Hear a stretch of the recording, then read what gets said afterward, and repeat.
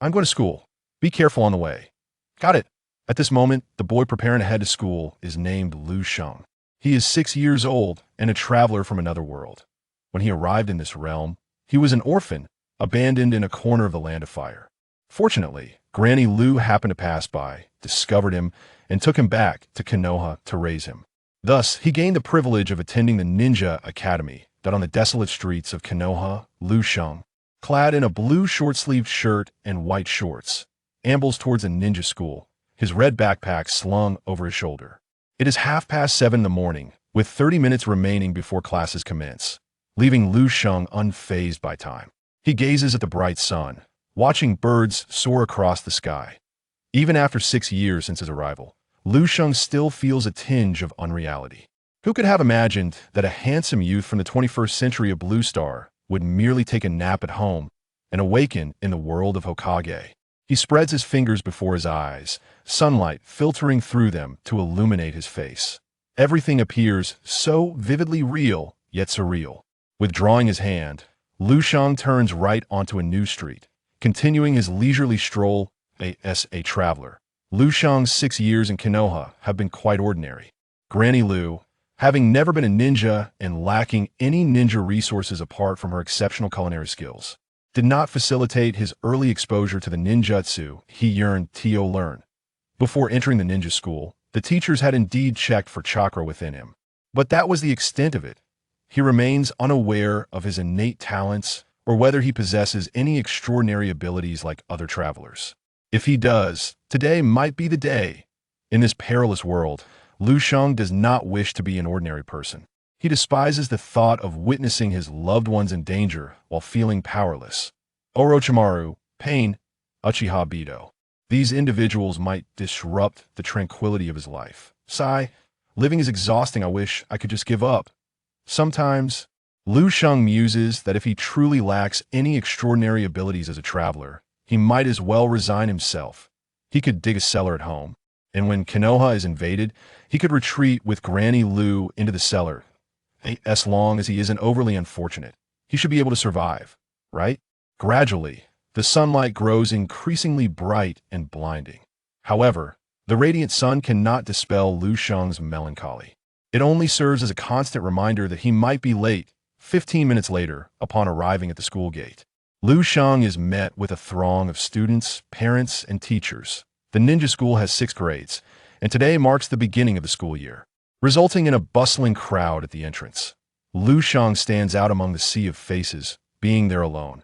Fortunately, he is not the only one. Not far from him stand a boy with yellow hair, also alone. Lu Sheng notices him, and he notices Lu Sheng in return. Their eyes meet, and Lu Sheng discerns a sense of longing in the boy's gaze. Hello, I'm Uzumaki Naruto. Did you come to school alone too? Naruto hesitates for a moment, seemingly waiting to ensure Lu Sheng is indeed alone before approaching him. Yes, I am Lu Sheng.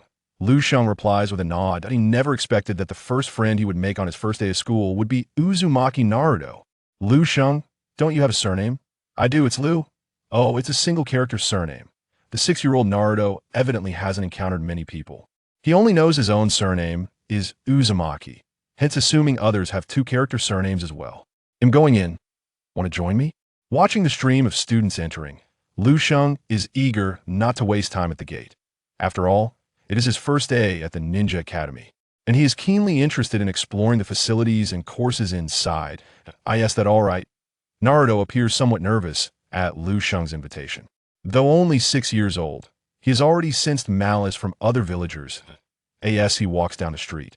He endures the humiliation of being pelted with rotten vegetables and eggs. Having grown up this way, Naruto struggles to comprehend how to respond to others' kindness. Why not? Lu Sheng replies nonchalantly, moving towards the school. Let's go. Yes, I'm coming. At this moment in the Hokage building, Sarutobi Hiruzen observes Naruto's entrance into the academy through a crystal ball.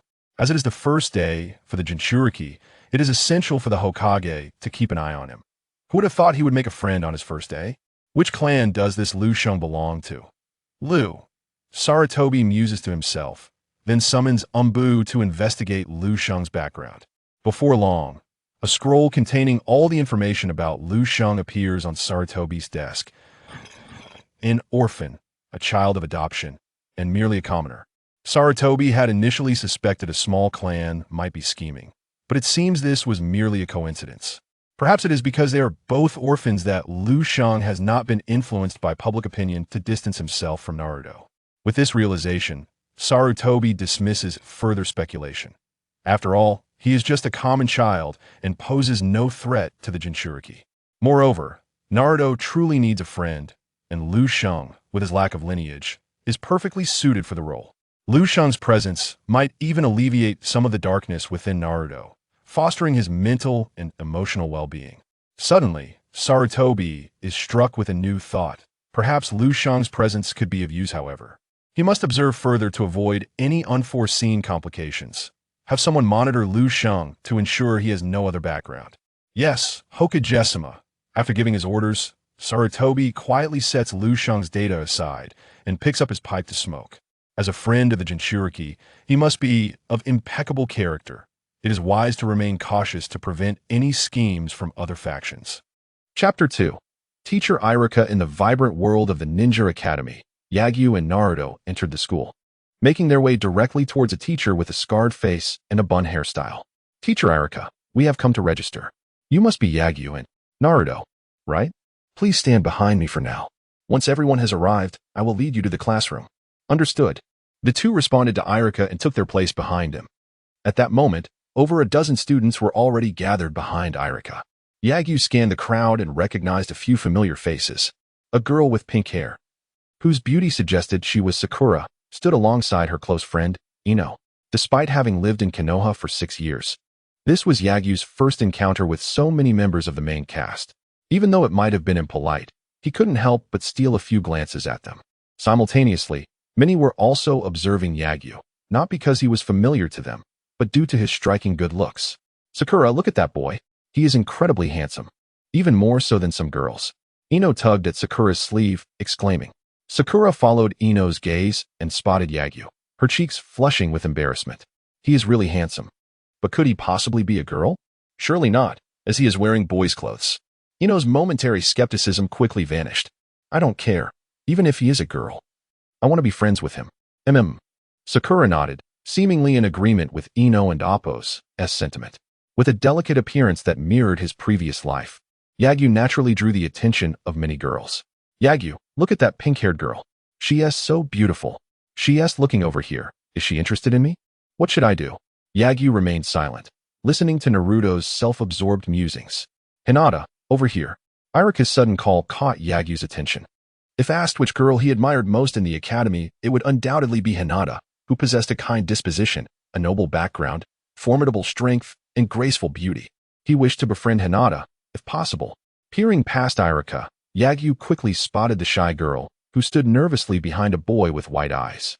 After exchanging a few words with Iruka, the boy entrusted Hinata to him before departing. Hinata watched him leave, her gaze tinged with reluctance. Yet her timid nature held her tongue.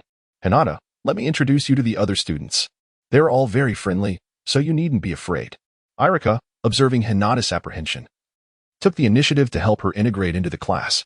While other teachers may not yet recognize their own students, Iruka had memorized every name and face of his class even before school started, taking care to nurture his students' emotional well-being, even in the presence of Naruto.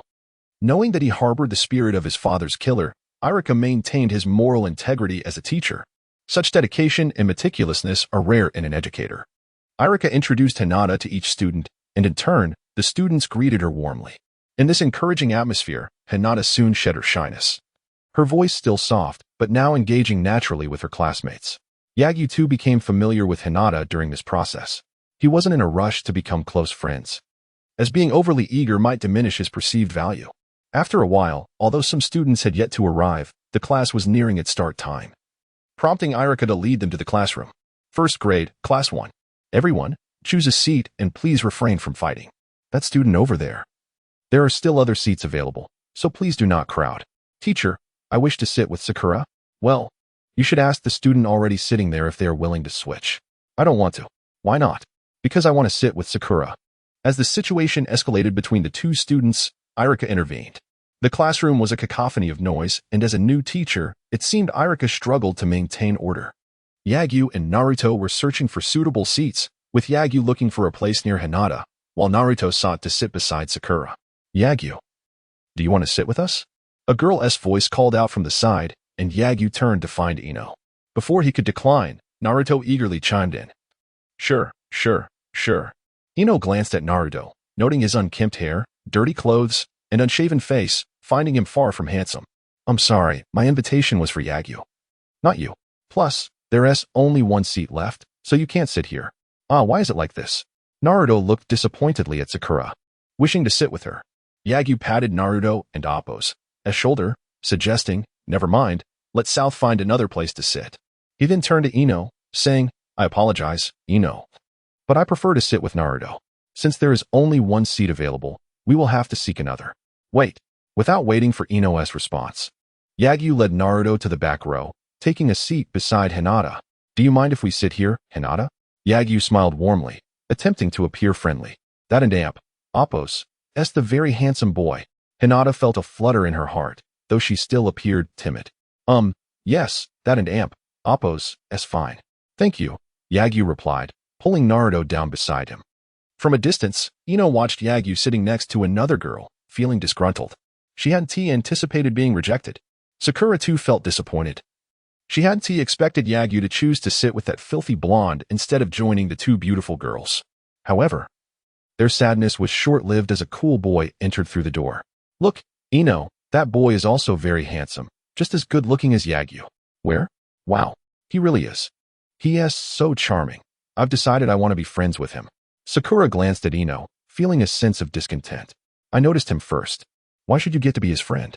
While Sakura was preoccupied with her thoughts, Ino took action, standing up to approach Sasuke. Are you in our class? My name is Ino. Would you like to sit with us? Sasuke glanced at the spot Ino indicated, noticing someone was already seated there. Ino noticed Sasuke's hesitation and turned to see a boy with a messy bun occupying the seat. Hey, who are you, and why are you sitting in my spot? Me? Shikamaru looked bewildered, pointing to himself. Yes, who else would it be? Who gave you permission to sit here? This spot is for.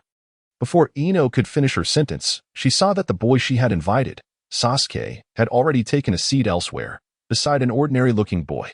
Frustrated by being rejected once again, Ino exploded. How infuriating. It's all your fault for sitting here.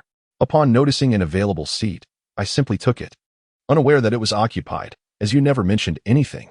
Shikamaru wore an innocent expression, which only served to infuriate Ino further. However, she found herself at a loss in dealing with Shikamaru and could only return to her seat in indignation. Yagyu sat quietly in her own place, observing the chaotic classroom and the flustered Iruka. After nearly half an hour, Iruka finally resolved the seating arrangements for all the students. Following this, he called out names, with those summoned responding in unison. Understood. The harmonious voices of the students brought a smile of relief to Iruka's face. Despite the mischievous nature of these children, they were, at their core, good souls. Iruka Lawn. Present. Chapter 3. Textbooks of the Liver Experience System. Once all the freshmen had gathered, Iruka called upon several students to help move the books. In no time, each of them was handed 8 books. The titles included language, mathematics, history, ninja, chakra, ninjutsu, ninja tools, and tactics. Yagyu eagerly delved into his reading, while Naruto, despite his enthusiasm, found himself drowsy after only a few glances at the pages. The reason? He could not comprehend the text. The knowledge they were to learn was substantial, broadly divided into 2 categories, cultural and ninja knowledge. The curriculum at the ninja school typically commenced with cultural education, as many students were illiterate and needed to start from the very basics, without the ability to recognize characters. The subsequent learning of ninjutsu would be utterly futile, much like Naruto at that moment, due to his inability to read. Naruto found himself unable to pursue the ninja knowledge he so desired. Fortunately, Yagyu did not share this frustration. Though he lacked private tutors like those from prestigious clans, he possessed a strong thirst for knowledge. From an early age, he had prepared himself, familiarizing himself with the characters on the streets and acquiring a substantial understanding of the written language. Naturally, there would still be unfamiliar characters, which he would need to master through classroom instruction. Everyone. Iruka's voice drew the attention of all present. These books are for our classes moving forward. I hope everyone will take good care of them and refrain from damaging them. Understood? Yes. The students responded enthusiastically. Iruka, increasingly adept at his role as a teacher, Noted that although he had called everyone and Appo's names, many students likely did not recognize each other clearly. Thus, he decided to have everyone introduce themselves once more. Shall we? Yes. The first student on the left stood up, a chubby boy who shyly inquired, Teacher, how should we introduce ourselves? Iruka, being an adult, had not considered that 6-year-olds might struggle with self-introductions, so he patiently explained, to introduce yourself, you should state your name, age, and then share a bit about your dreams and hobbies. Clear? Clear. Then let us begin. Hello everyone, my name is Yuan Yatai. While the classmates actively introduced themselves, Yagyu's attention drifted elsewhere. A strange phrase flashed through his mind. Skill acquired. Language. Beginner 37. Language improvement. 0. 1. Startled. He instinctively released his hold on the book. What does language 37 mean? Is this a golden finger? Or merely a figment of my imagination? Yagyu pondered, attempting to call it forth in his mind, but to no avail. Do I need to vocalize it? System? System Big Brother? Deep Blue? Yagyu tried several different names, but the text did not reappear. Could it truly be an illusion? What illusion? Naruto, having overheard Yagyu's mumblings, asked. Nothing. Yagyu shook his head, directing his gaze ahead. The classmates were still engaged in self-introductions, and it would be quite a while before it was their turn. He glanced at Naruto and Hinata, both of whom seemed somewhat anxious. After all, they were merely children, and even Naruto's personality at this stage was not as brash as it would become later. He lacked confidence. Rather than comforting them, Yagyu resumed his reading. Language improvement. Indeed, after realizing that his earlier calls had yielded no results, Yagyu speculated that his golden finger may possess limited intelligence. Furthermore, it appeared that he needed to engage in real-time actions to activate it. After 5 minutes of reading, he noted a further increase of 0. 1 in his language skill. His current level was beginner 37. 2. If it takes 5 minutes to improve by 0. 1. Then to elevate a skill to 100, I would need approximately 5,000 minutes over 3.5 days without rest. And this is just the beginning level. Who knows how many more tiers lie ahead? Yagyu suddenly felt disillusioned with his golden finger. Yet, having any opportunity was better than none. At least he now had a chance to shape his own destiny. Subsequently, Yagyu read through all the textbooks, assimilating their contents into his system. The categories of ninja tools, ninjutsu, tactics, and chakra were all at a beginner level of 1. History stood at 38, while mathematics was at an impressive 83. Upon finishing the mathematics textbook in one go, he realized it consisted of basic elementary math. Although he had graduated elementary school many years prior, such simple concepts were firmly embedded in his memory, requiring no further study. This was his first piece of good news since activating his golden finger. With mathematics nearly at full proficiency, he would not need to invest time enhancing that book and Appo's mastery. I am Uzumaki Naruto, 6 years old, and I love eating instant noodles. My dream is to become Hokage. Just as Yagyu contemplated how to optimize his experience gain, Naruto suddenly stood up to introduce himself. Ha ha ha ha, he actually wants to be Hokage? What a fool. I doubt he can even graduate from ninja school. Naruto's aspiration elicited laughter from many classmates, causing his face to redden with embarrassment and frustration. I will definitely become Hokage, Naruto asserted loudly, seemingly trying to instill confidence within himself. Iruka also harbored doubts about Naruto's dream.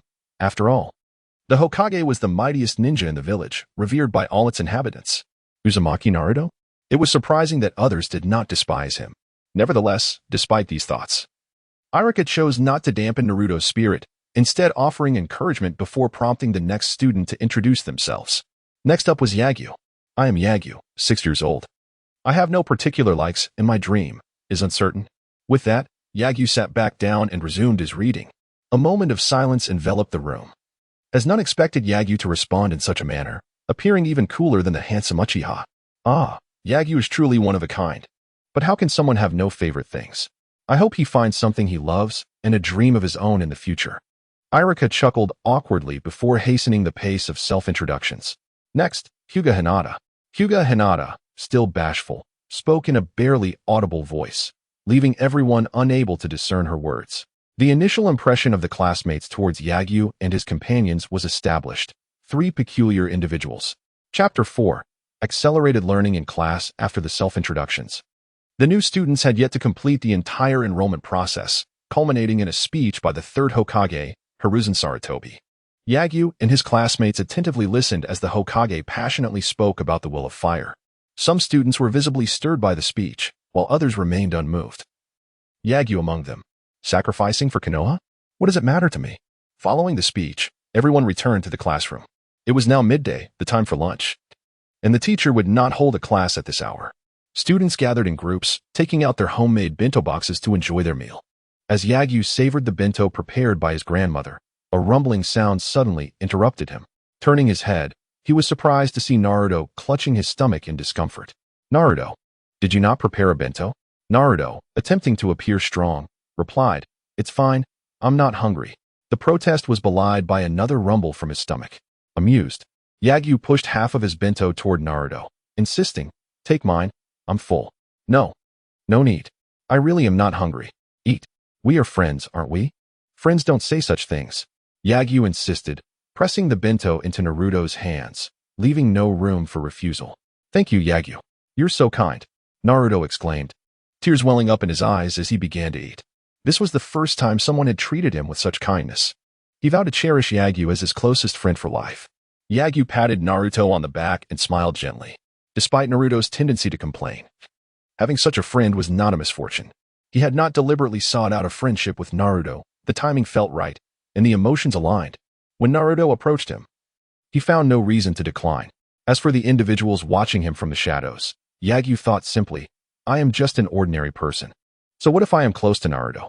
Surely, I one and oppose. To be taken away by the umbu or root for dissection. Yagyu harbored no secrets to conceal. His background was straightforward, his identity uncomplicated, with only his looks and talents standing out. Beauty is justice, and talent is intangible. He felt no apprehension about being discovered.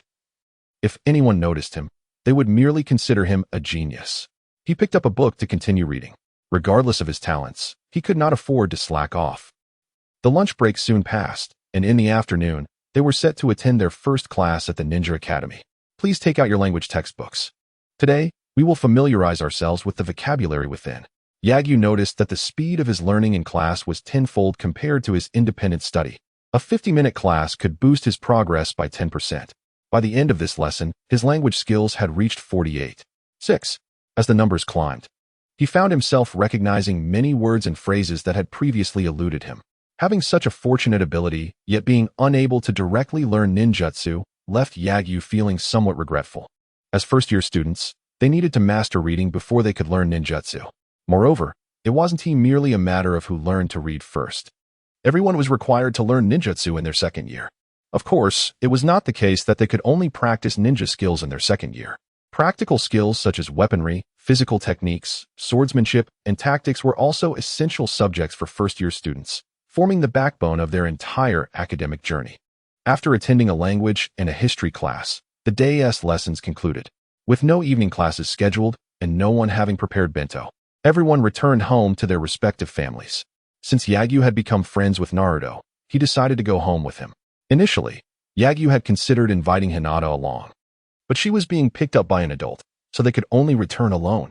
Both Yagyu and Naruto came from humble backgrounds, and their homes were not far apart, at least in the same direction. However, Naruto's house was closer to the village center, so as Yagyu walked him home, he still had a bit further to go afterward. Goodbye, Yagyu. Yes, goodbye. In front of Naruto's modest home, Yagyu turned toward the setting sun, casting a long shadow behind him.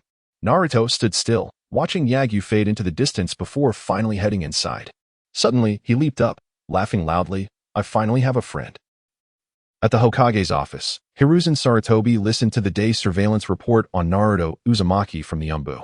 Upon learning that Naruto and Yagyu had become good friends, a smile spread across his face. This alleviated some of his concerns regarding Naruto's psychological well-being. Naruto had a tumultuous emotional landscape, due to the exposure of his identity. Hiruzen found himself torn between wanting to care for Naruto and being unable to offer him the attention he deserved due to his busy schedule. He was aware that his negligence might be seen as a betrayal to Minato and Kushina, yet he believed that Konoha needed him more. Furthermore, Naruto's reputation in the village was poor. Everyone knew of his identity. If Hiruzen were to show too much favoritism towards Naruto, what would the villagers think? He worried that his affection for Naruto might tarnish his standing among the villagers. Konoha was currently in a precarious situation. With Jiraiya unwilling to return, and Kakashi still needing to grow. Who else could Konoha rely on? Danzo Shimura? The mere thought of Danzo gave Hiruzen a headache. I'm afraid I must sacrifice you a bit, Naruto. Hiruzen sighed in self-reproach, picking up the file on Yagyu. He had already reviewed this information. But due to Naruto, it would continue to be updated. After scanning through it once more, ensuring there were no red flags, he finally set it down with relief. With a good friend, perhaps Naruto's childhood would not be too bleak after all. Chapter 5, Cola Cat and Grandma Luan back. The Yagyu household, situated at a considerable distance from the heart of Konoha, is a somewhat dilapidated little cabin. Despite its worn appearance, the cottage is impeccably clean, with everything neatly arranged inside, exuding a sense of orderliness. Meow Cola, have you gone fishing again? Eureka fish, Yagyu exclaimed as he scooped up the black and white kitten that had pounced onto him. His words laced with playful sarcasm. Cola was a kitten Yagyu had found in the village of Konoha and had raised since infancy. When he first discovered Cola, the kitten was scarcely a few days old, and he had waited in vain on the street for hours for its parents, who never appeared. Eventually, it was Grandma Lu who came to his aid, compelling him to abandon his vigil and take Cola home. Meow Cola responded with an air of pride, as if to chastise Yagyu for meddling, before leaping down from his embrace. Yagyu's home. Today, Grandma made sushi for you. Come and have a taste. I'm coming. Grandma Lu, now 65 years old, bore a mane of graying hair and a face adorned with numerous wrinkles. She wore a gray patched long-sleeve shirt and orange trousers, garments that had seen better days. Yagyu himself had only a couple of outfits, yet they were always impeccably clean, showing no signs of wear. Being aware of their family's financial struggles, Yagyu took great care to maintain his clothing, ensuring they remained undamaged. Over the past 6 years, aside from the necessity of replacing clothes as he grew taller, he had not acquired any new garments. The family's impoverished state was primarily due to Grandma Lu's limited earning capacity. She managed to scrape by as a part-time cook in a small restaurant. However, supporting Yagyu as well was a stretch. So, how does Grandma's cooking fare? Delicious. Yagyu, who was not fond of raw foods, enjoyed the sushi made with cooked fish. As he eagerly devoured the sushi, Grandma Lu chuckled. Slow down. No one is competing with you. It's tasty. So I want to eat quickly. Yagyu replied while chewing. This fish has a distinct river flavor. Cola didn't catch it from the river, did he? Indeed. Cola has grown up now. He can help alleviate some of Grandma's burdens. Thanks for the compliment.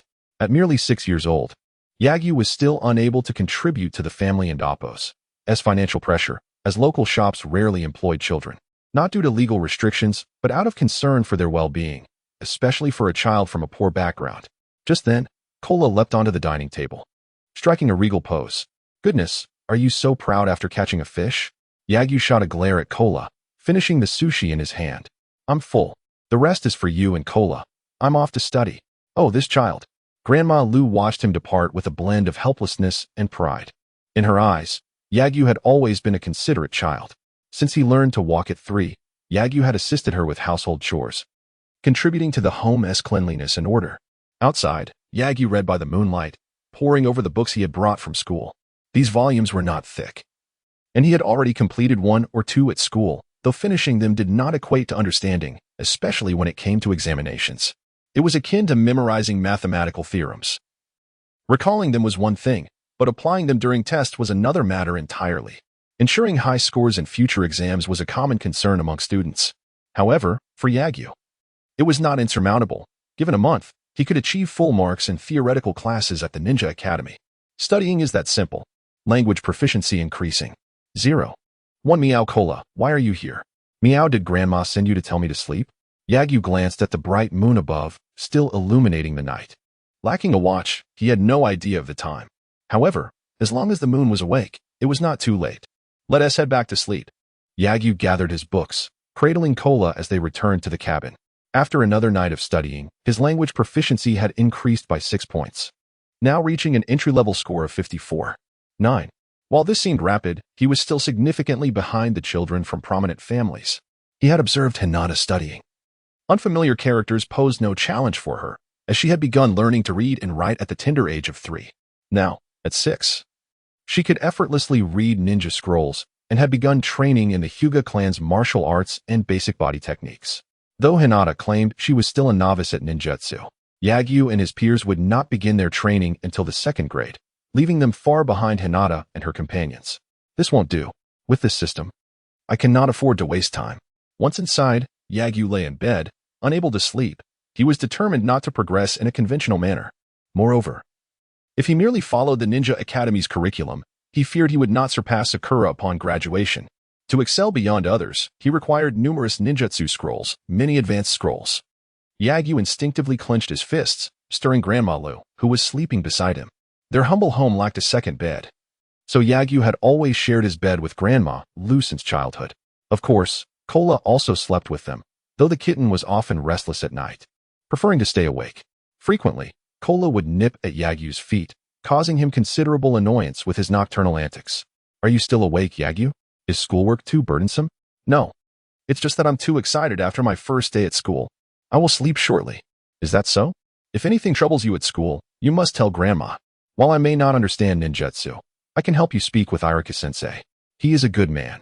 He even assisted me when I was unsure how to enroll you. Iruka-sensei? Yagyu was taken aback by this revelation.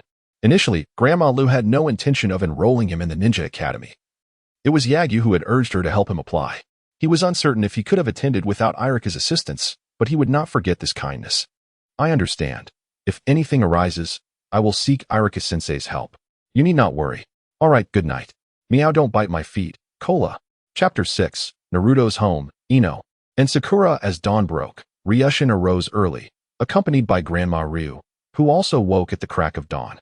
Together, they prepared breakfast, with Ryushin tasked with washing the ingredients while Grandma Ryu took on the cooking. After a brief interval, 2 steaming bowls of vegetable noodles were ready. Topping the noodles with a few slices of leftover fish transformed them into seafood noodles. After finishing his meal and packing the bento prepared by Grandma Ryu, Ryushin set off for school alone, as she had to attend to her work early and could not accompany him. Be careful on the way. Got it. Meow, Kola. You can't follow me. I'm heading to school and I can't bring you along.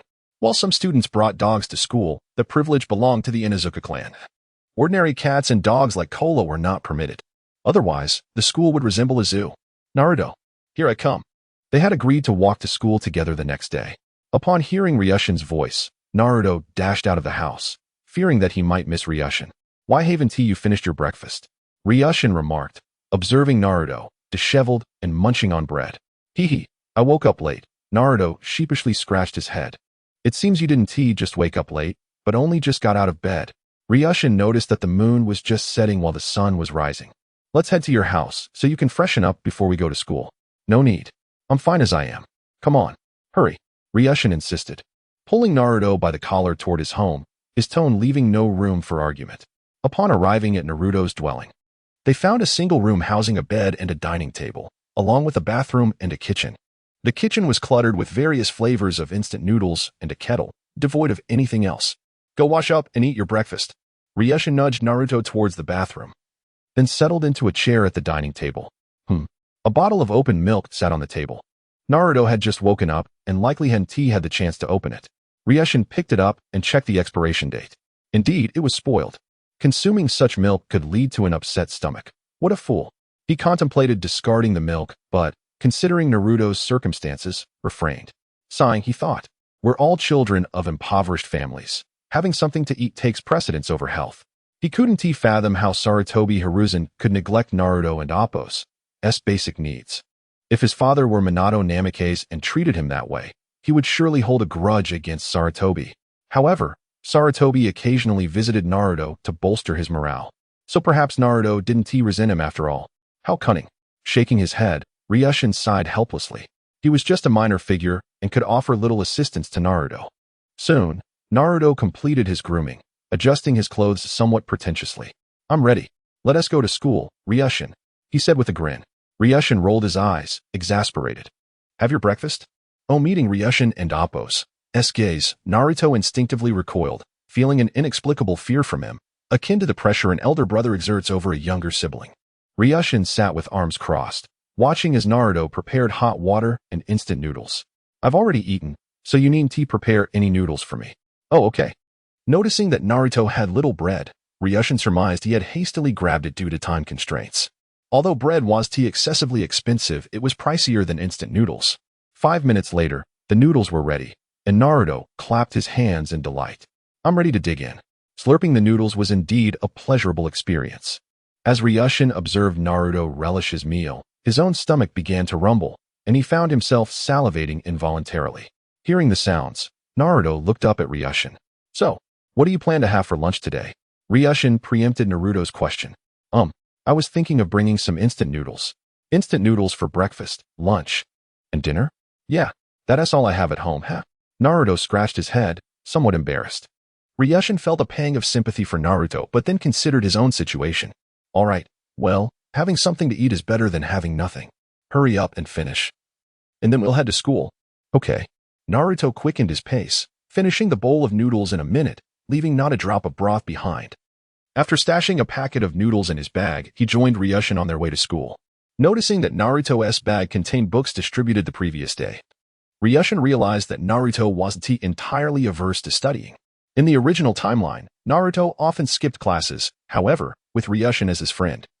He likely wouldn't feel the need to seek attention through such antics anymore. Good morning, Ryushin-kun. As they entered the ninja school classroom, they encountered Sakura and Ino, who greeted Ryushin warmly and kindly offered him snacks. Ryushin graciously accepted their offerings, knowing that treats were a rare luxury in his household. Thank you. Once I start earning, I'll treat you both to some snacks. In the spirit of reciprocity, Ryushin promised Sakura and Ino a future favor, understanding Ryushin's less fortunate circumstances. Ino and Sakura felt a surge of compassion. All right, but until you start earning, we'll take care of your snacks. Is that all right? Don't worry. Sakura and I have plenty of snacks at home. No need to hold back. We're friends, right? Gazing at Ino's generosity, Ryushin couldn't help but smile. Thank you so much, Ino and Sakura. I don't have any snacks either. Sakura, when Naruto, who had an unremarkable appearance, suddenly addressed Sakura, she expressed her disdain. If you have no snacks, why don't you just buy some? But why does Ryushin? We're friends with Ryushin-kun. Who are you?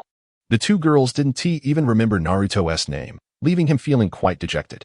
Naruto is my friend, Ryushin interjected, stepping in front of Naruto to address Sakura and Ino. If you are my friends, I hope you won't hold any prejudice against him, as it would put me in a difficult position.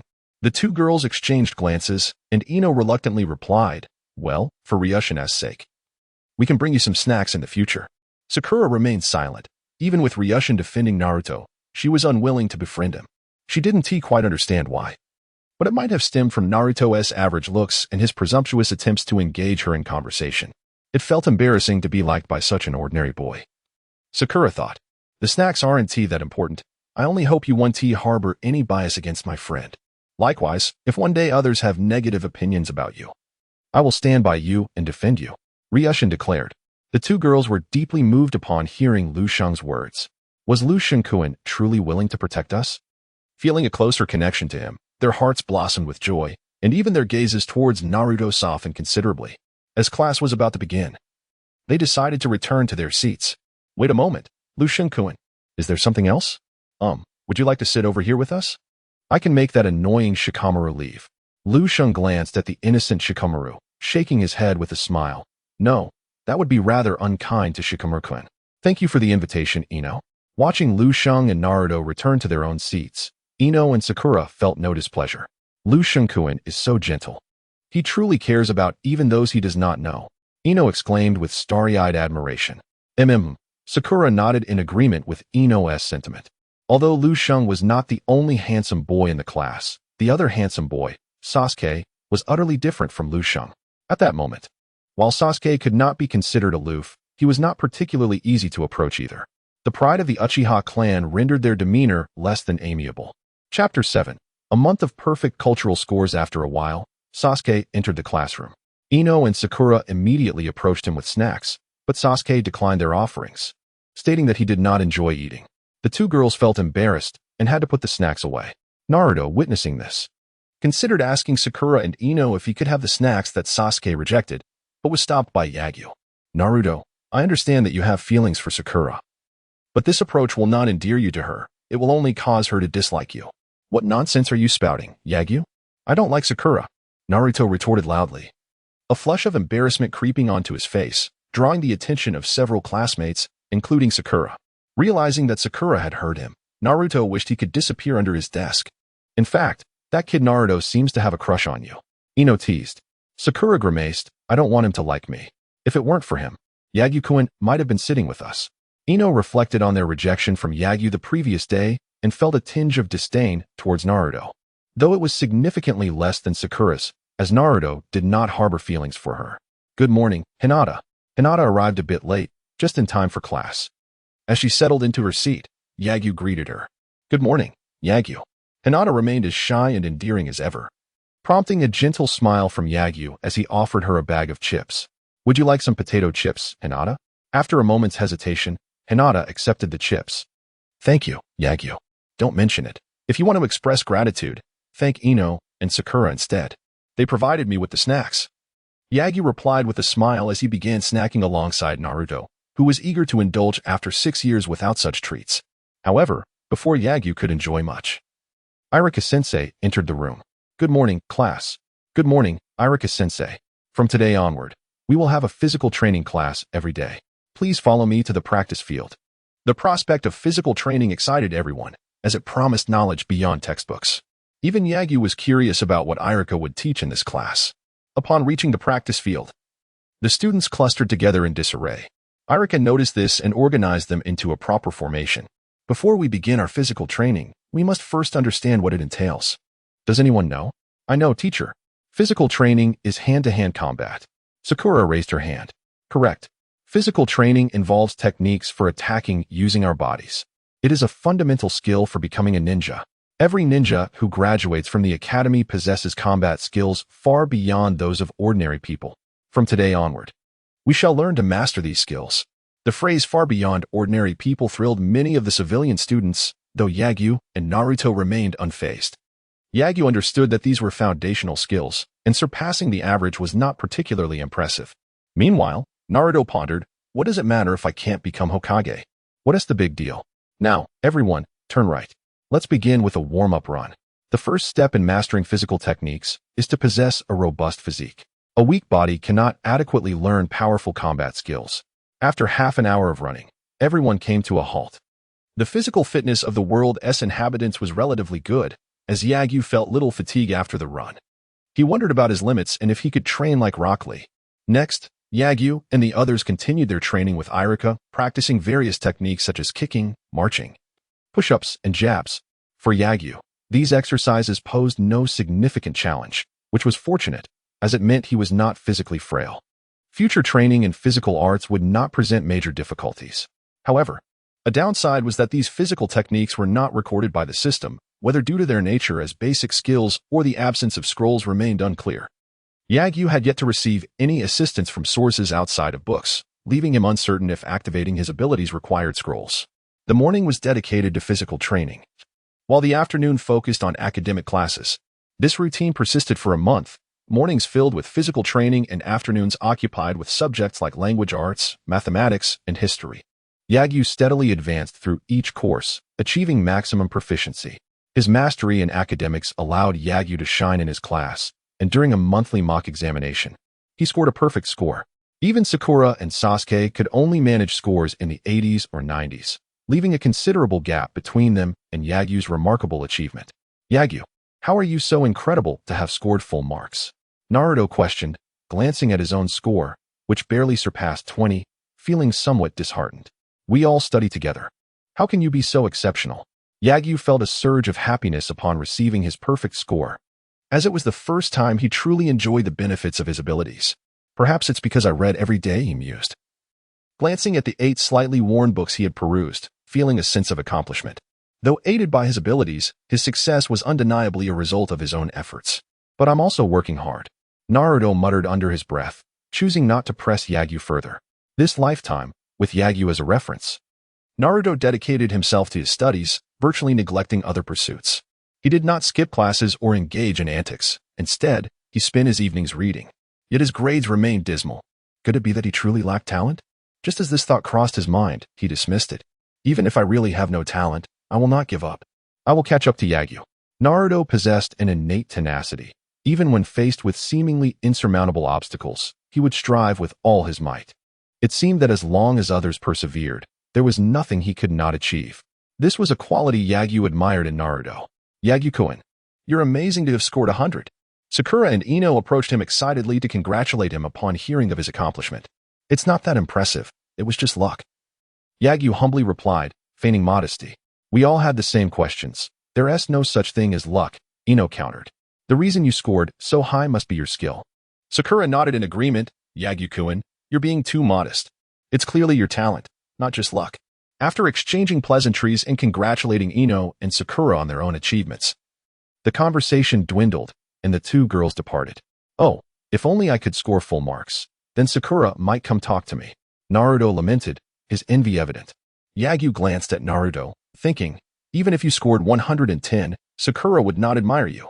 Girls who are attracted to looks do not develop feelings based solely on academic performance. Patting Naruto on the shoulder, he offered, if there's anything you don't understand, feel free to ask me. I can help you with tutoring. Really? Yes. Yagyu smiled slightly and agreed. He genuinely considered Naruto a friend and was willing to assist him. At present, time was both precious and unimportant to Yagyu. The significance lies in the fact that in 6 years, the narrative will commence, and Konoha will find itself engulfed in its first crisis affecting the entire village. The triviality arises from the individual's inability to conceive any immediate means of becoming stronger. As for ninjutsu, it remains beyond his current reach. His gaze shifted towards Hinata, who performed commendably in the recent examination, achieving a score of 90. Her expression radiated joy. Congratulations, Hinata, on your excellent performance, he remarked. No, I still fall far short compared to Yagyu-kun, Hinata replied softly. A month had passed, yet she still referred to him as Yagyu-kun, indicating that their relationship lingered somewhere between mere acquaintances and classmates. However, Yagyu felt no urgency. Although he harbored fondness for Hinata, he believed that matters of the heart should unfold naturally. Being overly deliberate might render their relationship awkward. Yagyu wished to gradually cultivate their bond. Whether they ultimately became friends or lovers, he would embrace whatever came, nurturing his subtle affection for her. In contrast to Sakura and Ino, Yagyu displayed greater warmth towards Hinata. I may excel in examinations, but in actual combat, I surely cannot match your prowess, he praised her. Yagyu-kun has yet to learn. Should you delve into ninjutsu, I would undoubtedly be no match for you, for my father claims I am quite dim-witted. As she spoke, a hint of self-doubt crept into Hinata's voice. Observing this, Yagyu instinctively reached out and gently ruffled her hair, offering reassurance. Regardless of what others say, I still believe Hinata is incredibly capable. Have a little more confidence. It was the first time Hinata had experienced such a gesture, causing her to tremble slightly as she gazed upon Yagyu's handsome and gentle face. Feeling a wave of comfort wash over her. Though not one to be swayed by appearances, the tender words from an attractive face undeniably touched her heart. Thank you, Yagyu-kun, she said. You're welcome. Just remember, have confidence in yourself. You are truly remarkable. As Yagyu withdrew his hand, he felt a surge of joy at Hinata's acceptance of his closeness. Yet, this joy was swiftly followed by concern, having completed his cultural studies. And with the ninjutsu instructor temporarily unavailable, he found himself at a standstill in his progression. Must he truly wait until the following year? Throughout the morning's classes, Yagyu found his mind wandering, burdened by unease. Noticing Yagyu's distracted demeanor, Iruka summoned him to the office. Chapter 8. The Bet. Chakra extraction technique today. You appeared rather distracted in class. Is there something weighing on your mind? Iruka inquired. Well, Yagyu hesitated for a moment before expressing his desire to learn ninjutsu after completing the theoretical knowledge. Upon hearing this, Iruka felt that Yagyu was being somewhat overambitious and, slightly annoyed, responded, Do you believe that because you scored a perfect 100 on this exam, you will achieve that every time? Are you aware that this exam only covered the material we've studied over the past month? There remains 9/10 of the content yet to be assessed. Do you truly think you can attain a perfect score? Iruka-sensei, I believe I can achieve a perfect score. You, gazing into Yagyu's resolute eyes. Iruka found himself unable to chastise the boy. Could it be that he really could score 100? It seemed improbable, after all. He had only been studying for a month, and being from a commoner background, how could he possibly master the remaining material? Even those from prestigious families who had learned the cultural knowledge earlier would struggle to attain full marks. Was he genuinely a prodigy? After contemplating, Iruka decided to grant Yagyu an opportunity. Very well. Since you are so confident in your abilities, I will provide you with a graduation-level test paper. You need not achieve a perfect score. If you can attain 90 or above, I shall make an exception and teach you ninjutsu. Conversely, if you do not, I expect you to focus on your studies. Do you understand? Really? Yagyu was taken aback to discover that his concerns could lead to a breakthrough with Iruka. Although Iruka was not a particularly formidable ninja, he possessed a well-rounded knowledge of ninjutsu, taijutsu, and genjutsu, qualifying him as a competent chunin. Learning from Iruka would certainly enhance Yagyu's abilities beyond those of a typical genin. Even if Iruka only taught him the basic body substitution technique, it would still be better than nothing. Teacher, you keep your promises. With that, Iruka began searching through his materials and soon presented a test paper to Yagyu. This comprehensive exam encompassed knowledge from 8 different books. You shall complete this test. For the next class, you need not attend. Remain here to finish this paper. I will return to check on your progress. It won't take long. I can finish in 15 minutes. With that, Yagyu quickly set to work on the test. Watching Yagyu boast so confidently, Iruka decided to forego preparing material for the next class and instead focused on observing Yagyu's efforts. He was curious to see how Yagyu would react once he realized the challenge ahead. However, only half a minute had passed before Iruka sensed something amiss. Why was Yagyu completing the questions with such incredible speed? It felt as if he were copying answers. But that couldn't and amp, oppos, TB, as this test paper had been selected randomly. And Yagyu could not have had access to the answers beforehand. Was he simply writing haphazardly? Iruka, filled with skepticism, stealthily glanced at Yagyu's answers. To his astonishment, every answer was correct. Could it be that he truly was a genius? Iruka was left in a state of disbelief. How could a commoner ninja manage to master 6 years' worth of curriculum in just a month and respond to questions so effortlessly? My friend, have you been reincarnated? In just 14 minutes, less than the allocated 15, Yagyu completed the test. Iruka took the paper and spent 3 minutes grading it. Incredible! A perfect score. How could this be possible? Iruka found himself questioning his own life choices, reflecting on his dismal performance during his own time at the Ninja Academy, an experience he preferred to forget. Well, Iruka-sensei, what do you think? Yagyu looked at Iruka with eager anticipation. He was confident he had achieved a perfect score, and now it was up to Iruka to honor his promise of teaching him ninjutsu. You performed exceptionally well, a perfect score. You even outperformed the majority of students in the graduating class. Iruka generously praised him. And what about my ninjutsu?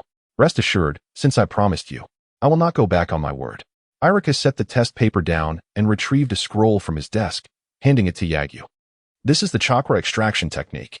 Before you can learn ninjutsu, it is essential to have an ample supply of chakra. Practice this technique. And when you have accumulated sufficient chakra, return to me. A strong aptitude for academic learning does not necessarily equate to proficiency in ninjutsu. Thus, Iruka intended to assess Yagyu and Oppo's ninja talent. If Yagyu demonstrated exceptional aptitude, he would gladly provide him with additional guidance. However, if Yagyu's progress in ninjutsu was slow and his talent average, Iruka would not impart much knowledge. Yes, thank you, Iruka-sensei.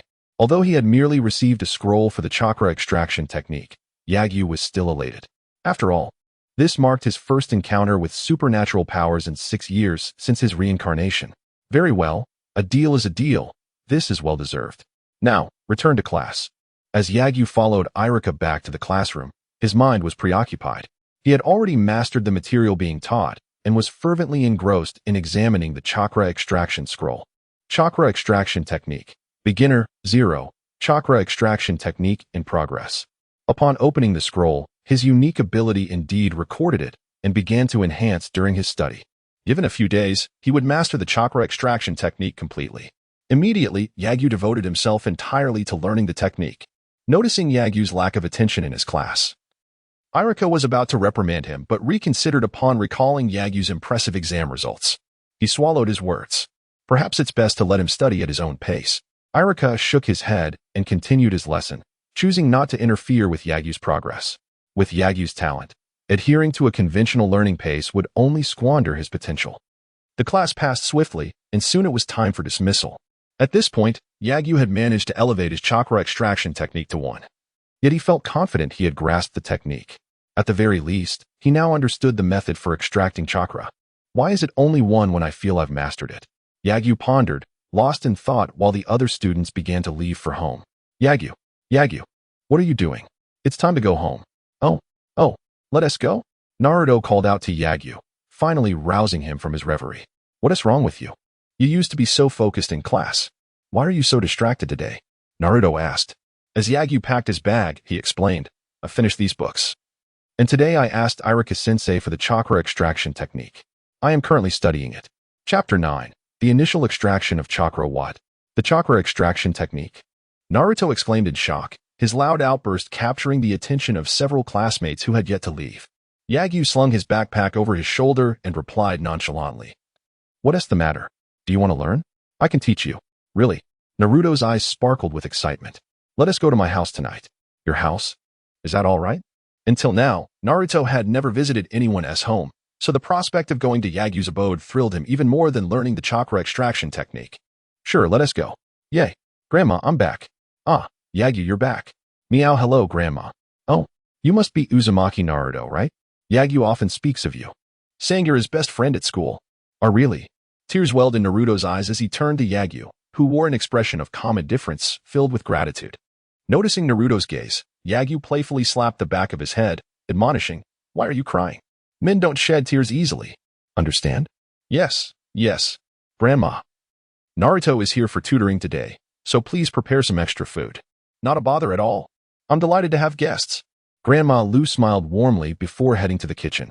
Meanwhile, Yagyu picked up the adorable cat, Cola, introducing it to Naruto. This is Cola, my friend. Meow. Cola affectionately rubbed against Yagyu, exuding cuteness. It was Naruto's first encounter with such a gentle cat, and his heart melted instantly. So cute. Can I hold it? Naruto asked eagerly. Ask it yourself. Yagyu was unsure of Cola's temperament, as no outsiders had visited their home before. After all, Grandma Lu's husband had passed away 20 years ago, and any relatives had also departed before Yagyu arrived. In such a world, survival was not an easy feat. Grandma Lu shared these tales with Yagyu when he was very young, when he could barely speak. With few to converse with, she recounted the past daily. Her husband succumbed to illness, while her son, daughter-in-law, and grandson were victims of the Nine Tails chaos. None of them were ninjas but met their fate from falling debris during the turmoil. It was indeed unfortunate. Yet, despite this, Grandma Lu bore no animosity towards Naruto, unlike others.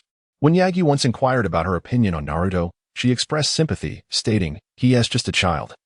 After all, without a father's love or a mother's care, what fault is that of his?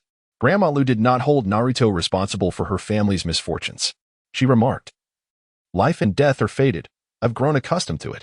Throughout her life, her only wish was for Yagyu to linger a bit longer than herself, allowing her to depart this world first, leaving her with no regrets.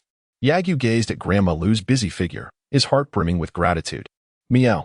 Unfortunately, Naruto was ultimately rejected by Cola, who instinctively fled in fear when approached. I'm sorry, Yagyu. I didn't intend to frighten Cola. It's all right. Cola is just timid. Don't take it to heart. Yagyu consoled Naruto, who appeared remorseful. Come on, stop dwelling on it. Aren't you here to learn the chakra extraction technique? Let us not waste time. Okay. Yagyu handed Naruto the scroll detailing the chakra extraction technique and explained it. After which they each began their training. Rather than merely reading, Yagyu opted for practical application to enhance his proficiency in the technique. He commenced the extraction of chakra. 5 minutes later, he felt chakra manifesting within him, accompanied by a message in his mind. Chakra extraction technique 1. The speed of improvement through practice surpassed that of reading the scroll by tenfold. At this rate, he would master the technique in less than 2 days, significantly increasing his chakra extraction speed. Half an hour later, Naruto had also grasped the chakra extraction technique and attempted to extract chakra.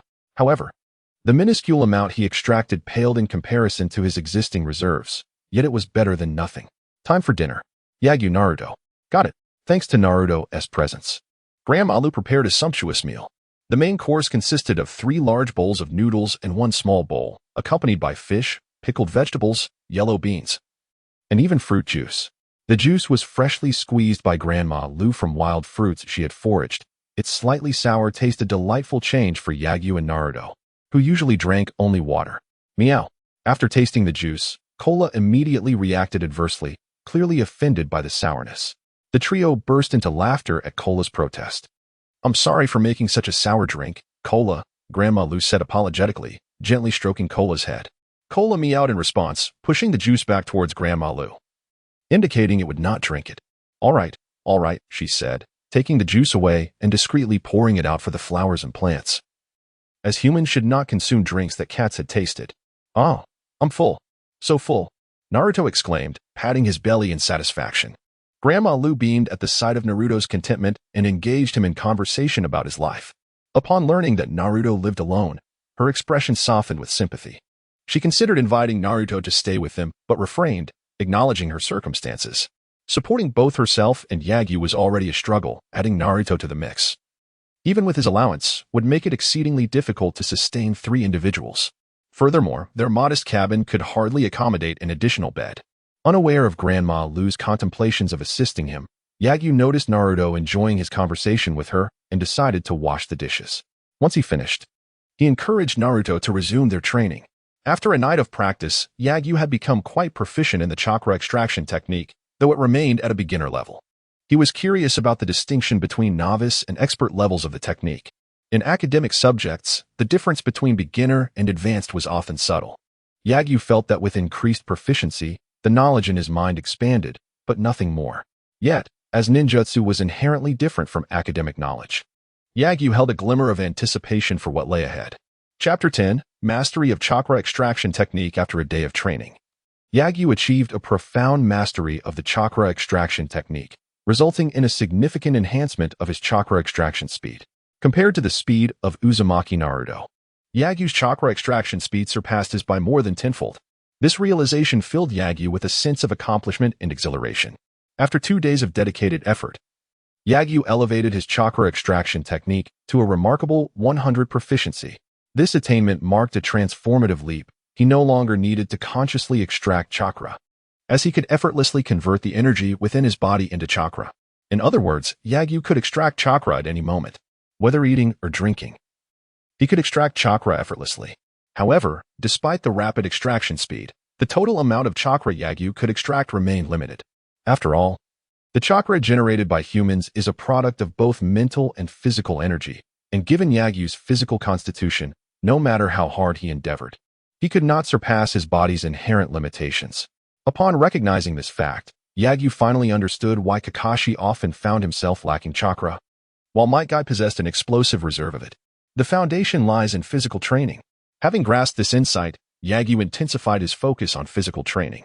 That day, upon returning from the Ninja Academy, Yagyu chose not to extract chakra but instead sought out a sturdy tree outside the wooden cabin. Then, he unleashed a powerful punch. The sudden pain caused him to grimace. Despite his relatively good physical condition for a 6-year-old, he was still just a child. The impact of his delicate hand against the unyielding tree was akin to a futile endeavor against stone. Nonetheless, Yagyu's willpower was commendable. After a brief pause, he continued with his next punch. 1 punch, 2 punches, 3 punches. Yagyu silently counted, and after an hour, he had thrown 1,000 punches. Though this pace seemed slow, enduring the pain to continue was no small feat, and Yagyu felt satisfied with his training speed. As he completed the 1,000 punches, Yagyu's fists were bruised and swollen. Even if he wished to persist, his body could hardly endure further exertion, so he transitioned to leg training. 1 kick, 2 kicks, 3 kicks. 1,000 punches, 1,000 kicks, 1,000 push-ups, 1,000 sit-ups, and an hour of sprinting. By the end of the night, Yagyu had barely managed to complete this rigorous regimen. This experience allowed him to gauge his current limits. Lying on the ground, drenched in sweat and gasping for breath, Yagyu felt a sense of achievement and fulfillment. Meow Cola, did Grandma ask you to call me back to sleep? Meow. Cola nodded, a hint of concern in its eyes. I'm fine, don't worry, Yagyu reassured, pushing himself up from the ground, his body aching with every movement, each action a burden on his already strained muscles. Let us go? Cola, time to sleep. Cradling Cola the cat, Yagyu walked steadily toward the cabin.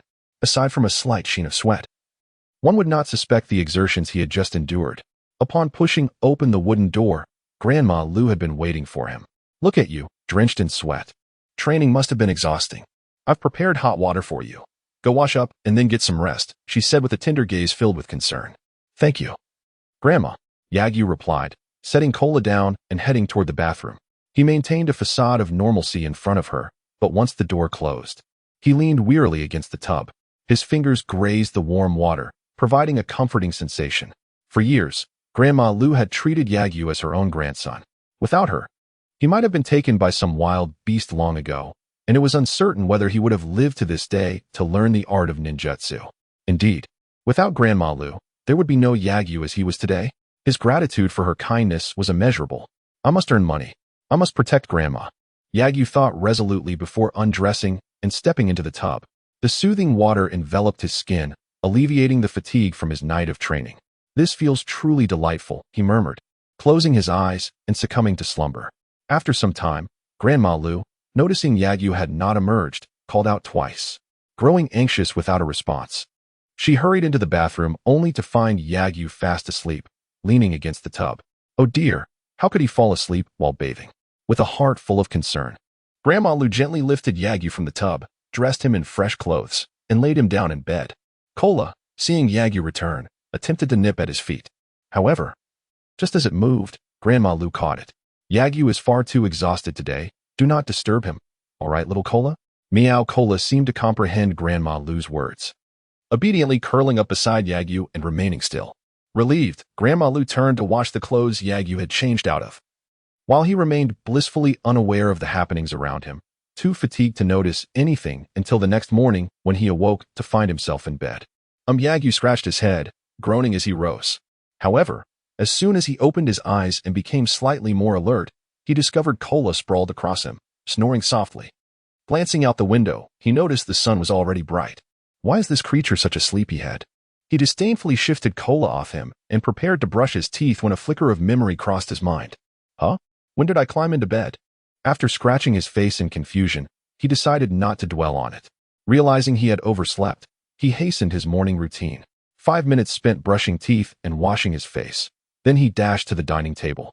Breakfast was already laid out, and it seemed Grandma Lu had left for work without waiting for him. 3 minutes later, he finished his meal, grabbed his bag, and sprinted toward the academy. Naruto, I'm coming. Naruto leaped down from the second floor as if he were Spider-Man, his 6-year-old frame displaying remarkable agility. Why are you so late today? I overslept. Enough talk. Let us hurry. Oh right, let us run. If we don't hurry, we'll be late. Just as Yagyu and Naruto rushed into the classroom, the bell rang, signaling the start of class. They barely made it in time. Phew, that was close. Yeah.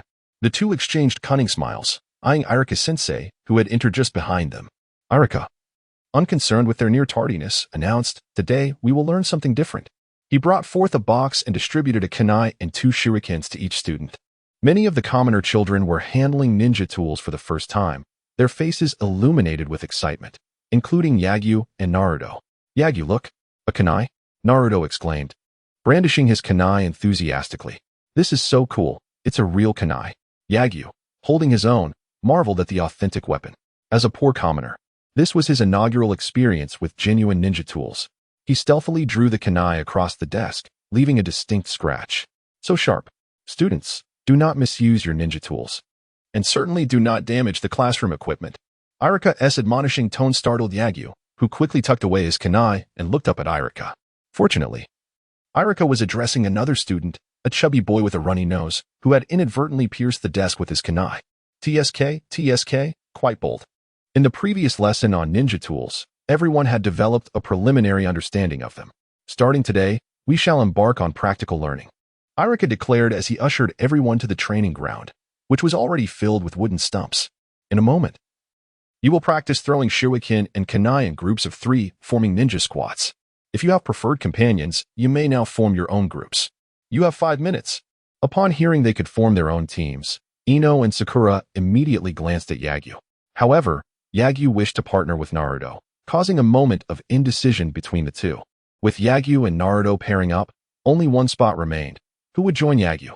Just as they were deliberating, Iruka introduced another condition. Groups must consist of 2 boys and 1 girl.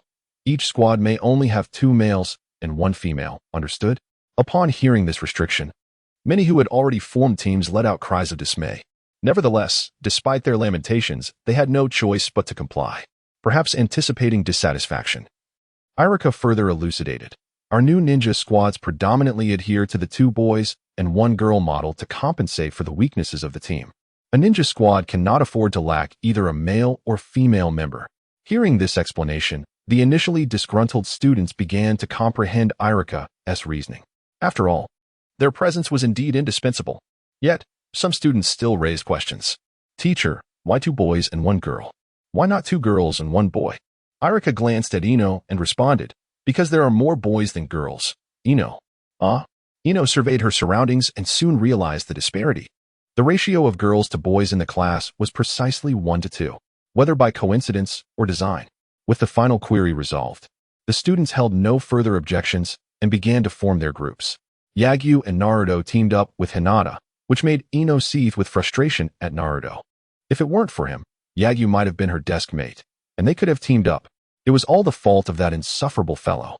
Sakura, standing nearby, also felt a twinge of disappointment. However, there was a silver lining, as she and Ino no longer needed to compete over who would partner with Yagyu. Friendship prevailed.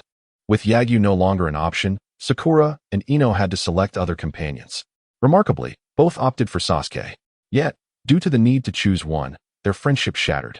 After several minutes of bickering, neither Ino nor Sakura managed to team up with Sasuke, who found their noise bothersome and rejected them, opting instead to partner with 2 random classmates.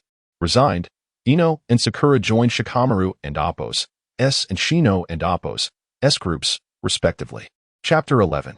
The Art of Shuriken Training and Yagyu's Troubles. After dividing into groups, Iruka demonstrated the techniques for throwing shuriken and kunai to all the students, including how to grip them and the appropriate force and angle for throwing. Considering their young age and limited strength, Iruka encouraged them to throw with all their might. Yagyu and his companions were assigned to a wooden stake, and Naruto, filled with excitement, was the first to throw. Standing 5 meters away, he hurled 2 shuriken and 1 kunai, all missed. "What is going on?" Naruto exclaimed, a look of despair on his face as he trudged to retrieve his weapons. They had no spare shuriken or kunai, so they had to collect what they had used. Next was Hinata's turn, and Yagyu intentionally let her go first. Hinata hesitated twice, but ultimately could not refuse and threw. Whoosh!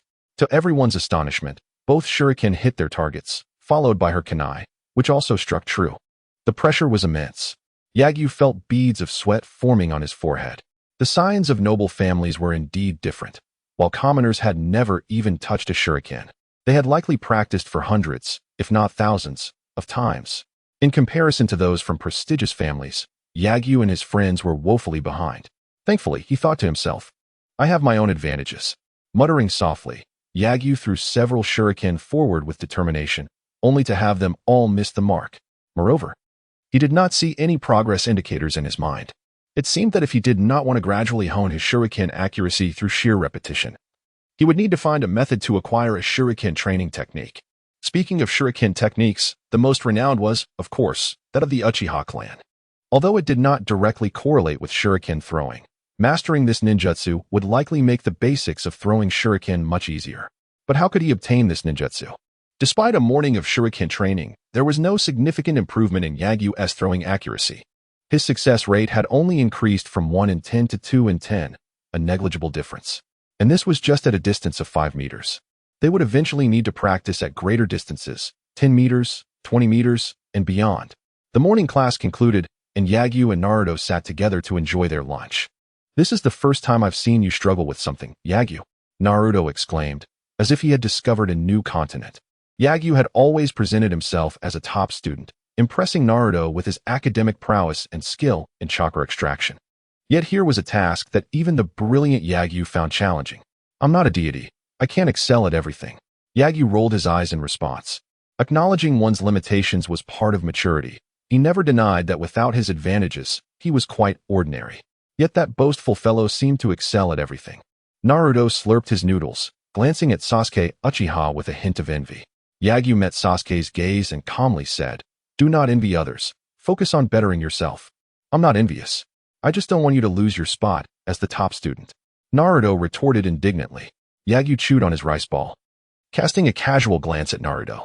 "It doesn't matter. What significance does being first hold? What if I'm not first? Only children concern themselves with such trivial rankings." "But, aren't we still children?" Naruto asked curiously. Yagyu shoved a rice ball into Naruto and Appo's mouth. "No talking while eating." In the afternoon, Iruka conducted 2 cultural lessons. Though Yagyu was not attentive, focusing instead on chakra extraction. His recent physical training allowed him to tap into a small reservoir of chakra. If he continued this way, he hoped to ask Iruka for the training method for the body substitute technique next month. Yagyu was filled with anticipation for a future where his efforts would yield rewards. Upon returning home that day, Yagyu added a new training regimen, Shuriken throwing. Unsure when he might acquire the Shuriken ninjutsu, he resolved to train diligently in the meantime. It's just throwing Shuriken.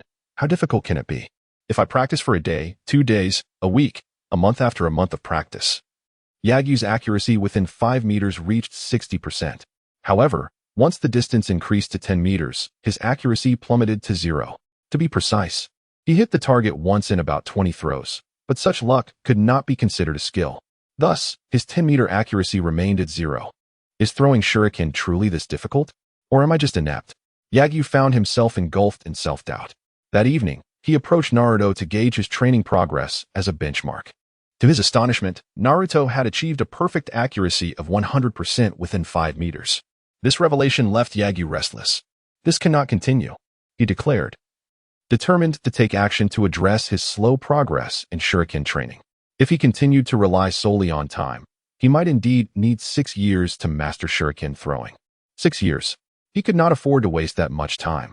From that day forward, aside from his regular physical training, Yagyu devoted himself to finding a way to acquire a Shuriken training ninjutsu. He currently had 2 options. One was to approach Iruka. The Shuriken training ninjutsu was not regarded as a high-level technique. If Iruka was willing to assist, it should not be overly challenging. Even if he could not obtain the Uchiha clan Shuriken techniques, he might still acquire some alternative ninjutsu. But would Iruka help him? Yagyu envisioned the conversation. Iruka-sensei, I wish to learn a ninjutsu about Shuriken. You haven't even mastered the body substitute technique yet. How can you aim so high? And I recall you could barely throw a Shuriken accurately. Clearly, seeking a breakthrough from Iruka would be quite difficult, even if Yagyu mastered the body substitute technique.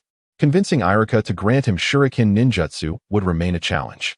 That left him with one other option, Sasuke Uchiha. Although the Shuriken technique was a skill of the Uchiha clan, it was not particularly rare or powerful and required the Sharingan to unleash its full potential.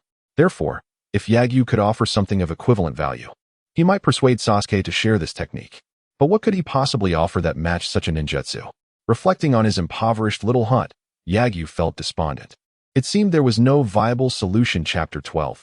The mastery of transformation technique without the need for seals. The following day, Lu Sheng obtained the transformation technique from Iruka, part of the 3-body technique. Initially, Lu Sheng assumed that Iruka would teach him all 3 ninjutsu techniques at once, but Iruka, citing the importance of not being overly ambitious, declined. He advised Lu Sheng to focus on mastering the transformation technique before proceeding to the other ninjutsu. With this prior experience, Lu Sheng dared not mention the Shuriken technique to Iruka, at least until he had a firm grasp on the 3-body technique. After reviewing the scroll and incorporating the transformation technique, Lu Sheng began practicing the seals. After all, practical training is far more effective than merely reading scrolls. The transformation technique involves only a single seal, making it easy to practice. Unexpectedly, merely forming the seals and channeling chakra allowed Lu Sheng to increase his proficiency by 1. At this rate, it seemed that with approximately 200 repetitions, he could achieve mastery of the transformation technique. Each use took about 2 to 3 seconds, allowing for around 30 attempts in a minute. Thus, he could potentially learn a ninjutsu in just a few minutes. However, he pondered why proficiency in other subjects, like language and mathematics, improved over 5-minute intervals, whereas chakra extraction techniques followed suit, but the transformation technique advanced with each application. Was there a fundamental difference between the two? Or did the system intend to accelerate his training due to his slow progress? After some time spent in practice, Lu Sheng understood the reason. The transformation technique consumed chakra, and his chakra reserves were limited. If it were to improve every 5 minutes, the process would be excruciatingly slow. Without calculating meticulously, Lu Sheng estimated he could perform the transformation technique about 30 times before exhausting his chakra. If he used it every 3 seconds, he would attempt it 150 times in 5 minutes. If he continued this rigorous training, he would surely deplete himself. To expedite his mastery of the transformation technique, Lu Sheng resolved to temporarily set aside his training in taijutsu and Shuriken techniques, dedicating time solely to this endeavor. However, he soon discovered that mastering the transformation technique was even more challenging than anticipated. Practicing for a minute required a 30-minute recovery. He never imagined he would struggle with endurance, hindering his progress. Fortunately, he could train in 2 ways, practicing with chakra when available and studying the scroll when it wasn't. Although the latter was slow, it was better than nothing. Training for a minute increased his proficiency by 30, while a 30-minute session of reading the scroll yielded a modest 0.6 in 1 hour. Lu Xing could potentially increase his proficiency by approximately 66. With about 7 hours of free training time each day, he had ample opportunity. After 1 hour, Lu Sheng's proficiency in the transformation technique reached 66. He had initially grasped the technique well enough to transform into any ordinary human, though details might reveal his disguise. After 2 hours, his proficiency rose to 32. By this point, Lu Sheng had completely mastered the transformation technique, enabling him to morph into not only humans, but also small animals and objects. 4 hours later, Lu Sheng achieved full mastery, 100. The benefits of this mastery were twofold. First, he could release the technique without forming seals. He merely needed to conjure a thought and channel his chakra. Second, he could transform limitlessly. As long as his chakra reserves sufficed, he could become any person, animal, including summoning beasts, or object he could envision. This meant, hypothetically, he could even transform into the Ninetails, or perhaps a dinosaur. With these enhancements, Lu Xing found the power of his transformation technique astonishingly formidable. However, it was not without its drawbacks. Upon testing, he discovered that if he endured a significant impact, he would revert from his transformed state. This limitation rendered the idea of transforming into a colossal creature for destruction unfeasible. Defeating a powerful ninja with this technique was equally impossible. Even a low-ranking ninja wielding a kunai could shatter his transformation. In combat, Lu Xing could only use this technique to intimidate foes, making it a bittersweet skill. The next day, Lu Xing arrived at school early and, taking advantage of the time before class, made his way to Iruka's office. However, in order to surprise Iruka, he did not appear in his usual form. "Lord Hokage, what brings you here?" Iruka exclaimed, startled to see the third Hokage in his office. Was it possible he had done something wrong, prompting a visit from the Hokage? "Iruka-sensei, it's me. Can't you recognize me?" Lu Xing chuckled, amused by Iruka's confusion. "Who are you?" Iruka inquired, his voice tinged with familiarity yet uncertainty. "Is it Lu Xing?" "Indeed, it's me," Lu Xing replied, having transformed into Sarutobi Hiruzen, his gentle demeanor indistinguishable from the real Hokage. "You rascal." Iruka was momentarily at a loss for words. "In just a day? You've mastered the transformation technique to this extent?" "Hee. Teacher, you said you would teach me other ninjutsu once I learned the transformation technique." Lu Xing grinned, getting straight to the point. "I understand. I shall not go back on my word." Although surprised, Iruka retrieved a new scroll inscribed with the character for clone. This scroll contains the instructions for the clone technique. Once you master it, come back to me for the replacement technique. "Thank you, Iruka-sensei," Lu Xing exclaimed, eagerly accepting the scroll, yet he lingered instead of leaving. "What is it? Do you want something else?" Iruka asked, puzzled. "Well, Iruka-sensei, if I learn the transformation technique and the replacement technique in a few days, can I learn other ninjutsu as well?" Lu Xing inquired shyly. Iruka replied sternly. "You are being overly ambitious again. You haven't even mastered the transformation technique yet, and you wish to learn additional ninjutsu? I'm just progressing quickly." Lu Xing laughed.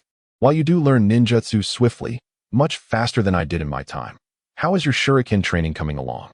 Don't assume that learning 2 ninjutsu makes you formidable. Foundational skills are crucial. Without a solid foundation, you won't graduate from the Ninja Academy," Iruka stated earnestly. The mention of Shuriken training struck a nerve with Lu Xing. He had no retort. "Iruka-sensei, Shuriken techniques are far too simple. Why not find me a Shuriken ninjutsu? I guarantee I'll master it in just a few days," Lu Xing proposed. "Iruka-sensei," Lu Xing exclaimed. "Did you hear what I just said? You can and oppose. T learn Shuriken ninjutsu if you can and oppose. T even throw them accurately." Seeing Iruka's temper rise, Lu Xing promptly made his escape. "Iruka-sensei, just pretend I said nothing. I have class to attend." Watching Lu Xing flee, Iruka felt a blend of pride and exasperation. He was pleased that Lu Xing was an exceptionally talented child, yet disheartened by his relentless ambition. Originally, Iruka had intended to teach Lu Xing the replacement technique after he mastered the clone technique, but it seemed that would need to be postponed. Until Lu Xing established a solid foundation, Iruka was determined not to teach him the replacement technique, lest Lu Xing prioritize ambition over his fundamentals. How could a ninja rely solely on ninjutsu? At this moment, upon returning to the classroom with the body replacement technique scroll, Yagyu could hardly fathom that Iruka would go back on his word and no longer impart the art of substitution to him. Had he foreseen such a turn of events? he would have refrained from mentioning the Shuriken ninjutsu altogether. Now, not only had he failed to acquire the Shuriken technique, but he had also lost the opportunity to learn the substitution technique. He had lost both the watermelon and the sesame seeds. Chapter 13. The Ultimate Shadow Clone Technique and the Bet with Sasuke Yagyu. You look so pleased. Did you manage to learn a new jutsu from Iruka-sensei? Naruto asked, his excitement mingling with curiosity as he observed Yagyu's beaming expression. Shu, keep it down. This is just between the two of us, Yagyu cautioned, not wanting his classmates to think that Iruka was giving him special treatment. While he was indifferent to their opinions, he was mindful of Iruka's reputation. As a teacher, it was vital for him to maintain his dignity. Yagyu held deep respect for his mentors and would not allow Iruka to bear the brunt of unkind gossip. Naruto nodded, whispering, I haven't even mastered the transformation technique yet, and you can already perform the shadow clone technique. That's impressive. The influence of the Nine Tails made it difficult for Naruto to control his chakra effectively, hindering his ability to learn jutsu. Yagyu wished to assist his friend, but his current abilities were too humble to offer any substantial help. Just take your time, and you'll get there, Yagyu encouraged, patting Naruto on the shoulder. The teacher is coming. At this moment, Naruto and Appo's grades were not too shabby, with Yagyu and Appo's assistance in academics and his own natural talent in Shuriken jutsu and taijutsu. He was not overly concerned about his slow progress in ninjutsu. He believed he would not fall behind too much. And this confidence stemmed from the friendship he shared with Yagyu. Upon returning home, Yagyu commenced his training in the shadow clone technique. At 50 proficiency, he had grasped the basic usage of the technique, able to produce 3 or 4 clones. At 0 mastery, he could perfectly execute the technique, generating countless clones as long as he had sufficient chakra. At 100 mastery, Yagyu could perform the technique without hand signs, with his clones appearing indistinguishable from the real him. Capable of free movement and speech, even possessing shadows. Regrettably, these clones could not simulate the sensation of physical contact, making them easily identifiable upon closer inspection. Thus, it was a skill both regrettable to abandon and unremarkable to utilize. Once he had thoroughly mastered the shadow clone technique, Yagyu approached Iruka, requesting to learn the body substitution technique. However, Iruka had already decided that Yagyu needed time to solidify his skills and would not teach him the technique. Instead, he used Yagyu's progress in Shuriken jutsu as a reason to withhold instruction. Of course, Iruka was not entirely blocking Yagyu's path to learning. He promised to teach Yagyu the body substitution technique once he achieved perfect accuracy with the Shuriken. Yet, hitting the target flawlessly was a daunting task for Yagyu. After nearly 2 months of practice, his accuracy remained at only 70, and that was at a distance of 5 meters. Naturally, Iruka's standards were not merely hitting a target 5 meters away. Meanwhile, Sasuke had already mastered Shuriken throwing at all distances with perfect accuracy. Yagyu had witnessed one of Sasuke's demonstrations, where he could hit targets flawlessly even while moving swiftly. Compared to Sasuke, Yagyu felt utterly inadequate. What was he to do? That night, after exhausting himself from training, Yagyu lay on the ground, contemplating solutions. Ultimately, he realized that he could only seek a breakthrough through Sasuke. Perhaps Hinata and Ino could assist as well, but he did not wish to owe any favors to girls over trivial matters. The following day after school, Yagyu approached Sasuke, who was preparing to leave, accompanied by Naruto. Sasuke, do you have a moment? Sasuke glanced at Yagyu, vaguely recognizing him as the only classmate capable of matching him in various aspects, except for Shuriken jutsu. Sure. How about a trip to the park? Let Appo's go. Sasuke was unconcerned about what the two might do. He was confident in his superiority. Why are Yagyu and Sasuke walking together? Ino thought, her curiosity piqued. Did they plan to fight? 2 handsome boys squaring off, but why? Was it because of her? Ino's imagination conjured a scene of the 2 handsome boys competing for her affection, causing her cheeks to flush. Don't fight anymore. Please. Ino, what's wrong? Sakura's voice snapped Ino from her daydream. Oh, I saw Yagyu and Sasuke leaving together, and I wanted to check it out. I was just about to say the same. I want to go too. The 2 friends exchanged knowing glances and hurriedly grabbed their bags, following after Yagyu and Naruto. At the small park, Ino and Sakura trailed behind Yagyu. What are they doing here? Sakura wondered aloud. I think they might be preparing for a fight. Ino replied confidently. A fight? Why would Yagyu want to confront Sasuke? Sakura exclaimed in surprise. Maybe it's... Ino instinctively thought of her earlier daydream, but she hesitated, not wanting to embarrass herself in front of her close friend. What if it turned out to be unfounded? Speak up. What did you bring me here for? Sasuke jumped onto a rock, sitting nonchalantly with one foot on the ground and the other on the rock. Yagyu crossed his arms and replied coolly, I want to make a deal with you. What kind of deal? Sasuke inquired, puzzled. As a 6-year-old, he had never anticipated someone would approach him for a business transaction. A body substitution technique in exchange for one of your Uchiha clan's Shuriken techniques. Yagyu proposed. Huh, are you out of your mind? Do you think a Haven and Oppos T learned the body substitution technique? Sasuke scoffed, preparing to leave. You may have learned it, but I guarantee you Haven and Oppos T mastered it like a half. If you give me one of your Shuriken techniques, I can teach you. Yagyu's words seemed to strike a nerve with Sasuke, who spun around to throw a punch at Yagyu, only to have it caught with a single hand. You think you're stronger than me? Sasuke retorted, irritated. Yes. How about we settle this with a match? If you win, I'll give you the Shuriken technique. Deal. A faint smile appeared on Yagyu's lips. He had not expected to gain a technique from Sasuke.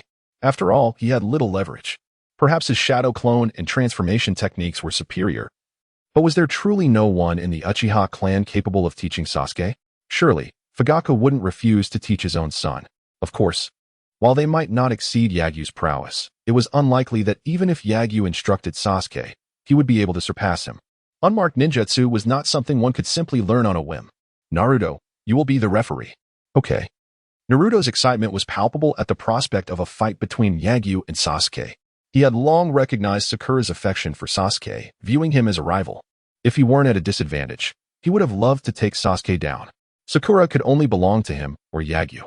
He could accept Sakura liking his friend, but not a guy he detested. Having a referee for a fight? How childish, Sasuke remarked dismissively, though his expression lacked the usual coldness, revealing a hint of youthful naivety. In the shadows, Ino and Sakura watched anxiously as Yagyu and Sasuke prepared to clash. Their hearts a mix of concern and excitement. They worried for the boy's safety, but were thrilled at the prospect of witnessing a showdown between two aspiring geniuses to determine who was the true prodigy. And so the battle begins. With Naruto's words, Sasuke threw several shuriken. Yagyu, lacking proficiency with the shuriken, could not engage directly and was forced to evade. Seizing the opportunity while Yagyu dodged, Sasuke charged forward, swinging his fist toward Yagyu. Yagyu did not evade. Instead, he engaged Sasuke in close combat, trading blows directly. It had been nearly 2 months since the martial arts class commenced, and Yagyu had acquired some close-quarter techniques. He was eager to ascertain the extent of the gap between himself and a true prodigy. Sasuke launched a punch towards Yagyu's face, prompting Yagyu to tilt his head to evade and retaliate with a punch of his own. In response to Yagyu's strike, Sasuke raised his arm to block it, only to follow up with another punch. Mimicking Sasuke's actions, Yagyu also used his arm to defend, resulting in both opponents standing in a mirrored stance, facing each other. After a brief contest of strength, Yagyu realized to his dismay that he was somewhat inferior to Sasuke. This revelation unsettled him. They were both 6 years old, employing the same techniques. Why, then, was Sasuke's strength greater? In his confusion, Yagyu would later come to understand the reason upon returning home to see their evening meal. It became clear that he had not been consuming adequate nourishment. Children from affluent families may not indulge in lavish feasts at every meal, but they certainly enjoyed a well-rounded diet. In contrast, commoners like Naruto had to make do with whatever food was available. Yagyu was fortunate to have a grandmother who worked hard to provide for him, while Naruto subsisted on instant noodles daily, not only hindering his strength but also stunting his growth. Feeling outmatched, Yagyu unleashed a powerful sidekick. Sasuke skillfully jumped back to evade the attack, a smirk of disdain curling at the corner of his mouth as he taunted, "Why not continue trading punches?" Yagyu remained silent, charging toward Sasuke instead. As he ran, he created 5 shadow clones, resulting in 6 Yagyus rushing at Sasuke, who found himself facing a daunting challenge. With his limited battle experience, and without activating his Sharingan, Sasuke struggled to discern the real Yagyu from the illusions. In light of this, Sasuke resorted to summoning his own shadow clones, albeit only 2, which lacked the freedom of movement that Yagyu's clones possessed. Recognizing the disparity in their mastery of the shadow clone technique, Sasuke felt a twinge of frustration. But he was aware that this was not the time for such feelings. He was still in the midst of battle, unable to distinguish between the clones. Sasuke selected one at random and threw a punch, only to miss entirely. Seizing the opportunity presented by Sasuke's miscalculation, Yagyu discerned the real Sasuke and landed a punch squarely on his chest, eliciting a grimace of pain from him. Strike while the iron is hot. Yagyu would not grant Sasuke a moment's respite. Capitalizing on Sasuke's stunned state, he delivered another kick that sent Sasuke flying.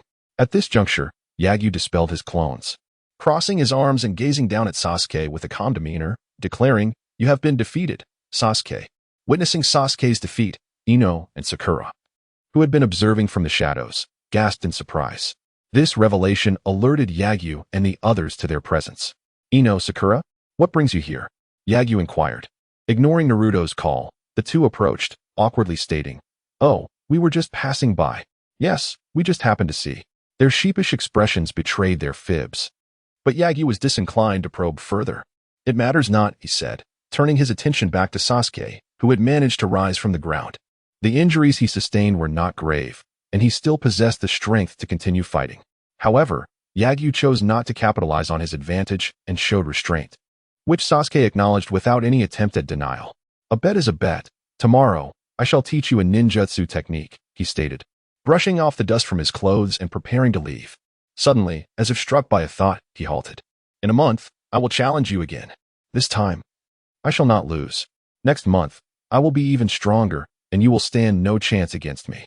Besides, I am quite busy and have no time to spare for you," he asserted. "If you win, I shall grant you a ninjutsu technique. It's a deal." Sasuke fell silent, not uttering another word as he departed quietly, determined to reclaim his honor. He vowed that this time, he would not let Yagyu emerge victorious again. Chapter 14. Brothers Uchiha Itachi, Yagyu-kun. "Did you challenge Sasuke merely to acquire ninjutsu?" Ino inquired curiously as she observed Sasuke departing. "Indeed. You see, my family is quite ordinary, lacking any means to learn formidable ninjutsu," Yagyu lamented. Upon hearing this, Sakura empathized deeply, yet she held no high expectations for herself regarding the acquisition of powerful techniques. At that moment, Ino conceived a notion.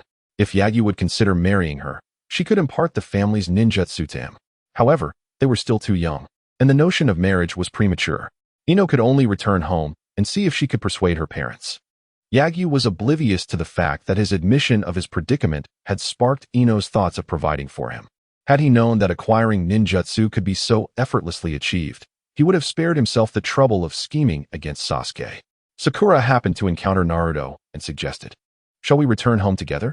However, Sakura did not even glance at Naruto as she promptly declined. "No, why not?" Sakura turned her head, casting a disdainful look at Naruto. Such a gaze made Naruto uncomfortable. He could not comprehend why Sakura regarded him in such a manner akin to others. Had he done something wrong? He had done nothing at all. At that moment, Sakura longed to berate Naruto, but considering he was Yagyu's friend, she refrained from doing so. After all, Yagyu had mentioned that Naruto was his friend, and scolding him would place Yagyu in a difficult position. After some contemplation, Sakura managed to endure. Glaring at Naruto before huffing and ignoring him, Yagyu discerned Sakura's sentiments. While he appreciated her attitude towards his friend, he recognized that Sakura bore no malice towards him and had chosen to endure for his sake, leaving him at a loss for words.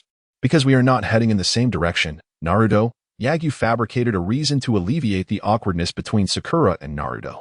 "Ah, I see," Naruto replied, realization dawning upon him. Then he turned to Sakura with an apologetic expression. "I'm sorry, Sakura, I didn't know." Seeing Naruto apologize, even the thick-skinned Sakura felt a twinge of embarrassment. She understood that Naruto had done nothing wrong, yet he was apologizing to her? And no problem. After a moment of hesitation, Sakura responded to Naruto. Noticing Sakura's change in demeanor, Naruto unexpectedly broke into a cheerful smile. Yagyu observed his good friend acting like a sycophant, feeling a mix of amusement and exasperation. How could someone be so content merely for receiving an apology? Do you possess a tendency for self-deprecation? Yagyu rolled his eyes inwardly at Naruto, then turned to Sakura and Ino, stating, "Sakura, Ino, it's getting late. Naruto, and I should head back. See you tomorrow. Yagyu-kun. See you tomorrow, Yagyu-kun. Farewell, Sakura." As the sun dipped below the horizon, twilight began to envelop the world. Yagyu and Naruto continued their journey home. Though Naruto frequently glanced back, his eyes alight with excitement. "Stop looking back. Sakura has long since walked away," Yagyu retorted, a hint of annoyance in his voice. To be disliked and yet still apologize. He had never encountered someone so foolish. Yagyu had considered altering Naruto's mindset, yet given the possibility of being surveilled by the ANBU, he hesitated to voice any overly realistic or somber thoughts. If the ANB relayed his words to Sarutobi Hiruzen, he would be in grave trouble. Thus, despite his frustration with Naruto, he refrained from trying to change him. It wasn't a matter of unwillingness, but rather an inability. Naruto scratched his head sheepishly. Yagyu, I didn't realize you had become so formidable that even Sasuke is no match for you. Spare me the flattery. Just speak plainly. Yagyu scoffed. Flattery? Yagyu, is your backside that of a horse? Get lost. Yagyu kicked Naruto lightly. I meant you should express yourself directly without any roundabout phrases. Oh right, can you teach me the ninjutsu you acquire from Sasuke tomorrow? Naruto asked bashfully. Of course, if I have a meal, you shall have a share as well. Have I ever withheld any ninjutsu I obtained from Iruka-sensei? Haven't I taught you everything? Ha ha ha ha, indeed. Naruto laughed heartily, devoid of worries. However, this means I owe you a significant favor. How shall I repay you? We are friends. There is no need for repayment. If you truly feel indebted, just call me Big Brother from now on. After all, it is only fitting for an elder brother to care for his younger sibling. Big Brother. Wow. You really call me that? Of course, it's genuine, Naruto chuckled. He was acutely aware of his circumstances, lacking money, connections, and skills. If Yagyu had not been willing to befriend him, he would have had no one to converse with. His gratitude towards Yagyu overflowed. Merely calling him Big Brother was no burden to him. All right, since you've called me Big Brother, I shall accept you as my little brother. Henceforth, when I have a piece of meat, you will have a bowl of soup. Thank you, Big Brother. On that day, friendship transformed into brotherhood. Uchiha clan. Upon returning home, Sasuke made his way to the family study. The clan leader's study housed many scrolls containing the Uchiha clan's ninjutsu techniques. Sasuke rummaged through the study and soon uncovered several scrolls pertaining to Shuriken techniques. Manipulation, Shuriken technique D-rank ninjutsu, Shuriken dance technique D-rank ninjutsu floral, Shuriken technique C-rank ninjutsu, Shuriken concealment technique C-rank ninjutsu fire release, wind sunflower claw red B-rank ninjutsu. Some of these techniques were spoils of war from the Uchiha clan, while others were self-created techniques by their members. Sasuke examined the scrolls and ultimately chose the manipulation, Shuriken technique. This was the ninjutsu he intended to master, hoping to defeat Yagyu head-on, proving that he was superior even with the same technique. Having made his decision, Sasuke returned the other scrolls to the bookshelf. Exiting the study, Sasuke was preparing for a night of training when he encountered his brother, Uchiha Itachi, returning from a mission. Sasuke, are you planning to learn new ninjutsu? Itachi inquired, noticing the scrolls in Sasuke's hands. Yes, brother, you're back. Sasuke exclaimed joyfully, as their encounters had become increasingly rare since Itachi joined the ANBU. Indeed, I have no missions for the next few days, allowing me to spend time with you, Sasuke. Itachi smiled. That is wonderful. I could really use your help, brother. Sasuke replied eagerly. You need my help? Have you upset father and mother? Itachi looked puzzled. No, Sasuke shook his head. It's about a guy from my school. Sasuke recounted the details of his battle with Yagyu, omitting the part where he had to surrender a ninjutsu scroll upon losing. He feared his brother would inform their father, as he did not wish to face reprimand. I see. I didn't realize there were such prodigies among commoners. However, it's worth noting that the fourth Hokage also came from a common background. Don't underestimate the talents that can arise from humble beginnings, Itachi cautioned. Understood, brother. Please teach me the techniques. I am determined to defeat him next time. Sasuke proclaimed earnestly. No? Dinner is almost ready, Sasuke. Let us eat first, otherwise father and mother will scold me as well, Itachi advised. While Sasuke was unafraid of his mother, the thought of his father's stern expression made him shrink back slightly. Perhaps it is best to dine before embarking on my training. However, this time I intend to revisit the techniques of the three bodies. When we meet again, I shall defeat him using the same method. Itachi cast a reassuring glance at Sasuke. A formidable ninja undoubtedly does not solely pursue powerful ninjutsu without a solid foundation. Every technique learned will be executed clumsily. Such a ninja can never attain true strength. Sasuke's early comprehension of this truth is largely attributed to his classmate. It seems that the arrival of that classmate was not a misfortune after all, thought Itachi Uchiha. Chapter 15. Sarutobi Hiruzen's appreciation for Iruka's efforts in the heart of the Hokage building. Late-night work had become a habitual endeavor for Sarutobi Hiruzen. With thousands of ninjas in the village, Each tasked with numerous assignments and numerous clients seeking to commission missions, time was a luxury Hiruzen could scarcely afford. After handling one mission, he took a drag from his cigarette, preparing to close his eyes for a brief respite, when a member of the Umbu materialized before him. Hokage-sama. Hiruzen glanced at the figure and recognized him as the Umbu assigned to monitor and protect Naruto that day. Yes, speak. What transpired with Naruto today? Today, Naruto attended his classes as usual without any unusual incidents. However, he did engage in a skirmish with Yagyu and Uchiha Sasuke after school this evening. Oh, Yagyu and Uchiha? Is he unharmed? Are you inquiring about Yagyu, Hokage-sama? Indeed. Hiruzen thought to himself, I cannot overly concern myself with a mere child from the Uchiha clan. Yagyu is fine. It seems the Uchiha received a kick. The Uchiha lost. Yes, Hokage-sama. I recall that Uchiha Sasuke is the younger son of Uchiha Fugaku and the brother of Uchiha Itachi. According to the Ninja Academy's records, Sasuke and Appo's grades surpass Yagyu's. How did he come to be defeated by Yagyu? Indeed, Hokage-sama. Yagyu triumphed using the shadow clone technique against Uchiha Sasuke. The shadow clone technique? Hiruzen's lips twitched slightly. The Uchiha clan's prodigy has fallen to such depths? Unable to best a common ninja proficient only in basic techniques? Speaking of which, how did Yagyu master the shadow clone technique? The Umbu had only monitored Yagyu for the initial month. Upon confirming that he posed no threat, they ceased their surveillance. Thus, Hiruzen could only glean information about Yagyu from the records of the Ninja Academy. According to Iruka's report on academic performance, Yagyu excelled in theoretical subjects but displayed mediocre results in physical training and Shuriken jutsu, allowing Sasuke to surpass him. Tell me the specifics of their confrontation. The Umbu meticulously recounted the details of the battle, including Yagyu's remarkable execution of the shadow clone technique and the purpose of their altercation. They fought to hone their ninjutsu. Sarutobi Hiruzen, who had always lived in affluence, had never witnessed such a spectacle. Yet, it further illuminated Yagyu and Appo's extraordinary nature as a commoner student. He possessed a remarkable aptitude for learning ninjutsu and demonstrated commendable diligence. This reminded Hiruzen of an old acquaintance. Could he be another fourth Hokage? Hiruzen exhaled a plume of smoke, his mind racing with thoughts. Summon Iruka. No? Hiruzen glanced at the darkness outside. Forget it. Let us do it tomorrow. The next morning. As Iruka prepared to head to the academy, he was summoned to the Hokage building by the Umbu. Hokage-sama, you summoned me? Yes. I wish to inquire whether you knew from whom Yagyu learned the shadow clone technique. I taught him, Hokage-sama, since he had completed all his academic subjects. Yagyu approached me, eager to learn ninjutsu early. Iruka appeared somewhat anxious. Could it be that Yagyu utilized the ninjutsu I taught him for nefarious purposes?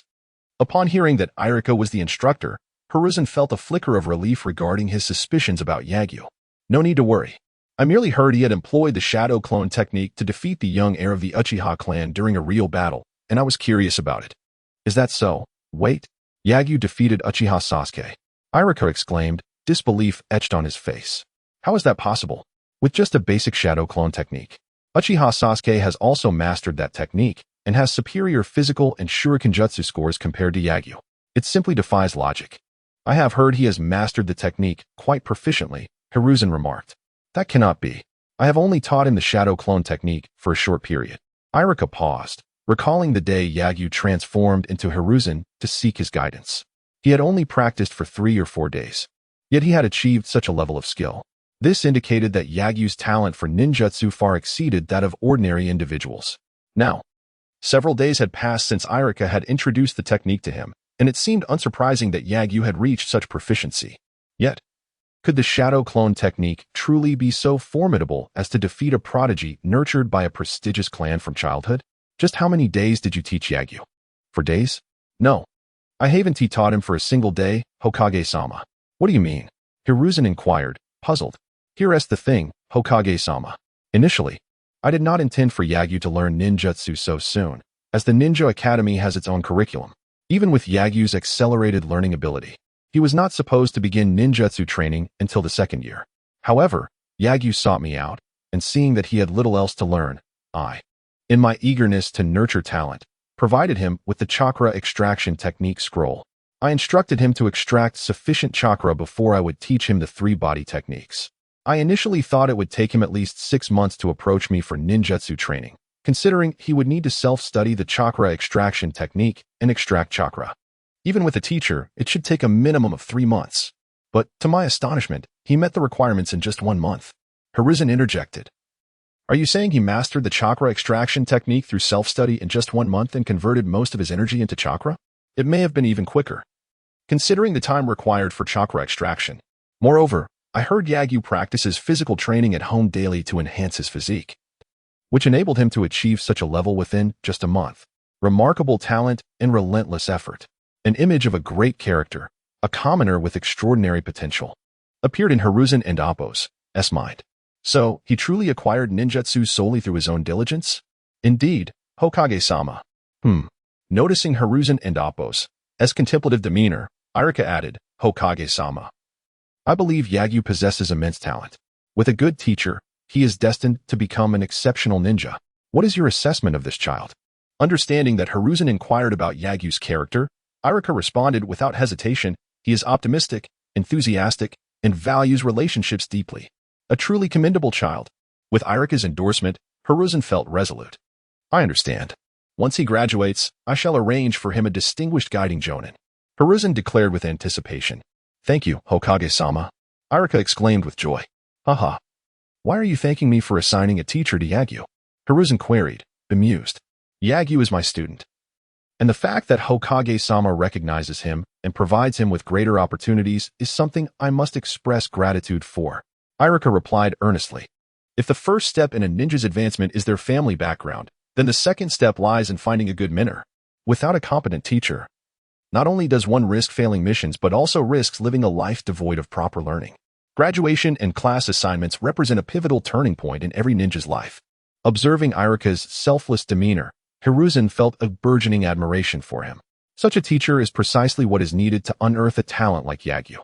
After a moment of contemplation, Hiruzen decided to elevate Iruka's salary, acknowledging his dedication and commitment. Most teachers at the Ninja Academy tend to distance themselves from combat, placing no particular emphasis on their own strength.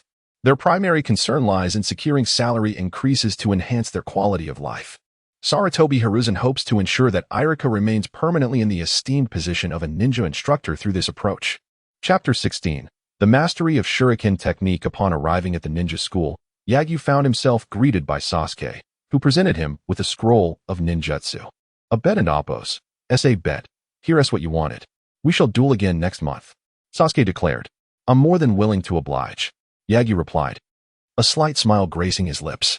Such a generous classmate was indeed a rarity, and he resolved to nurture a deeper camaraderie with Sasuke. Perhaps even to one day inherit the Uchiha legacy together.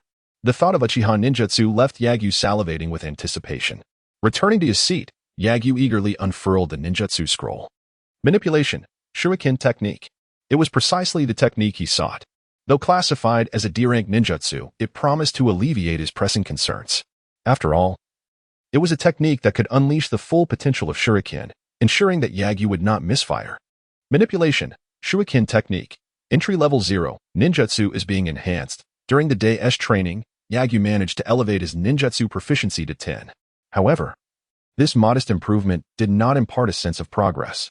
Upon returning home, he attempted to throw Shuriken and noted a slight increase in accuracy, yet it was negligible.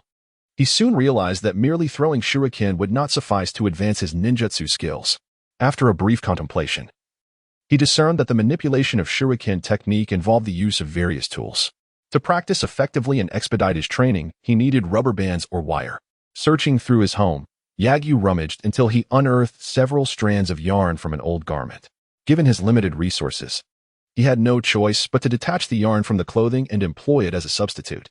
Thankfully, his grandmother, Ryu, was oblivious to his tinkering. Otherwise, she would have surely scolded him. Quickly, Yagyu fashioned the yarn into a makeshift binding for the hollow handle of his kunai. He then ventured outside. Standing before the battered tree he had tormented for months, and swiftly hurled the kunai. It struck the tree with precision, embedding itself into the bark. With a tug, the kunai flew back into his hand. Manipulation, Shuriken technique proficiency 1. Just one throw yielded a 1 increase. Could it be that he could master this technique within mere minutes? This was Yagyu's first encounter with such an accommodating training regimen. Yet, this seemed to align with the expected difficulty of a D-rank ninjutsu. Otherwise, If learning an S-rank technique took 4 hours, surely a D-rank would not be equivalent. Well, he mused, he was hardly a genius in the first place. At 50 proficiency. Within 10 meters, his kunai and shuriken hit their targets flawlessly. At 0 mastery. Within 20 meters, he achieved the same accuracy, demonstrating an extraordinary command of the yarn. While his physical capabilities saw a notable enhancement. Upon reaching 100 mastery, he could hit his targets from 40 meters away, and Yagyu felt his vision sharpen, granting him clarity he had not experienced before, allowing him to perceive movements he had previously missed. His physical prowess had further escalated, making him feel as if he could effortlessly overpower his former self from mere minutes ago. The sensation of such advancement was simply exhilarating. Little did Yagyu realize that the act of mastering a seemingly mundane D-rank ninjutsu would lead to a holistic elevation of his abilities. It was only today that he comprehended the true strength of his unique advantage. The more demanding the ninjutsu, the more substantial his growth. In essence, regardless of his innate talent or lineage, as long as it pertained to ninjutsu, he could learn it. As his proficiency increased, his body would automatically compensate for the conditions required for successful learning. At this moment, Yagyu's thoughts wandered to various formidable techniques: ice release, liquid release, dust release, the 8 gates, and flying thunder god. How he yearned to learn them.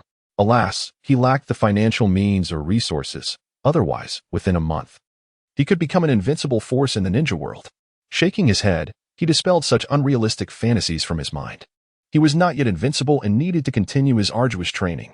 With ample time remaining, he resolved to perform 1,000 kicks, 1,000 push-ups, and 1,000 sit-ups. The following day, Yagyu excelled in the Shuriken class, achieving perfect accuracy and surpassing Sasuke in every aspect. This left Sasuke, who had just undergone intense training, questioning his own progress. I haven't he grown stronger yet, so how has he improved? His competitive spirit spurred Sasuke to train even harder. After class, Yagyu approached Iruka's classroom. Iruka, upon seeing him, was not the least bit surprised. Seeing your progress with Shuriken, I anticipated you would seek me out, Iruka remarked with a sense of pride. Iruka-sensei, about the body replacement technique? Yagyu replied, a shy smile adorning his face, having been caught off guard. I've prepared it for you, Iruka said, producing a scroll inscribed with the body replacement technique and handing it to Yagyu. Tomorrow is a holiday. Feel free to come to me with any questions. You haven't visited my home yet, have you?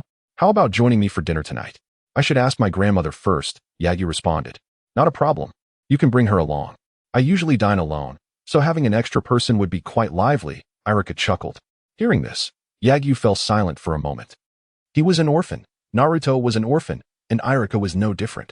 Then I shall not be polite, he declared, feeling at ease with his teacher.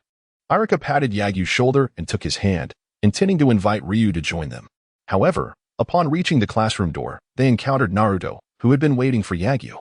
Naruto, were you waiting for Yagyu? Why not join us for dinner at my place? Iruka smiled. Really? Naruto inquired, excitement evident in his voice. Of course, Iruka replied warmly, comforting Naruto's heart. It seemed the village held more kind souls than just Yagyu and Ryu. Then I shall trouble you, Iruka-sensei, Naruto exclaimed. No worries, let us go. We'll first fetch Yagyu's grandmother, Iruka suggested. The exchange did not take long. Ryu agreed to let Yagyu visit Iruka's home, but declined to accompany him. It was not that she disliked Iruka, rather, she was simply too old and reluctant to go out. Moreover, they owed Iruka a favor and believed it was only right to invite him over for a meal, rather than dine at his home first. Thus, Ryu insisted that Iruka dine at their home. Yet, Iruka understood the family's situation well. If he stayed, it might burden this already modest household. He insisted on inviting them to his home instead. In the end, Ryu chose to remain behind while Yagyu and Naruto accompanied Iruka. Naturally, Iruka also extended an invitation to Kola Cat, even attempting to entice it with fish.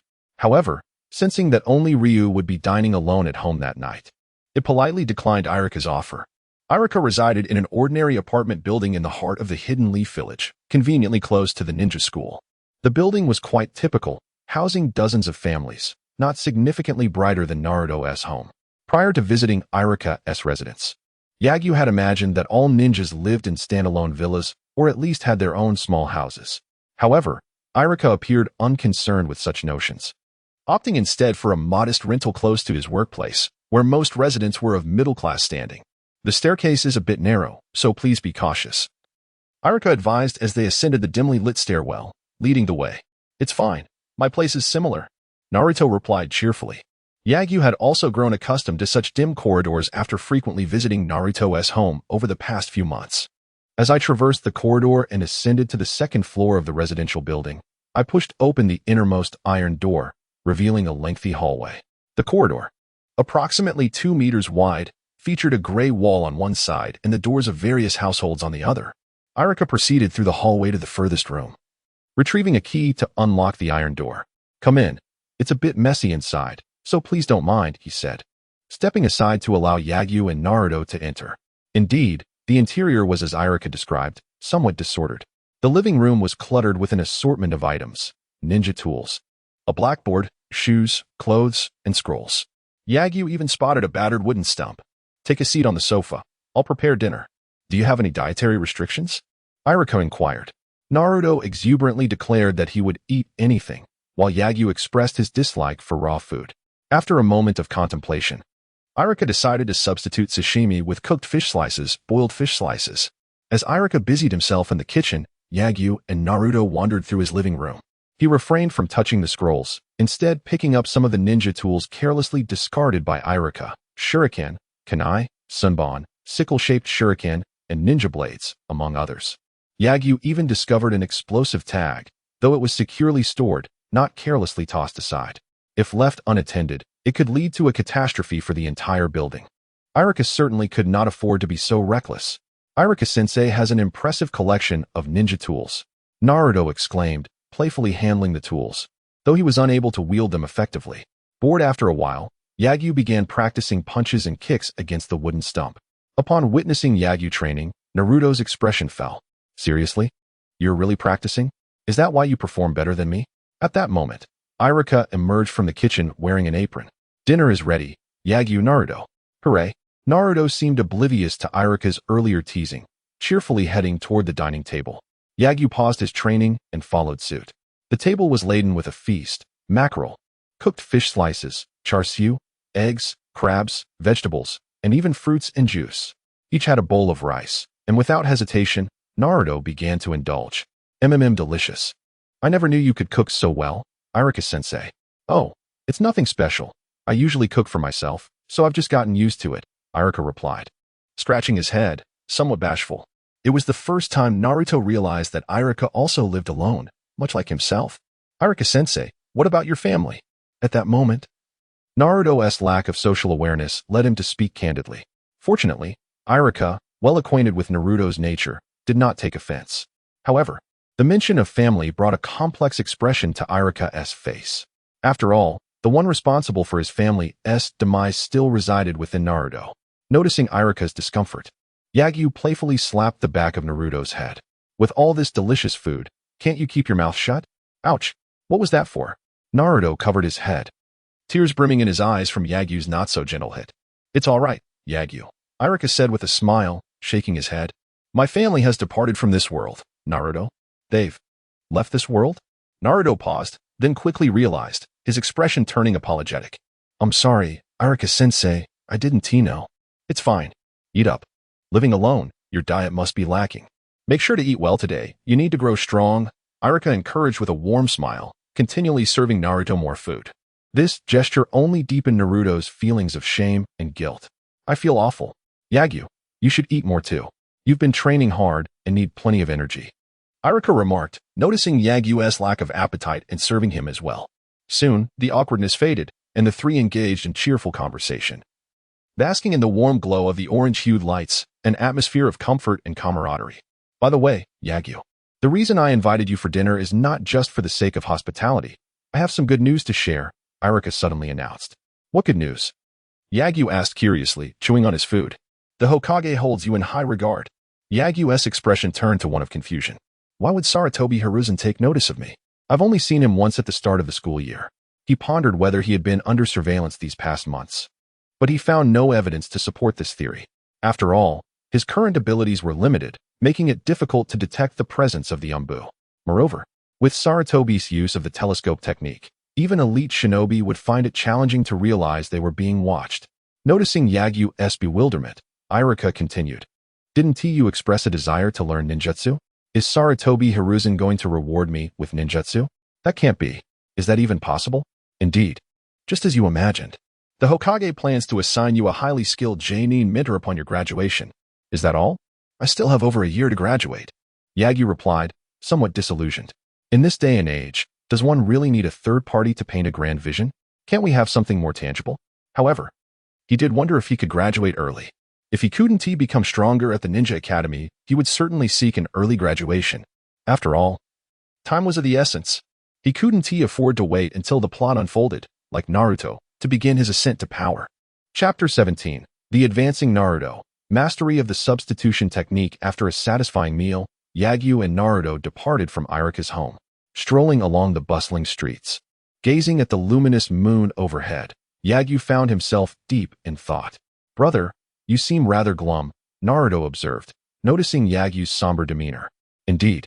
I am contemplating how to grow stronger, Yagyu replied, his expression impassive. But brother, you are already quite formidable. No one in our class can rival you. Why burden yourself with such pressure? We still have 5 years until graduation. Naruto exclaimed, bewildered. Yagyu cast a glance at Naruto and, feigning profundity, said, You do not comprehend the magnitude of the foes I must face. Do you know what lies beyond the village? What? Enemies. Naruto felt a cloud of confusion envelop him. Yet he began to grasp the intense motivation behind Yagyu's relentless pursuit of strength. Someone could take his life. He was determined not to let harm befall his elder brother. And his gaze hardened with resolve. Brother, I too shall strive to grow stronger. I will vanquish your enemies. Yagyu, upon witnessing the unwavering determination in Naruto's eyes, suddenly broke into a hearty laugh. He patted Naruto on the shoulder and declared, Very well. Together, we shall defeat our future adversaries. It may seem a bit melodramatic, but our brotherly bond is profound. The following day, being a weekend, Yagyu had an entire day of freedom. He seized the opportunity to train alongside Naruto. Following their conversation from the previous night, Yagyu was determined to further assist Naruto in his training. After all, the strength of one cannot compare to the combined might of two. In a decrepit training ground nestled in the back mountains of Konoha, a place discovered during their playful escapades, Yagyu and Naruto had claimed it as their own due to its lack of visitors. Naruto, how is your shadow clone technique and transformation technique coming along? Yagyu inquired. Feeling somewhat embarrassed, Naruto chuckled awkwardly before demonstrating in front of Yagyu. Transformation technique. As the smoke dissipated, Naruto transformed into a plump version of Yagyu. Revert. Yagyu's forehead creased with annoyance. He wondered if such a transformation was truly practical. It seemed Naruto had only just begun mastering it. This technique is exceedingly difficult, Naruto admitted, feeling ashamed, especially since Yagyu had previously offered him guidance on training techniques. Yet, he struggled even with the basics of transformation. Let us try the shadow clone technique. Yagyu commanded, uninterested in further discussion. Yes, shadow clone technique. Boom. Another cloud of smoke enveloped them, revealing a shadow clone of Naruto, albeit one that appeared utterly exhausted and lifeless. Clearly, this is still insufficient. Observing his brother's clone, Yagyu noted the dismal chakra reserves within. The transformation technique had likely consumed too much chakra, indicating Naruto's lack of control over it. The influence of the Nine-Tails chakra might indeed affect Naruto's ability to perform jutsu, yet if he mastered chakra control, its impact would diminish significantly. This notion could be inferred from the events that transpired since the beginning of the story. Naruto's initial significant improvement in chakra control arose from the crisis involving Iruka, after which he no longer encountered difficulties in executing jutsu. Subsequently, he learned to climb trees and walk on water, further enhancing his chakra control, to the extent that he could even develop his own jutsu. Did this transformation occur because the Nine-Tails chakra no longer affected him? Clearly not. I believe I have identified the issue with your training, Yagyu stated. Really? Naruto exclaimed, filled with excitement. Indeed. Your problem lies in your inadequate chakra control. For the time being, refrain from practicing jutsu. Focus on mastering chakra control instead, Yagyu advised. But how do I practice chakra control? Naruto queried, puzzled. At this juncture, Yagyu instinctively glanced to the side. He intended to teach Naruto the tree climbing and water walking techniques to enhance his chakra control. However, since these training methods were typically reserved for advanced ninjas, Yagyu had never been taught them himself. To suddenly introduce such techniques could potentially lead to complications. Start by attempting to regulate the flow of chakra within your body. For instance, try to concentrate chakra on your hand. As he spoke, Yagyu demonstrated, gathering a sphere of chakra in his palm, fluctuating its size. While this method of training differed from tree climbing and water walking, at its core, it shared a fundamental essence. Even if the Umbu were to witness it, they would not suspect anything amiss. They might even conclude that he was a genius for devising such an innovative way to train chakra control. Give it a try. Naruto imitated Yagyu's actions, attempting to gather chakra in his hand, but he struggled to regulate its size. Noticing Naruto's difficulty in making progress, Yagyu encouraged, "Continue practicing this while I attend to my own training." "Understood, brother." Naruto gritted his teeth and continued to grapple with his hand. Yagyu shook his head, realizing that Naruto would not find this training easy. On the opposite side of the training ground, he located an aged wooden post. With a swift motion, he hurled several shuriken. Swish, swish, swish. All struck their target. Excellent. I no longer require practice with shuriken. He decided to focus on mastering the substitution technique. Substitution technique, Mastery 23. After returning home yesterday, Yagyu had practiced diligently throughout the night and had now nearly mastered the substitution technique. With a proficiency exceeding 50, Yagyu could execute the technique with ease. The hand seals to release it took but a second or two. The effective range extended to 5 meters. When faced with an attack, Yagyu could choose a wooden object within 5 meters to swap places with, thereby evading damage. However, the chakra consumption was somewhat high.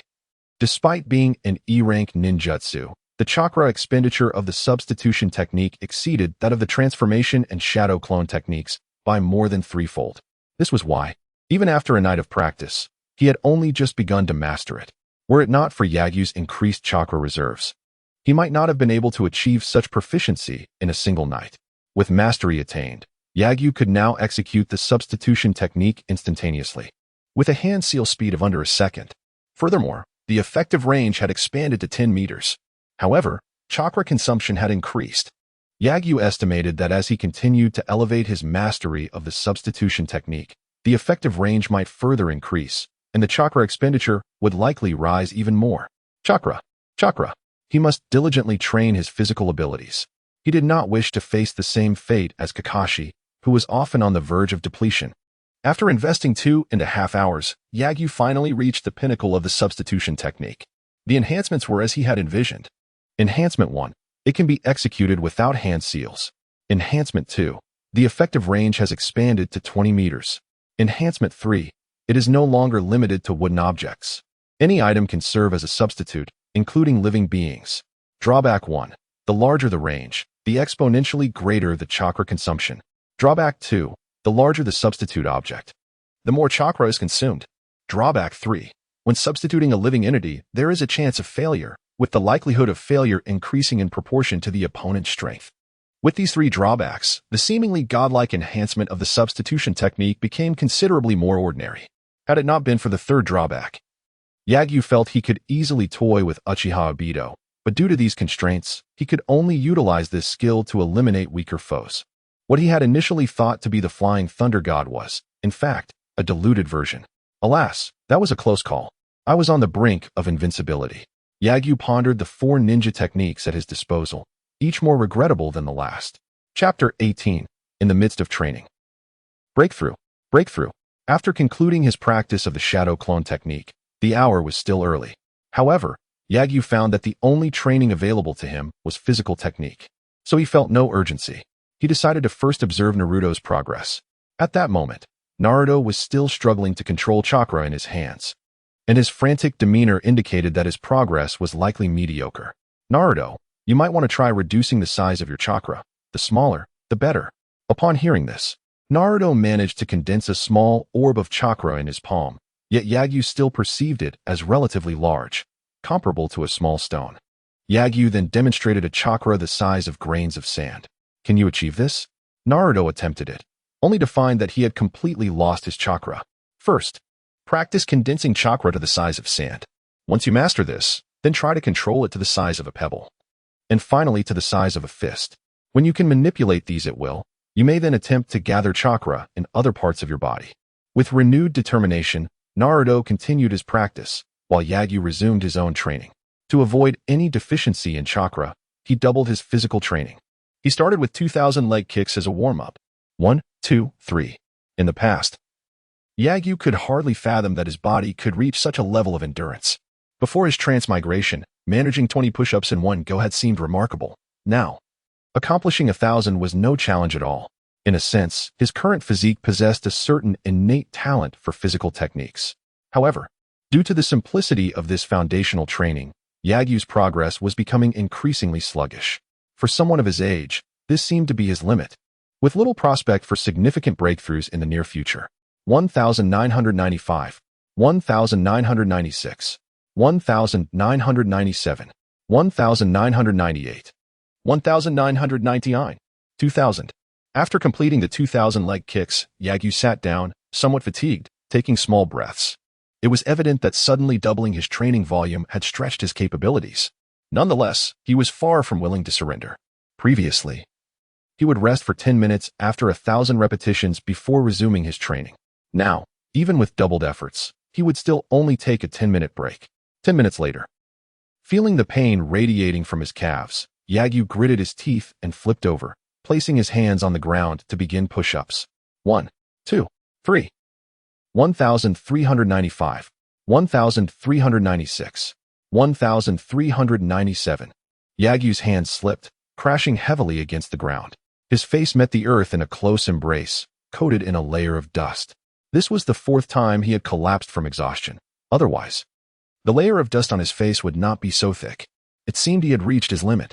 Breathing heavily, Yagyu found moving even a finger to be a challenge due to the pain in his hands and legs. But should he rest? Should he cease his efforts? Indeed. Taking a break might not be detrimental, as his body had reached its limits, and it was not his fault. It wasn't that he lacked the desire to train. Rather, his body simply refused to cooperate. A brief rest, a moment of sleep, it wouldn't hurt. Such thoughts echoed in Yagyu's mind, as if another version of himself was offering counsel. Why strive so hard? If physical techniques falter and chakra is insufficient, couldn't he just learn more techniques later on? After all, he possesses a unique advantage, and with a bit of practice, he could attain formidable power, couldn't he? Brother, I did it. Just as Yagyu was on the verge of being defeated by his own thoughts, Naruto's voice broke the silence. Struggling, Yagyu lifted himself off the ground to find Naruto proudly displaying a minuscule orb of chakra, reduced to the size of sand. A self-deprecating smile crossed Yagyu's face. If even Naruto could exert such effort, what right did he have to indulge in complacency? Not to mention Uchiha Sasuke, Rock Lee, Might Guy, and Might Dai.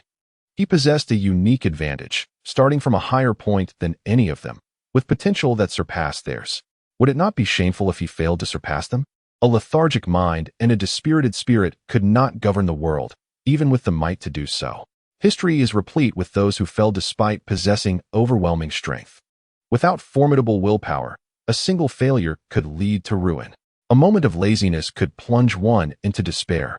Yagyu might not be entirely despondent, but today he might wish to rest for an extra 10 minutes. Tomorrow perhaps 20, or even abstain from training altogether. Techniques that could be mastered in 4 hours might take him 4 days or 40. Time waits for no one. No one knows when calamity will strike. Perhaps tomorrow, hostile ninjas will invade. Perhaps he will become a target for Danzo. Orochimaru spies. Konoha has never been truly safe. Even though Yagyu was aware that threats to the entire village would arise only after the story began, could it be said that there were no dangers prior? Was Konoha absolutely secure?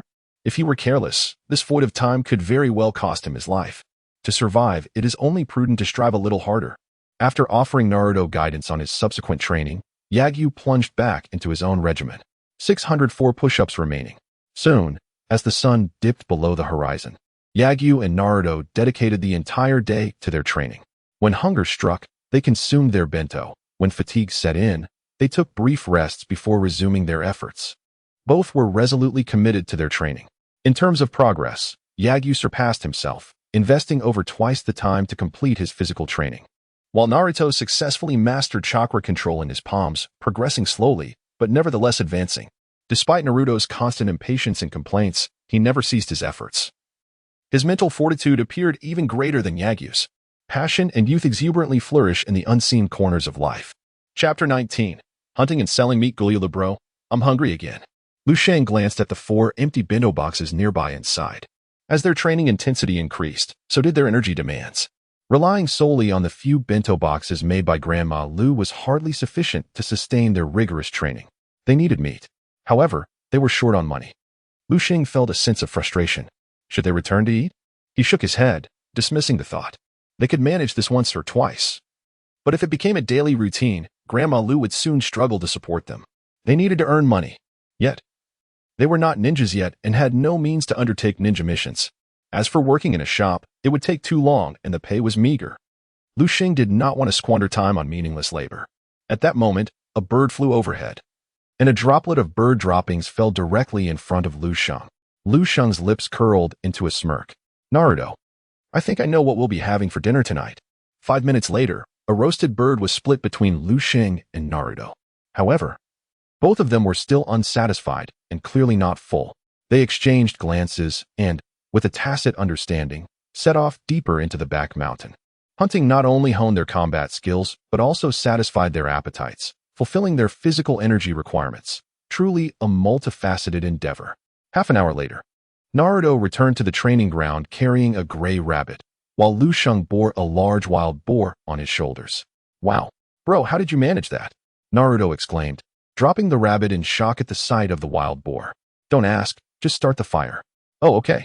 The wild boar was too large, and both Lu Xing and Naruto were ravenous, so they quickly set up 2 bonfires, one for roasting the entire boar and another for the rabbit. Additionally, Lu Xing sliced thin pieces of the boar with kunai and roasted them on wooden forks. The thinly sliced boar meat only needed 2 minutes to cook.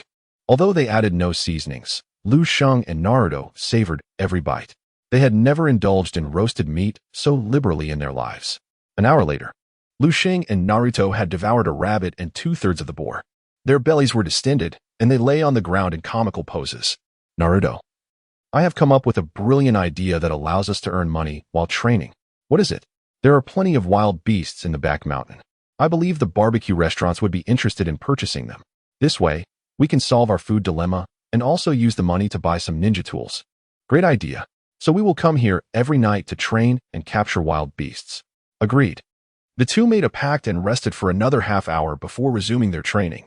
Lu Xing practiced taijutsu, determined to break through his physical limits, while Naruto focused on chakra control, mastering the shadow clone technique. Time passed quietly into the deep night. Lu Xing lost track of when their training concluded. But when he returned home, Grandma Lu was still awake. Grandma, I'm back. Why are you so late? Grandma Lu inquired, a hint of worry in her voice. Meow Cola was also concerned. I was training with Naruto outside, and without a clock, I inadvertently practiced for too long. Sorry, Grandma. Why don't you take the clock from home? Lu Xing thought of the old clock hanging on the wall, but shook his head. No need. Once I earn money, I'll buy a watch myself. With that, Lu Xing revealed the wild boar he had carried on his back. Look, Grandma, Cola, this is the wild boar I caught. I can rely on hunting to make money now. Our family won't run out of meat anymore. Meow. Upon seeing the sizable chunk of wild boar meat, Cola pounced on it and began to eat voraciously, resembling a starving creature. Grandma Lu swiftly pulled Cola away. Wait until we get home. I'll cut it into smaller pieces for you. Don't you worry about choking, Cola? Meow. Meow. Meow. Cola struggled, seemingly insisting it was unafraid. However, Grandma Lu did not grant it any choice, tossing it into the house. Lu Xing followed inside. Lu Xing, are you hurt? Grandma Lu inquired with concern while processing the boar meat. I'm fine. I'm quite strong now. Even a tiger wouldn't stand a chance against me. Lu Xing replied confidently. That's good, but don't be reckless. Safety is paramount. With me at home, you and Cola will have enough to eat. Understand? Yes. I understand, Grandma. You can rest assured. Though Grandma Lu remained anxious. She knew Lu Xing had to grow up and could only choose to trust that he would take care of himself. After all, she was just an old woman with no skills. Watching Lu Xing and Cola enjoying the wild boar meat, she felt her age weigh heavily upon her. This meat was too tough for her to chew. The next day, Lu Xing and Naruto met early at the training ground. They began with an hour of training before heading deeper into the forest to hunt. They aimed to capture some game to test the viability of selling wild meat. If the barbecue restaurants in Konoha were willing to buy, it would provide them with an additional source of income. If not, they would have to make do with a few extra meals. Soon, the duo had each caught several rabbits and a deer.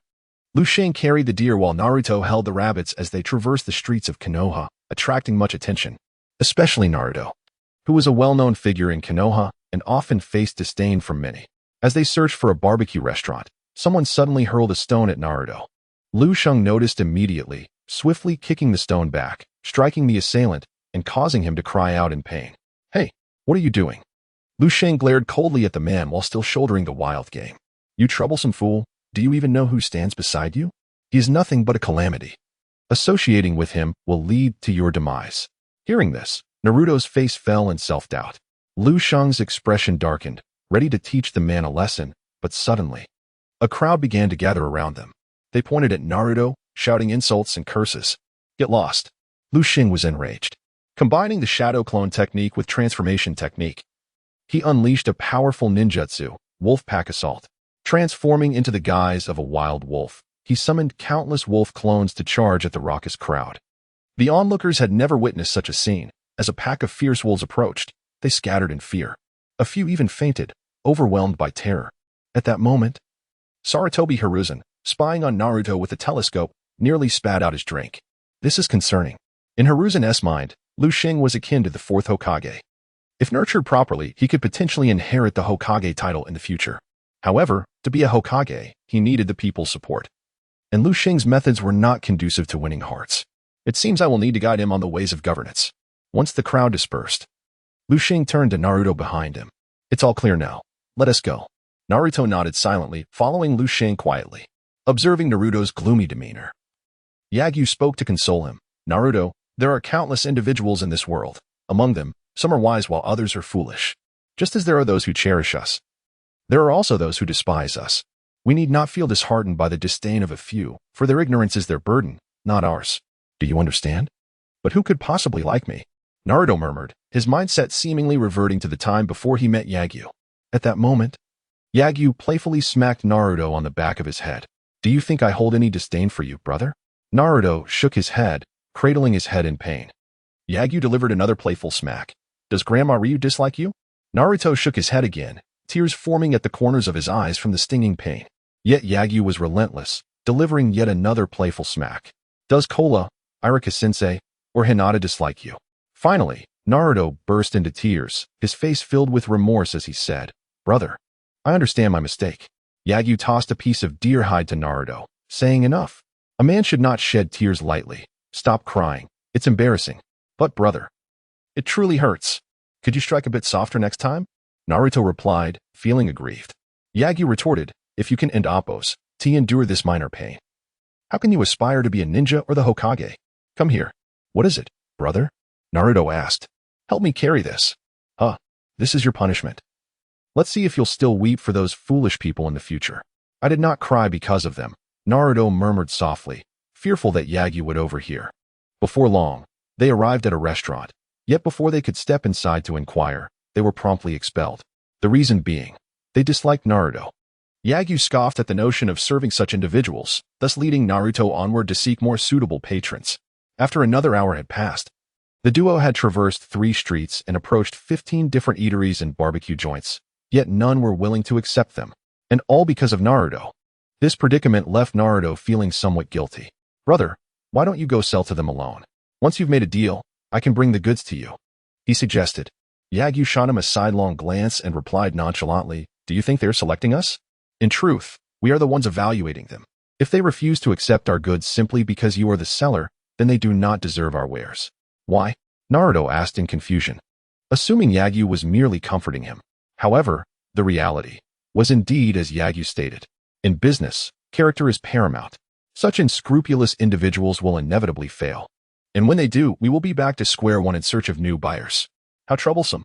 Thus, rather than squandering time on fleeting partnerships with them, it is wiser to invest more effort in finding a reputable establishment.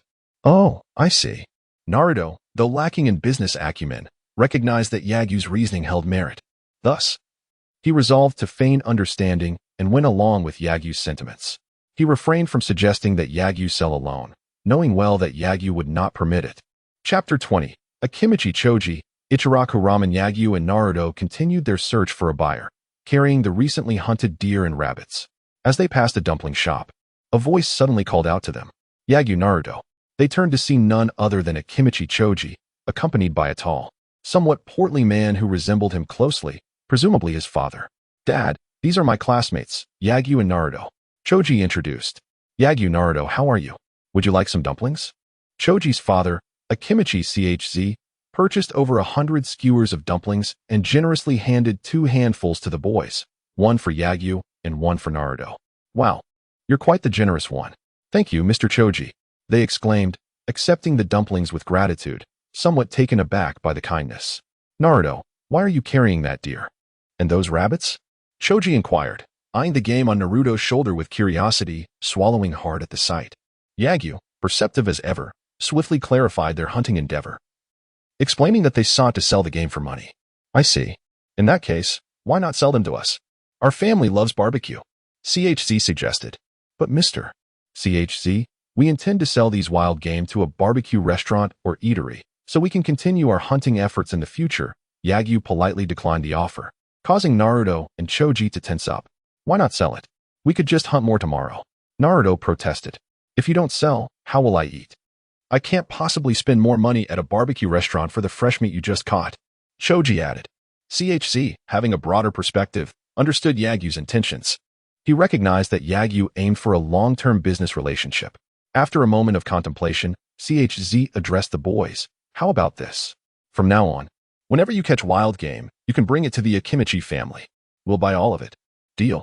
Yagyu smiled subtly, confident that the Akimichi clan could surely consume their catch, and he was keen to explore the possibility of a long-term collaboration. Given the strength of the Akimichi clan, hunting game was hardly a challenge. The success of this partnership hinged entirely on CHZ's willingness. If he valued Yagyu's friendship with his son, the collaboration would undoubtedly flourish. Fortunately, Yagyu was well-liked in class, not particularly close to Choji, yet not unfriendly either, which increased the likelihood of a successful partnership. After handing over the deer and rabbits to CHZ, Yagyu and Naruto received a tidy sum of money, 2,000 ryo to be exact. This amount could purchase over 30 bowls of Ichiraku ramen, 50 kunai, for decent ninja tool bags, or even 2 explosive tags.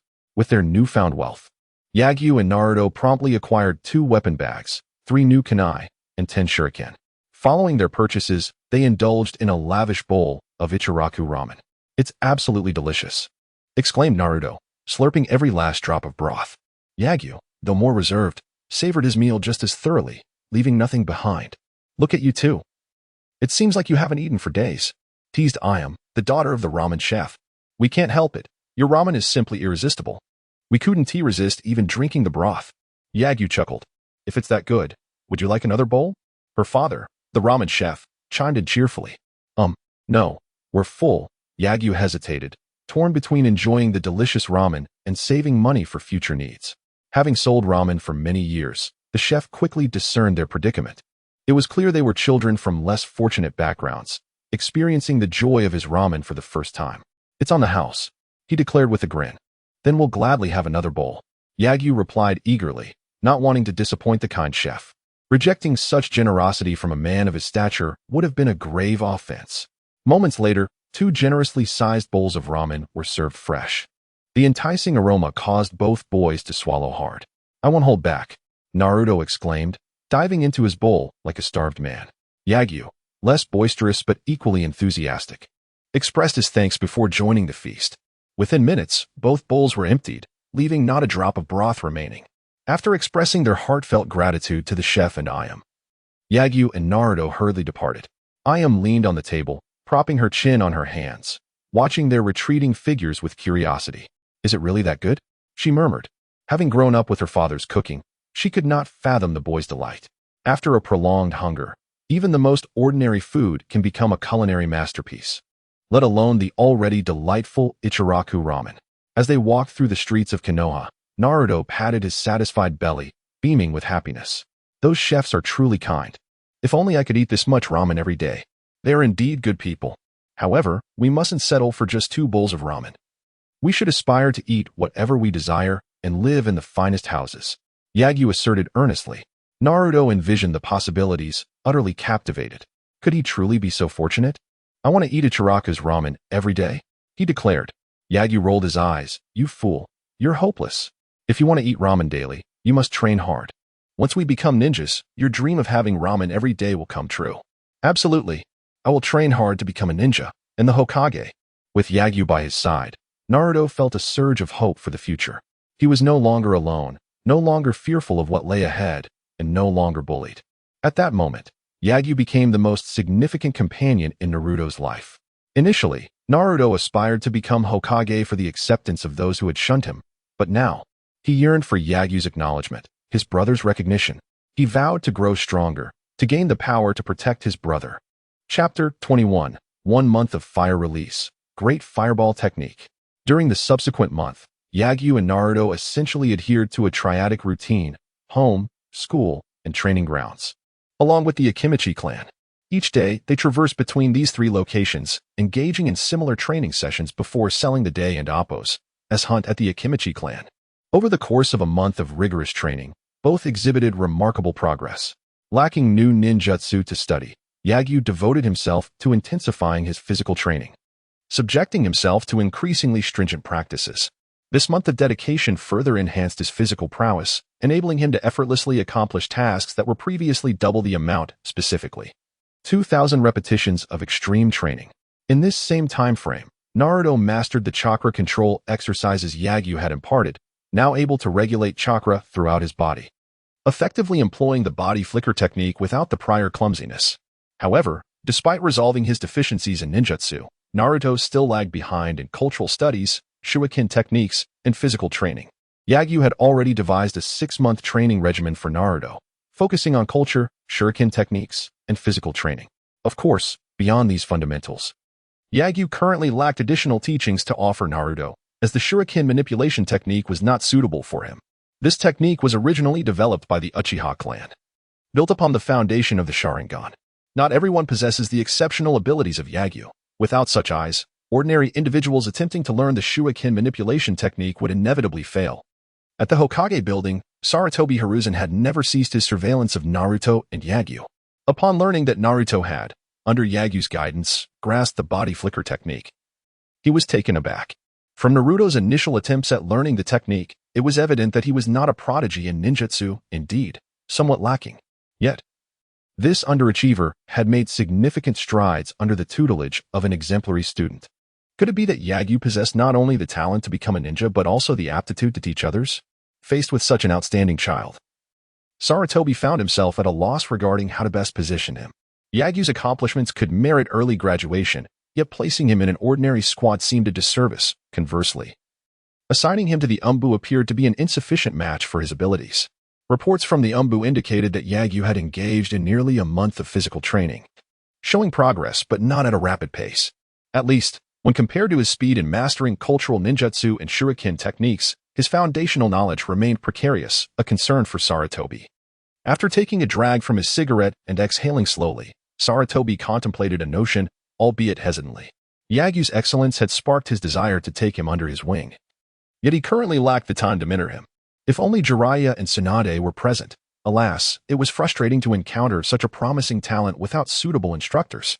With a mutter regarding Jiraiya and Tsunade, Sarutobi retrieved a crystal ball and employed the telescope technique to observe Yagyu and Naruto's current activities. As chakra flowed into the crystal ball, the figures of Yagyu and Naruto quickly materialized. Within the crystal ball, Yagyu and Naruto were at the training grounds. But rather than practicing, they stood in confrontation with another individual, Uchiha Sasuke. Once again facing the Uchiha clan, Sarutobi chuckled, feeling an inexplicable sense of delight. He had always maintained a neutral stance regarding the Uchiha clan, yet this did not imply a lack of wariness towards them. After all, the Uchiha clan differed from other clans in Konoha. They harbored ambition. Of course, ambition alone would not warrant Sarutobi's concern. Every ninja clan aspired to have a Hokage emerge from their lineage. However, the Uchiha clan possessed both ambition and strength, an unrelenting top-tier prowess that was unmatched by other clans.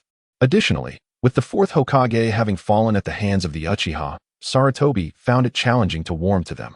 Therefore, should he ever find himself unable to endure, he hoped his successor would be capable of restraining the Uchiha clan, excluding Shimura Danzo. As the month approached its conclusion, Sasuke's demeanor was aloof. His month of diligent training elevating his strength significantly. He felt assured about this confrontation. Observing Sasuke, Yagyu experienced a sense of déjà vu. 30 years of ebb and flow? Did you bring your ninjutsu? Yagyu inquired nonchalantly. Do Do you think you have already secured victory over me? Sasuke retorted, visibly displeased. Yagyu did not respond but pressed on with his question. You didn't bring it?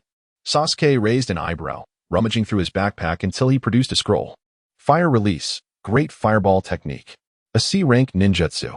Yagyu gazed at Sasuke with surprise upon seeing the technique recorded within the scroll. Was this young man so generous as to wager a C-rank ninjutsu? What do you think? Sasuke asked coldly. This was not an act of generosity on Sasuke's part. Rather, he had never entertained the notion of losing. Thus, he had not prepared any ninjutsu. The scroll containing the great fireball technique was intended for his personal training. Confident in his assured victory, he saw no harm in revealing it to Yagyu.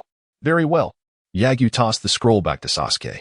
The system had already recorded the great fireball technique during his brief perusal. However, he lacked knowledge of the hand seals required for the technique and did not possess the scroll for its training. Consequently, even with the system's records, he could not practice it. The match was inevitable. Come forth. After securing the scroll, Sasuke raised his hand and launched kunai. Having perfected his kunai throwing technique over the month, Yagyu chose not to evade this time, but instead hurled several kunai in response. The kunai clashed mid-air, deflecting each other. Sasuke's expression turned to one of bewilderment. Had he truly honed his kunai skills to this level in just a month? Faced with the onslaught of kunai, even Sasuke struggled to react instantaneously, realizing the gap in their abilities. Sasuke frowned and swiftly began forming hand seals. Si Wei Shin. Hai. Wu Yin. Chapter 22. The owner of the ninja tool shop. Keiko fire release. Great fireball technique. Realizing that Shuriken were ineffective, Sasuke unleashed his ultimate jutsu. However, his proficiency in this technique was still lacking, taking him 3 seconds from forming the seals to releasing it. Yagyu, without even using a substitution technique, effortlessly evaded using only taijutsu. With a smirk, Yagyu remarked that wasting chakra on ineffective ninjutsu was futile. Sasuke, pouting, formed the seals again. Shadow clone technique. After his previous failure, he had diligently practiced this technique and finally reached Yagyu and Appo's S level, if not surpassing it. He simultaneously created over a dozen clones, all indistinguishable from his original self, and charged towards Yagyu. Impressive progress, Yagyu complimented as he observed the approaching Sasuke clones, then casually kicked a stone. Miraculously, the stone struck Sasuke's true body. With the original harmed, all clones dissipated. Staring incredulously at Yagyu, Sasuke asked, "How did you identify my real body?" Through meticulous observation, Yagyu replied with a faint smile. His enhanced eyes rivaled the Uchiha clan's Sharingan, granting him exceptional observational skills that made it easier to exploit his opponent's weaknesses in battle, ideal for combat and tracking. Sasuke, unaware of Yagyu's unique ocular abilities, reflected on his own inability to maintain such composure in similar circumstances. Once again feeling the disparity between them, Sasuke could only issue a fierce declaration. We'll reconvene in a month, 2 months, 3 months for a rematch. Of course, that's agreeable. As long as you have ninjutsu. Yagyu replied with a smile, relishing the prospect of acquiring more techniques. Yet, he still refrained from requesting any specific jutsu, wary of seeking advanced techniques. For the Uchiha clan, C and D rank ninjutsu were trivial matters. Even Uchiha Fugaku would likely turn a blind eye. Should Yagyu dare to deceive Sasuke into procuring advanced techniques for himself, the next visitor would not be Sasuke, but rather the Uchiha police force or Uchiha Fugaku himself. Accepting the ninjutsu scroll prepared by Sasuke, Yagyu felt a surge of satisfaction as he watched Sasuke storm away, clearly disgruntled. Yet another new ninjutsu to learn. Meanwhile, Sarutobi Hiruzen, observing the entire encounter from the Hokage building, noted Yagyu's cunning in acquiring techniques from Sasuke. Sitting in his office chair, he fell into contemplation once more. Yagyu's behavior revealed a level of calculation and depth not typical for a child of his age, yet it also showcased his ambition. While ambition was commendable, the presence of such shrewdness was a double-edged sword. Whether it was a boon or a bane remained uncertain. Perhaps, compared to Yagyu, Hiruzen preferred the likes of the 4th Hokage or Jiraiya. Nonetheless, this maturity Yagyu exhibited could signify a swifter growth than his peers, potentially leading him to become a capable shinobi or even a future Hokage. I shall observe further, Hiruzen mused, ultimately refraining from fully committing to nurturing Yagyu as his successor, given that he was still only 6 years old. There was ample time ahead. On another note, after obtaining the new ninjutsu scroll, Yagyu did not immediately commence his training, but instead visited a ninja tool shop. "Madam, is the custom shuriken I ordered ready?" "Indeed." Upon seeing him, the young proprietress, Keiko, retrieved a wooden box from a shelf. Inside lay a beautifully crafted shuriken adorned with purple patterns.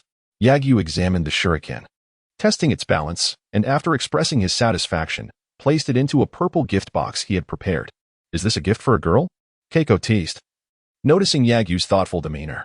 "Yes, it's a birthday present for a classmate," Yagyu nodded in response. My, such a young lad with such refinement. And quite the handsome one at that. Surely, you'll have no shortage of admirers in the future."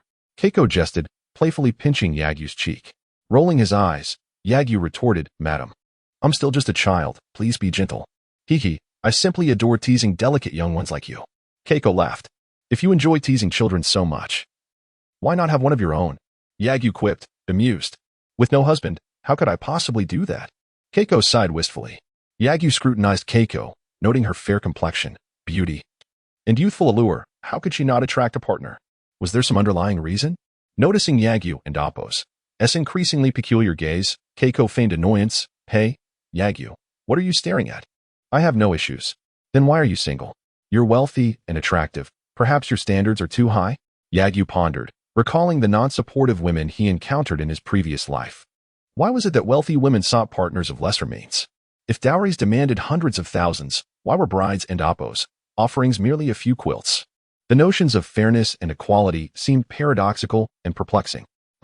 Well, I am stunning and affluent, and still young. Is it not natural to have higher expectations?" Keiko haughtily proclaimed, lifting her chin. "And what exactly are your expectations?" Yagyu inquired, intrigued. "Well, between the ages of 20 and 26. A jonin from Konoha.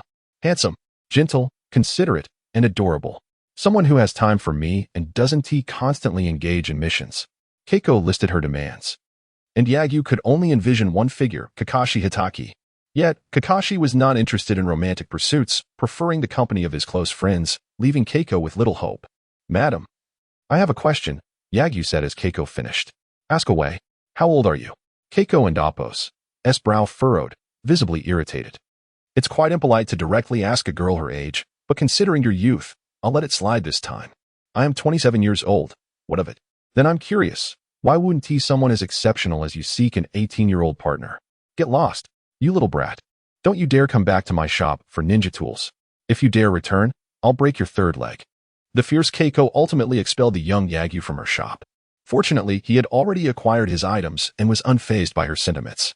A 27-year-old pursuing a 20-year-old? How audacious. He scoffed internally, striding home with a light heart. Chapter 23. Hinata's birthday. Ino and Sakura's jealousy. The following morning marked December 27th, the birthday of Hinata Hyuga. Upon entering the classroom, Yagyu presented a beautifully wrapped purple gift box to Hinata. "Yagyu-kun, what is this?" "Happy birthday, Hinata." Hinata was taken aback, surprised and somewhat bashful that Yagyu knew her birthday. "Go ahead and open it," Yagyu encouraged when he noticed her hesitation. "Oh, okay. Thank you, Yagyu-kun." With a shy smile, Hinata carefully unwrapped the gift, revealing a beautifully patterned kunai. "Do you like it?" Yagyu inquired nervously. He was uncertain of Hinata's tastes, yet believed a kunai was an essential tool for a ninja, thus he wished to present her with a unique one to encourage her. He was apprehensive about her reaction. "It's a gorgeous kunai. I really like it." "Thank you, Yagyu-kun." Hinata expressed her gratitude shyly, her face glowing with unmistakable joy. Seeing her genuine delight, Yagyu felt a wave of relief wash over him. This custom kunai had cost him a week's worth of hunting money. Had she disliked it, he would have felt like a fool. "I have a gift for you too, Hinata," Yagyu generously offered, and Naruto, naturally aware of this, had also prepared a present for her. However, Naruto's approach was far less meticulous. He rummaged through his pocket and produced a piece of paper. "This is a discount coupon for my favorite ramen shop, Iruka Ramen. With this, you can get a bowl of ramen for half the price." Naruto grinned as he presented what he considered his most precious item to Hinata. She graciously accepted it, even though she rarely frequented Ichiraku. The gesture of receiving gifts warmed her heart. While the acts of gift-giving by Yagyu and Naruto were subtle, Ino and Sakura, who had been observing them closely, took note.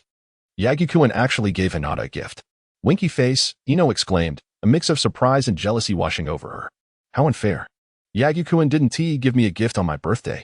Ino felt an overwhelming urge to possess Yagyu's thoughtful present. I want Yagyu-kun's gift too.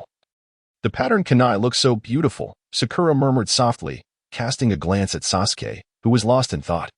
Resting his chin on his hand as he gazed out the window. So handsome, Sasuke-kun. What are you thinking about? Ino roused Sakura from her reverie. Oh, nothing. Sakura replied, flustered. Ino, skeptical yet distracted by the notion of Yagyu's gift, decided to take action. I've made up my mind. I must retaliate. I want to end Appos, to let Hinata win so easily. Sakura, I need your assistance. What kind of help? Sakura asked, puzzled. I plan to give Yagyu-kun a gift for his birthday next time. A surprise. Surely, the two of us can outshine Hinata. Ino declared with fervor. But we don't even know when Yagyu-kun and Appos' birthday is, Sakura pointed out. I'll ask him now. Ino exclaimed, eager to find Yagyu. But just then, Iruka-sensei entered the room, forcing her to postpone her inquiry. Class, today we will learn about the usage of ninja tools. Please follow me to the training ground. Upon arrival, an assortment of ninja tools, some of which Yagyu and his peers had never encountered, lay neatly arranged before them. Iruka retrieved a rather large, curved tool resembling a scimitar. This tool is called the Shuriken. While it may look like a scimitar now, it can be unfurled into a large shuriken. As he demonstrated, the Shuriken transformed into a large weapon with 4 curved blades. The typical shuriken was merely a small, child-sized throwing star with 4 sharp points. Starkly contrasting with the formidable Shuriken, the students of Class 1, having only seen such tools in books, were thrilled to witness one in person for the first time. What a massive shuriken. It feels larger than me. Incredible. If you threw this, it could probably slice through an entire wooden post. Can we practice with this? One student asked, concerned about the safety of using such a dangerous tool. Iruka interjected. The Shuriken requires considerable strength. Its power exceeds that of ordinary shurikens. Today, we will merely familiarize ourselves with its use. And there will be no actual combat practice. Most first-year students lack the foundational skills to control their strength, making sparring with such tools potentially hazardous. Thus, they were only permitted to engage in basic physical training without the use of ninja tools. Of course, Yagyu and Sasuke's private sparring was outside Iruka's purview.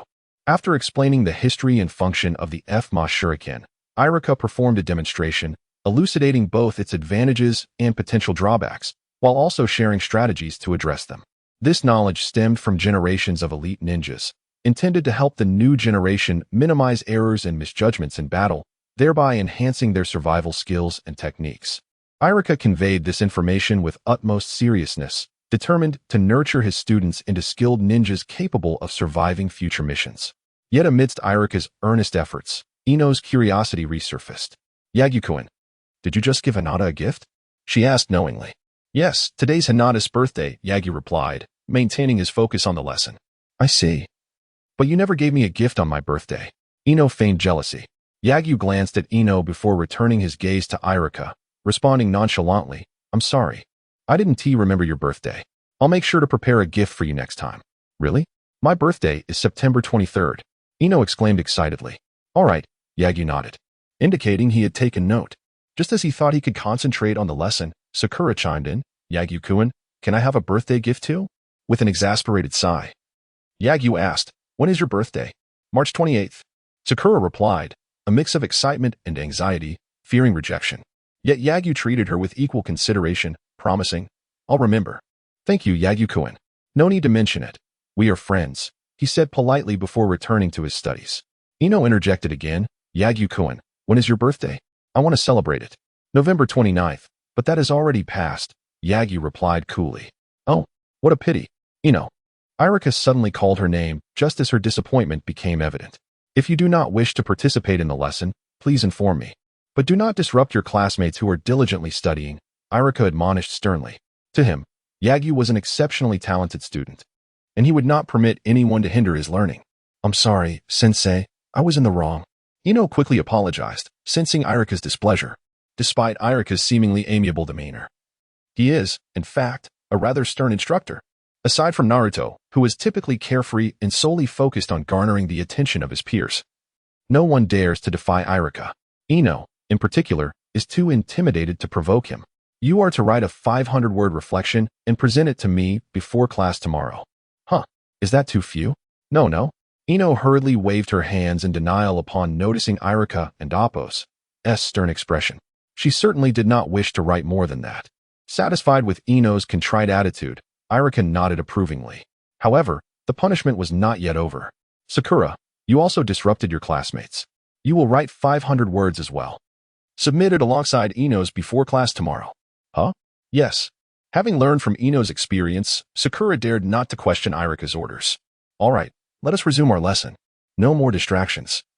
Understood? Understood. Let us continue.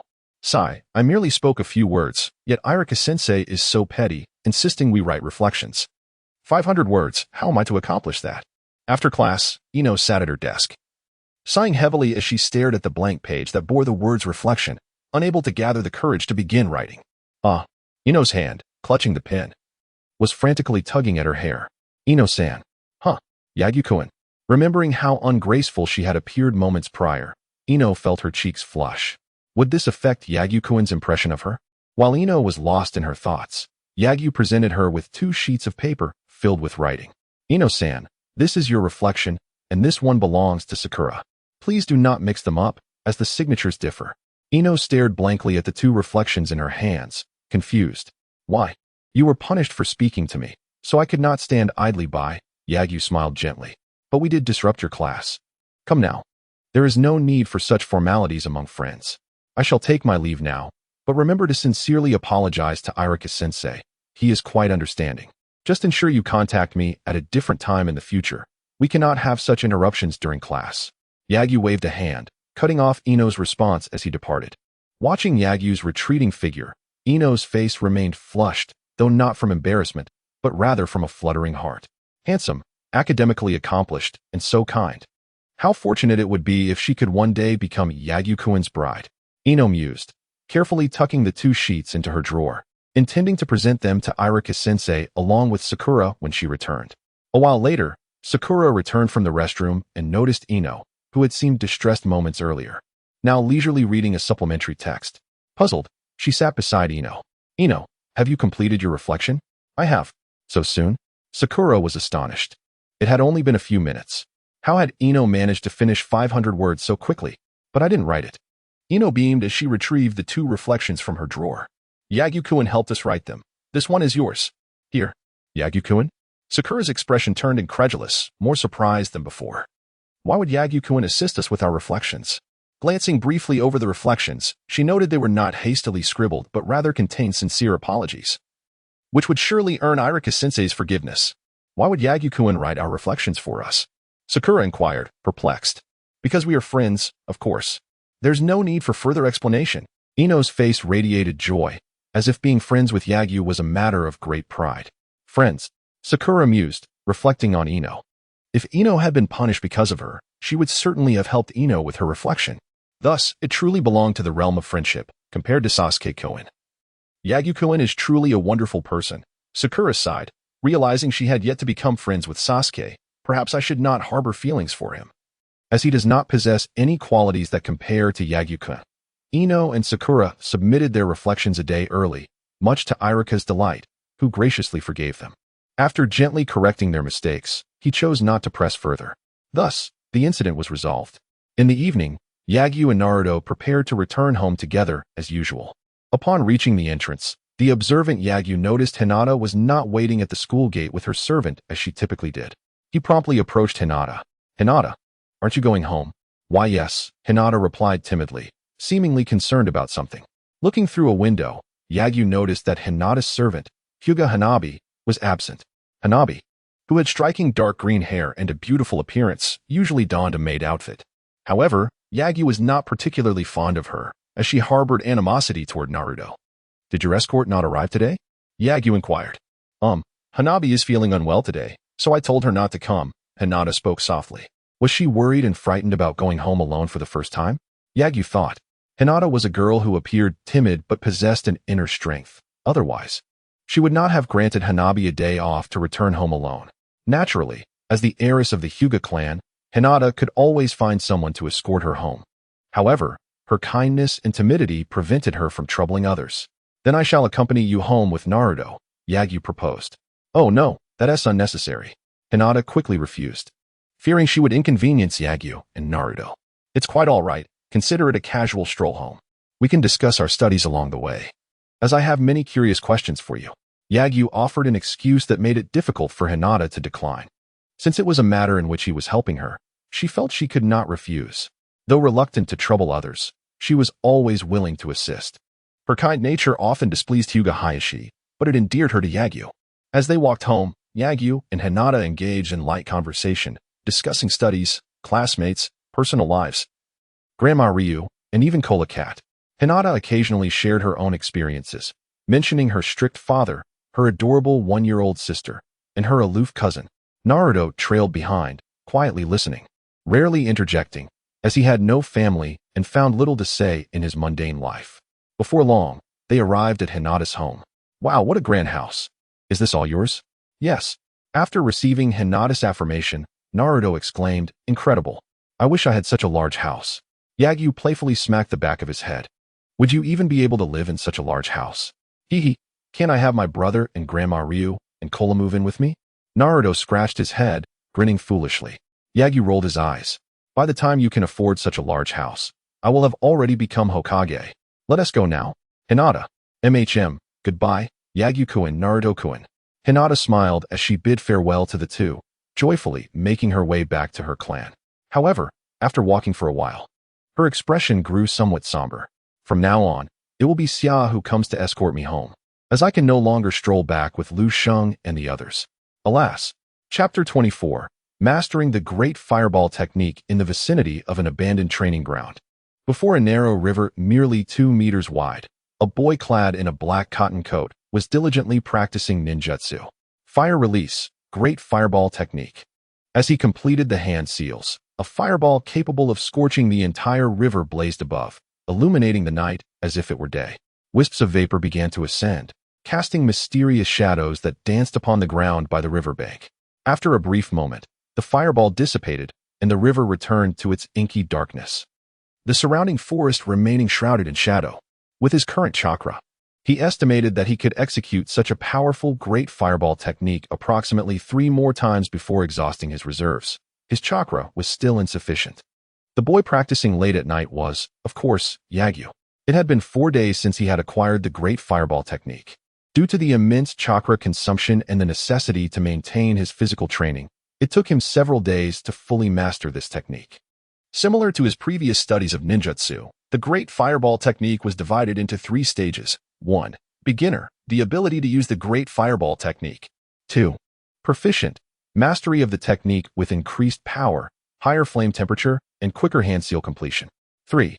Perfect, breaking through the limits of ninjutsu, further enhancing its power, creating an explosion upon extinguishment comparable to numerous explosive tags, and allowing for the release of ninjutsu without hand seals, albeit at a greater chakra cost.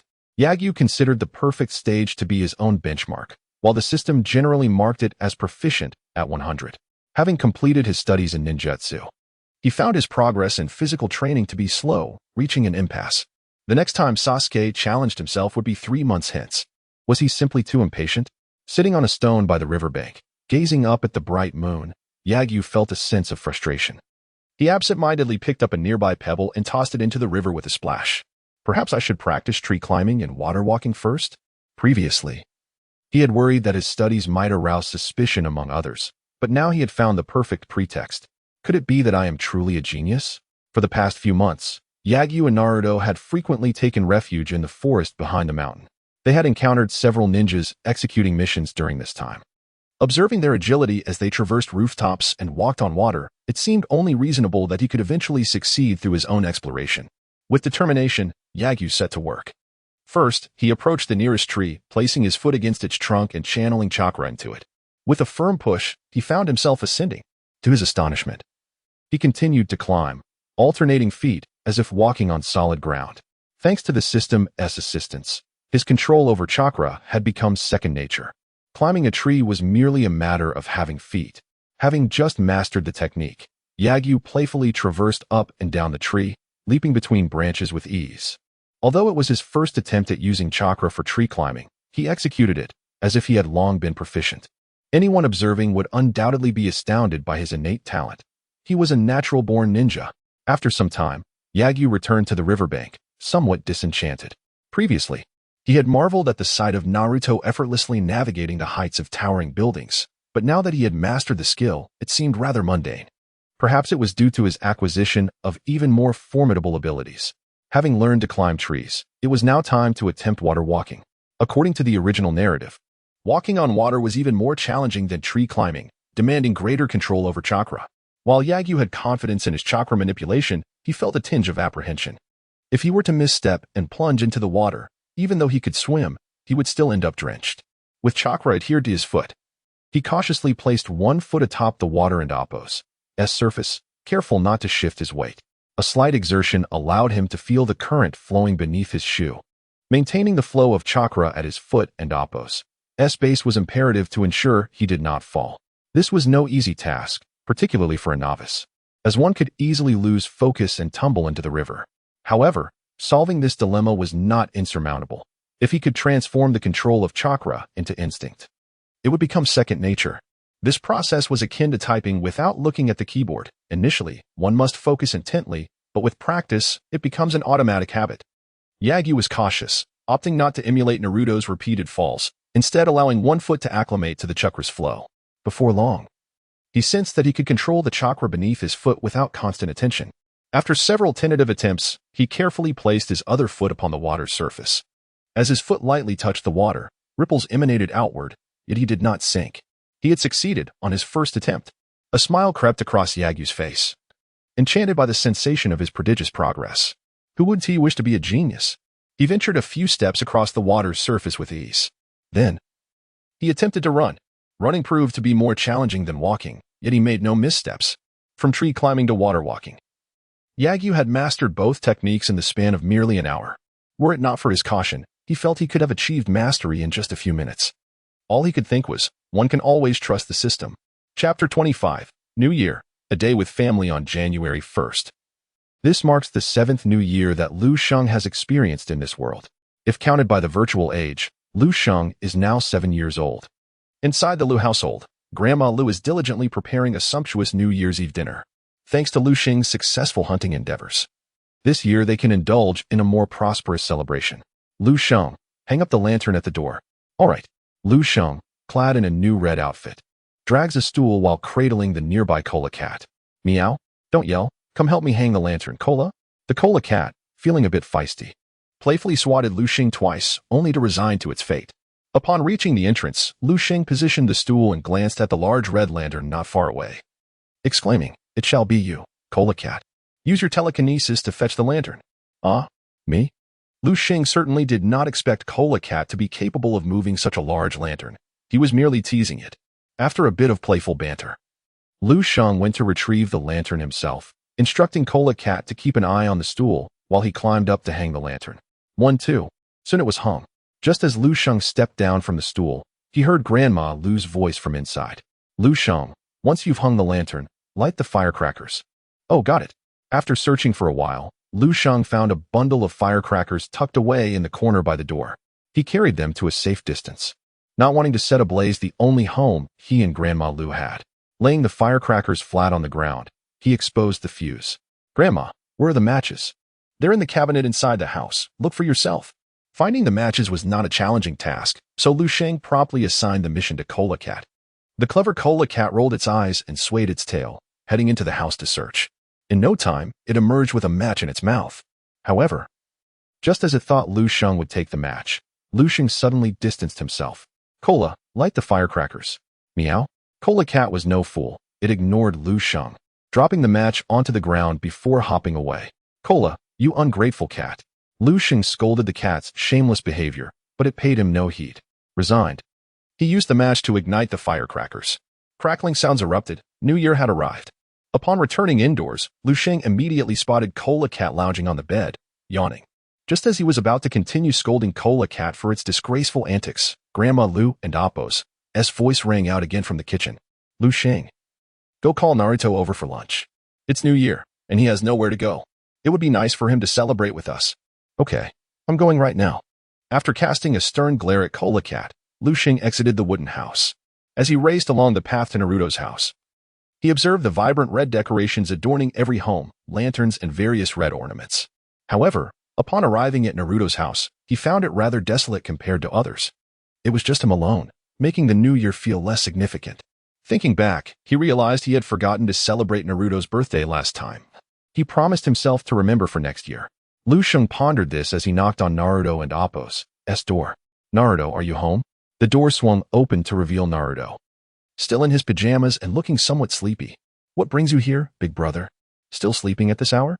Lu Sheng was somewhat speechless as he stepped inside, surveying the room to find remnants of instant noodles from the previous night scattered about. "Didn't and Appo's, do you earn some money? Why are you still eating instant noodles every day?" he remarked, tossing the noodles into a trash bag. "Instant noodles are delicious and cheap," Naruto retorted, "but they lack nutrition. By the time we graduate, everyone will be around 6 feet tall, but you'll only be 5 feet. Naruto envisioned himself shorter than his peers, a realization hitting him.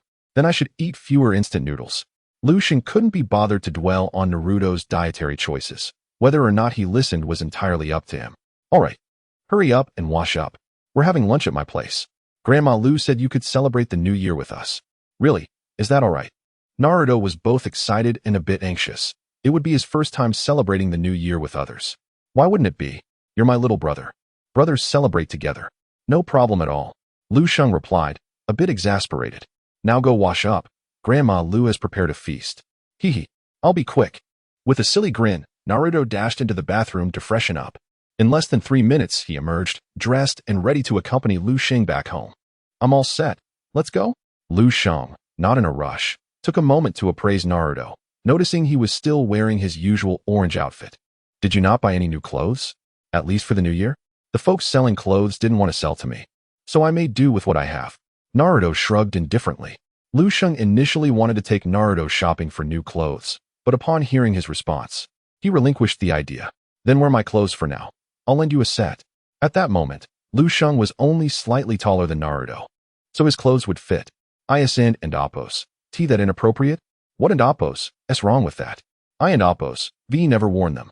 That and Appo's. S not what I meant." "I know, but really, it and Appo's. S fine.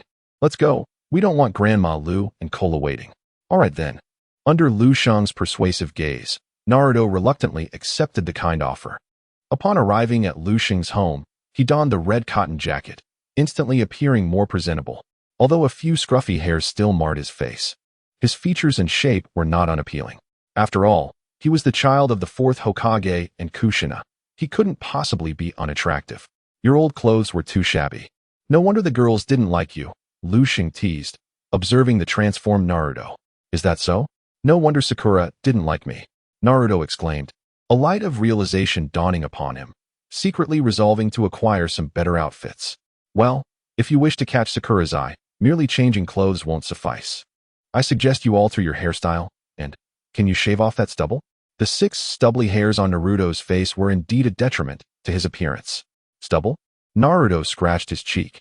The 6 hairs were stubbornly fixed, akin to tattoos on his skin. Seeing this, Lu Sheng abandoned the notion of helping Naruto shave. It seemed the 6 hairs were influenced by the 9 tails chakra. Even if he attempted to shave them, they would remain, since the stubble was unmanageable. A hairstyle change would have to do. Lu Sheng stroked his chin, circling around Naruto for a thorough inspection, ultimately concluding, "Not possible. First of all, the barbers in Konoha wouldn't cut your hair, and secondly, you wouldn't even let them." He pondered whether cutting hair was a skill that could be learned. Just as Lu Sheng contemplated this, Grandma Lu called them for dinner. This year's New Year's Eve feast was undoubtedly the most lavish they had ever enjoyed. There is fish soup, roasted meat, crabs, lobsters, sushi, greens, buckwheat noodles, fruit juice, milk, and an array of fruits. The table is laden with dishes, and the aroma permeates the air. The 3 of us from the Lu family cannot help but salivate uncontrollably. I shall not hold back. Chapter 26. The Striving Genius? Rock Lee. During the 3 days of the new year, Yagyu remained undeterred in his training.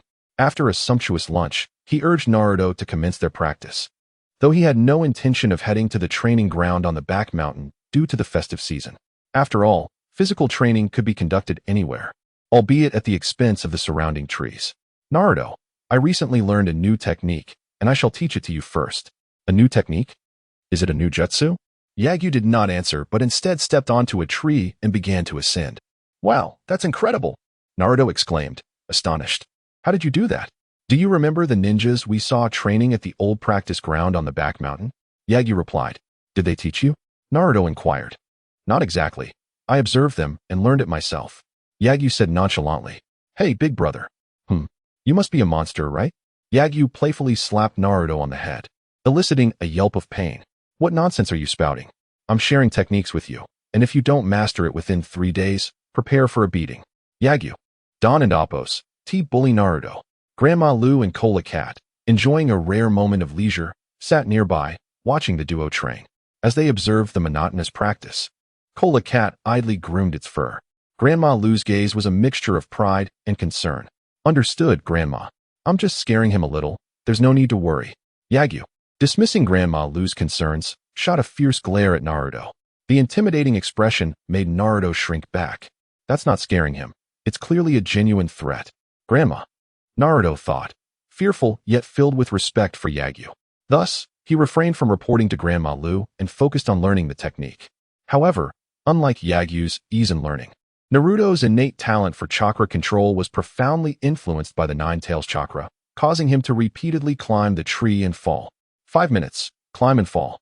1 hour, climb and fall. 5 hours, climb and fall.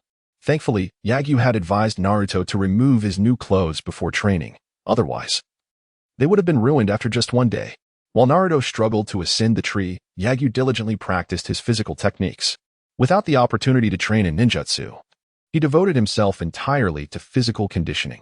2,500 kicks, 2,500 push-ups, 2,500 sit-ups. At such a tender age, his physique was already sculpted with robust muscles. Their training continued until dusk, at which point Grandma Lu called them for dinner. After 3 days of training alongside Grandma Lu, Yagyu and Naruto returned to the back mountain for further practice. Although they could train near home, Yagyu wished to spare the trees in his vicinity from destruction. A barren landscape would be rather unsightly. Training in the back mountain was preferable, as it not only offered wooden stakes but also an abundance of trees and the opportunity to practice combat against wild beasts. For a ninja, real combat experience is of utmost importance. Bloodshed, killing. Every ninja must endure this process. Since Yagyu and Naruto could not find humans to practice on, they would rely on the beasts of the back mountain to hone their courage. This would ensure that when faced with real missions, they would not be daunted by the prospect of taking lives. In the span of 3 days, Naruto had nearly mastered the chakra tree climbing technique. However, he had yet to achieve the level of instinctual proficiency that Yagyu possessed. Thus, his continued training would revolve around climbing trees, and once he fully internalized the technique, Yagyu would take him to the riverbank to learn water walking. Big brother, there's a person who has fainted over there. While engaged in push-ups, Yagyu suddenly heard Naruto shout. Following the sound, he arrived at Naruto's location and, upon closer inspection, discovered a child collapsed on the ground. The child had long hair parted in the middle, thick eyebrows, and was dressed in a somewhat decent yet filthy outfit, drenched in sweat. The nearby wooden stakes indicated that he had fainted from overtraining. Naruto, go fetch our water for him. Okay. As the water was poured into the boy's mouth, the sweet taste quickly revived him. Who are you? Rock Lee looked up at Yagyu and Naruto, bewildered. You fainted here. We are the ones who rescued you. Naruto explained. Thank you so much. I'm eternally grateful. Rock Lee exclaimed, quickly rising to bow deeply to them. How could he have recovered so quickly after just a sip of water? Yagyu's mouth twitched in disbelief. He recognized the boy as Rock Lee. After all, there were not many with such distinctive eyebrows. In the original story, Rock Lee was often regarded as the underachiever who could not learn ninjutsu, only to be seen as a striving genius by Mike Guy. But this was hardly the case of a striving genius. It was clearly a case of a recovery genius. With such remarkable recuperative abilities, even with a poor foundation, one could train their physical techniques to an extraordinarily powerful level. Yet, compared to Rock Lee, Yagyu felt his own recovery ability was not lacking. Was it a benefit of being a traveler from another world? My name is Yagyu, and this is Naruto Uzumaki. You are a student at the Ninja Academy, correct? Yagyu asked, feigning ignorance. Yes, my name is Rock Lee, and I am a second-year student in Class 1 of the Ninja Academy. Rock Lee replied, grinning. You're in the second year? My brother and I are both first-year students, so you're in a higher grade than us. Naruto remarked, somewhat surprised. Indeed, Rock Lee was equally astonished to encounter younger students here. Yagyu scrutinized Rock Lee, recalling that Might Guy had been watching him even while he was still in school. If he trained alongside Rock Lee, would it capture Might Guy's attention as well? The transmission of ninjutsu in this world is rather peculiar, aside from deceptive methods like Yagyu's. Most ninjas only pass on their techniques when they are in a good mood. In essence, if Yagyu wished to learn the 8 gates, he would need to earn Might Guy's recognition. There was no other way. Are you here to train as well? Would you like to join us? Yagyu offered. And no, that's all right. My skills are quite lacking, and I fear I cannot keep up with you, Rock Lee said, his voice tinged with self-doubt. Upon hearing this, Naruto instantly deduced that Rock Lee likely possessed poor talent, evoking memories of his own struggles. Were it not for his brother's guidance, he might have been the class underachiever too. Feeling a sense of kinship, Naruto immediately empathized with Rock Lee. It's all right, we aren't that strong either. Training is about mutual learning to grow stronger together. I used to be the class underachiever, but thanks to my brother's teachings, I've now become one of the top students. Rock Lee turned his gaze towards Yagyu. Could this boy, who appeared more delicate than a girl, truly be so formidable? Chapter 27. Teaching Rock Lee Ninjutsu. Might Guy and Kakashi. Indeed, each of us possesses innate genius. It is merely that we have yet to discover the appropriate training methods. Observed Yagyu with a smile as he noted Rock Lee and Appo's gaze upon him. Everyone is a genius? Rock Lee replied, bewildered, unable to fathom any inherent talent within himself. Failing at ninjutsu, lacking understanding of genjutsu, and struggling with swordsmanship, he found himself at the bottom of the class even in taijutsu. Could someone like him truly be considered a genius? Sensing Lee's confusion, Yagyu resolved to assist him in becoming stronger, for practice is the sole criterion for validating truth. You have learned the body flicker technique, have you not? Yagyu inquired. Yes, for half a year now, but I still cannot perform even the most fundamental release of ninjutsu. Lee admitted, a hint of frustration in his voice. Show me your ninjutsu, Yagyu instructed. Under his guidance, Lee attempted to perform a jutsu. He chose to demonstrate what he believed to be his strongest technique, the shadow clone technique, only for Yagyu to realize that even the basic hand seals were executed poorly. Was it a lack of effort? Yagyu did not perceive Lee as someone unwilling to strive. So, what could account for the failures of someone who had trained for 6 months and still struggled with the hand seals? Another question emerged. Should he aid Lee in correcting his mistakes? If Lee were to truly master ninjutsu, would he still retain his identity as the taijutsu prodigy? After contemplation, Yagyu concluded that even if he successfully imparted ninjutsu to Lee, he would remain the same taijutsu genius.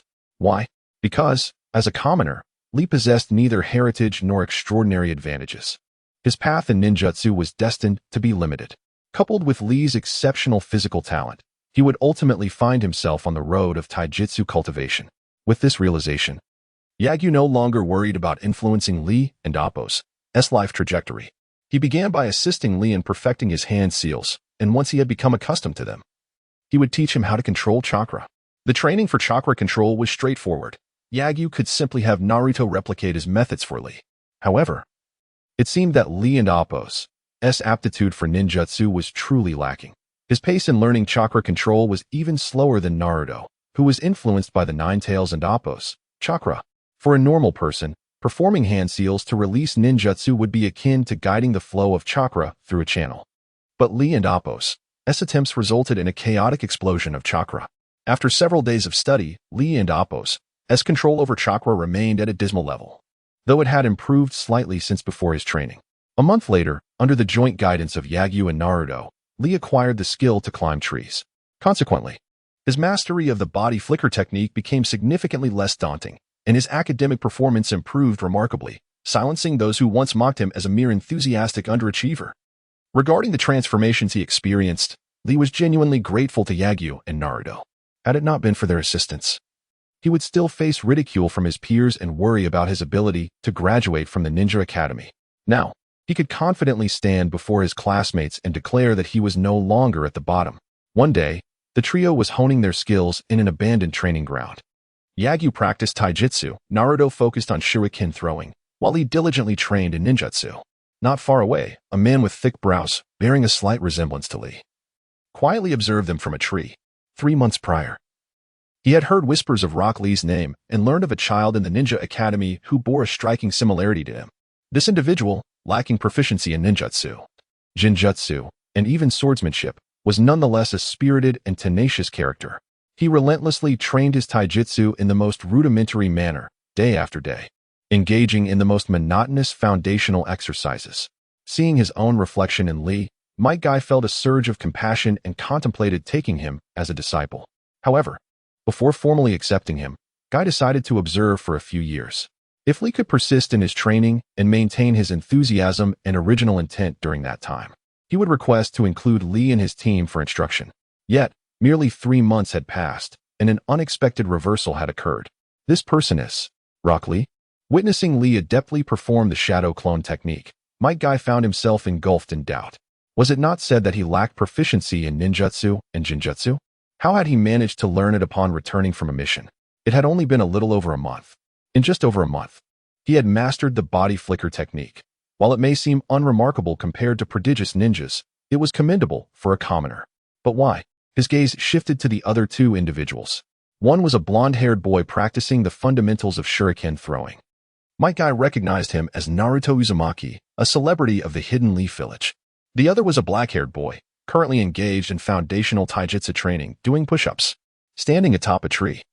He could not clearly see the boy's face, but he could hear him counting to 2,000, performing 2,000 push-ups in one go. Sweat pouring down and soaking the parched earth below. Could he be Rock Lee? Might Guy felt a twinge of confusion. What had transpired? His mind was filled with questions. Yet he refrained from directly inquiring, instead opting to observe silently for several days. Throughout these observations, Might Guy uncovered several revelations. First, the black-haired boy was not Rock Lee. He was a genius named Yagyu, the top student of the new class this year. Second, Rock Lee's ninjutsu was taught to him by this genius youth. Third, Rock Lee remained the same Rock Lee. He had not become complacent despite learning ninjutsu. Although he dedicated more time to mastering ninjutsu, he had not forsaken his taijutsu training.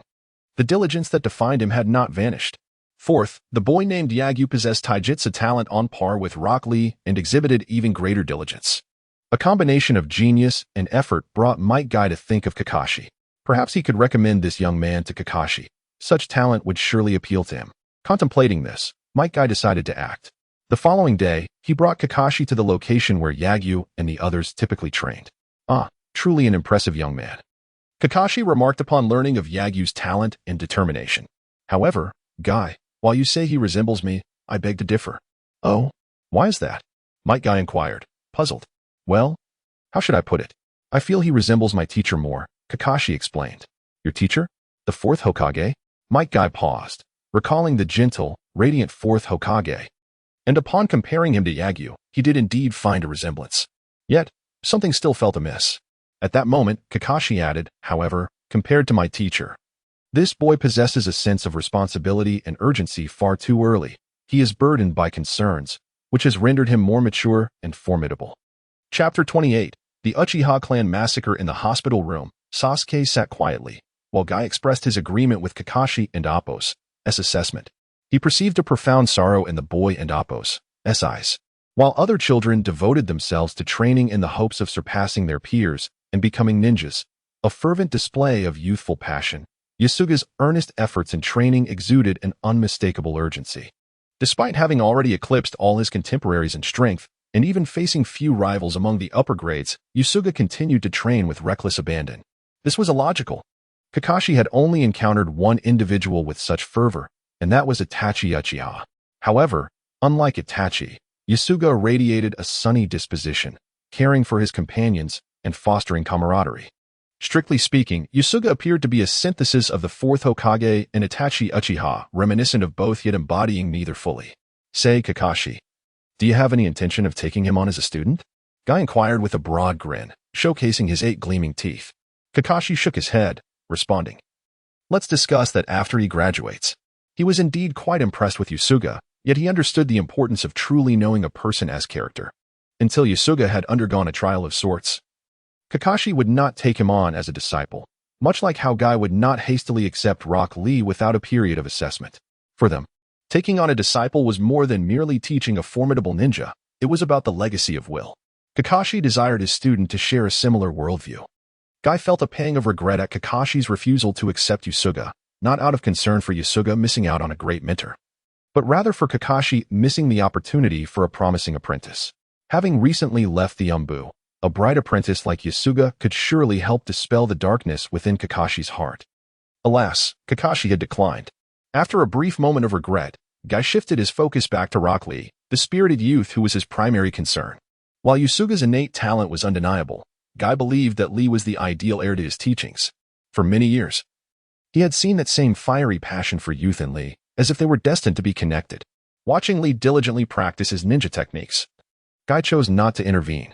He firmly believed that the fervor of youth would not easily wane, if given a little more time. The indomitable spirit of Lee would surely return. Thus, each day without missions, Guy would come to observe Lee for a while, leaving with satisfaction after confirming that Lee was progressing toward a brighter future. 2 months passed swiftly, and March arrived. After celebrating Sakura's birthday, Yasuga looked on with disappointment at Sasuke, who showed no interest in challenging him. Sasuke had initially promised to challenge him again after 3 months, yet as the time came, he remained silent. "Hey, if you don't challenge me soon, your family might face dire consequences." Yasuga felt the urge to prod Sasuke into action, but he refrained, aware that such overt provocation would be undignified and overly conspicuous. After all, Sasuke and Appo's father was still alive. He could not afford to provoke trouble, given his lack of connections or support. On the other hand, Sasuke did not wish to avoid Yasuga. Rather, he had made little progress over the past 3 months. To seek a challenge from Yasuga without any advancement would only result in humiliation. He was not foolish enough to undertake such a foolish endeavor. Yet, the failure to uphold their agreement weighed heavily on him, causing him to avert his gaze from Yasuga and hastily depart after class. Other classmates began to speculate whether Sasuke was intimidated by Yasuga. In this comparative light, Sasuke found his popularity waning in the class relative to Yasuga. Sakura had also altogether abandoned her hopes regarding Sasuke. Once eager to forge a friendship with him, she now felt that being friends was acceptable, but not being friends was equally inconsequential. Thus, time passed monotonously for several months, before Yasuga could await Sasuke's challenge. News of the Uchiha clan massacre reached him. As the sole survivor, Sasuke was admitted to the Konoha hospital for treatment. Iruka, as Sasuke's teacher, organized a weekend visit with a select few from his class to see him. However, considering the hospital setting, Iruka decided against making too much noise, opting to bring only a few people to visit Sasuke. Yasuga and Naruto were among the chosen. Upon entering Konoha Hospital for the first time, Yasuga felt the weight of its significance. This was not to say that he and Grandma Ryu had not experienced illness during the past 6 or 7 years. But the hospital was not designed for the common folk. Most doctors within were medical ninjas, dedicated to treating injured ninjas. Ordinary individuals would typically visit clinics unless faced with a serious ailment or possessing substantial financial means. "Excuse me, could you direct me to Uchiha Sasuke's room?" Iruka inquired of a passing doctor. The doctor glanced at the patient list before responding, "Room 201. "Thank you. You and Appo's, welcome." The doctor offered a polite reply before hurriedly moving on. Iruka led the group upstairs. But Yasuga and Appo's mind was preoccupied with different thoughts as he watched the doctor's retreating figure. Room 201. Upon reaching the second floor, Iruka found the room and opened the door. The stark white walls and bed reflected the somber atmosphere within, where Sasuke sat expressionless, lost in thought. Several days had passed since the Uchiha massacre, and while Sasuke's physical condition had improved, he remained confined to the hospital due to concerns over his psychological well-being. Following an interrogation by the Umbu, Sasuke had displayed extreme agitation, prompting his attending physician to recommend that his classmates and teacher visit him to help facilitate his recovery. After a few more days of observation, he could be discharged. "Sasuke, we've come to see you," Iruka greeted with a smile, placing the apples he had brought on the table. However, Sasuke merely glanced at Iruka with an impassive expression before turning back to his contemplation. His brow furrowed, his eyes reflecting a mixture of anger and sorrow. "Sasuke-kun, I brought you a wind chime. If you hang it by the window, it will produce lovely sounds. Sasuke-kun, here are some carnations. We hope you recover quickly, as everyone is looking forward to your return to class." Sakura and Ino had thoughtfully prepared gifts, while Yasuga and Naruto casually purchased some fruit from a roadside stall for Sasuke, much like Iruka. Dingling Sakura hung the wind chime by the window, and as the breeze passed through, it emitted a pleasant sound. However, to Sasuke's ears, it was jarring. He instinctively frowned, exclaiming, "It's so annoying." "Huh?" The group paused, uncertain of what Sasuke found bothersome. "The wind chime. It's so annoying," Sasuke reiterated, his gaze fixed on Sakura with visible anger. This sudden outburst brought tears to Sakura's eyes, which she struggled to contain. Why? The sound is so lovely. Sakura forced a smile, attempting to convey her feelings to Sasuke, only to be met with even harsher reproach. Take it down, Sasuke commanded coldly. I. As Sakura stood there, at a loss, Yasuga stepped forward and removed the wind chime. He gently stroked Sakura's hair and softly comforted her, whispering, Sasuke has just lost his family. Perhaps he does not appreciate such melodious voices. Do not take it to heart. After receiving Yagyu's words of solace, Sakura's tears ceased to flow, and her gaze towards Yagyu was filled with gratitude. Indeed, compared to Yagyu-kun, Sasuke seemed utterly despicable. While Yagyu collected the bell, Iruka was engaged in reasoning with Sasuke. Sasuke, how can you speak to your classmates in such a manner? Sakura meant well. In response to Iruka's admonition, Sasuke remained stoically silent. He cast a fleeting glance at Iruka, entirely disregarding his sentiments. This demeanor only served to infuriate Iruka further, yet he felt an overwhelming sense of helplessness. He could empathize with Sasuke's anguish, and thus found it difficult to chastise him for his rudeness. The pain of losing one's family is indeed profound, isn't it? With a sigh, Iruka expressed concern for Sasuke's well-being before departing. He reflected that, as a teacher, he was unable to provide warmth to Sasuke. Perhaps it would be better to afford Yagyu and the others more space and time. After all, as peers, they might facilitate better communication and understanding. Chapter 29. Pursuing medicine after Iruka's departure, only a few remained in the room with Yagyu. However, Iruka had overestimated their ability to communicate and underestimated Sasuke's emotional state. At that moment, Sasuke was utterly disinclined to engage with others, least of all with Yagyu and the others, whom he had never considered friends. To Sasuke, they were merely passers-by in the journey of his life. Perhaps Yagyu could be likened to a minor boss in his life's challenges. Sakura and Ino made attempts to converse with Sasuke, only to be met with his disdainful irritation. Naruto, lacking in the art of consolation, cracked a couple of awkward jokes that only intensified the discomfort in the atmosphere. As for Yagyu, his thoughts were already elsewhere. Rather than comforting Sasuke, he was far more preoccupied with the potential of entering the Konoha hospital. Indeed, he aspired to become a doctor. His reasons were fourfold. First, he could learn new ninjutsu. Many of the doctors in the hospital were ninjas themselves, proficient in techniques such as chakra surgical knives and sage techniques. By apprenticing under these seasoned practitioners, he could gain access to formidable medical ninjutsu. Second, safety. As long as there was no large-scale war, he would not have to worry about encountering powerful and enigmatic enemies during missions. Third, proximity to home. He could return daily. Yagyu had no desire to be like other ninjas, often away from Konoha for 10 days or more. He wished to avoid the daunting prospect of encountering elite ninjas during C-rank missions. Tasks were fraught with unexpected challenges and miscalculations, and even if he mastered S-rank ninjutsu and reached the level of Hokage, he could still fall prey to those with peculiar abilities. Fourth, a stable income. Compared to the sporadic earnings of 5,000 ryo over 10 days, which had to be shared with teammates, the financial stability of a ninja doctor in Konoha was vastly superior. The doctors at Konoha Hospital received a fixed monthly salary along with additional commissions. According to regulations, each doctor's treatment of Konoha ninjas would count as a C-rank mission, while aiding significant figures in Konoha could be recognized as at least a B rank or even an S-rank task. Safe and lucrative. Aside from some technical challenges, the role had almost no drawbacks. The only question remained: how to gain entry. Should he seek Iruka's assistance in a recommendation? After some contemplation, Yagyu decided against burdening Iruka. Even though Iruka was his teacher, asking for help would imply an obligation he was not yet prepared to repay. Thus, he resolved to explore on his own. I and Appos, LL step out for a moment. With that, Yagyu exited, leaving Sakura and the others unable to inquire about his sudden departure. As he wandered the corridors of Konoha Hospital, he refrained from immediately inquiring, opting instead to observe his surroundings first. After 10 minutes, he had explored the hospital thoroughly and had confirmed several observations. First, not all doctors in the hospital were ninjas. Most were nurses, with only a handful being non-ninja doctors. Second, the number of doctors was limited, and even with the wards not fully occupied, they appeared quite busy, indicating a need for personnel, an encouraging sign. Third, their work schedules revealed that hospital doctors had long hours, spending nearly all their time at the hospital aside from sleep. Consequently, they likely had little time for personal training. Without consistent practice, their combat abilities might be severely lacking.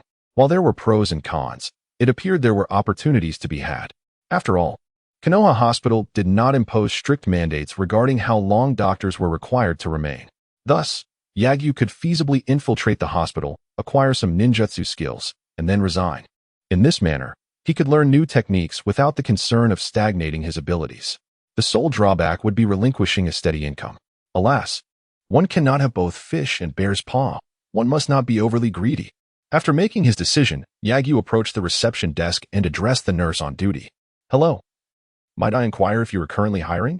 The nurse, a lovely young woman clad in a white uniform, appeared to be in her early 20s. Her name tag read Izumiyama Sayaka. "Hiring? Indeed, we are. As long as one possesses exceptional medical skills or has learned medical ninjutsu. The hospital is always in need of staff. Young lad, are you here on behalf of a family member seeking a position?" Sayaka assumed that a charming boy of 6 or 7 years was merely inquiring about employment for a relative. However, Yagyu shook his head and replied, "No. I wish to apply myself." "You?" Sayaka scrutinized Yagyu, noting the absence of a Konoha headband before teasingly suggesting, "Well, if you aspire to be a doctor, you should come back once you turn 12 and graduate from the Ninja Academy. Is it that simple? Just graduate to become a doctor at Konoha Hospital?" Yagyu questioned, perplexed. Was the standard for becoming a doctor so low? Well, it's not quite that straightforward. Ninjas without a solid foundation must start as nurses, and only after acquiring certain medical knowledge and ninjutsu can they become doctors, Sayaka explained. Resting her chin on her hand and smiling at Yagyu, perhaps the front desk was not too busy, allowing her to patiently elaborate on the medical profession. She even entertained the thought that Yagyu might eventually work alongside her when he graduated. Are there other criteria? For example, an age limit? Yagyu inquired further. Age? There are no such restrictions, Sayaka replied, shaking her head. Yet, a hint of skepticism crossed her face as she added, "Young one, are you already a ninja?" Though the boy was not wearing a ninja headband, it was conceivable he had chosen to forego it, leaving open the possibility that he might already be a genin. However, those who graduated at such a young age were typically prodigies. Would a true genius seek employment at Konoha Hospital? "I'm not a ninja yet, but if the hospital is hiring, I can graduate tomorrow," Yagyu assured her, exuding confidence that belied any pretense. Sayaka's expression shifted to one of surprise at his self-assuredness. "I didn't realize you were such a genius, young man," she teased. "I'm no genius. I merely put in a bit more effort while others were resting," Yagyu humbly countered. Truly, he owed his current abilities to his relentless dedication, devoid of any system to aid him. What a modest young lad. If this isn't genius, then I wonder if anyone in this world qualifies. Sayaka chuckled lightly. "How about this? If you truly graduate from the Ninja Academy, I shall personally recommend you to my mentor. What do you say?" Both ninjas and civilians must begin their journey in Konoha Hospital as nurses under the guidance of an experienced doctor. However, this did not equate to a formal apprenticeship, as the doctors would not impart all their knowledge freely. Many had remained nurses for years, acquiring extensive nursing knowledge, but lacking in medical ninjutsu or secret techniques. Only through genuine mentorship could one learn the true essence of the old ninjas' teachings. This was akin to the esteemed clans of elite ninjas, without familial ties. Commoners graduating from the Ninja Academy would find it challenging to learn powerful techniques. Sayaka's recommendation thus offered Yagyu a significant opportunity for mentorship. "Is that true?" "Thank you so much, Sayaka. But is that all the gratitude you require? May I take you out for a meal?" "A meal? I'm afraid I'm rather busy at the moment and may not have time to join you," Sayaka replied, a hint of regret in her voice. Xiaoya teased Lu Sheng, saying, "Moreover, you have yet to reach the age where you can invite me out for a meal. Handsome." Chapter 30. The challenge of illusion techniques. Yasuo did not anticipate that this relatively young woman would dare to tease someone as young as himself. It was evident that she was not a woman of virtue. However, her character was of little consequence. As long as she could recommend him to a commendable teacher, she was indeed a good woman. After reaching an agreement with Xiaoya, Yasuo returned to the hospital room. Inside, only Sasuke and Naruto remained. Sakura and Ino had left after Sasuke had spoken a few harsh words to them, opting to have their meal instead. As for Naruto, out of sheer boredom, he had taken to snacking on fruit that was meant for Sasuke. Casting a glance at Naruto, Yasuo turned his attention to Sasuke. "What are you having for lunch? Should we bring you something?" "No need," Sasuke replied tersely, having become rather taciturn after his ordeal. Yasuo, not wishing to pry further, regarded Sasuke merely as a tool for his own purposes, not yet a friend. Then we'll be off. Come on, Naruto. Okay. Naruto quickly stuffed an entire banana into his mouth, casually tossing the peel into the trash. His dexterity was astonishing. As they reached the door, Sasuke suddenly spoke. Yasuo, I will defeat you. I have found a way to do so. When I get out of here, we'll meet at our usual place. Yasuo smiled at Sasuke and turned to him. The usual rules? Sasuke's eyes were cold as he replied. The usual rules. Good. I will be waiting. The so-called usual rules referred to their ninja techniques. Yasuo's entrance fee. He would not engage in a transaction without gain.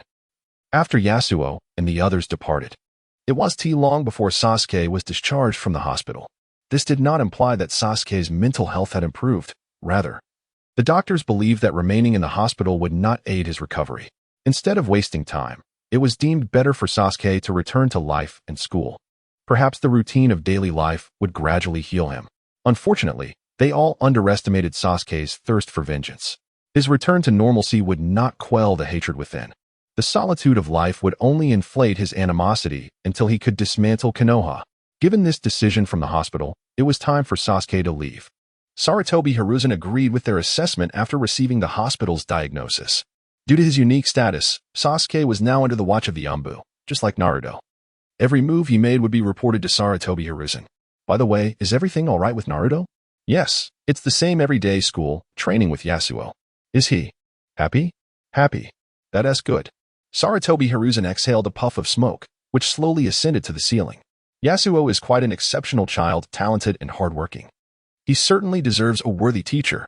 Knowing of their close relationship, Sarutobi Hiruzen had already decided to place Yasuo and Naruto in the same class upon Yasuo's graduation. However, the inclusion of a third person remained to be evaluated.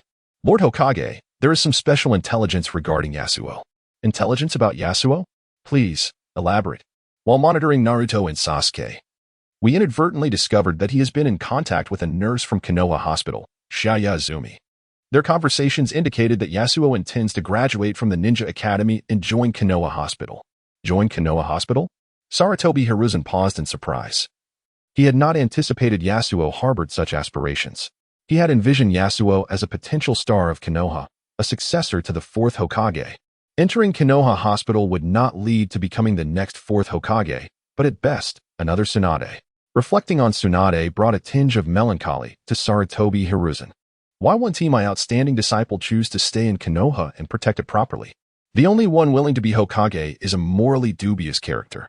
Alas, I should speak with Iruka. No, I shall go myself. With that, Sarutobi Hiruzen rose and departed from the Hokage building. The future of Konoha was at stake. He did not want Yasuo to focus solely on healing others. While this was indeed a form of protection for Konoha, Yasuo's talents could safeguard much more. He absolutely could not allow Yasuo to squander his gifts. Unbeknownst to Sarutobi Hiruzen, Yasuo merely viewed Konoha Hospital as a minor side quest. He hurriedly made his way to the Ninja Academy. At that moment, Yasuo was in the training field, attending an illusion techniques class taught by Iruka.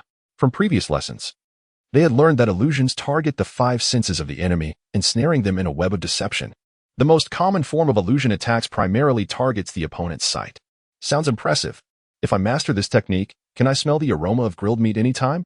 Hilarity ensued at Choji's comment, leaving Iruka with a face full of exasperation. Illusions not only create hallucinations, but can also harm the mind.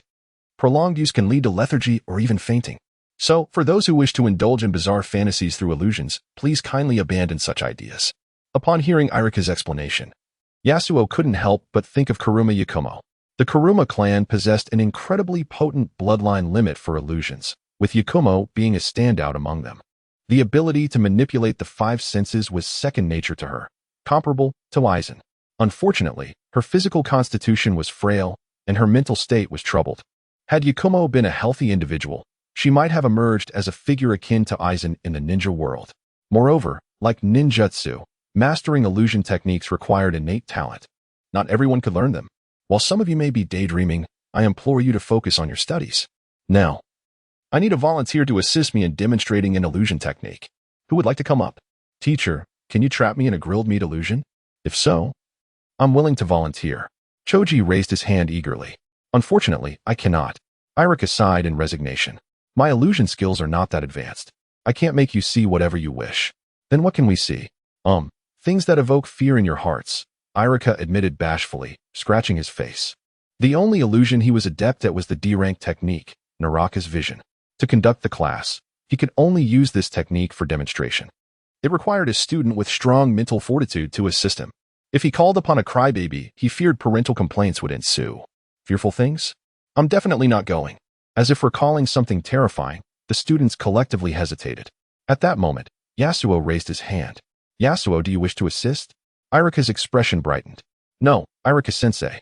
I wanted to inquire whether we can learn this illusion technique. Yasuo asked. Iruka's face stiffened. Of course. Everyone can attempt to learn it. Oh. Yasuo lowered his hand, contemplating whether he should graduate early. The Ninja Academy did not seem as dreadful as he had imagined. He felt he could learn a great deal here. As for assisting Iruka in demonstrating illusions, Yasuo had no inclination for self-harm. He did not wish to be frightened by his own fears, although he was uncertain of what exactly he feared. Seeing that Yasuo was unwilling to assist him, Iruka turned his hopes toward the other students. Soon, another hand shot up. I'll do it. It was Sasuke. I'll go. Sasuke's expression was cold. Yet when he glanced at Yagyu, it bore a mocking demeanor. It was as if his countenance proclaimed, Coward, the fears that plague you do not faze me. Sasuke, my dear classmate, it would be best if you refrained from participating just yet. Iruka did not wish for Sasuke to engage in his genjutsu, for it would compel him to confront his most painful memories. Having just emerged from the hospital, Sasuke should not be subjected to further distress. As Sasuke raised an eyebrow, ready to retort, he noticed Naruto standing boldly before him. Iruka-sensei, allow me to take part. I fear nothing, Naruto declared, striking a confident pose with his hands on his hips, embodying a comical bravado. Very well, then it shall be you, Naruto. Iruka conceded, still hoping for Yagyu to assist, convinced that his psychological resilience surpassed that of his peers. However, given Naruto's eager volunteering, Iruka trusted that he was not easily intimidated. Yet in the next moment, a cacophony erupted. Ah, a ghost. A ghost. Stay away. Dammy. Chapter 31. Sarutobi Hiruzen. Do you wish to become Hokage? Naruto was utterly terrified, revealing that he was not as bold as he had imagined. The other students, witnessing Naruto's state, mocked him while feeling relieved that they had not volunteered to assist Iruka-sensei. Otherwise, they would be the ones feeling embarrassed now. Iruka-sensei, I'll take Naruto back to change his pants.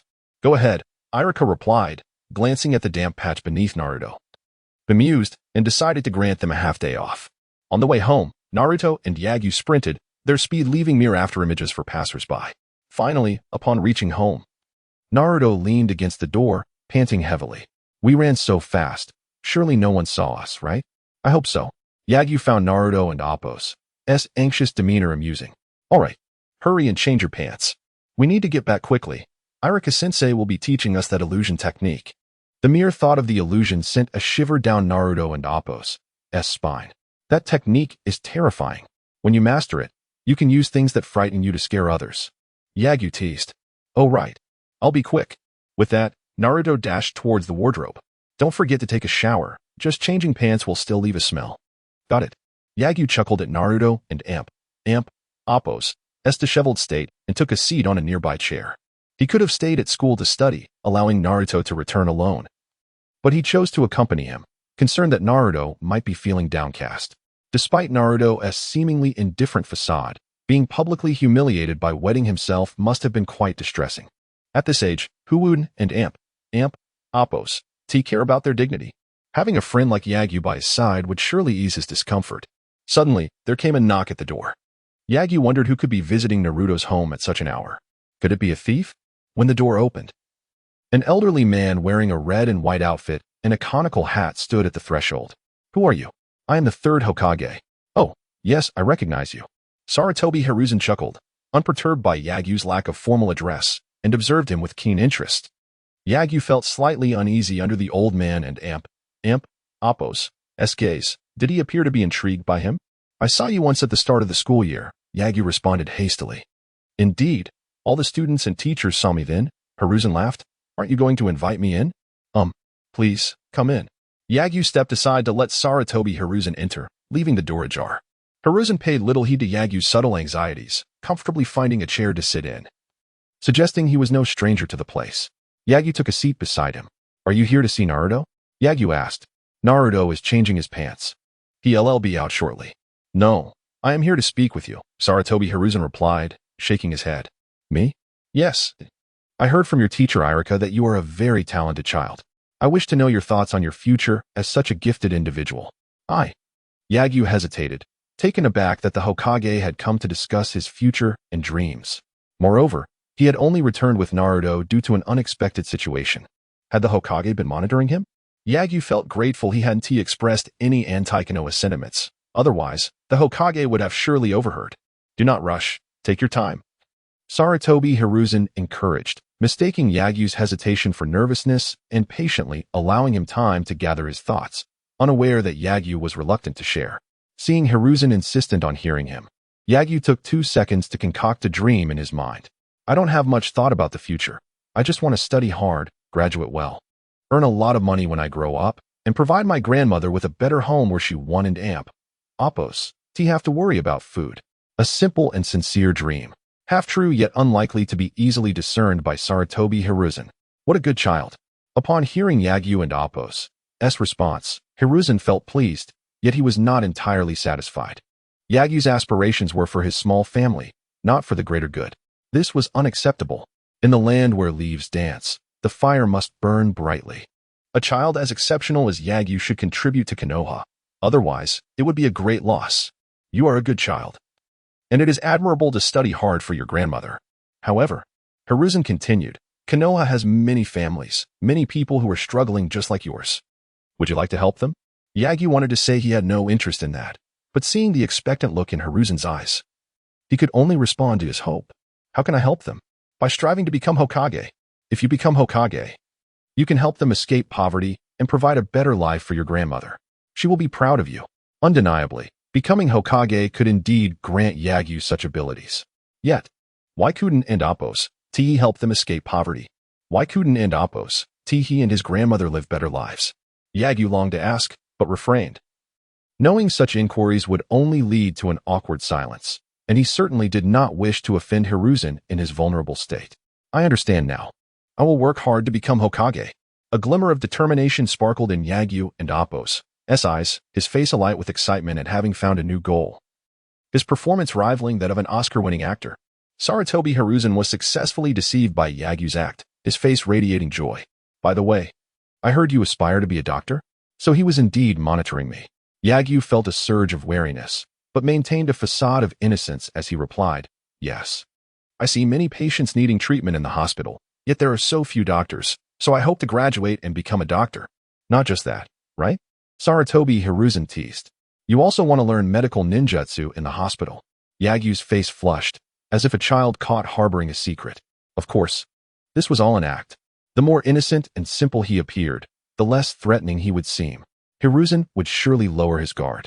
Furthermore, Yagyu had noted Hiruzen and Oppos' apparent interest in him, as if he were considering nurturing Yagyu. Whether it was to mold him into the next Hokage, Yagyu held no such illusions. Nor did he believe Hiruzen would groom him as a successor. He preferred to think Hiruzen aimed to cultivate him into the next Kakashi or someone similar. If he were to assume Hiruzen's words at face value, and consider his talent to be the reason for Hiruzen's willingness to mentor him towards becoming Hokage, that would be truly naive and perilous. Thus, in light of his inability to trust Sarutobi Hiruzen, Yagyu sought to present himself as a kind-hearted, upright, and harmless young man. Only in this way would Hiruzen feel secure in mentoring him without posing a threat. Chapter 32. A Windfall from the Heavens, Hee. I heard from Iruka that you are a diligent child, not only quick to learn ninjutsu, but also hardworking. Sarutobi Hiruzen pondered for a moment and said, how about this? You can come to see me once a month, and as long as you can master it, I will teach you new ninjutsu. What do you think? Yagyu was momentarily stunned. Could it be that there really are windfalls from the heavens? Initially, he had thought that the third Hokage sought him out for some motivational talk, that the so-called mentorship was merely a fade or something he would only experience after graduation. But now, the third Hokage was actually presenting him with tangible benefits? Was he to be taken on as a disciple? No, that couldn't be right. If he were to be taken as a disciple, the third would have stated it plainly. So what was this? Yagyu was at a loss, but he agreed nonetheless. Regardless of the third's intentions, this development was advantageous for him. After Yagyu consented to visit the third monthly for ninjutsu lessons, the third Hokage took his leave. Just as the third departed, Naruto emerged from the house. Spotting Yagyu bidding farewell to someone, he immediately inquired, "Who was that?" "Big brother." It was the Hokage." "What? The Hokage came?" Naruto exclaimed, astonished. "What could he want?" "I'm not entirely sure. But it seems he wants to take me on as a disciple," Yagyu replied uncertainly. "Take you on as a disciple? Big brother, you're becoming the Hokage's apprentice?" Naruto was incredulous for the second time. "Well, I said and amp, oppos, seems, and amp, oppos. He didn't directly say he would take me as a disciple. Only that I should come to him once a month to learn ninjutsu," Yagyu explained in detail. "He's teaching you ninjutsu, so he must be taking you as a disciple." "Big brother." Naruto's excitement was palpable, as if he were the one becoming the Hokage's apprentice. "Perhaps, but have you changed into your pants yet?" "I'm all set." "Then let us hurry back. Iruka-sensei is teaching new ninjutsu, and I don't want to miss it." In truth, the technique of the shadow clone was not a compulsory lesson for all ninja students. It was merely that Yagyu had asked openly, and Iruka felt compelled to comply. Moreover, it was crucial to note that this was an illusion technique class. One could hardly attend an illusion class without learning any illusions. Iruka, teaching illusion techniques for the first time, seemed somewhat inexperienced. By the time Yagyu and Naruto returned to school, the class had already concluded. According to classmates who had attended, illusions were incredibly challenging to master, even more so than ninjutsu. As of now, no one in the class had succeeded, including Sasuke. A D-rank jutsu should not pose a significant challenge for Sasuke. Was his inability due to the Sharingan, or was it a lingering after-effect of the Uchiha massacre? Still trapped in emotional turmoil? No one knew. But Sasuke had explicitly stated that he had not grasped the technique of the shadow clone in the brief span of a few minutes. "Knock, knock, knock. Come in. Iruka-sensei." He. Upon seeing Yagyu, Iruka rolled his eyes. "I knew you wouldn't miss out on ninjutsu. Here, it's all prepared for you." A brand new ninjutsu scroll lay on Iruka's desk, more enticing to Yagyu than a naked beauty. "Thank you, Iruka-sensei," Yagyu exclaimed with joy as he accepted the scroll. With this illusion technique included, he now possessed an impressive repertoire of skills. Even without graduating, he was already stronger than many of his peers who had graduated 6 months to a year ago. Fireball jutsu, Shuriken jutsu, body flicker technique, shadow clone technique. Though these were all basic jutsu, the enhancement from his unique abilities allowed him to wield them with greater efficacy than others. All right, back to class. The next lesson will be on swordsmanship, so make sure to pay attention. Skills never go amiss. Understood, Iruka-sensei. I love learning. With that, Yagyu dashed toward the exit.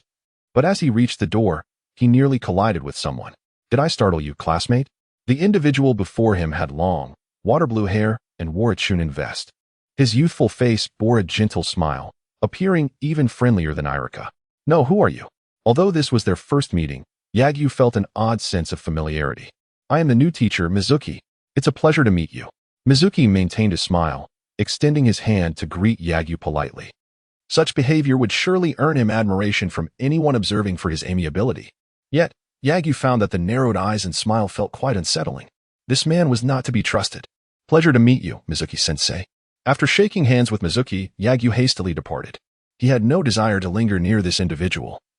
A dangerous person had just been added to his list. He would need to warn Naruto to keep his distance from Mizuki. As for Ino and Sakura, that was another matter entirely. It would be futile to advise the stubborn, foolish girls. They would not believe him until they witnessed Mizuki's true nature with their own eyes. Only his good friend Naruto would trust him unconditionally. This child is rather impatient. Mizuki mused, squinting at the swiftly retreating Yagyu, feeling somewhat displeased. "Mizuki, you've arrived," Iruka exclaimed, delighted that Mizuki had finally gained the third S recognition and was reporting to the ninja school. Originally, they were supposed to enter the school together last year, but Mizuki had a blemish on his record that prevented Sarutobi from placing his trust in him. It was only due to Iruka's endorsement that Mizuki now had the opportunity to join the ninja school as a teacher. Otherwise, he would have remained barred from such a role indefinitely. Turning to the amicably greeting Iruka, a fleeting glimmer of disdain crossed Mizuki and Appo's eyes. "Indeed, I have finally become a teacher, dedicated to educating the next generation. And I get to work alongside you, Iruka. What a joy it is." "I feel the same," Iruka said, patting Mizuki on the shoulder, smiling. "Come, I'll show you around the office. Later, we can explore the school." By the way, the next class is swordsmanship. Would you like to join? Let us hold off on the class for now. I've just arrived. I'd rather observe how you teach first. I wouldn't want to embarrass myself in front of the students. Mizuki replied humbly.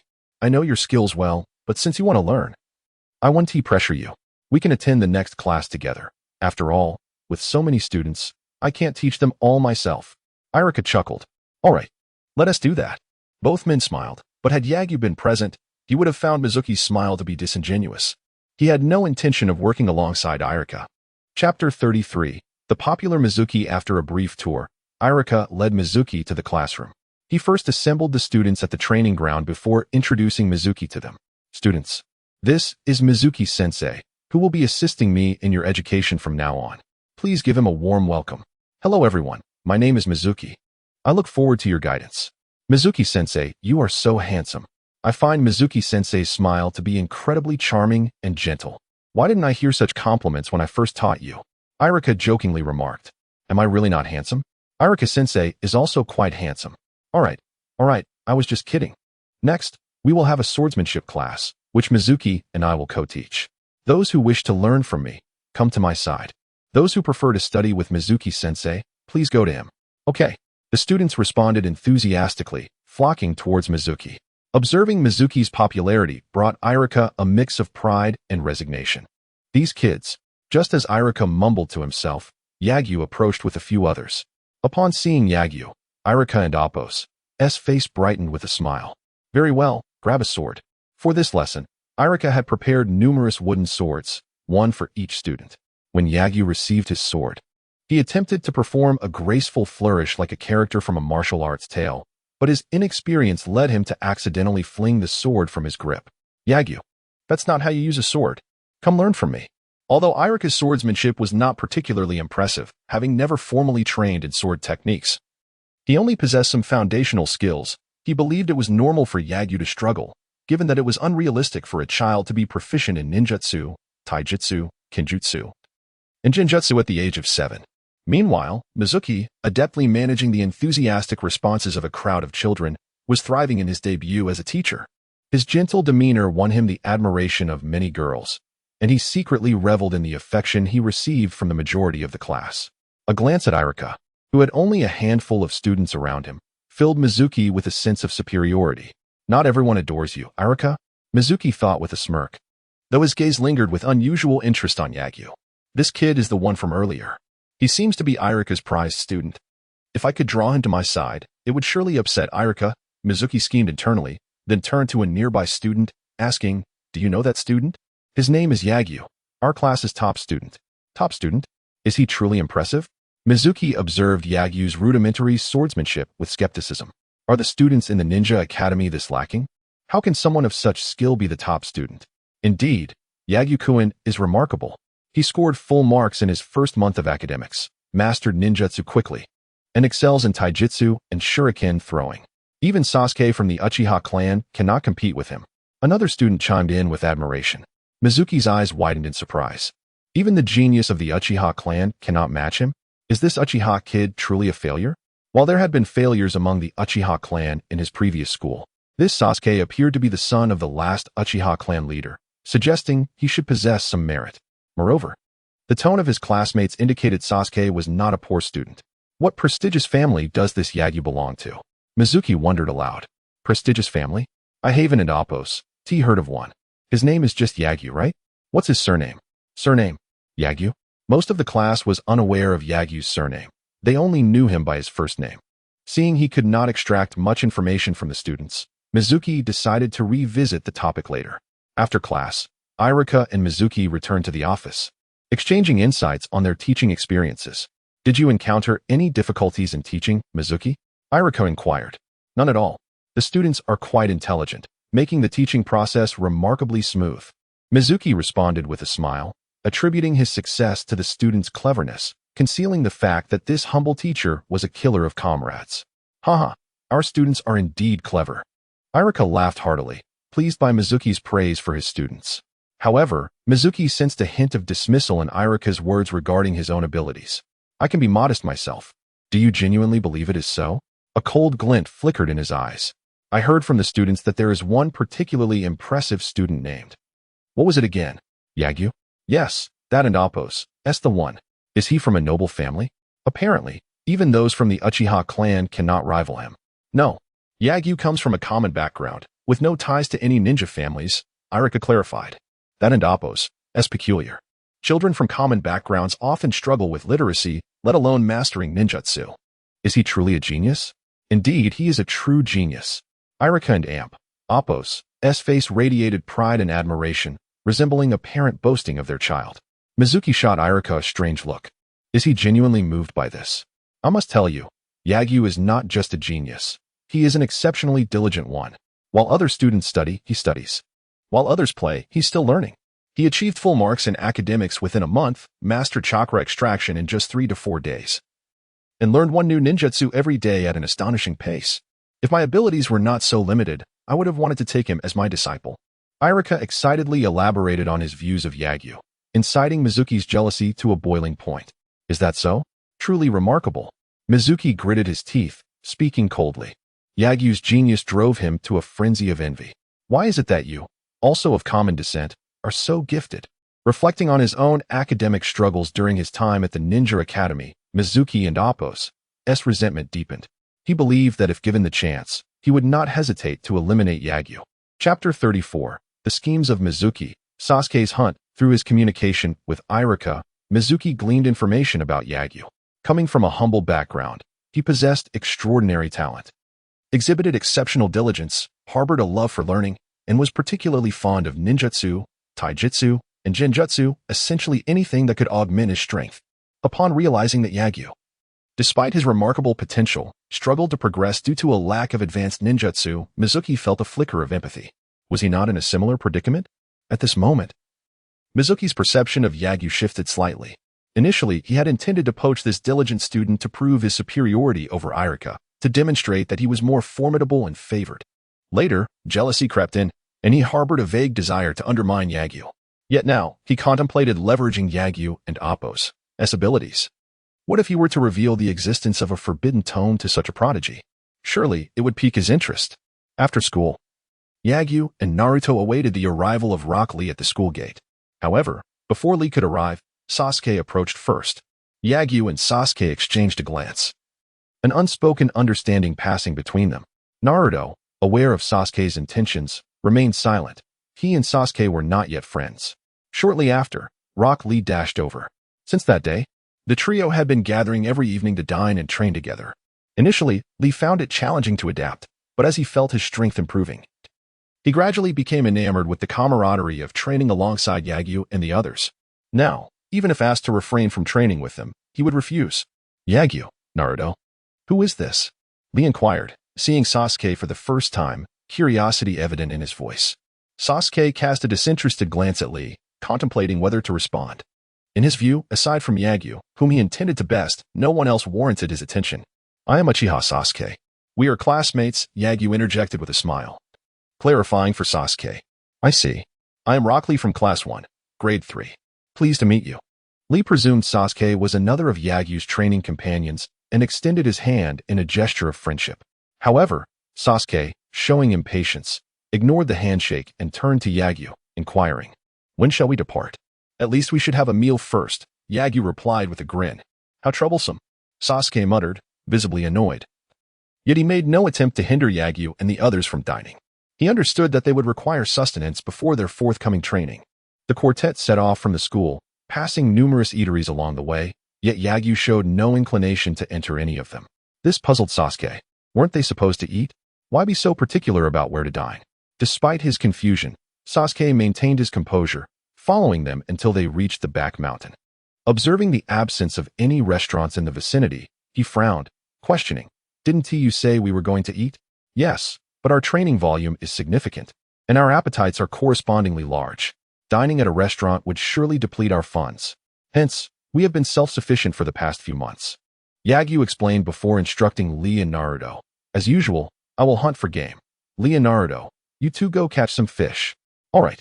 After issuing instructions, Yagyu turned to Sasuke. If you wish to eat as well, then gather some firewood. You won't eat if you do nothing. At that moment, Sasuke discerned the nature of their meal game. I will not gather firewood. I will join you in hunting, Sasuke declared earnestly, his expression devoid of levity. Why? Yagyu asked, perplexed. Because gathering firewood lacks challenge, and I have little interest in it, Sasuke replied nonchalantly. Yet hunting is not particularly challenging either, Yagyu retorted softly. As a seasoned hunter with nearly a year of experience, he found hunting game to be quite straightforward. After months of exploration, he was well aware of the locations of ferocious beasts, deer, and rabbits within the mountain. Were it not for sustainable practices, he could easily capture them all and sell them to the Akimichi clan within days. As Yagyu led Sasuke through the forested slopes, he inquired, "What would you like to eat? Rabbit meat? Deer? Or perhaps birds? Do you typically hunt these creatures?" Sasuke asked. Indeed, these animals are quite abundant in this forest. If you desire tiger or bear meat, they do exist, albeit in lesser numbers, Yagyu clarified. Take me there. What? It became evident to Yagyu that Sasuke was not merely interested in the meat of wild beasts but was perhaps courting danger. Though only 7 years old and lacking hunting experience, Sasuke possessed a fierce heart for hunting formidable prey. Rabbits and deer were not on his list, as they posed no resistance. Sasuke sought only those creatures that would fight back and present a challenge. Before long, Yagyu led Sasuke to a cave. The dimness within exuded an air of mystery, and one could detect the foul stench emanating from it without needing to inhale deeply. Inside, there resides a solitary black bear. If you wish to taste bear meat, feel free to give it a try, Yagyu gestured towards the shadowy cave. Lacking any hunting experience, Sasuke, upon learning of the bear's presence, charged into the cave. In the next moment, flames erupted within. Fire style, great fireball technique. Roar. The sound of the fireball exploding echoed from deep within the cave, accompanied by the bear's furious roar, followed by the sounds of a struggle and the frantic escape of a singular figure. Sasuke emerged from the cave, pursued by a multitude of Sasuke's Endapos. The enraged black bear chased after the Sasuke's, swiping at them, but finding only air, as these were mere clones. As each clone was dispelled, soon only Sasuke's true form remained. Just as the bear was about to pounce on Sasuke, he transformed into a piece of wood. Substitution technique. A remarkably adept use of the technique. Executed so swiftly that even Yagyu could not discern the motion. It appeared that Sasuke had indeed engaged in rigorous training over the past few months. The bear, now devoid of a target, scanned its surroundings and caught sight of Yagyu, considering him a potential adversary. With a fierce growl, the bear lunged at Yagyu, who stood his ground, seemingly unfazed by the impending threat. At that moment, Sasuke, having evaded the bear's pursuit, seized the opportunity to act. Shuriken technique. Utilizing his Sharingan, Sasuke deftly employed wire and shuriken to set traps in the trees lining the bear's path. Yet, Sasuke had underestimated the bear's strength. The bear's powerful forepaws easily severed the shuriken attached to the trees, and it charged towards Yagyu without losing momentum. Sasuke, now distanced from Yagyu, found himself unable to intervene. However, he felt no concern that the lumbering bear would harm Yagyu. As fate would have it, just as the bear was about to bring Yagyu down, he vanished, leaving behind a chunk of wood. With a mere thought, Yagyu executed the substitution technique even faster than Sasuke. Such swiftness instilled in Sasuke a sense of admiration and pressure, and Oppos, indeed. Yagyu is not so easily dealt with. Sasuke mused inwardly as Yagyu appeared behind him. Will you take action again? Your chakra must be running low, no? Sasuke had already unleashed the great fireball technique twice, and his chakra reserves were dwindling compared to Yagyu's. At this juncture, Sasuke could manage perhaps one more great fireball technique. Quietly calculating his chakra, Sasuke pondered his next tactical move. He did not respond to Yagyu, clearly unwilling to concede. Seeing this, Yagyu did not intervene, but instead stood quietly behind him, observing. At this moment, the black bear was covered in wounds, the fur on its head and behind was singed, and a kunai was even lodged in the lower left corner of its eye. It appeared that although Sasuke had not engaged in true combat, his strikes were far from juvenile, each one lethal and precise. Chapter 35, Fire Release, Phoenix Fire Technique and Dragon Fire Technique in this world. The beasts differ significantly from those in the past life of Yagyu on Blue Star. While the appearance of the bears and tigers in this realm resembles their Blue Star counterparts, their combat prowess is incomparably superior. The animals here seem to be influenced by the chakra that permeates this world, rendering them more ferocious and formidable, capable of withstanding certain ninjutsu attacks. This explains why the black bear, despite having flames sprayed on its face, only lost a few strands of fur. Unable to locate Sasuke and Yagyu, the black bear began to roar frantically, charging at nearby trees in a fit of rage. Small creatures, hiding in the distance, fled in terror. Sasuke, concealed in the shadows, refrained from immediately confronting the black bear. He observed it rampaging, akin to a seasoned hunter. He remained patient, awaiting the bear's exhaustion. Yagyu watched Sasuke's battle with keen interest. Even with his prior victories over fierce beasts, he could not help but admire Sasuke's innate combat talent. Generally speaking, combat experience requires accumulation. However, those endowed with natural talent exhibit a heightened instinct and composure even in their inaugural battles. Individuals like Sasuke can achieve tenfold the effectiveness of training with minimal experience. This stands in stark contrast to Naruto. Despite Yagyu's extensive guidance, he could not confidently assert that he would triumph over the black bear in a one-on-one encounter. The disparity lies not only in their techniques, but also in Naruto's innate combat aptitude. It was woefully inadequate. Yagyu had never encountered someone so lacking in acumen, charging headlong into battle with a beast despite being outmatched in close combat. Were it not for Naruto's incredible regenerative abilities, Yagyu believed he would eventually pay a grave price for such reckless behavior. After approximately 10 minutes, the black bear seemed to tire, letting out a few reluctant roars before retreating towards its den. Yet, its gaze remained vigilant, wary of the bipedal creature that might still lurk in the shadows. And indeed, as the black bear turned to leave, Sasuke had already readied himself for another attack. However, he remained unhurried. He understood that the bear was still alert, and he awaited its moment of relaxation. With each step the bear took towards its den, Sasuke finally sprang into action. A kunai flew from the shadows, piercing the bear and Appo's remaining eye. Before the bear could react, Sasuke dashed forward, using wire to bind its limbs. With both eyes struck, the bear, deprived of sight, became agitated, flailing its limbs until it was ensnared tightly. With a thud, the black bear stumbled and rolled, exposing its vulnerable abdomen. Since the flames had failed to penetrate its defenses earlier, Sasuke decided to target its weakest point directly. A smile crept across Sasuke and Appo's face as he unleashed the last of his chakra. Fire release, great fireball technique. The fireball seared the bear and Appo's flesh, eliciting agonized roars from it. After several moments, as Sasuke gasped for breath, he beheld the bear before him, injured but still alive. Its abdomen, charred from the flames, remained a testament to its tenacity. How could such an ordinary beast possess such resilience? Sasuke slumped to the ground, watching the bear writhe and howl in pain. At that moment, Yagyu approached. Do you need assistance? It will perish without intervention. Sasuke, his expression indifferent, replied, it's already doomed. Indeed, but if we wait for it to die on its own, we might as well forego class tomorrow, Yagyu remarked. Given the bear's vitality, it could linger for days without a finishing blow. Although Sasuke could not ascertain the bear's strength, he recognized that it would not succumb easily. After a moment of contemplation, he replied, do as you wish. Yagyu smiled and approached the bear. Sasuke's gaze remained fixed, curious about how Yagyu would conclude the bear's life. This bear was impervious to ordinary fireball techniques. Even the kunai merely pierced its skin, and its soft abdomen was well protected. It would not be an easy task to bring an end to this formidable creature. Yagyu calmly approached the bear, conjuring a kunai from thin air. With a swift motion, he struck. Sasuke couldn't discern how swiftly Yagyu acted, but the next moment, the bear's neck was pierced, blood gushing forth like a fountain. The bear struggled momentarily before finally succumbing.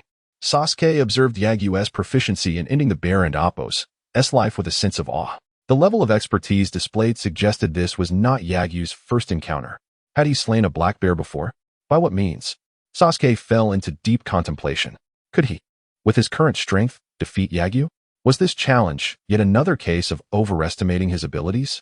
Let us go back. We need to gather firewood. This hefty creature won't cook easily. Yagyu's small stature carrying the large black bear created a striking contrast. No one would suspect the immense power concealed within such a diminutive form. Sasuke cast a fleeting glance at Yagyu, contemplating whether to take the bear's weight for himself, yet hesitated, fearing the bear might crush him. How strong is this guy really? Sasuke mused, feeling a sense of discontent.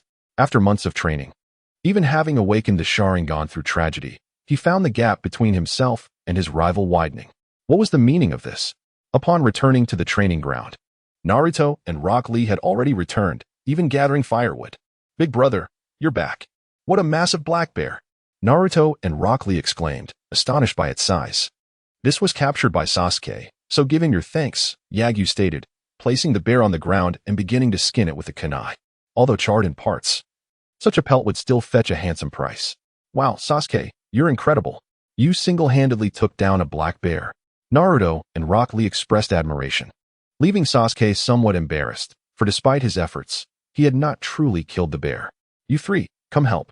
This bear is no small feat. If you want it cooked, you'll need to cut it up yourselves. Coming. Big brother. I'm here too, he. Observing the camaraderie among the trio, Sasuke felt out of place. Am I suited for such company? At that moment, Sasuke relinquished his challenge against Yagyu. He knew he was not yet a match for him. He needed to train further. Resolving this, Sasuke silently turned and left. This place was not meant for him. Naruto and Rock Lee watched Sasuke depart, glancing at Yagyu in unison. Yagyu continued to slice off a piece of meat, casting a glance at Sasuke's retreating figure but refraining from stopping him. Let him be. We'll eat our fill. Since Sasuke was unwilling to join them, Yagyu would not force him. Friendship is never a matter of coercion. It was simply a pity to have lost a fellow ninja. Suddenly, Yagyu noticed two scrolls lying where Sasuke had been. Approaching, he opened them. One bore the inscription Fire Release, Phoenix Fire Technique, and the other, Fire Release, Dragon Fire Technique. Two C-rank ninjutsu scrolls. One was the agreed-upon scroll, and the other must be from today. Aren't you afraid that I might learn these and become your superior? A smile crept across Yagyu's face, enhancing his favorable impression of Sasuke. Chapter 36. The Art of Naruto Vision Pseudo. Tsukuyami. A few days later, Yagyu had mastered 3 new ninjutsu techniques. Upon reaching their maximum potential, the effects indeed differed from the original. In addition to the basic enhancements from the formless release, each technique exhibited its unique variations. The Phoenix Flower Jutsu saw an increase in both quantity and power, along with enhanced controllability. This meant that whenever Yagyu unleashed this ninjutsu, it could achieve results akin to a guided missile, ensuring that every shot would hit its target. The Dragon Fire technique's power was augmented to the extent that it could shatter rocks, embodying the majestic form of an Eastern dragon. The method of the Naruto Vision technique transformed into a gaze-based interaction. Its effect evolved from merely instilling fear to actively creating it. This indicated that Yagyu could entirely manipulate the environment to control his opponent's perception. The duration of this control was limitless, provided his chakra did not deplete, allowing him to continuously instill fear in his adversary. Such enhancements had elevated the Naruto Vision technique to rival the Tsukuyami, though significant differences remained between the two. Even after its enhancement, the Naruto Vision technique could still only manipulate the opponent and oppose's sight, conjuring illusions, without the capacity to control all 5 senses. Those with keen minds, resolute wills, and formidable strength would find it challenging to fall prey to such tricks. Thus, despite the seemingly overpowered enhancements to the ninjutsu Yagyu had learned, they remained ineffective against true powerhouses. This was precisely why Yagyu continued his quest for more potent ninjutsu. If mere CD-level techniques could achieve such enhancement, what staggering augmentations might be A or even S-level ninjutsu possess? While the tier of ninjutsu did not entirely dictate its potency, the majority adhered to this principle. Higher-level ninjutsu equated to greater capabilities. One could only surmise that the enhancements would likewise become increasingly formidable. Yagyu-kun, what is it? During a shuriken throwing class, Yagyu was instructing his peers when he was suddenly called over by Mizuki. I see your shuriken skills are already quite exceptional. Continuing to learn these fundamentals would only be a waste of time. Indeed, that is true, which is why I've been contemplating early graduation. Yagyu was unsure why Mizuki posed this question, yet he concurred. Since learning the Naruto Vision technique a few days prior, the curriculum at the ninja school had primarily revolved around fundamentals, designed to accommodate the majority of students. Such instruction yielded no advancement for Yagyu. He was uncertain whether the school would introduce new material in the future, had it not been for his fallback with Sarutobi Hiruzen. He would have already prepared to graduate and pursue studies at the Konoha hospital. He wondered how Nurse Ai was faring. Did she think he was a fraud? It is commendable that you possess such a thirst for advancement. However, have you considered a crucial question? What if, after graduation, you find yourself unable to learn more powerful ninjutsu? Mizuki, unaware of Yagyu and Oppo's connection with Sarutobi, would not have posed such a question otherwise. Yagyu shot Mizuki a wary glance. Could this individual be attempting to entice him into stealing the forbidden scrolls? What then? Yagyu decided to play along, curious about Mizuki and Appo's intentions. Upon hearing Yagyu and Appo's response, Mizuki smirked slightly, believing he had ensnared Yagyu in his trap. I heard that Konoha possesses a forbidden scroll containing numerous advanced ninjutsu. If only one could locate that tome. Mizuki sighed, then laughed. Yet, ultimately, it remains mere hearsay. No one knows where that scroll is hidden. If you wish to learn new ninjutsu, I could teach you. Mizuki refrained from disclosing that the forbidden scroll was located in the Hokage office within the Hokage building, as he and Yagyu were not yet familiar enough for such a brazen suggestion. Thus, he aimed to first cultivate a relationship with Yagyu, ideally becoming his mentor. When the time was right, he would lead Yagyu to the scroll, making it difficult for him to decline. However, while the aspiration was noble, reality proved to be quite harsh. You? Mizuki did not receive the delighted smile he anticipated, but rather a wave of skepticism from Yagyu. Wait, skepticism? I am being questioned by a 7-year-old ninja school student? Mizuki's inner fury simmered, yet he maintained a facade of smiles. What? Do you look down upon your teacher? I am a chunin, you know. What could you possibly teach me? Yagyu inquired with curiosity. Yagyu's failure to deny his disdain for Mizuki's comment implied that his previous words had indeed belittled him. This nearly shattered Mizuki's carefully cultivated demeanor. His face twitched, veins bulging on his forehead, yet his smile remained intact. Your talent is evident, and you have surely mastered all that the school has to offer. Therefore, if you were to become my disciple, I could teach you things beyond the school. Such as? Yagyu chose to overlook the notion of apprenticeship, given Mizuki and Appo's abilities. It was inconceivable that he would ever agree to such a proposition. Do you think you are Orochimaru? Among the antagonists, only Orochimaru piqued Yagyu's interest in mentorship. He had considered that if he could not acquire superior ninjutsu in Konoha, he might contemplate seeking Orochimaru as a teacher. However, with Sarutobi Hiruzen as his safety net, he had abandoned the idea of apprenticing under Orochimaru. Such as? Mizuki hesitated. In truth, he too came from humble beginnings after graduating. He had followed a jonin for a year before being assigned to a chunin team. During that year alongside the jonin, he had learned little, mastering only the shadow clone technique. The clone technique, transformation technique, substitution technique, and shadow clone technique. These constituted the entirety of his ninjutsu repertoire. What could he possibly teach Yagyu? Aside from the shadow clone technique, it seemed there was little else. Wait, there is one more thing. Mizuki suddenly appeared more confident, as if a light bulb had flickered to life in his mind. I have much to impart. The knowledge of a chunin is sufficient for you to learn for several years. Now is not the time. After school, follow me, and I shall demonstrate what I can teach you. Mizuki exaggerated his abilities, attempting to present an air of profundity to intimidate Yagyu. Very well, Yagyu replied, casting a knowing glance at Mizuki. He had an inkling that this fellow might waste his time. Nevertheless, this was Mizuki and Appo's good intention, and outright rejection felt inappropriate. Moreover, he was intrigued to discover what else Mizuki could teach him, considering that even Naruto, who had just mastered the multi-shadow clone technique, could not best him. His prowess in taijutsu must be lacking as well. It seemed absurd for a chunin to claim that his knowledge could occupy Yagyu's studies for years. He clearly did not comprehend the essence of genius. Chapter 37. The Killing Intent of Mizuki. After school, Yagyu instructed Naruto and Rock Lee to practice on their own, while he stayed by the school gate to await Mizuki. As Mizuki was a teacher at the school, he often lingered after classes to attend to various tasks, departing later than the students. Excuse me, classmate, have you seen Teacher Mizuki? He's a boy with water blue hair. Yagyu turned to see a delightful teenage girl with short black hair, exuding a charming and vibrant aura. I haven't seen him, but I believe he will be out shortly. Yagyu replied. Really? Do you know Mizuki? The girl exclaimed with unexpected excitement. He is my teacher. Yagyu hesitated before answering. Wow, you and Appo's, one of Mizuki and Appo's as students? You and Appo's, quite handsome. No wonder you're his student. Looks are merely a matter of birth. Don't attribute it to Mizuki. Yagyu rolled his eyes, choosing to ignore her further. After a short wait, Mizuki emerged from the school. To ensure he could take Yagyu away privately, he had deliberately lost Iruka along the way. However, before reaching the school gate, he encountered an unexpected visitor. Tsubaki, what brings you here? Mizuki and Appo's tone was laced with a hint of exasperation, yet softened by warmth. It was the first time Yagyu witnessed such genuine emotion in Mizuki's demeanor. Tsubaki, is she Mizuki's fiancée, from the original story? I just finished a mission and came to find you.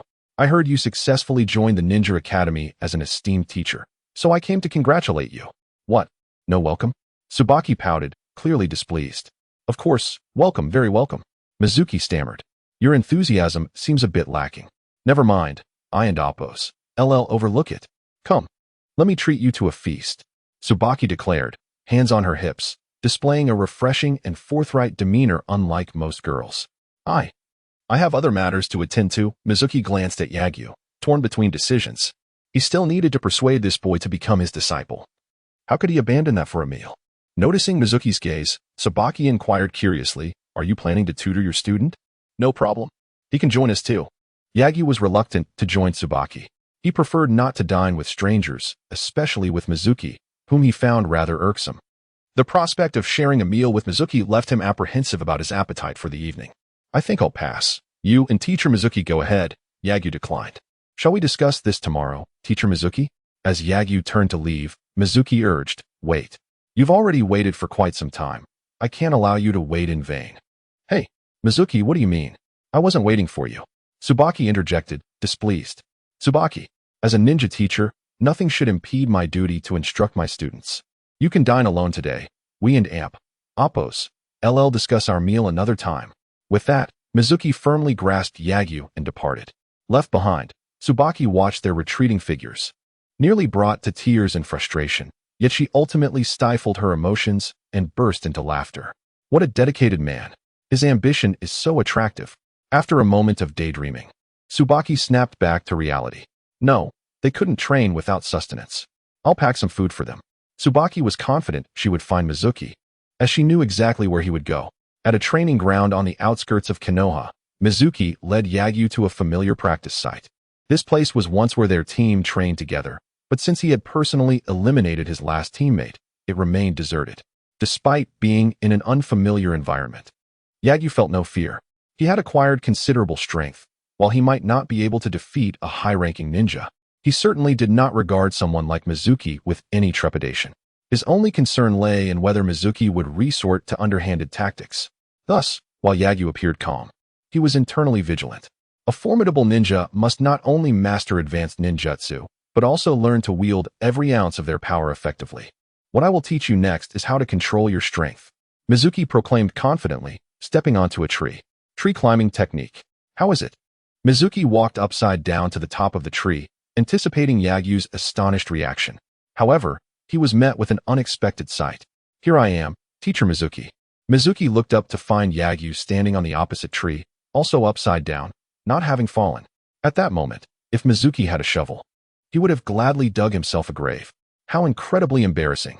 This boy clearly knew the technique, yet chose not to inform him, clearly relishing the chance to see him humiliated. A fleeting glint of malice crossed Mizuki's eyes as he forced a laugh. Oh, I didn't realize Iruka had already taught you the chakra tree climbing technique. Why didn't Appos? Do you mention it to your teacher? You never asked, how could I tell you? Moreover, Teacher Iruka did not teach me the chakra tree climbing technique. I learned it by myself, Yagyu replied nonchalantly. If Iruka taught you tree climbing, he must have also taught you the chakra water walking technique, right? Mizuki was skeptical, unable to believe that someone could cultivate such an advanced skill independently. Regardless of Mizuki's disbelief, Yagyu had indeed taught himself. Teacher Iruka did not teach me that either, but I can walk on water too, Yagyu asserted. Can you walk on water as well? Mizuki felt increasingly challenged. If Yagyu could climb trees and walk on water, would he truly have to teach him the shadow clone technique? This was his trump card. If he taught it now, he would have nothing left to offer later. Could this boy possibly be coerced into becoming his disciple? Yagyu could sense Mizuki's internal struggle. He suspected that what Mizuki believed to be years and Appos worth of teachings was merely this technique. What a waste of his time. Teacher Mizuki, do you have anything else to teach me? If not, I'll be on my way. Wait. Mizuki clenched his teeth, seemingly resolved. I do have things to teach you. But I only impart this knowledge to my personal disciples. If you wish to become my disciple, then I shall teach you. Faced with Mizuki's renewed offer, Yagyu declined once more. Teacher Mizuki, I don't believe you are fit to be my teacher. Let's leave it at that. With that, Yagyu turned to leave. While Mizuki glared at his retreating figure, his expression shifting from anger to despair. How could a mere student, one who hadn't even graduated from the Ninja Academy, look down upon him? Damn that brat. Mizuki's hand tightened around a kunai. In this desolate wilderness, no one would care if a student vanished, right? As long as he disposed of the body properly, no one would investigate. Besides, Yagyu was merely a commoner. Whether anyone would even bother to search for him was uncertain. Mizuki. Just as Mizuki prepared to strike, a feminine voice echoed from afar. He swiftly concealed the kunai and turned to see Tsubaki approaching, laden with bags. That foolish woman. Mizuki cursed under his breath, yet he forced a gentle smile. Tsubaki, what brings you here? I knew you would be training here. I was worried you might be hungry. So I brought you some delicious food. What? Where has that charming young man gone? He glanced at the place where Suemu and Lu Xing had vanished, a look of reluctance crossing his face.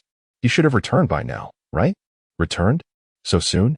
Chun expressed her surprise. Has tutoring become that swift? Well, that child. He is far too proud and does not wish for my guidance. Suemu feigned an expression of helplessness. How can this be? I had praised him as a handsome lad, and yet he turns out to be such a troublesome student. Chun could not help but feel for Suemu. However, Lu Shang's departure might not be entirely unfavorable. Now, it was just the two of them, allowing for an intimate world of their own. I shall return now, Chun. Oh, I bought plenty of food. I lack an appetite, perhaps next time. But if we do not finish all this, it will spoil. Suemu paid no heed to Chun, vanishing in the blink of an eye, leaving her alone and despondent. Dreadful Suemu, just you wait. On the other hand, Lu Shang had not strayed too far. The earlier lapse he displayed while facing away from Suemu was a deliberate ploy to see if Suemu would fall for it and make a move against him. Should Suemu strike first, he could rationally eliminate this nuisance. He had a persistent feeling that Suemu was scheming against him, and he certainly did not relish being under constant scrutiny. Of course, at this moment, Sarutobi Hizashi might also be contemplating him. However, he felt no threat from Sarutobi and lacked the means to confront him. Thus he could only acquiesce to Sarutobi and amp Appo's will. Besides, yielding to Sarutobi brings him benefits. What could capitulating to Suemu possibly yield? Should Suemu rebel against Konoha, it could very well implicate him, and he had no desire to become entangled with Suemu. It is a pity. Had it not been for Chihiro-chun, Suemu would have surely taken action. Missing an opportunity to eliminate a nuisance left Lu Xing feeling somewhat regretful. Nevertheless, it mattered little. After all, Suemu was merely an average chunin, easily bested by Naruto, who had mastered the shadow clone technique, and he himself could effortlessly vanquish Suemu. Chapter 38. Mastering Shadow Clone Technique in a Minute? On Friday, taking advantage of the upcoming two-day holiday, Lu Xing decided not to join Naruto and the others for training after school, but instead headed to the Hokage's office. Sarutobi Hiruzen had mentioned that he would teach him ninjutsu every month, so surely this month counted, right? Knock, knock, knock. Come in. Oh, it and Appo's, SU. Are you here to learn ninjutsu? Upon seeing Lu Xing, Sarutobi Hiruzen put down the scroll he was reviewing and instinctively reached for his tobacco pipe. However, realizing Lu Xing was just a child, he withdrew his hand. Unaware of Sarutobi's subtle gesture, Lu Xing replied, Yes. You told me a few days ago that you would teach me a ninjutsu every month, right? I thought since I haven at Appo's, learned anything yet this month. I would come to you now since the weekend is approaching. Indeed, well said. Sarutobi chuckled, although he did not mind Lu Xing addressing him without honorifics. It was still a pleasant feeling to be referred to respectfully. After all, it indicated that the other party held him in esteem at that moment. Lu Xing smiled broadly, choosing not to speak further. He had a request to make, so he would not look down upon Sarutobi Hiruzen. Regardless of Sarutobi's reputation as a cunning politician or how he may have treated Naruto, to Lu Xing, he held value, enough to command his respect. Sarutobi Hiruzen pulled out a piece of test paper and handed it to Lu Xing. Attach your chakra to this. We will test your chakra affinity. Curious about the test paper, Lu Xing squeezed it, finding it no different from ordinary paper. He was unsure how it could be used to test a user's chakra.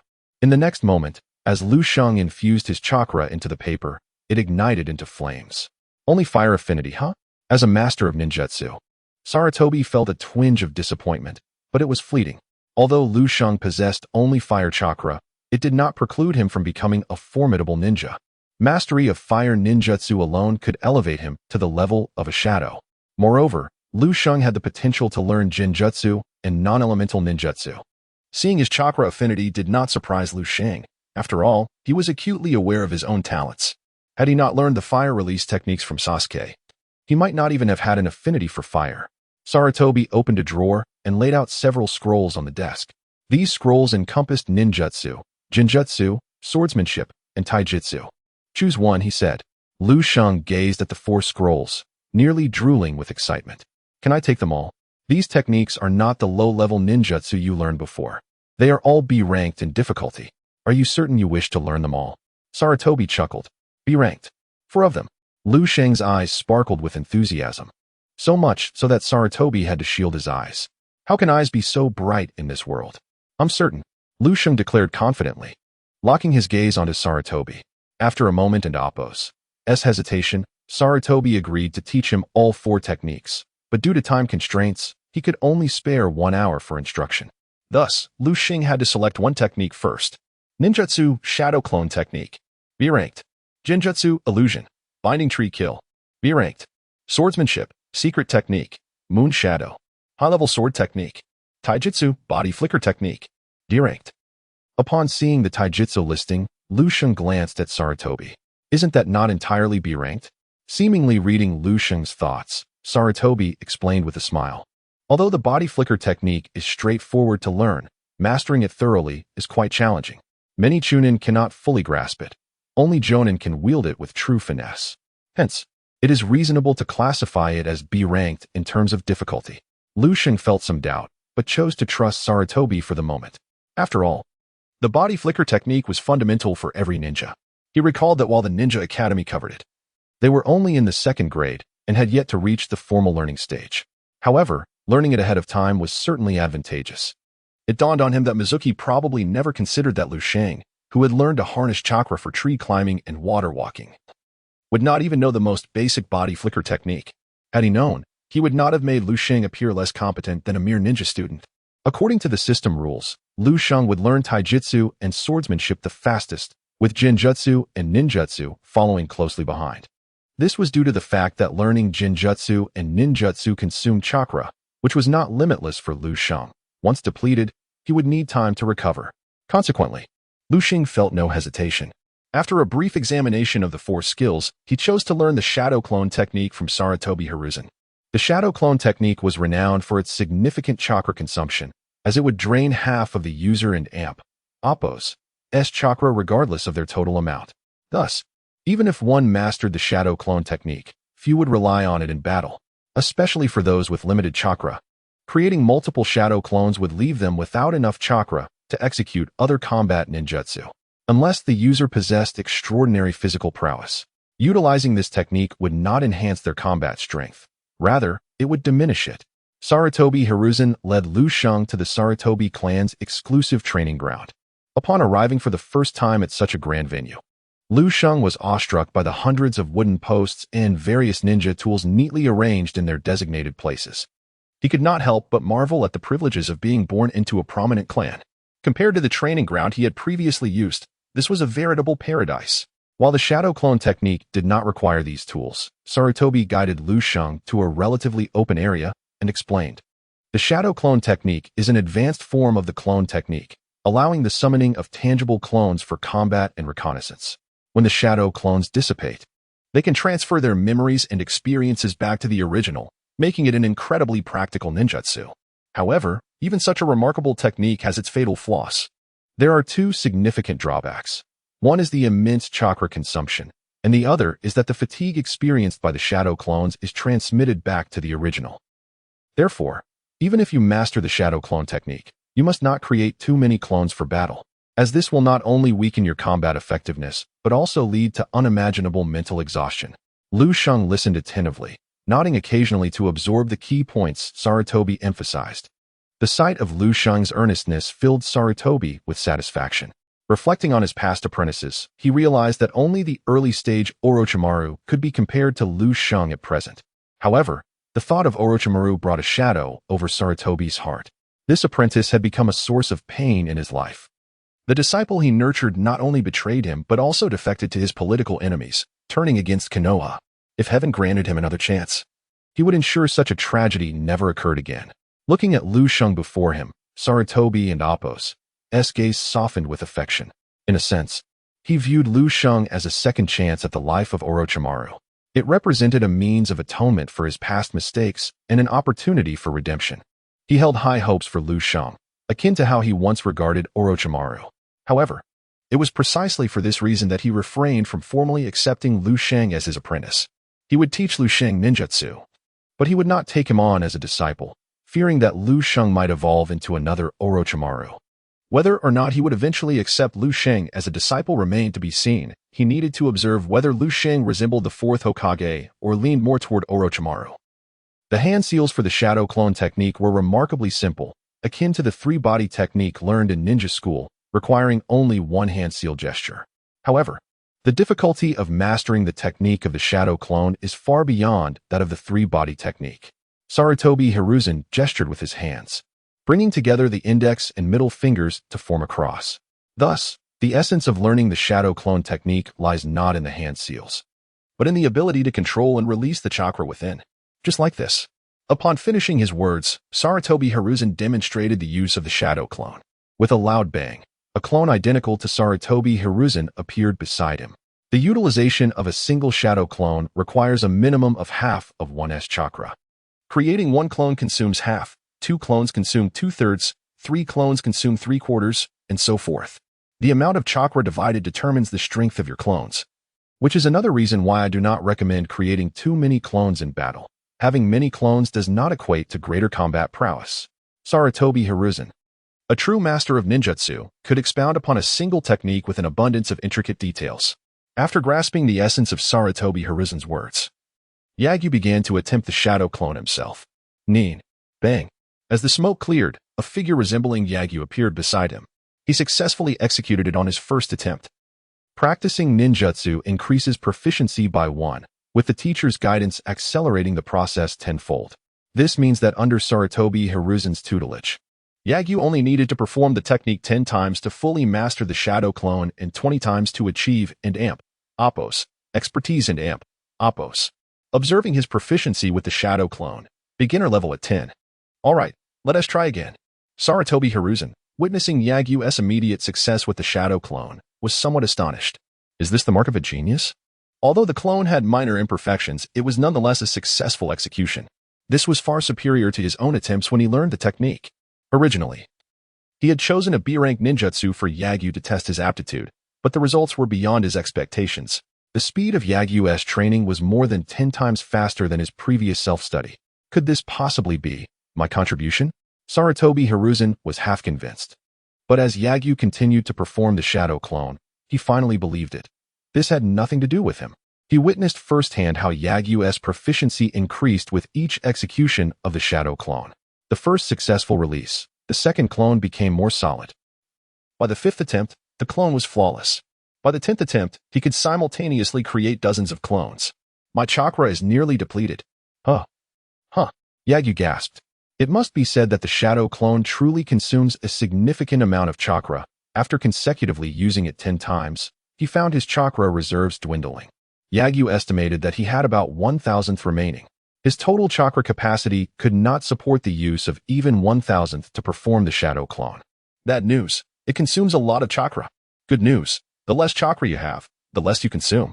Although the few clones produced from the remaining chakra were of little help in combat, they were immensely beneficial for training. Sarutobi Hiruzen also calculated the time. It had been less than a minute. Learning the shadow clone in under a minute? Is there truly such a genius in this world? Chapter 39. Maximum level body flicker technique, a subpar flying Raijin? If chakra is depleted, one should simply take a moment to rest.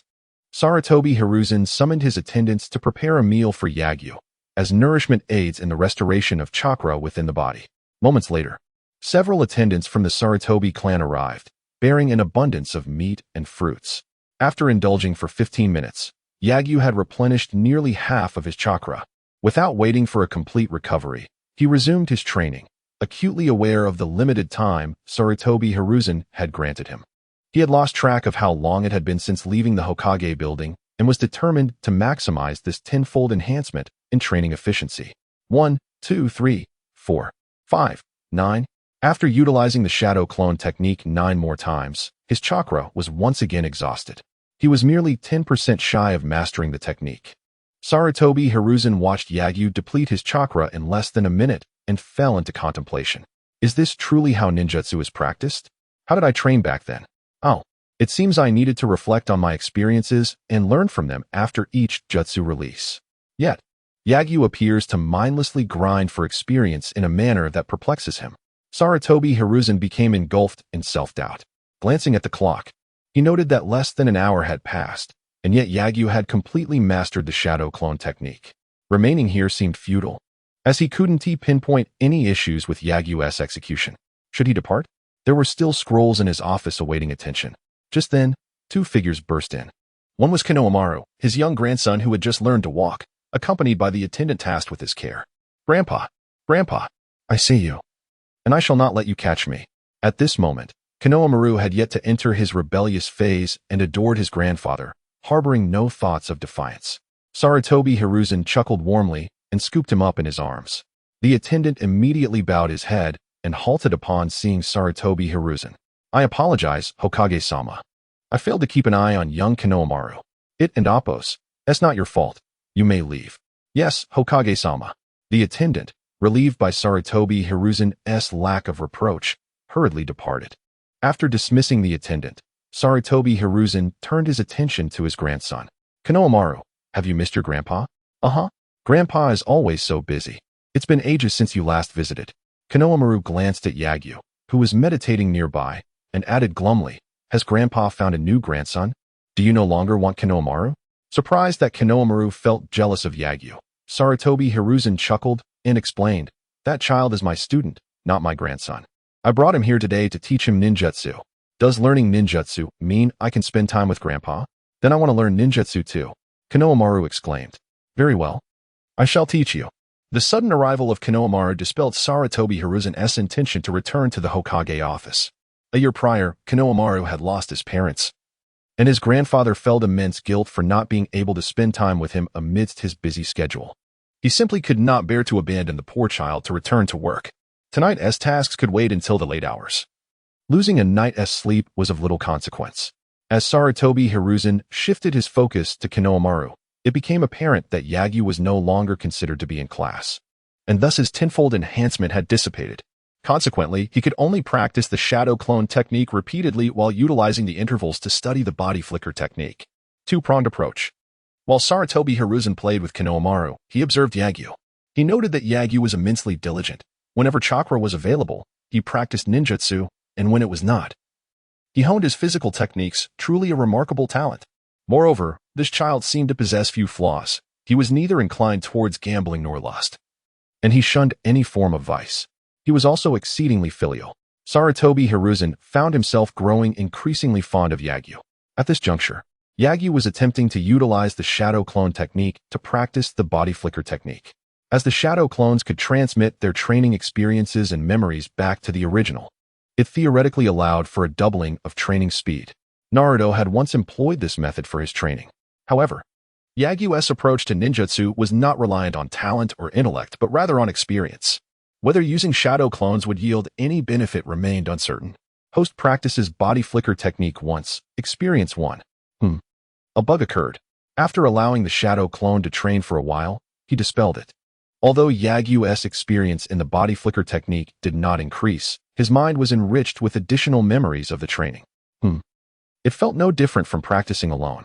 Upon reflection, the shadow clones were extensions of himself, sharing the same mind, the same training experiences, and the same training duration. Why should the shadow clones learn faster than he could? Was he truly inferior to his own shadow clones? Upon realizing this, Yagyu thought of Naruto. How had Naruto utilized shadow clones in his training? Learning the Rasengan involved the assistance of shadow clones, and mastering Sage Mode and the Rasen Shuriken allowed him to experiment and mitigate risks through them. This seemed to be the correct application of shadow clones in training. So, what could he achieve through shadow clones? 3. Purging his mind of nefarious thoughts. Yagyu temporarily found himself at a loss for how to leverage the shadow clones in his training. Thus, he continued to grind for experience. 15 minutes later, the body flicker technique reached its zenith. Yagyu tested the effects of his maximum level body flicker technique. He could teleport a distance of approximately 500 meters in a single leap, with a speed that could reach within 0.5 seconds. In other words, Within 500 meters, Yagyu could arrive at any location in half a second. This ultimate body flicker technique could be considered a diminished version of the flying Raijin. Yet it ultimately could not compare to the flying Raijin-esque capabilities, which were not confined to mere hundreds of meters. Sarutobi Hiruzen observed Yagyu's training process. Though aided by shadow clones, witnessing Yagyu master the body flicker technique in such a short span left him astounded. Many nin could not exhibit such proficiency. Moreover, what did it mean to teleport 500 meters? Whose body flicker technique could traverse such distances? Casting a glance at Konoha, who was pretending to learn the invisibility technique, and then upon the prodigious Yagyu, Sarutobi Hiruzen found himself wanting to inquire whether Sarutobi Shinjiro had concealed a love child from him or had perhaps mistakenly picked up the wrong infant. Of course, this was jest. Sarutobi Hiruzen would never disdain his grandson for lacking the genius of others. Konoha was his hope, and even if his talent was lacking, he would seek the finest instructors to nurture him into a remarkable individual. It must be time to conclude, he mused quietly to himself. He intended to remain with Konoha for a while longer, but the hour he had dedicated to Yagyu's training had elapsed. Surely, Yagyu ought to return now? Yet, he overestimated the situation. Unaware of the passage of time, Yagyu found little distinction between an hour and half an hour. Thus, when he noticed Sarutobi Hiruzen had not urged him to leave, he continued his training. His shadow clone was only a few proficiency points from reaching its maximum level. And now that his chakra had partially restored, he should be able to push it to completion. Chapter 40. Finally taking a disciple. My Hokage teacher a few minutes later. The shadow clone technique reached its maximum level. The effects at full capacity are as follows. 1. Ninjutsu can be released without hand signs, a fundamental skill. 2. Chakra consumption is controllable, no longer restricted to consuming half of one's chakra to perform the shadow clone. The amount of chakra consumed determines the strength of the clone. Mother no longer needs to worry about me being drained by the shadow clone. 3. The strength of the shadow clone is enhanced. It will not dissipate from injury unless dismissed voluntarily or destroyed by overwhelming force. Otherwise, it will persist. After reaching maximum level, the shadow clone can even allow someone like Yagyu, who is chakra deprived, to achieve results akin to Naruto. However, it is of little practical use.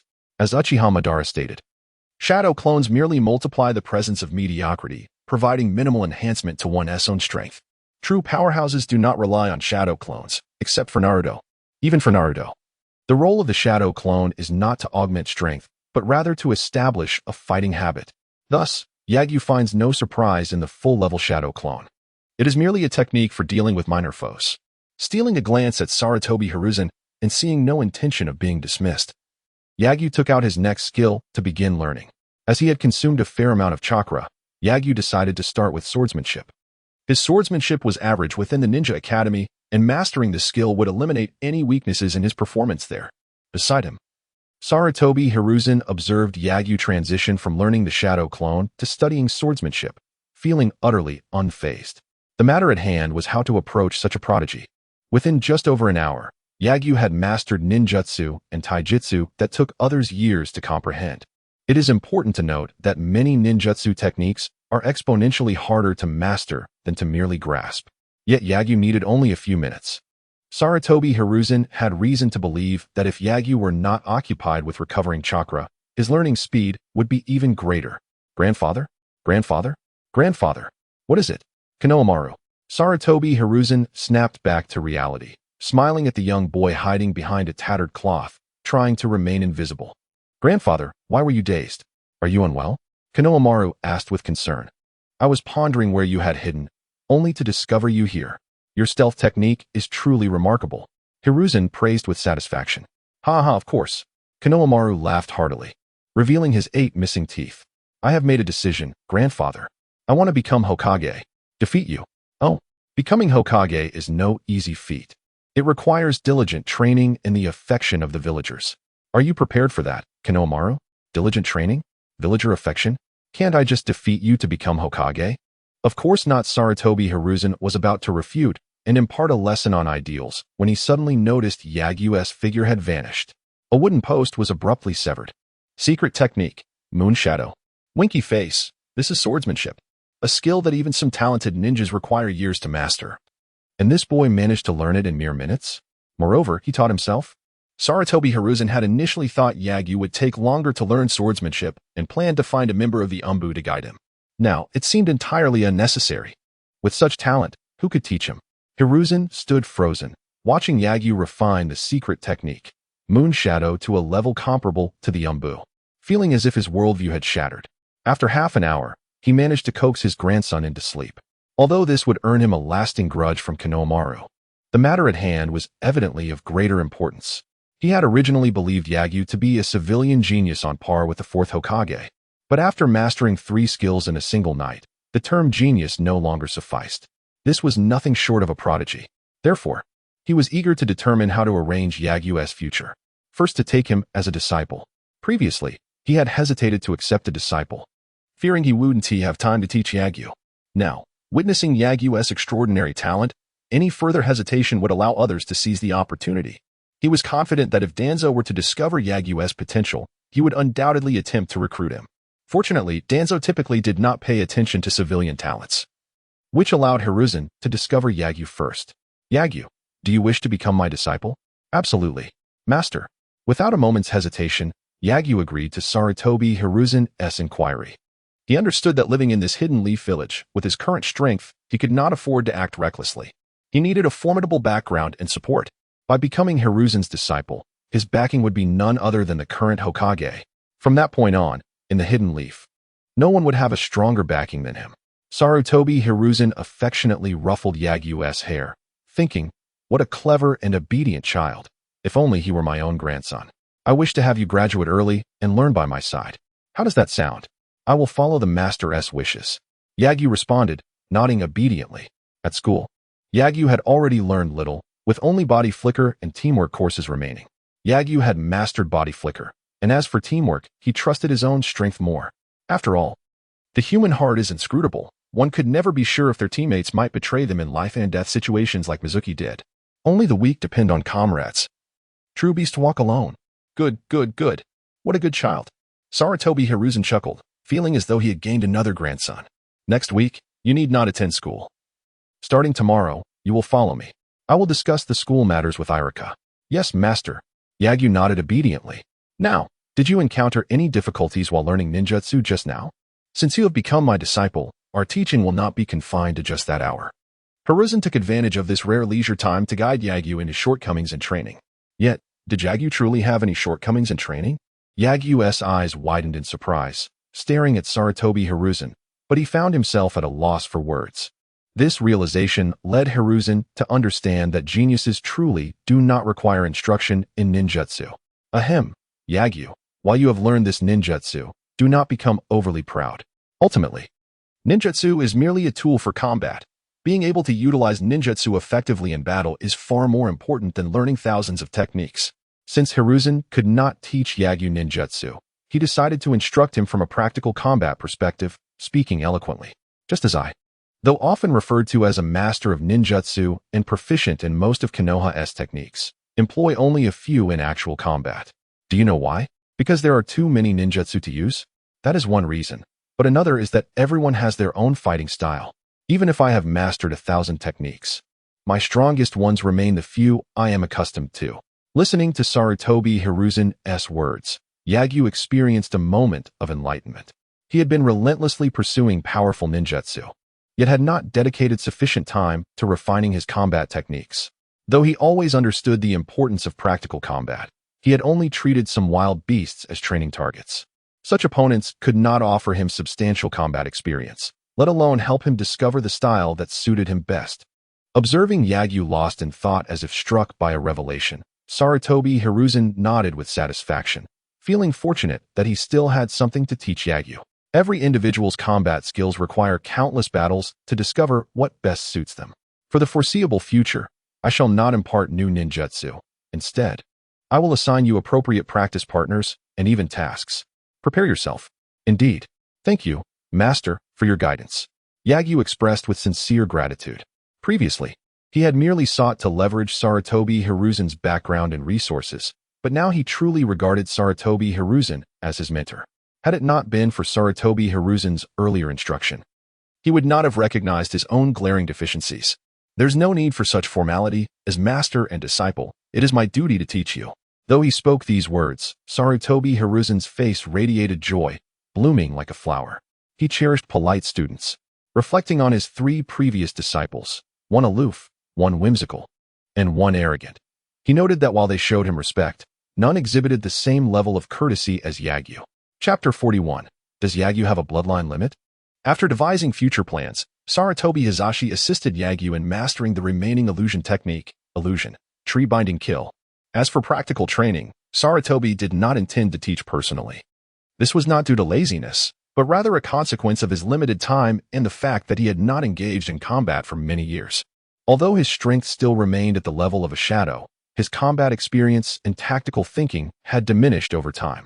Therefore, it was more prudent to enlist the help of the Umbu or elite Jonin for instruction rather than relying solely on himself. Illusion, tree-binding kill was one of the signature techniques of Yuhi Kurenai, designed to manipulate the visual and tactile senses of others, ensnaring them. Specifically, the user disappears, and an illusory tree sprouts beneath the target's feet, entangling and binding them. Since this ninjutsu requires a target for execution, practice necessitates the presence of an opponent. With no one else in the training ground, Yagyu could only use Sarutobi as his practice subject. As Yagyu began, he still needed to perform hand seals for the technique. And due to his unfamiliarity with the sequence, his speed was not yet swift enough to create afterimages. Sarutobi noted this, but chose to remain silent.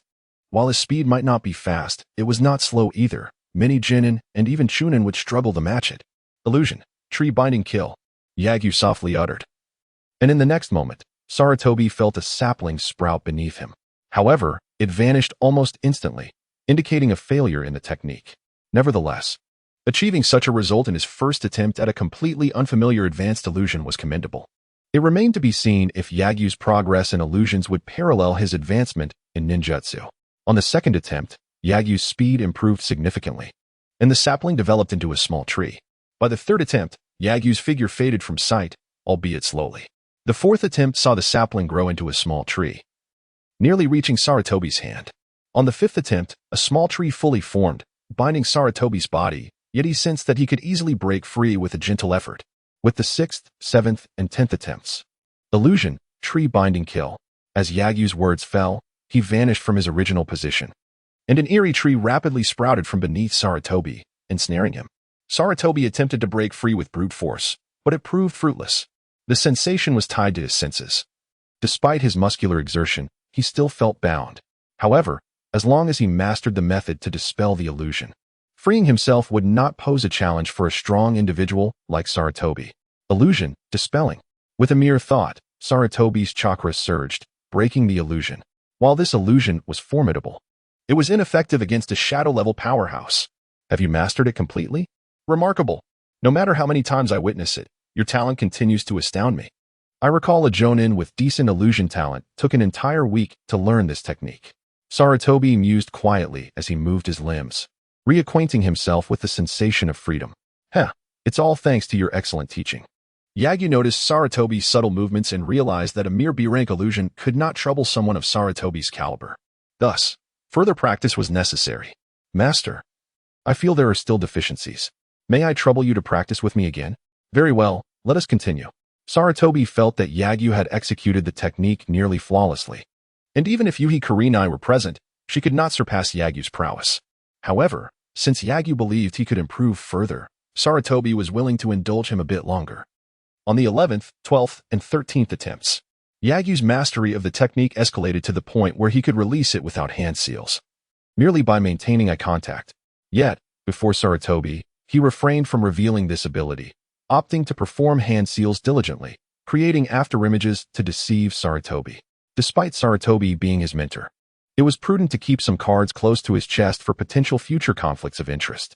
After several more practice sessions, Yagyu completed 20 repetitions. Thanks to Sarutobi's teaching enhancements, each practice session yielded a tenfold increase in experience, resulting in a total of 200. Maximum level achieved. Master, be cautious. Yagyu cautioned as he prepared to unleash the technique for the 20th time. Sarutobi merely smiled, dismissing Yagyu's warning, believing it stemmed from concern. Could a mere B-rank illusion pose a threat to him? Yet, in the next instant, a colossal ancient tree materialized, startling Sarutobi. Just as he attempted to evade, He discovered he could not move, his body ensnared step by step by the ancient tree. He even sensed a choking sensation. This ancient tree intended not just to bind him, but to annihilate him. Astonished, Sarutobi promptly employed the technique to dispel the illusion. However, the results were disappointing. The ancient tree persisted, and the binding sensation remained, though the suffocating feeling had dissipated. Was the dispelling technique effective? Master, are you all right? It became evident that Yagyu had held back. Yet, even if Yagyu had not restrained himself, Sarutobi possessed alternative methods to escape peril. As a shadow-level powerhouse, his means to counter illusions were not limited to simply dispelling them. Within Sarutobi's sight, Yagyu emerged from the ancient tree, now locked in an intense gaze with him. How did you achieve this? Sarutobi exclaimed in astonishment as he gazed at Yagyu, the power displayed exceeding that of a B-rank ninjutsu, verging on S rank. I'm not entirely sure. I just felt capable of achieving it. Yagyu candidly revealed his prowess, unwilling to conceal his abilities, as doing so would necessitate restraining himself in future battles, a habit that could prove detrimental. Yagyu, apprehensive of death, preferred to either refrain from action or unleash his full power in one decisive blow. By revealing his capabilities, he could freely wield the power of his ninjutsu while earning Sarutobi's respect. Do you believe you can achieve such results? Sarutobi pondered, staring at the towering ancient tree. Engulfed in profound doubt, could this truly be the authentic nature of illusion? Tree-binding kill? Was it possible that what he and Kurenai had learned was merely an imitation? No, that couldn't be. Yagyu's manifestations of both illusions and physical techniques had consistently surpassed those of others. Did he harbor some secret? Sarutobi gazed into Yagyu and Appo's eyes, pure and bright, reflecting innocence. How could such a sincere child conceal anything from him? Perhaps Yagyu possessed a unique bloodline limit, Sarutobi mused. Considering that Yagyu was an orphan from outside the village, potentially the heir to an unknown clan's bloodline limit. Is the bloodline limit what enhances the power of ninjutsu and all skills? Chapter 42, The Four Ninjas of Konoha and Truth. What Sarutobi Hiruzen witnessed was merely a fraction of the full power of Yagyu's illusionary technique, magical tree-binding kill. The ultimate manifestation of this technique encompasses all targets within its purview, causing a colossal ancient tree to materialize before each individual, subsequently strangling them. This strangulation, however, is not literal. It is a deceptive sensation. Those ensnared by this skill experience an overwhelming force compressing their bodies, leading them to believe they have perished, and thus, in a sense, they do. It can be described as an extraordinarily terrifying and potent area of effect lethal skill, executed without a trace, devoid of any fatal wounds or visible cues. Can one imagine strolling down the street only to be suddenly constricted by an eerie ancient tree, while others around remain oblivious, assuming one has succumbed to a heart attack? With this ninjutsu, Yagyu's endeavors in assassination and area clearance would become considerably easier. Yagyu, has your grandmother ever shared your lineage with you? Sarutobi Hiruzen inquired suddenly. Lineage? Yagyu paused, having nearly forgotten about his origins in the Blue Star world, a place he had traversed from over 7 years ago. The memories of his life there lingered, albeit buried deep within his mind. That world, perhaps it is best left unremembered. His life prior to crossing over was far from enviable. He had lived over 20 years without any accomplishments, burdened by debt and a discordant family life. Though not steeped in misery, he often faced conflicts and insurmountable troubles. The weight of existence frequently left him gasping for breath. Despite its tranquility and sci-fi allure, Yagyu felt no attachment as an ordinary person. He had even mused that if there were an afterlife, he would prefer to be a wild blade of grass. But then again, unless reincarnation came with a golden opportunity, it might be best to forego the notion of a next life altogether. Noticing Yagyu and Appo's silence, Sarutobi Hiruzen initially assumed that Yagyu and Appo's grandmother had indeed divulged something to him, only for Yagyu to shake his head in denial moments later. No. My grandmother has never spoken to me about my lineage. Is that so? Sarutobi Hiruzen replied, half convinced yet ultimately choosing to trust Yagyu. I perceive that your execution of ninjutsu is markedly different from that of others. It leads me to believe you must be a descendant of a particular ninja clan. You have awakened the talents of that clan, a bloodline limit. I possess a bloodline limit? Yagyu was taken aback. I merely have an advantage. I do not possess a bloodline limit. He yearned to reveal the truth to Sarutobi Hiruzen, but knew he would likely be met with disbelief. It was a gap in understanding, a dimensional disparity. While I am uncertain which ninja clan you belong to, I am inclined to believe this is the case. After a moment's contemplation, concerned that Yagyu might not comprehend the concept of bloodline limits, Sarutobi Hiruzen elaborated. Bloodline limits are techniques inherited through genetic lineage, akin to hereditary ninjutsu. Typically, those who master these techniques from their clans are significantly more formidable than ordinary ninjas, exemplified by the Uchiha clan's Sharingan and the Hyuga clan's Byakugan.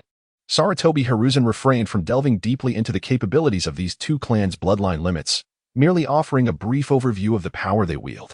Therefore, I surmise that your ability to rapidly learn ninjutsu and excel beyond others is likely attributable to your bloodline limit. Indeed, although aware that he lacked a bloodline limit, Yagyu felt at a loss for words to clarify. Thus, he chose to acquiesce to Sarutobi Hiruzen and Appo's perspective. Since it has been determined that you possess a bloodline limit, we must incorporate its training into your regimen, but it is rather late today. We shall discuss it further tomorrow. Sarutobi Hiruzen glanced at the deepening night. While his nocturnal activities were just beginning, Yagyu could not afford to remain out late, for his grandmother would worry if he did not return home. Very well, farewell, sensei. Farewell. As he watched Yagyu's retreating figure, Sarutobi Hiruzen sighed and vanished from the spot. Upon returning, he ordered the Umbu to investigate Yagyu's origins while he himself perused a tome of ancient texts. The bloodline limit capable of enhancing ninjutsu. Which clan does it belong to? After departing the Sarutobi clan, Yagyu did not head home directly. Instead, he made a stop at the training grounds in the back mountains. It was late, yet Rock Lee and Naruto had not yet returned home. Inspired by Yagyu, the two had taken to training exhaustively each day before returning. However, their recovery was remarkably swift, making it difficult to discern when they had truly fatigued, likely around the time dawn began to break. Naruto, Lee. Yagyu utilized the body flicker technique to appear silently. The two, engrossed in their training, did not notice his arrival until he called out to them. Big brother? When did you arrive? Big brother, weren't you off learning ninjutsu from the Hokage? What new techniques have you acquired? Due to Naruto's constant address of Yagyu as Big Brother, Rock Lee had gradually adopted the same form of address after receiving Yagyu's guidance for some time. After all, the strong are worthy of reverence. I just arrived. I learned many things from my teacher, 1 ninjutsu, 1 taijutsu, 1 genjutsu, and 1 swordsmanship technique. Big brother, you mean you learned 4 skills in one night? Indeed. Big brother, that's incredible. Just average, really. It's primarily due to my teacher's exceptional guidance. Big brother, has the Hokage taken you as a student? Yes, today I officially became his disciple. I am now a student of the 3rd Hokage. How impressive. Your ability to learn ninjutsu so swiftly must be due to the Hokage's influence. Truly remarkable. By the way, I heard that the 3rd Hokage previously had only 3 disciples, known as the legendary 3 ninjas of Konoha. They are quite renowned in the ninja world, and perhaps in the future, Yagyu will become a ninja of similar fame. Being referred to as the 4th ninja of Konoha. The 4th ninja of Konoha. Yagyu felt a twitch at the corner of his mouth, finding it less appealing than the title of Yellow Flash. While Jiraiya and his companions were indeed famous, they seemed less impressive compared to the 4th Hokage. After all, aside from Minato Namikaze and Kakashi Hatake, no one else in Konoha could elicit a command for other ninja villages to flee upon mere sight. After exchanging pleasantries with Naruto and Rock Lee, Yagyu joined them in their continued training. Sarutobi Hiruzen's nocturnal pursuits had just commenced, and Yagyu too was determined to endure the night. Chapter 43, A Real Battle. The prey is the wind of the moonlight. The next day, after awakening, Yagyu made his way to the Hokage building. Master, you have arrived, he greeted as Sarutobi Hiruzen nodded in acknowledgement, still preoccupied with his tasks. Not wishing to disturb him, Yagyu patiently awaited his attention. An hour later, Sarutobi finally set down the scroll he had been working on, regarding Yagyu with a look of satisfaction. Well done. You remain composed and unperturbed. I was quite the rascal at your age. Your praise is too generous, master. Yagyu replied humbly. Sarutobi shook his head, reminiscing, not at all. Among your 3 elder brothers, only Orochimaru possessed such patience. Alas, but let us not dwell on that. I have already arranged your training mission for today. Shippuden. At Sarutobi's command, a man donned in an animal mask appeared as if conjured from thin air. I will be counting on you today, Sarutobi said, nodding in acknowledgement. Understood. Ahem. The man, Shippuden, behaved like a soldier following orders, uttering not a word more. He turned to Yagyu. Follow me. With that, Shippuden vanished in an instant. Farewell, master. Yagyu bid goodbye to Sarutobi before disappearing to follow the moonlight Shippuden. Sarutobi took a moment to indulge in a puff of smoke, exhaling slowly. In that instant, he felt a profound sense of healing for both body and spirit. Having forewent sleep from the previous night to address lingering matters, fatigue weighed heavily upon him. Yet he could not afford to rest. His gaze flickered to the tattered old books he had scoured in search of Yagyu's origins, still none the wiser. Could he belong to some obscure, hidden clan? Sarutobi sighed. After finally resolving to take on a disciple, the identity had turned murky. However, he found solace in the fact that Yagyu had grown up in Konoha, his grandmother being of no concern. Otherwise, it would have caused him great distress. After all, Yagyu was his direct disciple, and the thought of having to eliminate him was something he could not bear. Meanwhile, Yagyu had followed the enigmatic Shippuden to an unfamiliar training ground. This venue, though not on par with that of the Sarutobi clan, vastly surpassed the dilapidated grounds where they practiced on the back mountain. Ahem. You are Yagyu, correct? Yes. Yagyu studied the short-haired man before him, feeling an uncanny familiarity. Shippuden? Could you possibly be the Moonlight Shippuden? I am indeed Moonlight Shippuden, and I shall instruct you in combat techniques for the foreseeable future. Understood. Senior Shippuden. Very well. Ahem. I shall refrain from superfluous words. Come, attack me and demonstrate your combat style. Moonlight Shippuden unsheathed his long blade, prepared for battle. Having learned of Yagyu's prodigious talent from Sarutobi, he intended to hold nothing back. Losing would be a disgrace. At the sight of the long blade, Yagyu instinctively searched for a weapon among his surroundings, but this training ground lacked the equipment available at the Sarutobi's venue. With no options, Yagyu resolved to engage using ninjutsu. As Shippuden was a swordsman, employing genjutsu against him would be excessive. To ensure the training was fruitful, Yagyu decided to utilize various ninjutsu techniques in combat. So far, he had mastered the following: body replacement technique, transformation technique, clone technique, shuriken manipulation technique, fire release, great fireball technique, fire release, phoenix fire technique, fire release, dragon fire technique, body flicker technique, secret technique, moon shadow, shadow clone technique, Naraka path technique, and illusion, tree binding death. Considering his options, Yagyu feigned hand seals and instantly unleashed the great fireball. A fireball, 5 meters in size, surged toward Moonlight Shippuden as Yagyu's figure vanished amidst the flames. Moonlight Shippuden was taken aback by the sheer size of the fireball. Such a massive fireball. He dared not confront it directly and swiftly employed the body flicker technique to evade. The fireball struck the ground with a resounding explosion, creating a small crater. This is the great fireball? Moonlight Shippuden swallowed hard, his pallid face growing even paler beneath the mask. Just then, Yagyu silently appeared behind him, a kunai poised at his throat. A mere flick of his wrist could end Shippuden's life. Yet in the next moment, Moonlight Shippuden vanished, leaving only a block of wood in his place.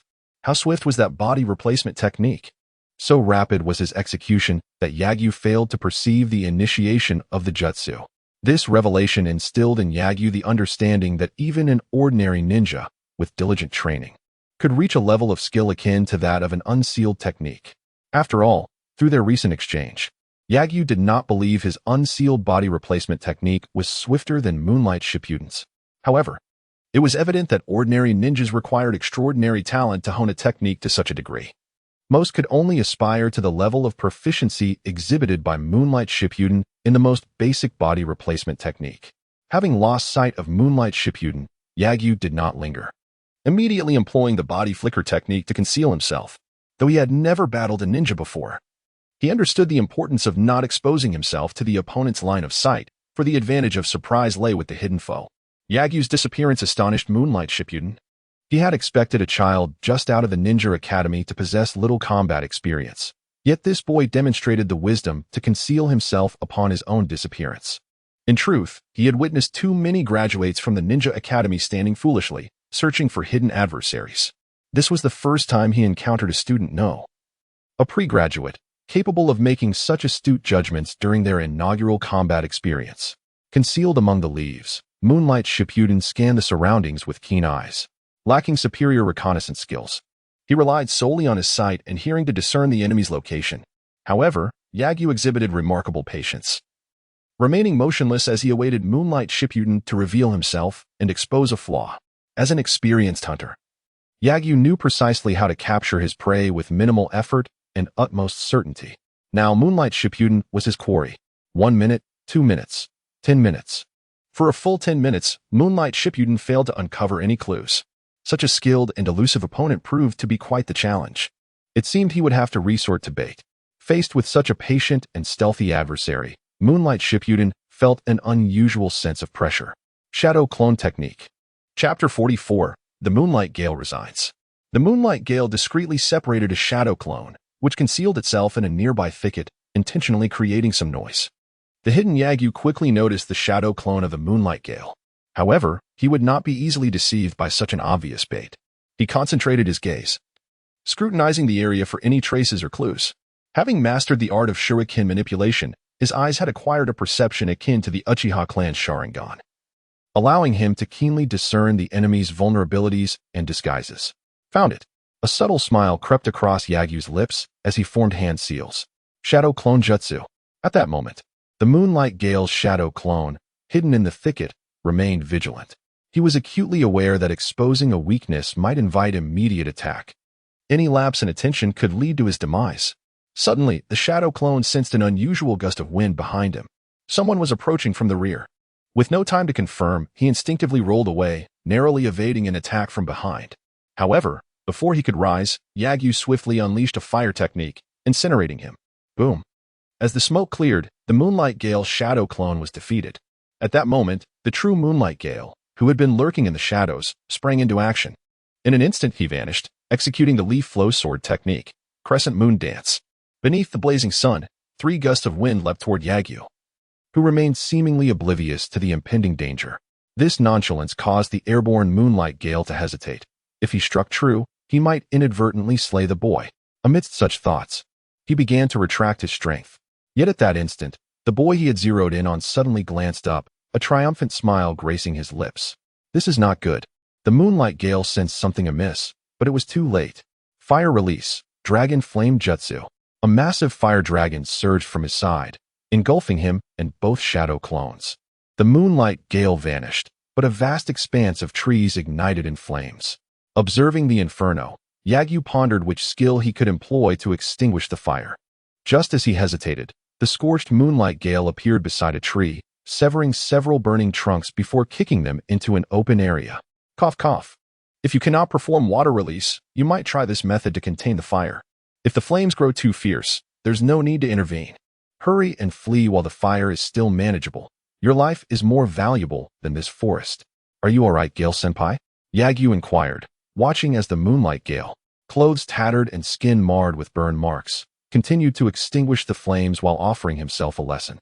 I could cry. It's nothing serious. Just a near-death experience. Cough cough. I thought you would evade it. Had it been a typical Dragon Flame Jutsu, he would have surely used the substitution jutsu to avoid harm. However, Yagyu's Dragon Flame Jutsu was swift, potent, and explosive. Though classified as a C-rank ninjutsu, it surpassed any B-rank water release techniques he had encountered. Your strength surpasses mine. I cannot teach you. Tomorrow, I will request a new instructor for you from the 3rd Hokage. Cough cough, the Moonlight Gale remarked. Gale-senpai, you needn't say more. Cough cough. I speak the truth. With my limited abilities, even if I remain to teach you, it would only squander your time. You are a genius. A true genius. No, I meant to say, it seems the fire has not yet been extinguished. Turning to glance back, he realized his earlier strikes had not sufficiently quelled the source of the flames. If left unattended, this training ground would likely be reduced to ashes. However, it was futile. He had genuinely believed Yagyu would offer him words of comfort, only to find he had misinterpreted the situation entirely. Without uttering another word, as a member of the Umbu, he maintained his aloof demeanor, even in this awkward moment. Drawing his long blade, he swung it with precision. His strikes were swift and fierce, as though he were cleaving Yagyu's very form. Moments later, the burning trees lay severed, stacked like enormous firewood, ready for an impromptu barbecue. Having resolved the dilemma, the Moonlight Gale turned to Yagyu. Can you wield a blade? Yagyu nodded affirmatively, yes. Then let me teach you this technique. Although I will have a new instructor tomorrow, today has yet to pass, and my duties remain, the Moonlight Gale declared, before seeking out a sword for Yagyu. The two then engaged in a spirited duel of swordsmanship. It is worth noting that Yagyu's moon shadow had evolved significantly after reaching its peak, diverging from its original form. In essence, it was faster and more ferocious. Combined with the instantaneous technique, his swordsmanship allowed him to utilize moon shadow repeatedly within a 500-meter range. His figure moving like a specter. Even the swordsmanship prodigy, the Moonlight Gale, found it impossible to withstand this onslaught. Chapter 45. Moonlight Gale, a genius? More like a monster. As the new round of combat commenced, neither participant resorted to their skills immediately. Instead, they engaged in a contest of fundamental swordsmanship. Yagyu, having mastered the secret technique Moon Shadow, possessed a profound understanding of basic swordplay, rendering Moonlight Gale unable to gain any advantage in their duel. Of course, Moonlight Gale, with years of practice in the Crescent Moon dance, exhibited a more versatile application of sword techniques than Yagyu. However, with Yagyu's formidable instantaneous technique backing him, Moonlight Gale found it impossible to inflict even the slightest injury upon him. After half an hour of relentless combat, the two combatants reached a stalemate and ceased their efforts. Moonlight Gale's gaze towards Yagyu had transformed from mere admiration to one of bewilderment, as if he were observing a creature of extraordinary prowess. At 19 years of age, he had devoted 13 years to mastering the sword, yet this 7-year-old boy surpassed him in skill. It was astonishing to realize that the opponent had existed in this world for a shorter duration than he had spent honing his craft. Feeling a profound sense of defeat, Moonlight Gale pondered, "Shall we continue, Senior Gale?" He shook his head, then nodded, leaving Yagyu perplexed about his intentions. "You must have studied the secret technique, Moon Shadow, correct? I can discern traces of that sword technique in your moves." Yagyu responded with a nod. "Then, why not demonstrate that technique against me? I am eager to witness the full power of your most formidable sword strike." At this moment, Moonlight Gale's mindset shifted from that of a teacher to a seeker of knowledge. He had come to regard Yagyu as an equal, a peer from whom he could learn and draw inspiration. Very well. Yagyu made no formal stance. In an instant, he vanished from sight. His speed was so astounding that even Moonlight Gale could not react in time. The blade rested against his neck, a testament to Yagyu's unparalleled speed and swordsmanship. Moonlight Gale, despite his own proficiency in Moon Shadow, found himself woefully outmatched. "Yagyu, do you wish to learn the Crescent Moon dance?" Indeed, after witnessing such raw talent, Moonlight Gale felt a burgeoning admiration for Yagyu. He yearned to discover the extent of Yagyu and Appo's abilities, to glimpse the pinnacle of swordsmanship. In his youth, he had always believed himself to be a prodigy destined to surpass all sword-wielding ninjas throughout history. However, as he matured, his body deteriorated, a congenital ailment stalling his progress. Though he possessed a profound understanding of swordplay, he struggled to manifest it to its fullest potential. This was the source of Moonlight Gale's inner turmoil. At 19, he should have been ascending to greater heights, yet his physique forbade him from scaling those lofty peaks. Moreover, there was someone he cherished, and he would not overexert himself to the point of exhaustion for their sake. He had even contemplated leaving the Umbu. In the days that followed, Yagyu trained under Moonlight Gale, learning the Leaf Village style of swordsmanship, the Crescent Moon dance. This technique was significantly more intricate and advanced than Moon Shadow. However, no matter how challenging the swordplay, Yagyu mastered it within mere minutes. You, cough, cough, cough. Witnessing Yagyu transition from unfamiliarity to surpassing his own mastery of the Crescent Moon dance in just a few minutes, Moonlight Gale felt his worldview shatter. He could no longer distinguish whether Yagyu was an exceptional genius or if he himself was utterly incompetent. How can you, a mere human, be so extraordinary? Moonlight Gale had dedicated 3 years to the Crescent Moon dance, yet he had not fully mastered it. Yet Yagyu accomplished this in what felt like 3 or 5 minutes. Moonlight Gale was uncertain of the exact duration, only that it was brief, and in that fleeting moment, Yagyu's prowess eclipsed his own. No wonder Lord Hokage chose you as his disciple. Cough, cough. I truly have nothing left to teach you. Moonlight Gale, overwhelmed with emotion, erupted into a fit of coughs. Had he not gestured that he was fine, Yagyu would have feared for his life in that moment. Chapter 46 Summary. Purchasing a ninja blade, Yue Guang Jifeng departed, his exit marked by an air of desolation. In his eyes, Liu Ying perceived a profound sense of loss, not disappointment, but a poignant realization akin to a rural youth who, upon gaining admission to a prestigious university in a sprawling metropolis, discovers the vastness of the world and his own helplessness within it. Shaking his head, Liu Ying was astonished by his own strength, realizing that even the seasoned special Jonin, Yueguang Jifeng, was no match for him. Despite the disparity in their abilities, Liu Ying gleaned invaluable insights from this encounter. Not only did he acquire knowledge of ninja combat techniques and clarify his own combat prowess, but he also mastered the moonlit dance. However, the potency of this technique was not vastly superior to that of the moon shadow, thus yielding only marginal improvement for Liu Ying. Contemplating his skills, Liu Ying settled onto a wooden stump, pondering how best to utilize his abilities. He replayed his battle with Yueguang Jifeng in his mind, and a sudden epiphany struck him. Had it not been for the training, he could have employed genjutsu from the very outset of their confrontation, recognizing his opponent's weakness as his own advantage. He understood that in ninja warfare, effectively leveraging one's strengths while exploiting the adversary's vulnerabilities is paramount. Perhaps, unless one achieves the formidable level of Senju Hashirama, ninja combat is fundamentally a battle of information. If I am aware of your weaknesses while you remain oblivious to mine, my chances of success significantly increase. This thought led Liu Ying to recall Jiraiya. Although Jiraiya may not possess peak strength, with complete information regarding strengths and weaknesses, he could potentially face even Senju Hashirama with confidence. Understanding an enemy's shortcomings allows for tailored strategies, while recognizing their strengths provides a means to evade danger. To possess comprehensive knowledge about an individual makes overcoming the strong a more attainable feat, particularly when confronting adversaries of equal caliber. With this realization, Liu Ying experienced a profound enlightenment. This battle had been immensely beneficial, not only guiding him towards future combat strategies but also illuminating his path for further learning. The necessity of understanding one's opponent accentuated the importance of information-gathering ninjutsu. Going forward, Liu Ying would focus his studies on such techniques. As he had ample combat skills but lacked auxiliary ninjutsu such as reconnaissance and medical techniques. Upon clarifying his future direction, Liu Ying began to introspect. Each of his techniques ought to serve a distinct purpose. The shadow clone technique is intended for distraction and deception, possessing such a degree of realism that even a jonin might struggle to discern it. However, this technique proves ineffective against ninjas with unique abilities, such as those wielding the Sharingan or Byakugan. The transformation technique serves the purpose of disguise, its versatility rendering it effective for reconnaissance, escape, or combat. In the context of battle, drawing from his recent encounter with Yueguang Jifeng, Liu Ying could cleverly transform into various objects for concealment. Furthermore, due to its non-hand-sealing nature, his transformation and reversion would not hinder his combat efficiency. Imagine, in the midst of battle, a towering tree suddenly strikes with a fierce blow. However, it is said that high-level ninjas are acutely sensitive to murderous intent, thus executing a surprise attack in this manner may prove to be quite challenging. Consequently, Liu Ying did not intend to overly rely on this technique during combat, reserving it for instances of endurance contests against other ninjas.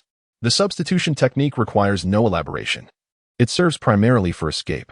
Additionally, similar to the effects of the heavenly hand power, he could redirect enemies during a melee to shield himself from harm. Yet, given that he could effortlessly dispose of such insignificant foes with a mere glance, their impact on battle remained minimal. The Great Fireball technique and Dragon Fire offer high damage and explosive attack power, while the Phoenix Fire technique excels in harassment and ambush, often catching unsuspecting ninjas off guard. The Moon Shadow and Crescent Moon are intended for close combat. The Narikuzai technique can control others but is ineffective against those possessing superior strength or resistance to genjutsu, thus relegating its use to either clearing minor foes or extracting intelligence, with Liu Ying leaning towards the latter. The enchantment, Tree Binding Kill, is useful for clearing away lesser adversaries. The Body Flicker technique. As the afternoon waned into dusk, Liu Ying's stomach growled with hunger. With his thoughts nearly exhausted, he resolved to fill his belly first and then visit the ninja tool shop to procure a ninja blade before seeking out his teacher at the Hokage Tower. After indulging in a meal of grilled meat at Konoha's barbecue establishment, he made his way to Huizi's ninja tool shop. Today, Huizi donned a splendid purple qipao, perfectly accentuating her figure, embodying the allure of a mature woman. "Boss, have you found a partner?" Liu Ying teased. Recognizing him, Huizi shot him a glare as she continued tallying accounts. "What is it to you, brat? Are you here to buy tools for that little girlfriend of yours?" "Not at all. I'm buying a ninja blade for myself." Liu Ying clarified. "A ninja blade? You know swordsmanship?" Huizi inquired, somewhat astonished, her thoughts momentarily derailed. "Wait, where was I in my calculations?" "Just learned it," Liu Ying replied, wandering over to examine the blades on display. Meanwhile, Huizi grappled with her disrupted train of thought, her mind often succumbing to sudden lapses in data that were impossible to retrieve. In a fit of frustration, she tossed her abacus into a drawer. Out of sight. Out of mind. After all, not counting wouldn't diminish her earnings. What am I even accounting for? She reassured herself, then turned to Luiying, who was now theatrically brandishing a lengthy ninja blade. However, all the blades in her shop were designed for adults, measuring at least 1.2 meters in length, which appeared rather comical in the hands of Luiying, who stood at under 1.5 meters tall. Do you have a shorter ninja blade? Luiying inquired. That would require customization. Huizi retorted, her patience waning due to the accounting issues. Luiying, oblivious, assumed Huizi was experiencing a bout of discomfort, and inquired, how much for a custom blade? Huizi produced a blank order form, her expression impassive. What length do you need? Luiying pondered briefly before responding, about 80 centimeters. What color? Black, please. I prefer something non-reflective, duller in appearance. Upon hearing this request, Huizi raised an eyebrow. Are you planning to commit murder? Indeed. I've graduated now and will be undertaking missions. Isn't killing rather commonplace? Luiying replied nonchalantly. You graduated? How old are you? Almost 8, I presume? Huizi exclaimed, her surprise palpable. She hadn't anticipated that this seemingly average boy, aside from his good looks, was a genius ninja. However, whether or not he was a prodigy had little bearing on her, as he was merely a potential hidden big client. She resumed her record-keeping, advising him. Try to kill fewer people. Why ask that? It can lead to dry eyes. Before long, Huizi had noted all of Luiying's requests, instructing him to return in a week for his order. The number of blacksmiths in Konoha was limited, and those capable of crafting ninja tools were even scarcer. Being a small shop, she could not afford to maintain a blacksmith on her own, necessitating collaboration. However, a blacksmith would not solely work with her, meaning that apart from the regular monthly supply of ninja tools, custom orders would require a queue. Both Luiying and Huizi would have to wait. Chapter 47. The Trial of Sarutobi Hiruzen as the clock struck noon. Sarutobi Hiruzen was diligently attending to his duties within the confines of his office when a sudden appearance of moonlight Shikaz disrupted the tranquility. Hokage-sama, ahem. Shikaz, what brings you back so soon? Where's Yagyu? Hiruzen inquired, curiosity etched on his face upon noticing Shikaz and Appo's swift return. Hokage-sama, the situation is as follows. Shikaz recounted the events that had transpired, expressing his inability to instruct Yagyu due to their significant disparity in strength. Hiruzen comprehended this predicament and chose not to press Shikaz further, allowing him to withdraw. However, it became evident that if Shikaz was unfit for this task, a new instructor would need to be appointed, a troublesome consideration. Whom should he designate for this responsibility? Lost in contemplation, Hiruzen pondered his options.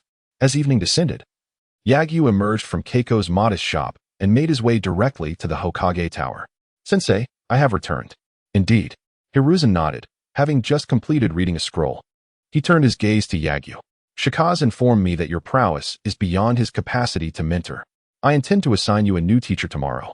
Is Shikaz senpai? All right, he should be fine. However, encountering someone of your caliber may have momentarily unsettled him, Hiruzen remarked, a desire to smoke tugging at him, though he refrained from reaching for his pipe. This wretched craving for tobacco. Yet abstaining proves difficult, especially with the late nights I endure. Ever since my wife departed, no one has commented on my smoking habits. Once, it irked me, yet now, I find myself nostalgically recalling her voice, sigh. After a brief moment of reflection, Hiruzen turned his attention back to Yagyu. Have you learned anything from today's battle? Indeed. I have mastered Shikaz-senpai's dance of the crescent moon. Rising from his seat, Hiruzen declared, let us proceed. I wish to witness the extent of your progress. As Yagyu's mentor, he felt compelled to oversee his development, even amidst his busy schedule. While he could not provide constant guidance, he could certainly spare a little time each day for practice. In the secluded training grounds of the back mountain, Hiruzen chose not to utilize the Sarutobi clan's facilities, fearing that returning there would lead to entanglements with his grandson. After having finally resolved the matters that had accumulated from the previous day, he still had many tasks awaiting his attention today. Come now, unleash your full strength and strike at me. Hiruzen remained clad in his cumbersome Hokage attire, unfazed by Yagyu's previous victory over Shikaz. Yagyu gazed at the elderly man before him, his visage exuding warmth and kindness, seemingly devoid of the formidable aura one would expect from a ninja of his caliber. Renowned ninjas were often characterized by their potent presence and lethal intent, yet Yagyu sensed none of that from Hiruzen. It was unclear whether Hiruzen was deliberately suppressing his aura or if years of inactivity had dulled it. Illusory binding of the ancient tree. An ancient tree materialized from thin air, swiftly encircling Hiruzen's feet. Despite being ensnared once more, Hiruzen remained unfazed, even jesting. Such a low-level genjutsu cannot faze me. With a sudden surge of power, Hiruzen shattered the tree's bindings, causing it to vanish instantaneously. Yagyu, who had planned a surprise attack, was also detected by Hiruzen. Moonshadow. Yagyu accelerated and slashed forward with his sword, only for Hiruzen to evade using a substitution technique. That blade does not suit you. I shall procure a new one for you later, Hiruzen remarked from atop a tree, evaluating Yagyu's choice of weapon, which was still the one gifted by Shikaze, more suited to Shikaze's physique. Thank you, sensei. Yagyu expressed his gratitude while launching another assault on Hiruzen, fully aware that he must exert every ounce of his strength against him. Dance of the Crescent Moon. As Yagyu sprinted, he created two shadow clones that leaped high into the air, using the moonlight to launch a surprise attack on Hiruzen. Hiruzen, with arms crossed, observed Yagyu illuminated by the moon's glow, exclaiming, "Your swordsmanship surpasses Shikaze." However, in an instant, three long blades pierced his form. With a resounding thud, Hiruzen was replaced by a wooden dummy. Curse this initial trick. This skirmish illuminated for Yagyu the realization that if he could not counter the substitution technique, his other skills would merely squander his stamina. Direct confrontation was futile. He required strategy. Following his evasion, Hiruzen chose not to comment, vanishing into the enveloping darkness. Yagyu recognized this as a fundamental tactic in ninja combat and immediately utilized shadow clones and substitution techniques to conceal himself. With two shadow clones and dozens of clones running about the training ground, they ultimately disappeared, leaving Hiruzen, who was observing from the shadows, momentarily taken aback. The half-truths of Yagyu's strategy left even Hiruzen unable to pinpoint his true location, unless he possessed Byakugan. What followed was a test of patience. Hiruzen calmly perched upon a tree, intending to assess Yagyu's endurance as a ninja. Yet, mere seconds later, rustling in the nearby grass caught his attention. Ah, a trap? Such impatience will not do. Hiruzen shook his head, refusing to fall prey to such tactics. He resolved to further cultivate Yagyu's patience. Meanwhile, Yagyu, realizing that his attempts to lure Hiruzen out had been fruitless, grew contemplative. He was not lacking in patience, having hunted for so long. He simply found that the methods he had borrowed from Shikaze proved ineffective against the cunning Hiruzen. Clearly, Hiruzen was equally adept at withstanding the test of patience. After 10 minutes, the training ground remained eerily silent. Yagyu employed various methods to probe Hiruzen, yet none yielded results.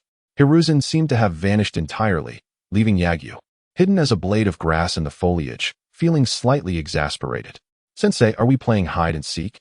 Another 15 minutes passed, and Hiruzen showed no inclination to emerge. Yagyu, disguised as a blade of grass, nearly succumbed to slumber. He pondered the rationale behind Hiruzen's complete concealment. Was it a test of his observational skills? Or perhaps his patience? If it was the latter, he could not afford to reveal himself. However, if it were a test of his perceptiveness, he was left with but one final resort. 5 minutes later, Yagyu resolved to employ that technique, even though it might obliterate the training ground. He silently hoped that Hiruzen would not scold him. Offering a silent prayer, Yagyu summoned several shadow clones, dispersing them in various directions. Meanwhile, his true self, under the cover of the clones, shifted positions to conceal himself once more. Chapter 48. The Art of Deception in Battle. Fire Release. Phoenix Fire Dance Technique. The Wind Release. Phoenix Fire Dance Technique, employed by the shadow clones derived from Yagyu, is a combination of the Fire Release, Phoenix Fire Technique. It is considered a pseudo-combination ninjutsu. The effect of this ninjutsu is to simultaneously release hundreds to thousands of sparks, which under the control of the shadow clones, can be arranged to create a vast area of attack. Of course, its most formidable aspect is its ability to ignite. With just one ninjutsu, the entire training ground was set ablaze. Observing from the shadows, Sarutobi Hiruzen realized that there was no longer a place for him to hide. If he continued to do so, he would inevitably become a victim of the flames. Water Release. Water Dragon Bullet Technique. Sarutobi Hiruzen, disregarding the need for concealment, leapt forth to summon a water dragon, drenching the entire training ground.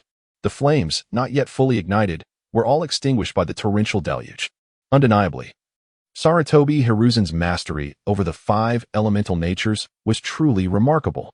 Perhaps his water release was not as adept as that of Senju Tobirama, his fire release not as potent as Uchiha, his earth release not as formidable as Inoki, his water release not as refined as the Mizukage, his lightning release not as swift as A, and his wind release not as powerful as Uzumaki Naruto.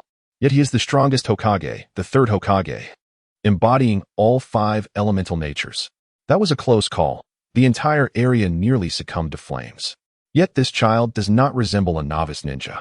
His decisive methods are truly. As Sarutobi Hiruzen murmured to himself, he suddenly dodged. A blade narrowly missed him, almost severing his shoulder. Ferocity. Sarutobi Hiruzen felt the brutality in Yagyu's combat style. Despite facing his own teacher, he showed no mercy, employing any means necessary to force him out. He was willing to burn the entire training ground. However, Sarutobi Hiruzen's feelings toward Yagyu were quite complex. He admired Yagyu's fierce methods, recognizing him as a promising ninja. Yet he was also concerned about the child and Appo's ruthless nature at such a young age, especially towards his own teacher. This child bears the shadow of Orochimaru. Without granting Sarutobi Hiruzen any time for further contemplation, multiple Yagyu clones surged forth to attack him. Fire release, Phoenix Fire Dance Technique. The clones unleashed the very technique they had used to incinerate the forest, this time aimed directly at Sarutobi Hiruzen. Hundreds of sparks rushed toward him from all directions. Yet Sarutobi Hiruzen remained unperturbed. Serpent, Boar, Dog. Earth Release, Earth Flow Wall Technique. Serpent, Horse, Monkey, Boar, Horse, Tiger. Fire Release, Great Fireball Technique. Sarutobi Hiruzen executed 2 ninjutsu almost simultaneously, utilizing the earth flow wall to shield himself from the sparks while countering with the great fireball against the oncoming flames. Noticing more sparks approaching from either side, he redirected the great fireball to obliterate them all. Yagyu's self-proclaimed combination ninjutsu was effortlessly dismantled by Sarutobi Hiruzen. It is worth noting that Yagyu had expended nearly a third of his chakra on this technique. Meanwhile, Sarutobi Hiruzen, employing a B rank and a C rank ninjutsu, likely used less than 1% of his chakra. Calculating chakra is indeed a crucial detail in combat. Hidden in the shadows, Yagyu felt he had learned yet another lesson. Combat is not merely about a frantic barrage of ninjutsu, but rather involves cunning stratagems, deceit, and mathematical calculations. After successfully countering Yagyu's ninjutsu, Sarutobi Hiruzen took the initiative for the first time, engaging in straightforward close combat to defeat all of Yagyu's shadow clones with a single kunai. This revelation led Yagyu to understand why some powerful individuals, despite being able to resolve battles easily with ninjutsu, opt for taijutsu. A ninja's stamina and chakra are akin to a person's 2 health bars. Each must be calculated and allocated wisely. When chakra runs low, one must resort to taijutsu. And when stamina wanes, chakra must be utilized. The two complement each other, enabling a ninja to endure longer in battle. Of course, there are exceptions. Those with immense chakra reserves and extraordinary stamina can rely on either ninjutsu or taijutsu and still outperform average ninjas. Are you not emerging, Yagyu? Sarutobi Hiruzen, having dispatched all shadow clones, did not hide again, but instead stood proudly in the open, hands clasped behind his back. Weren't you just searching for me? Now that I have revealed myself, do you not intend to engage me in battle? Hidden in the shadows, Yagyu remained still, acknowledging that he had learned yet another lesson. When one cannot discern the enemy's position, deception is also an evasion.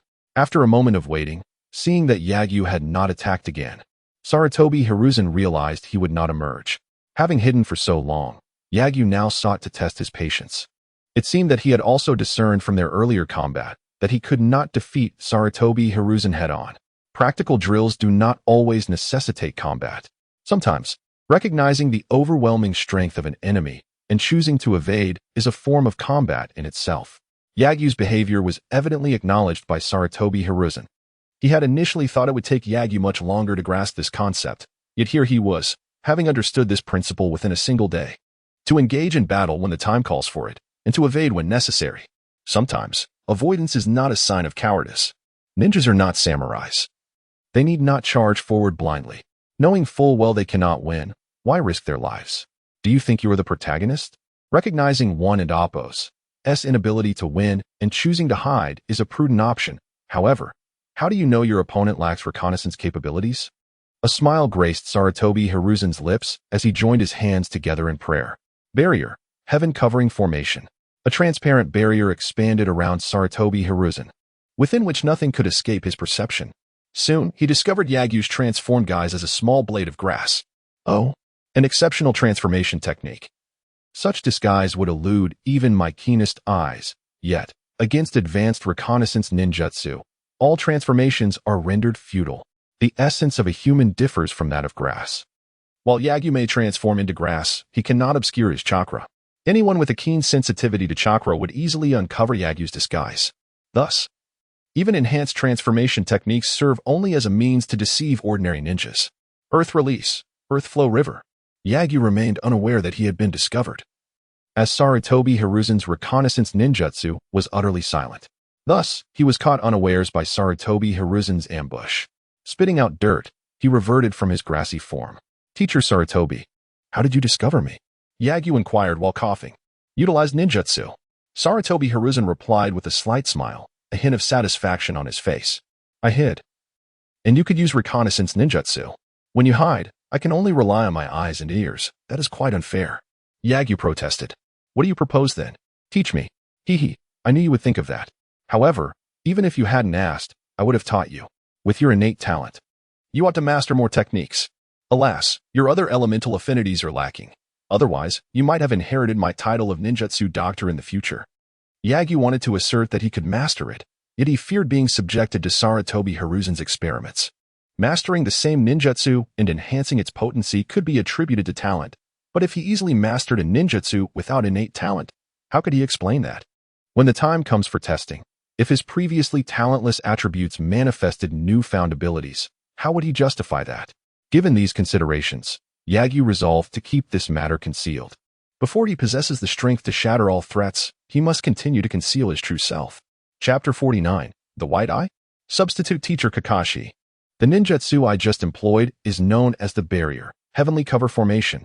It is a vast reconnaissance technique.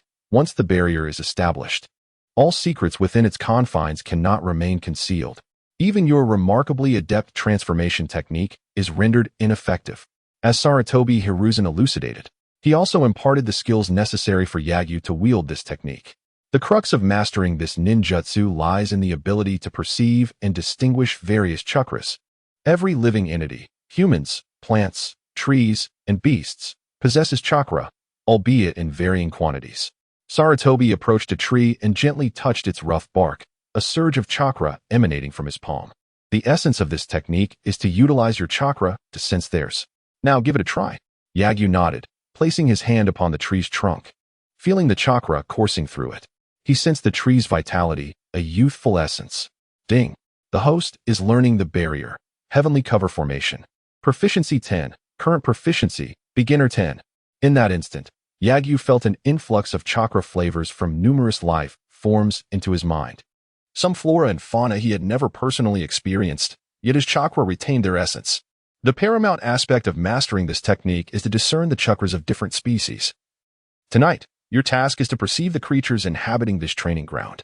Sarutobi glanced at the deepening night and remarked, I shall take my leave for now. Tomorrow I will instruct you on the next phase of your training. Understood, Sensei. Although reluctant, Yagyu bade farewell to Sarutobi. Without his guidance, mastering this ninjutsu would demand considerably more time. Fortunately, the system had recorded the technique. Otherwise, no amount of chakra perception could enable him to learn it. He surveyed his surroundings, selecting a small blade of grass, and gently placed his hand upon it. Colorless chakra enveloped the grass, causing it to emit a verdant glow. Ding. The host is practicing the ninjutsu barrier, heavenly cover formation, proficiency 1. Current proficiency, beginner 11. Ding. The host is practicing the ninjutsu barrier, heavenly cover formation, proficiency 1. Current proficiency, beginner 50. At last, he reached 50. This milestone signifies a pivotal transition. Yagyu could now utilize the technique without further chakra perception. Yagyu pressed his palms together, clapping forcefully as he exclaimed, Barrier, heavenly cover formation. A transparent formation radiated from Yagyu, enveloping the entire training ground. He sensed that it could be expanded further, but the difference was negligible. so he refrained from wasting chakra. After all, he was merely testing the effects of this unique ninjutsu. Closing his eyes, the scenes within the barrier unfolded in Yagyu's mind like a 3D painting, showcasing the formidable capability of this technique. Through chakra, he perceived other chakras, transmitting the information to his brain. This is a tree. This is an insect. This is grass. It can even probe underground. Enthralled by his newfound ninjutsu, Yagyu momentarily forgot the consumption of chakra. This technique, a wide-ranging reconnaissance ninjutsu, is powerful and naturally entails substantial chakra expenditure. Within mere minutes, his chakra was significantly depleted. Hastily retracting the technique, Yagyu inhaled deeply. With this ninjutsu mastered, he need no longer fear hidden foes. Surely, Sarutobi would be astonished to learn of his accomplishment tomorrow. Perhaps it's best to remain modest. Sarutobi merely provided the concept without delving into the finer details. My ability to learn from 1 to 100 seems rather extraordinary. Yagyu planned to accompany Sarutobi in a performance over the next couple of days. He had already excelled, and excess could be counterproductive. The following morning, Yagyu rose early to visit the Hokage's office. He had achieved full mastery of the barrier, heavenly cover formation the previous night, and its ultimate effects left him in awe. Firstly, it altered his established method of casting. Yagyu could now perform the technique without closing his eyes or forming hand seals. As long as he expanded the chakra barrier, every target within its radius would fall under his vigilant gaze. Secondly, the imagery conveyed was no longer a mere 3D outline. He could perceive the entirety of the barrier's domain, akin to Sarutobi's telescopic technique. Lastly, Yagyu acquired a semblance of X-ray vision. This reconnaissance ninjutsu had granted him an ability comparable to the Byakugan. Yagyu, the 5-star general of Konoha, was utterly astonished. Knock, knock, knock. Please enter. Good morning, sensei. It is indeed early. Sarutobi glanced at the clock on the wall. It was only 8 o'clock. How did your ninjutsu practice go last night? He inquired while attending to his work. I can now clearly distinguish the chakras of various species. Yagyu replied. Sarutobi nodded, setting down the scroll in his hand. Recognizing species chakras is merely foundational. Any ninja with talent can achieve this with some effort. Thus, Sarutobi was not surprised in the least. However, his lack of astonishment struck him as peculiar. He felt that things should not be this way. Had he set his expectations too high for this child? I have arranged for you a teacher, but he will take a moment to arrive. Please, take a seat for now. Yes, sensei. At noon, Yagyu gazed out at the sun hanging high in the sky and surmised who Sarutobi had summoned as his teacher. Knock, knock, knock. Hokage-sama, did you call for me? Ah, here he is. Come in, Kakashi. Kakashi entered, his disheveled silver hair and a mask covering his face, revealing a single eye that appeared to struggle to remain open. Apologies. I overslept. I just woke up. Having withdrawn from the Umbu, Kakashi now lived a rather leisurely life, unless on special missions. He often timed his arrivals to be fashionably late. No worries. Your student is remarkably patient, having waited 4 hours without so much as moving. Oh. Kakashi turned to look at Yagyu, realizing he was the disciple introduced by Might Guy. Yet now, he was under the tutelage of the 3rd Hokage, rendering Kakashi merely a substitute. Hello, Kakashi-sensei. I am Yagyu. Yagyu greeted him. You seem quite spirited, Kakashi remarked nonchalantly, acknowledging Yagyu's energy after such a long wait. Indeed. A testament to his patience. I wonder what his character is like. Chapter 50. Departing from Konoha village to seize the bell? This child possesses remarkable talent and considerable strength. But I currently lack the time to instruct him. I must trouble you with this task, Sarutobi Hiruzen said. Understood. You can trust me completely. Kakashi's tone was casual, yet reassuring. Among the new generation of ninjas, Kakashi was one of Sarutobi Hiruzen's most valued students. Regrettably, his potential had been shackled by his own heart, resulting in little progress over the years. Ah, Yagyu is it? Follow me. In an instant, the ninja vanished. Yagyu bid farewell to Sarutobi Hiruzen once more and followed Kakashi away. After departing from the Hokage building, he initially thought Kakashi would take him to the training grounds like Tsukikid Shikaz, but to his surprise, Kakashi led him directly out of Konoha village. Kakashi walked ahead while Yagyu trailed behind. This was Yagyu's first experience leaving Konoha. He had no memories of the village's exterior from his infancy. Now, witnessing the landscape beyond the village for the first time, he felt a sense of curiosity. However, their pace was slow. After half an hour, they had only covered a few kilometers beyond the village. The scenery in those few kilometers bore little difference from Konoha itself, and Yagyu's interest waned. Kakashi, walking in front, discreetly observed Yagyu, intrigued by what qualities could have attracted the third Hokage to take him on as a disciple. Every year, there were new prodigies. Why was it that only Yagyu drew the third's attention? Could he truly be the next fourth Hokage?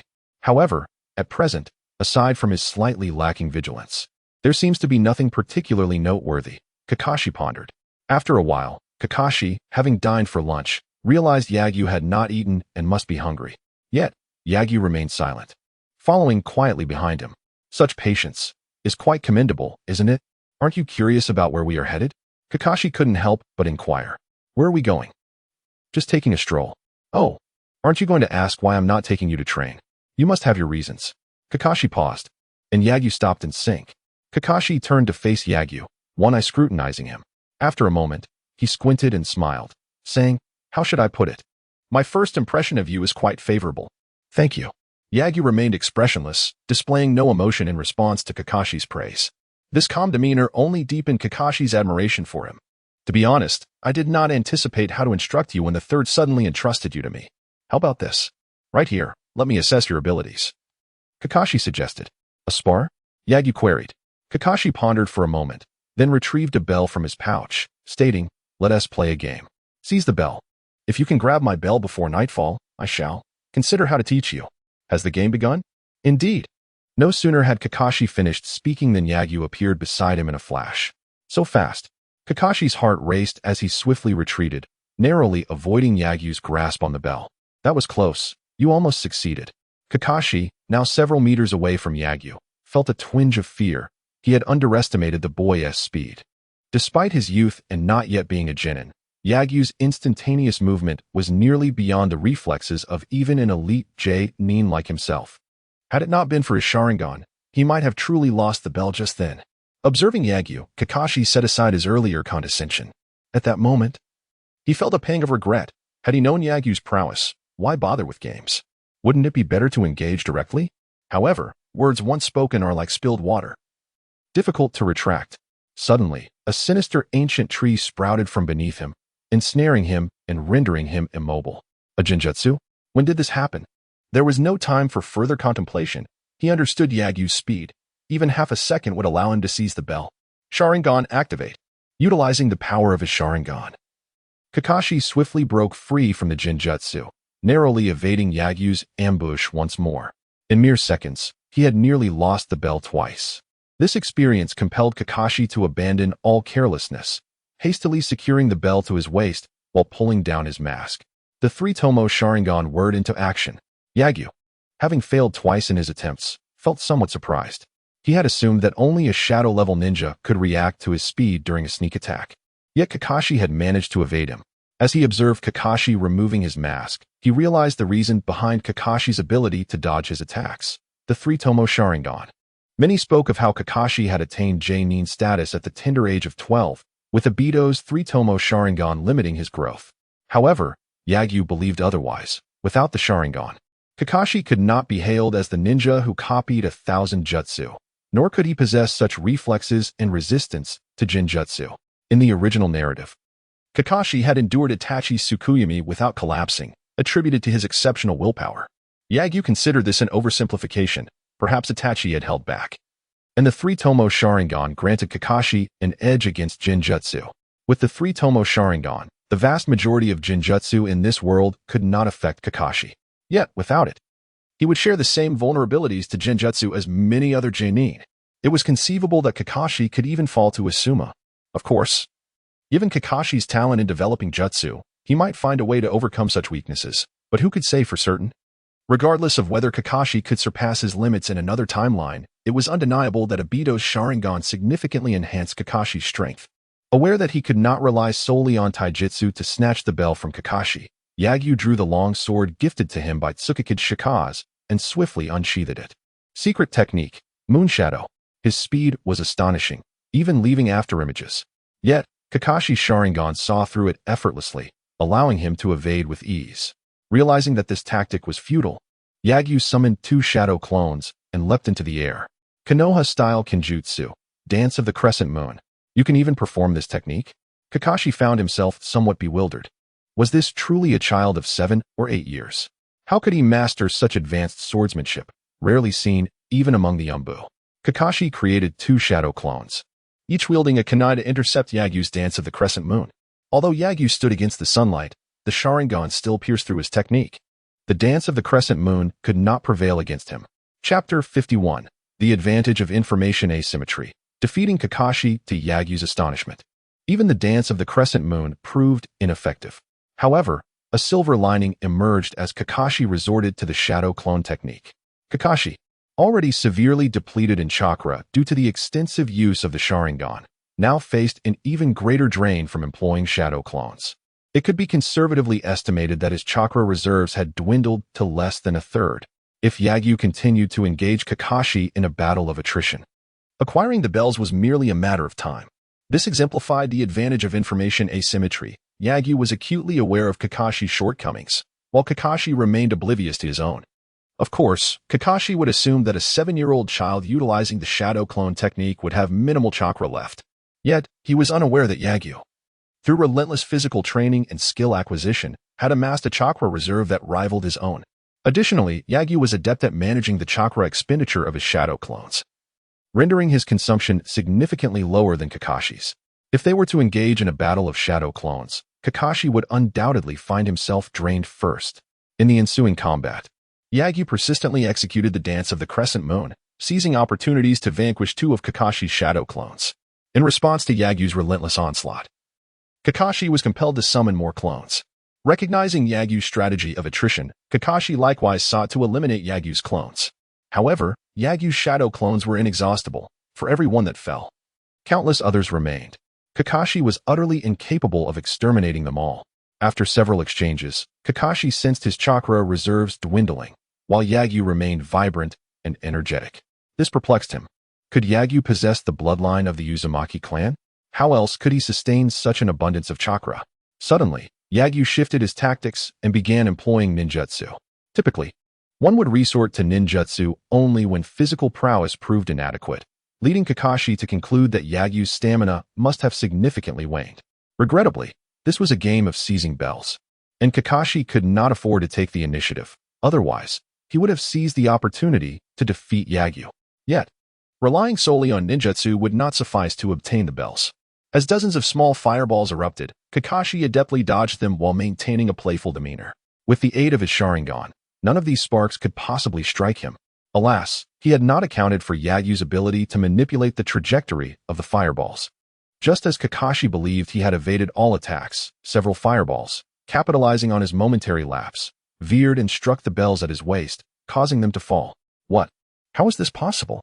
Kakashi exclaimed in shock, preparing to reclaim the fallen bells. However, Yagyu, having anticipated this moment, swiftly snatched them away. Apologies. But it seems I am the victor of this game, Yagyu chimed, brandishing the bells with a triumphant grin. Kakashi, taken aback by his unexpected defeat despite his best efforts, paused momentarily before resignedly covering his left eye with his mask. Congratulations, you have won the game. He smiled, genuinely pleased for Yagyu and Appo's success.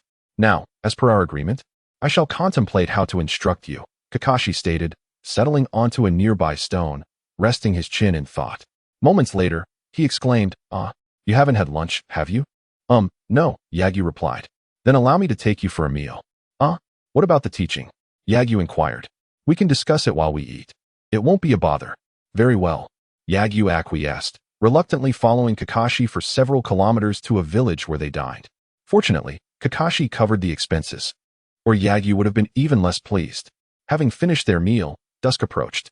Kakashi now sat atop a small wooden cabin, gazing pensively at the sunset. Yagyu glanced at Kakashi, then at the sunset, and resignedly took a seat beside him. Kakashi-senpai, what are you doing? Admiring the sunset. It is quite beautiful, he replied. Yagyu felt an inexplicable sense that Kakashi possessed no genuine intention of teaching him.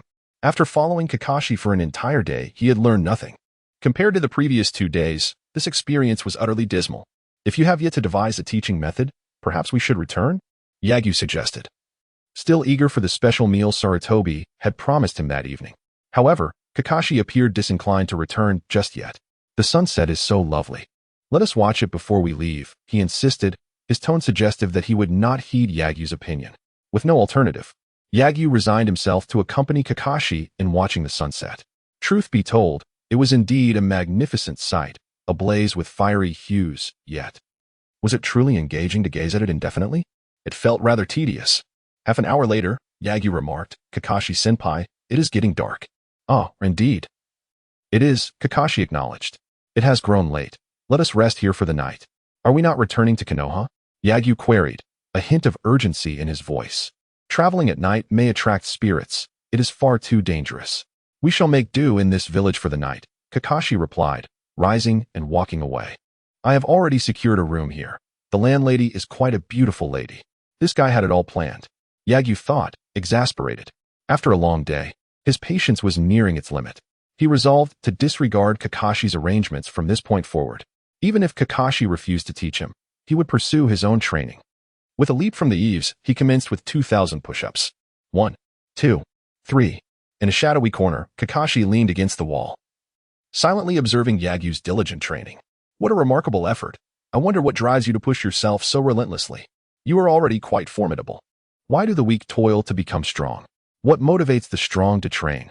To grow even stronger? Or perhaps to seek revenge? Or is there a looming threat that compels one to strengthen themselves? What do you perceive as your threat, Yagyu?" Much like Yagyu's thoughts, Kakashi refrained from directly imparting combat techniques and ninjutsu, purely due to his reluctance to teach. He held firm to his principle that a student must exhibit good character and prioritize camaraderie. He would not allow his teachings to mold a cold-hearted individual. This principle was immutable. Moreover, since Sarutobi entrusted Yagyu to him, it was evident that he endorsed Kakashi's teaching methods. Perhaps it was presumptuous to test the character of a Hokage's disciple, yet Kakashi believed in his intuition. The third Hokage intended for him to evaluate Yagyu. Chapter 52. Introspection.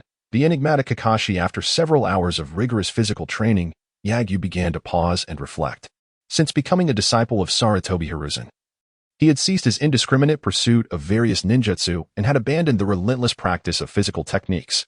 Sarutobi had imparted to him the wisdom that combat is not merely a contest of superior ninjutsu or physical prowess. Rather, it is a battle of tactics, strategies, and intelligence. In today's encounter with Kakashi, although neither party fought to their fullest potential, there were indeed valuable insights to be gleaned. From their brief skirmish, Yagyu discerned that aside from his depleted chakra, Kakashi exhibited virtually no weaknesses. He excelled in physical techniques, whether utilizing Shuriken or engaging in hand-to-hand combat, his experience surpassing Yagyu's own. Moreover, as the son of Hatake Tsukumo, Kakashi's swordsmanship, or perhaps more aptly, his blade techniques, were undoubtedly formidable, potentially even eclipsing Yagyu's skills. Should they engage in close-quarters combat at full capacity, Yagyu would likely find himself at a distinct disadvantage against Kakashi. Thus, should their paths diverge into enmity, Yagyu recognized the imperative to avoid close combat. Additionally, Kakashi demonstrated proficiency in earth, lightning, water, and fire release techniques, although he had yet to witness Kakashi employing wind release. It was reasonable to assume he possessed that capability as well. In this regard, Kakashi bore a striking resemblance to the third Hokage's disciples.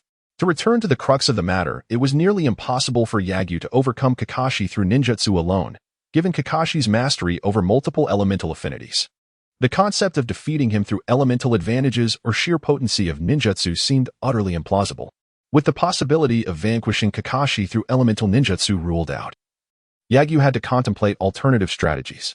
For instance, numerous non-elemental ninjutsu, sealing techniques, and genjutsu could be considered. Yet, Kakashi was nearly equally adept in these areas. He even possessed a degree of medical ninjutsu, though not as effective as sage techniques. It sufficed for minor injuries. After such thorough analysis, Yagyu reached a singular conclusion. It was an impasse. This man was exceedingly strong. Even his so-called lacking chakra surpassed that of the majority of ninja. Were it not for the incessant drain of his Sharingan, few could contend with him in prolonged combat. Having scrutinized Kakashi, Yagyu turned his analytical gaze inward. His swordsmanship paled in comparison to Kakashi's, and his physical techniques were even more inferior. His expertise in ninjutsu was limited to fire release, which was easily countered by Kakashi's water release. Yagyu lacked knowledge of sealing techniques and found himself at a loss against Kakashi's genjutsu, rendering it a personal vulnerability. It became evident that he must find a way to learn genjutsu upon returning. Genjutsu release was a fundamental technique, one that many graduates of the Ninja Academy had mastered. However, Yagyu was only in his second year and had yet to acquire this skill. While typical Genjutsu release techniques would falter against the Sharingan, Yagyu's unique abilities might provide him an advantage. When comparing ninjutsu, physical techniques, swordsmanship, and genjutsu statistically, Yagyu fell woefully short of Kakashi. Even in terms of chakra, their levels were comparable. Of course, if combat were merely a statistical comparison, then there would be no need to engage in battle. Next, he contemplated tactical strategies. As a fledgling ninja, he possessed several months of combat experience against beasts, including a victory over the swift Moonlight Gale. Kakashi, on the other hand, was a gifted jonin who had participated in the Ninja World War at the tender age of 12. There was no need for further comparison. Although they had yet to clash directly, Yagyu felt no confidence that his tactical acumen could surpass that of Kakashi, a tactical genius capable of single-handedly dismantling Pain. While Yagyu considered himself not lacking in intellect, he found it hard to feel self-assured when compared to Kakashi's prowess. He required further practical experience. With no advantage in data or intellect, the only remaining factor they could compare was the disparity of information. Yagyu possessed a thorough understanding of Kakashi, while Kakashi remained entirely unaware of Yagyu's capabilities. This was Yagyu's sole glimmer of hope. Yet, how useful was this insight?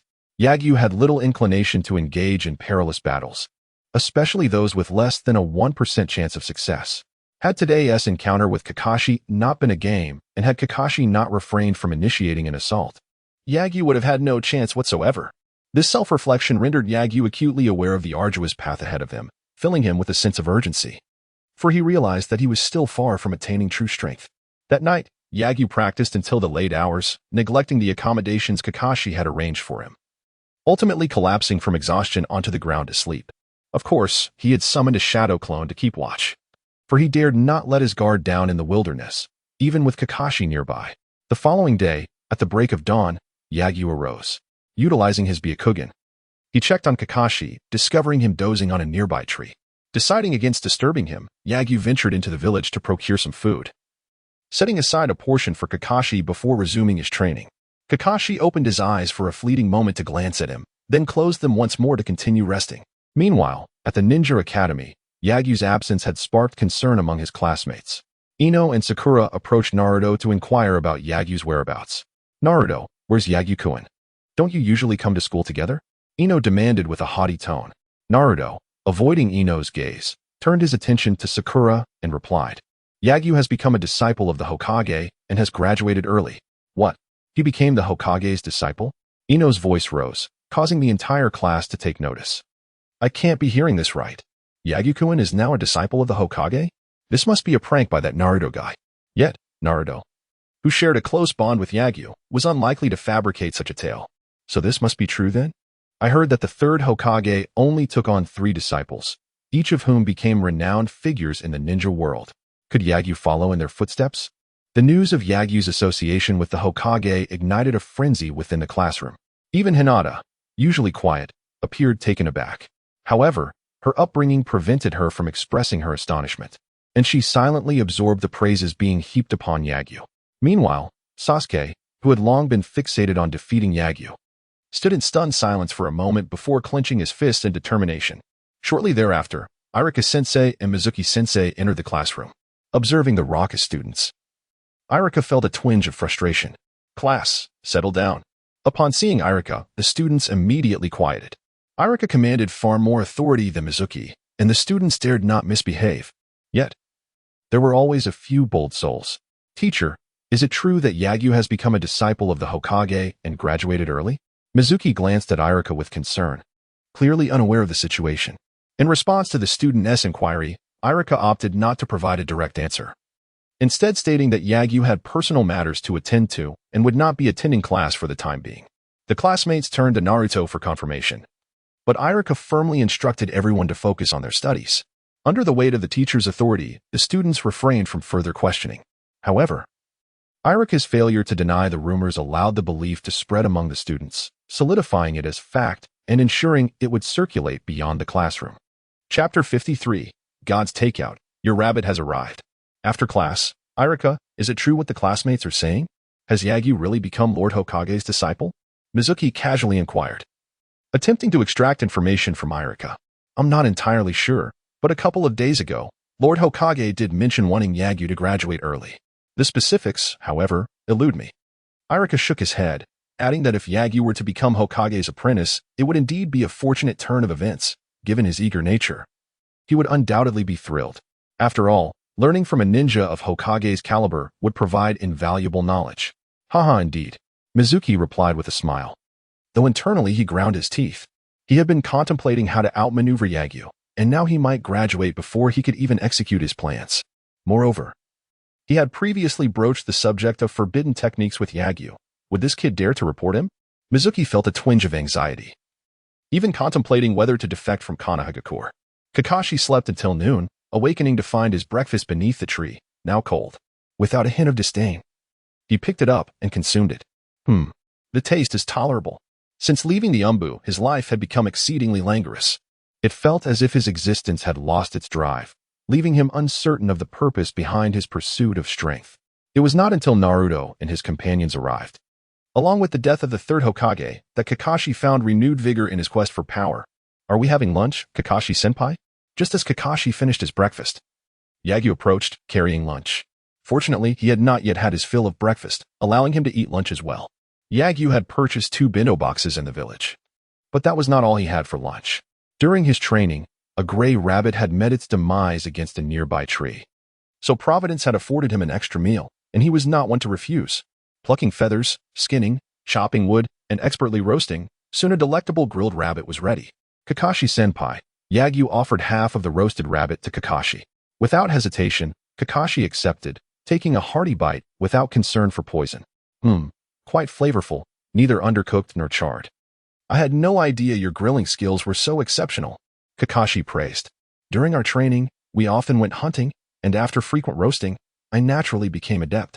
Initially, it wasn't always palatable, sometimes undercooked or burnt, but we still consumed it. These small creatures have struggled to survive. Wasting them would be a disservice. So, these creatures existed solely for your consumption? Ignoring Yagyu's nonsensical remarks, Kakashi focused on his meal. Feeling a bit bored after eating, he retrieved a book from his ninja tool pouch. Yagyu noticed it was Jiraiya's magnum opus, Paradise. It is said that reading this book enhances one's knowledge and imagination, serving as a form of training for ninjas, though its validity is uncertain. Kakashi-senpai, are we returning to Konoha today? This plot is quite intriguing. Yagyu had given up hope of returning to Konoha, but still sought Kakashi's opinion. However, Kakashi's response was unsurprisingly predictable.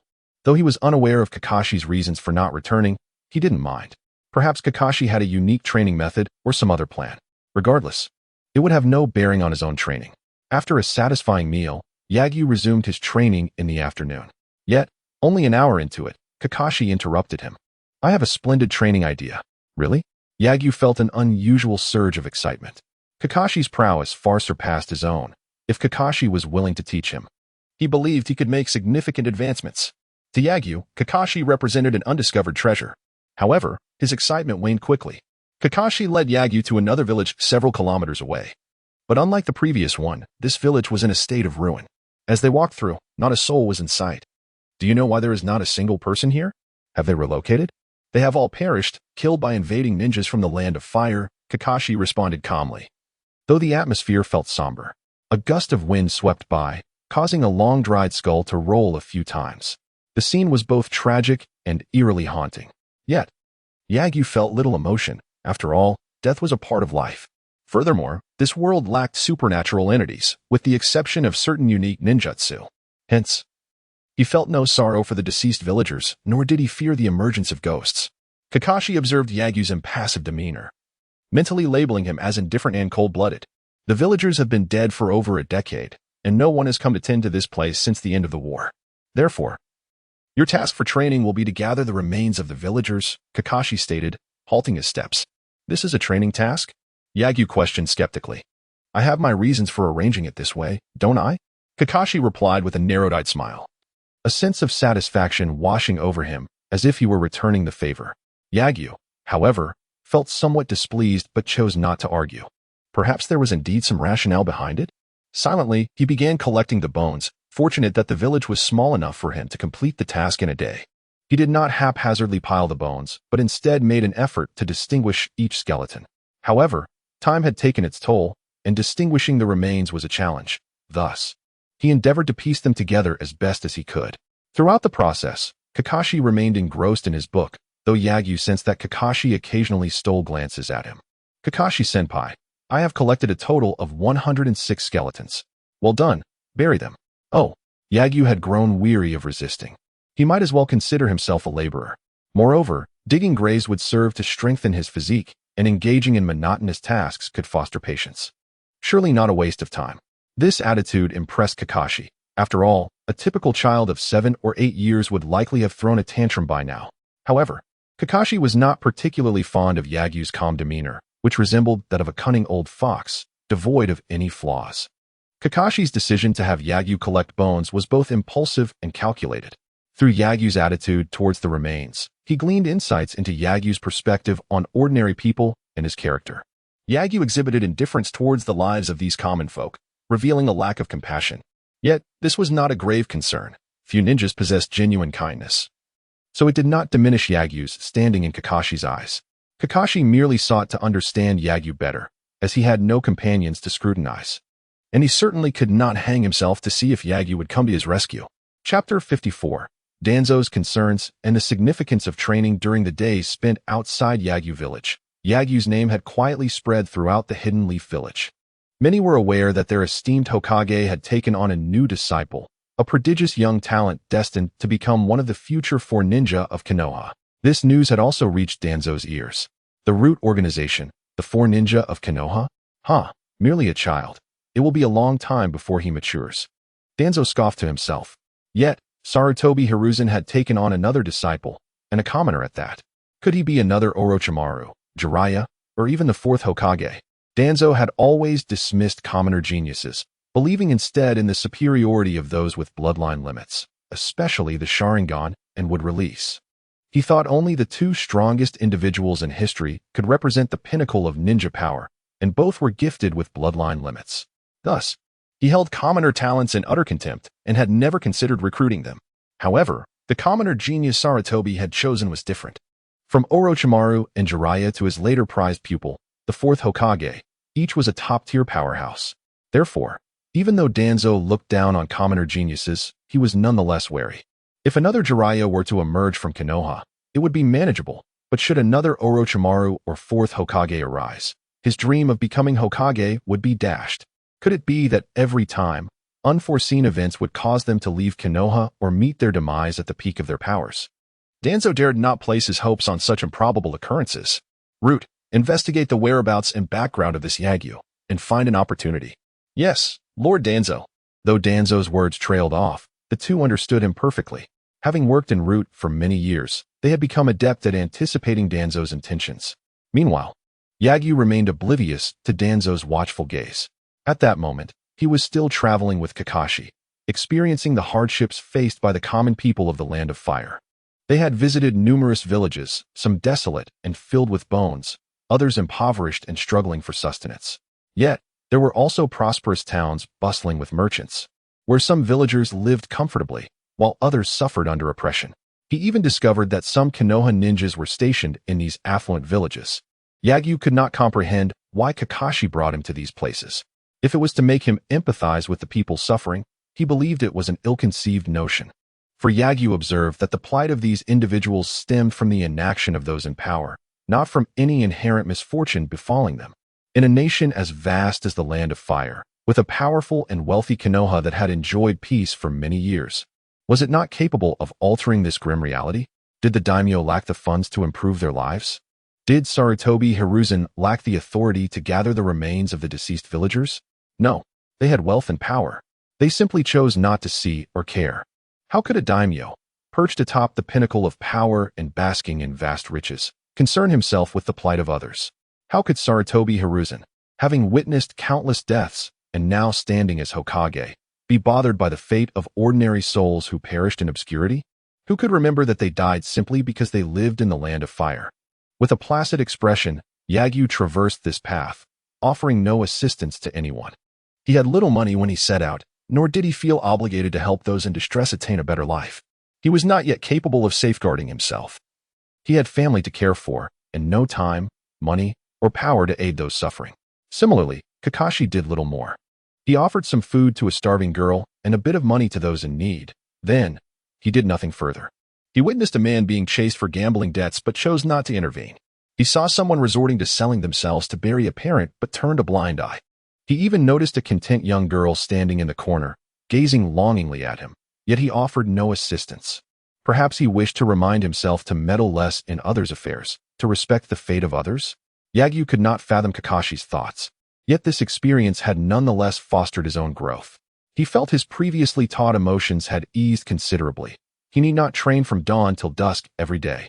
Occasionally engaging in seemingly meaningless activities could also serve to cultivate oneself. On the 5th day at noon, Yagyu caught a small wild boar, and he and Kakashi enjoyed a delightful and satisfying lunch together. After feasting, Kakashi suddenly declared, "Well, it's time for us to head back." Back? Yagyu, who was cleaning the barbecue pit, was momentarily taken aback by Kakashi's words. "Indeed, our training has reached a temporary conclusion. It is time to return." Kakashi replied, satisfied. "Did we train?" Yagyu muttered under his breath, though Kakashi still heard him. A faint smile graced Kakashi's masked face as he sat on a small stump and said, "Sometimes, training does not necessarily involve combat. Nor does it always mean learning new jutsu. Experiencing the local culture is also a significant form of training." Yagyu's expression revealed his confusion, unable to grasp the essence of Kakashi's statement. Let me provide an example. If an enemy were to disguise themselves as a villager from the land of fire, how would you uncover their true identity? Through jutsu? What if their transformation technique was so sophisticated that your jutsu could not expose them? Kakashi, unaware that Yagyu possessed abilities akin to the Byakugan, merely pondered the matter from the perspective of an ordinary ninja. Yagyu, following this train of thought, quickly comprehended Kakashi's reasoning. By discerning their living habits? Precisely. A person of affluence ought to exhibit certain traits. What they wear, the words they speak, and the actions they undertake all follow a pattern. Conversely, those in poverty or leading an ordinary life possess distinct characteristics as well. We can assess an individual from various aspects, such as clothing, language, and expressions. The clearer our understanding of a type of person, the better our reconnaissance capabilities. Yagyu longed to express that he need not rely on such cumbersome details to discern an enemy's disguise. Yet Kakashi's subsequent words instilled in him the belief that such training was indeed essential. Similarly, if we were to infiltrate another nation and needed to masquerade as their villagers, we must pay attention to these details. You cannot fluently speak the language of the land of fire while pretending to be a villager from the land of water. Can you? You cannot adopt the habits of a villager from the land of fire while living in the land of water, can you? These are all vital experiences for a ninja, enabling one to better disguise themselves during missions and combat. Of course, this form of training carries an even deeper significance. It is about cultivating the heart and mind. You are weary, too, aren't you, Yagyu? Yagyu remained silent, not responding. He exerted himself relentlessly in training, fearing that if he fell behind in his quest for strength, he would be outmaneuvered by others, that he would encounter foes he could not combat and face death. He dreaded the day he might confront a formidable enemy, powerless to resist, frightened that he could not protect Grandma Ryu or safeguard Cola Cat. Thus, he dedicated himself to training with fervor. Those around him observed this and perceived Yagyu as a natural talent for training, merely in need of refinement. They assumed he simply relished in training and enjoyed tormenting himself. But who could fathom that Yagyu longed to gaze at the sky without a care in the world each day? Am I weary? I am so very weary. Chapter 55. Ambushed, almost perishing as the days passed, Kakashi inquired, "Do you feel as though your growth has stagnated?" Yagyu shook his head, uncertain, yet asserted, however, "Cultivation requires perseverance. Quantitative changes lead to qualitative transformations. Otherwise, I would not possess such strength now." Kakashi understood that despite Yagyu's verbal uncertainty, he believed firmly in his own philosophy of training. I do not contest this notion. Indeed, quantitative accumulation can yield qualitative change. Yet, at times, a brief respite can also catalyze transformation. Perhaps it may even expedite your growth more effectively than relentless toil. Kakashi remarked, "Consider these past few days of training. Do you not feel you have absorbed more knowledge than before? Have you not gained a deeper understanding of combat?" Yagyu pondered and, with undeniable acknowledgement, nodded. Indeed, Although his hours of rigorous training had diminished, the overall time dedicated to cultivation had not waned. This journey-like approach to training had granted him profound insights into human nature. Kakashi's earlier remarks about understanding human tendencies to disguise themselves were rather superficial. On a deeper level, a ninja could glean the characteristics of a region's ninja through its cultural nuances. In what might seem like trivial observations, one could potentially uncover the shortcomings of local ninjas. Admittedly, the likelihood of this was not high, but with increased task execution, such low-probability events would become certain. Much like how Kakashi enjoyed reading Jiraiya's travelogues, through Jiraiya's writings, he could familiarize himself with the diverse characteristics of ninjas from various regions, including those he had never encountered. As Kakashi eloquently put it, enriching one's experiences is a form of combat expertise. Yagyu embraced Kakashi's training philosophy, yet remained steadfast in his own methods on the journey home. Perhaps Kakashi was correct. A harmonious balance of work and rest could indeed enhance training, and one day he might attain enlightenment. Nevertheless, Yagyu favored rigorous training, not out of a penchant for self-punishment, but because such arduous efforts allowed him to perceive his progress more vividly, much like a loading progress bar in a video game. Each second marked a 1% increase, giving him the knowledge that in 100 seconds, he would enter the game. Yet, if the bar remained stuck at 0 or 60%, one might ponder whether entry would ever be possible, prompting a desire to restart. The journey of exploration took 5 days, while the return required 6. This was not due to his slow pace, but rather because Kakashi had chosen a longer route. He remarked on the delectable cuisine of a particular village, claiming he had not savored it in ages, and thus they detoured. After some distance, Kakashi expressed his desire to witness a beautiful sunset atop a hill, insisting they stop to admire it. Yagyu began to suspect that Kakashi was indulging in a government-funded vacation or perhaps had an unusual inclination. If he were not so young and aware of Kakashi's possible interest in Might Guy, he might have had trouble sleeping at night. On the 6th day, they were less than 10 kilometers from Konoha. Yagyu believed they would return before evening. He thought everything would proceed as usual. He had even planned his return activities. First, he would enjoy dinner at home. After so many days away, Granny Ryu must be missing him. He was not concerned that she would fret over his absence. He trusted that Master Sarutobi would have informed her of his leave. Next, he would retrieve his ninja blade from Huizi's weapon shop and finally visit the Hokage's office to see his teacher. Oh, and he must pay a visit to the back mountain. It had been quite some time since he had seen Naruto and the others. While personal training could strengthen him, training alongside his good friends would be far more invigorating. Quick dodge. Just as Yagyu was lost in thought, Kakashi's urgent voice broke through. Without a moment to ponder, Yagyu swiftly employed the body replacement technique to evade.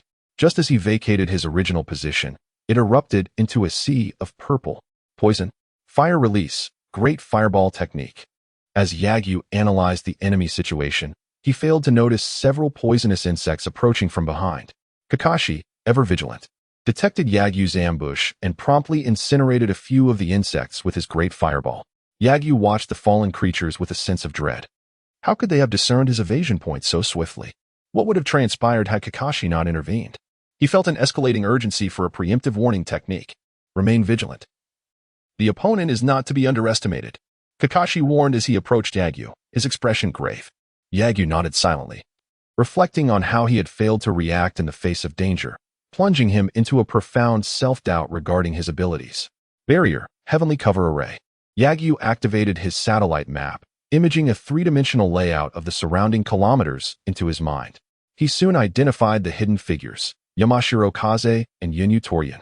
Kaze lurked behind Torian, incessantly muttering something, while Torian stealthily dispatched a few insects from behind, approaching Yagyu directly from the front.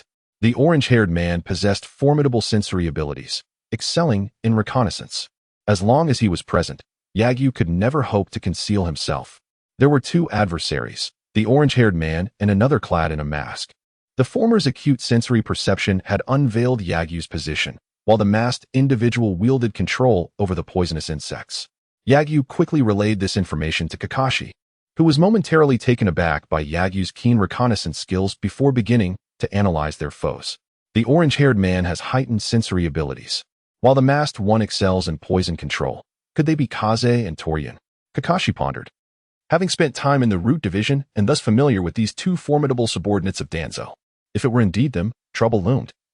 And it appeared they intended to target Yagyu. Surely, Kakashi-senpai is not afraid? Yagyu teased. Seeing Yagyu's cheerful demeanor and lack of fear alleviated some of Kakashi's tension.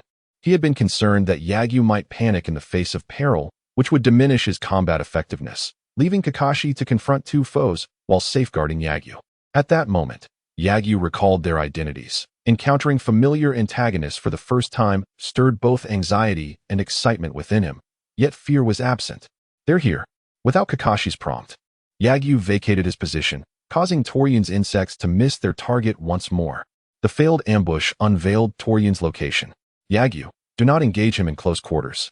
He is entirely poisonous. Understood. Yagyu was well aware of Torian's combat characteristics. He would not foolishly engage in close combat, with a single touch leading to death. Even the likes of Uchiha Obito feared such toxins. He had no means to endure them. However, this underscored the significance of information. Should a rogue ninja with similar toxic capabilities appear, Yagyu would be none the wiser, leading to a fatal encounter. Indeed, caution was paramount in battle. In future skirmishes, he resolved to employ illusions as a pathway and unleash fire techniques for bombardment. Fire release, dragon fire technique. Yagyu launched a vast area fire attack toward Torian's position. The most effective counter to poisonous insects was fire. The roaring explosion of the fire dragon engulfed the forest ahead for dozens of meters, including Torian. Yet, Yagyu did not believe Torian would perish so easily. With a technique like body replacement, eliminating a seasoned shinobi was no simple task. However, while Torian could substitute himself, the insects could not. It was conservatively estimated that Yagyu's fire technique had incinerated hundreds of Torian's poisonous insects. Chapter 56. Danzo is the tumor of Konoha. As Yagyu anticipated, the previous fire dragon technique inflicted considerable damage upon the poisonous insects under Torikane's command. However, the count was not in the hundreds, but rather 2,354. His arm was scorched. Are you all right, Torikane? Yamashiro F inquired as he rushed over from a distance. The enemy is somewhat formidable and coupled with Kakashi. Our chances of victory are slim, Torikane replied, unflinchingly wrapping his burnt arm with his own clothing. According to our intelligence, that brat can't be more than 8 years old, right? F frowned. Can someone of that age truly injure you? The power of his fire dragon technique far exceeds that of an ordinary technique. He must be an exceptionally skilled fire user. Fire, you say? Nevertheless, it's not a significant concern. The opponent's combat experience is quite lacking. He cannot even sense my killing intent. In a moment, you will use the body flicker technique to control Kakashi, and I shall end this battle within a minute. Understood. Although Yagyu was taken aback by the prowess of Torikane's fire techniques, he dismissed it as inconsequential. Grant me the chance to engage up close, and I could slay even the Hokage. Are we scheming tactics here? Mind sharing them with me? Before they could initiate their plans, Kakashi had stealthily approached from behind. Two kunai poised against their throats. Torikane and F shivered momentarily but quickly regained their composure. Kakashi, testing us with shadow clones is futile, Torikane remarked, already commanding his poisonous insects to consume Kakashi's shadow clone. The clone began to vanish from its limbs, disappearing before their very eyes. Those insects of yours are indeed terrifying. However, as long as I prevent you from closing in, I shall be fine. You may attempt it. Before his sentence was complete, a wave of oppressive heat enveloped them. 6 fire dragons emerged, encircling them, leaving no avenue of escape. Fire style, fire dragon prison. Damn it. We've fallen into a trap. Quickly flee. At that moment, Torikane realized he had been duped. Kakashi's shadow clone was not meant to probe them, but rather to buy time, leaving Yamashiro F with no opportunity to perceive the situation. F sought an opening to escape, only to be confronted by a colossal fireball. Blast. F, lacking expertise in any elemental ninjutsu aside from his family's techniques, found himself defenseless against the assault. However, his role was primarily reconnaissance and support, making it reasonable for him not to focus on direct combat. Yet, in this dire scenario, he could only endure the onslaught. F. Find a way to locate their real bodies. On the other side, Torikane was also in dire straits, trapped within the fiery prison, his poisonous insects in a frenzy. Attempting to escape through the gaps in the prison would expose him to the incoming fireball.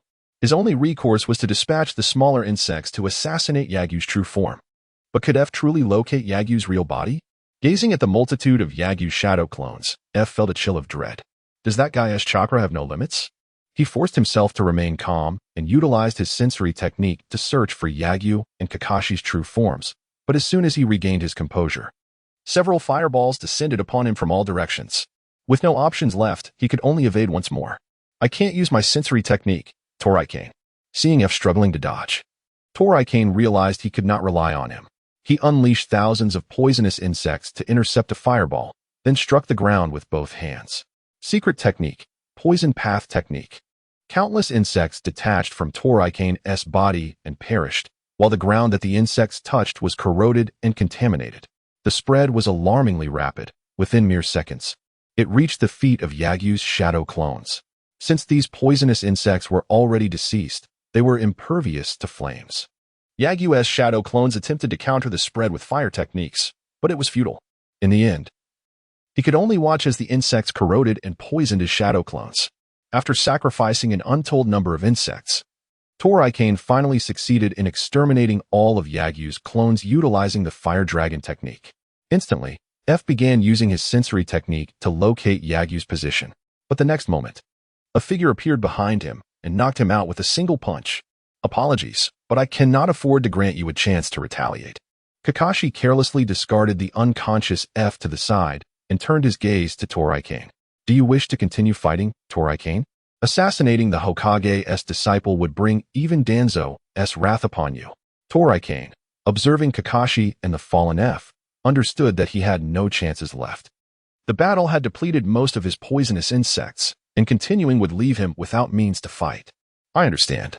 Torikane relinquished his intentions to battle further, opting to surrender.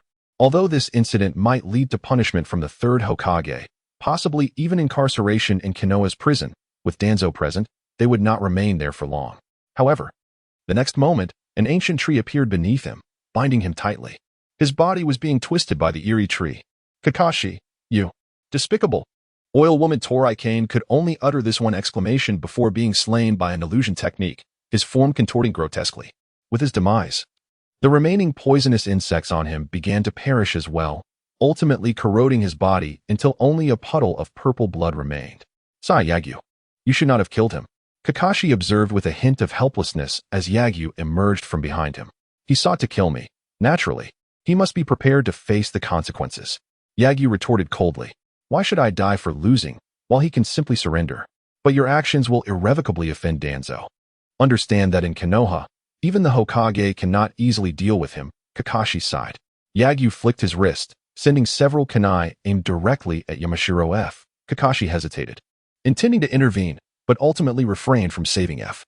After all, we're already in deep trouble. One more death or less makes no difference. Watching F fall to his death, Yagyu then utilized fire techniques to incinerate the remains, finally satisfied as he turned to Kakashi. With such a person, the more you tolerate, the more they will encroach upon you. Danzo's unchecked power in Konoha is a direct result of our teacher's negligence. You are still young and do not comprehend the role of the root in Konoha, Kakashi remarked. Role? Is their role to assassinate me, a disciple of the Hokage? I truly fail to comprehend what purpose a tumor opposing Konoha serves. Yagyu replied coldly. Observing the fury in Yagyu's eyes, Kakashi chose not to respond further. Perhaps Yagyu was indeed correct. What benefit did Danzo's actions in Konoha bring? None. It merely served to advance his own political ambitions. Danzo is, without a doubt, a tumor within Konoha. Chapter 57. Return to the village, new arrangements due to the appearance of the mountain winds and the oil woman. Lu Sheng did not walk leisurely back with Kakashi. They utilized the body flicker technique to swiftly return to Konoha, and upon arriving, Lu Sheng hurried to his home. With Danzo daring to confront him, what about his family? Given Danzo's despicable nature, Lu Sheng had every reason to believe he would not hesitate to act against them. Fortunately, upon returning home, he found Grandma Lu and Cola Cat safe and sound. However, having killed two of Danzo's loyal subordinates, it was no longer safe for them to remain here. While he could fend for himself, Grandma Lu and Cola Cat were utterly defenseless. Lu Sheng could not bear the thought of someone threatening him with kunai against Grandma Lu or Cola Cat. Thus, feeling a sense of urgency, he instructed Grandma Lu to take Cola Cat and accompany him to the Hokage building. Grandma Lu was unaware of the circumstances, but she trusted Lu Sheng. Without hesitation, she followed Cola Cat to the Hokage building. Grandma, you and Cola Cat must wait for me here. Do not go anywhere until I return, Lu Sheng instructed solemnly. While Grandma Lu and Cola Cat would be safe in the Hokage building, he feared someone might deceive Grandma Lu into leaving. Cola, please keep an eye on Grandma and ensure she isn't tricked by any ill-intentioned individuals. Me out, don't worry, your Grandma isn't senile yet. It's just that there are some really skilled con artists. Haha. Just as Lu Sheng's concern lingered, Kakashi emerged from the Hokage's office. Observing Lu Sheng's worried demeanor, he smiled and said, "Leave this to me. You can go in with peace of mind." All right. Lu Sheng nodded and entered, with Kakashi present. He felt assured that Grandma Lu would be fine. Inside the Hokage's office, Sarutobi Hiruzen wore a rare serious expression. It seemed that the trouble Lu Sheng had stirred was not trivial in the eyes of the Hokage. "Sensei, I have heard everything from Kakashi. You need not worry about Danzo's threats. With me here, he would not dare to act openly against you. As for covert actions, you must remain vigilant." "Sensei, I am not particularly concerned for myself. My primary worry is for Grandma Lu and Cola." "I will have a word with Danzo to ensure he does not cause any trouble for your grandmother. You can continue to live your lives as usual." After a moment's reflection, Sarutobi Hiruzen added, "However, it would be prudent to relocate. I have a small house near East Street that is significantly better than your previous residence. It would be wise for the elderly to reside in a more comfortable environment." "Thank you, Sensei." Lu Sheng expressed profound gratitude, though words could hardly encapsulate his feelings. He pondered whether Sarutobi Hiruzen was extending such care due to their mentor-student relationship, Lu Sheng's potential, or perhaps a combination of both. Regardless, it did not diminish Lu Sheng's appreciation for Hiruzen's assistance. Sarutobi Hiruzen provided him with invaluable resources for training and a better living environment. Perhaps his motives were not entirely altruistic, but that was not a reason for Lu Sheng to forget his kindness.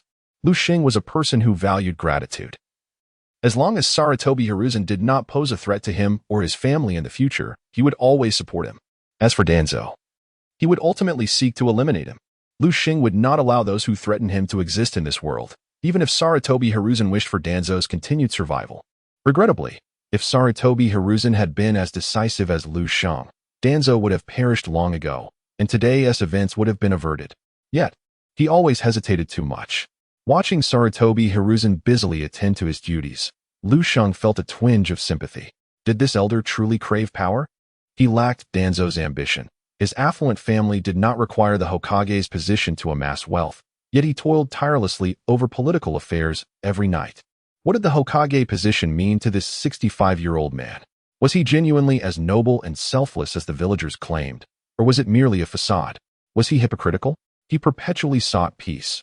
Was this pursuit to safeguard his family's interests, to protect the lives of the villagers, or to ensure the survival of the seemingly formidable yet inherently fragile Konoha? No one knew what Sarutobi Hiruzen truly desired. Perhaps Orochimaru understood, which is why he ended Hiruzen's life. Their mentor, Sarutobi, lived a burdensome existence. With Sarutobi Hiruzen's arrangements, they moved into their new home that very day. The new residence was situated in a vast community inhabited by numerous ninjas. Nearby was a marketplace specifically established for ninja families, fulfilling all their daily needs. Living in such a place was even safer than residing within some small clans. Villa number 024 was one of the many villas within the community. The entire villa was a vibrant shade of crimson, strikingly bright. In terms of size, the villa and its small courtyard spanned an area of 500 square meters. Lu Sheng could easily establish a small golf course here. This house is enormous. Indeed, Lu Sheng wholeheartedly agreed with Grandma Lu's observation. The villa was maintained regularly, and it was furnished with all necessary amenities, allowing them to move in immediately. Sarutobi Hiruzen had arranged for a middle-aged man from the Sarutobi clan to accompany them to view the property. According to him, he was responsible for managing real estate within the Sarutobi clan. He handled all housing arrangements for the entire clan. "Thank you for your assistance, Sarutobi Rei," Lu Sheng expressed. The middle-aged man, named Sarutobi Rei, was decades younger than Grandma Lu, hence her calling him Little Rei. "You are too kind. If you encounter any issues after moving in, feel free to seek me out. I reside next door in Villa 025. Sarutobi Rei replied with a warm smile. "Don't you live in the Sarutobi clan's estate?" Lu Sheng inquired with curiosity. "The clan estate is too crowded. My wife and children prefer a quieter environment," Sarutobi Rei explained with a smile. The Sarutobi clan boasted over 10,000 members, and even in such a large Konoha, it was challenging to accommodate everyone in villas.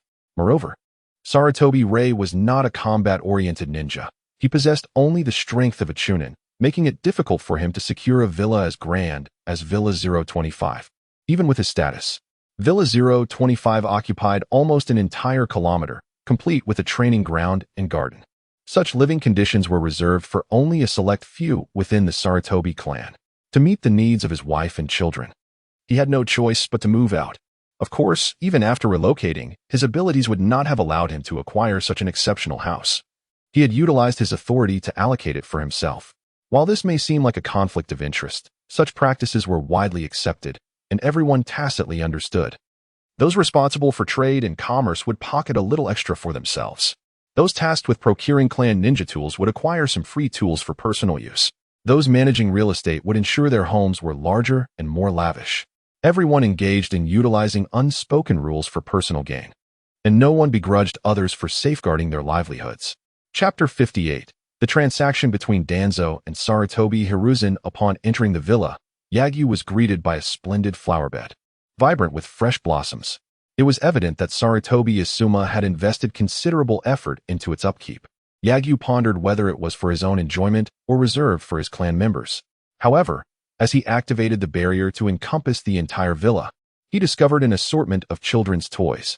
Clearly, Sarutobi Isuma had not only resided in the 025 villa. It was plausible that this 024 had also served as one of his abodes.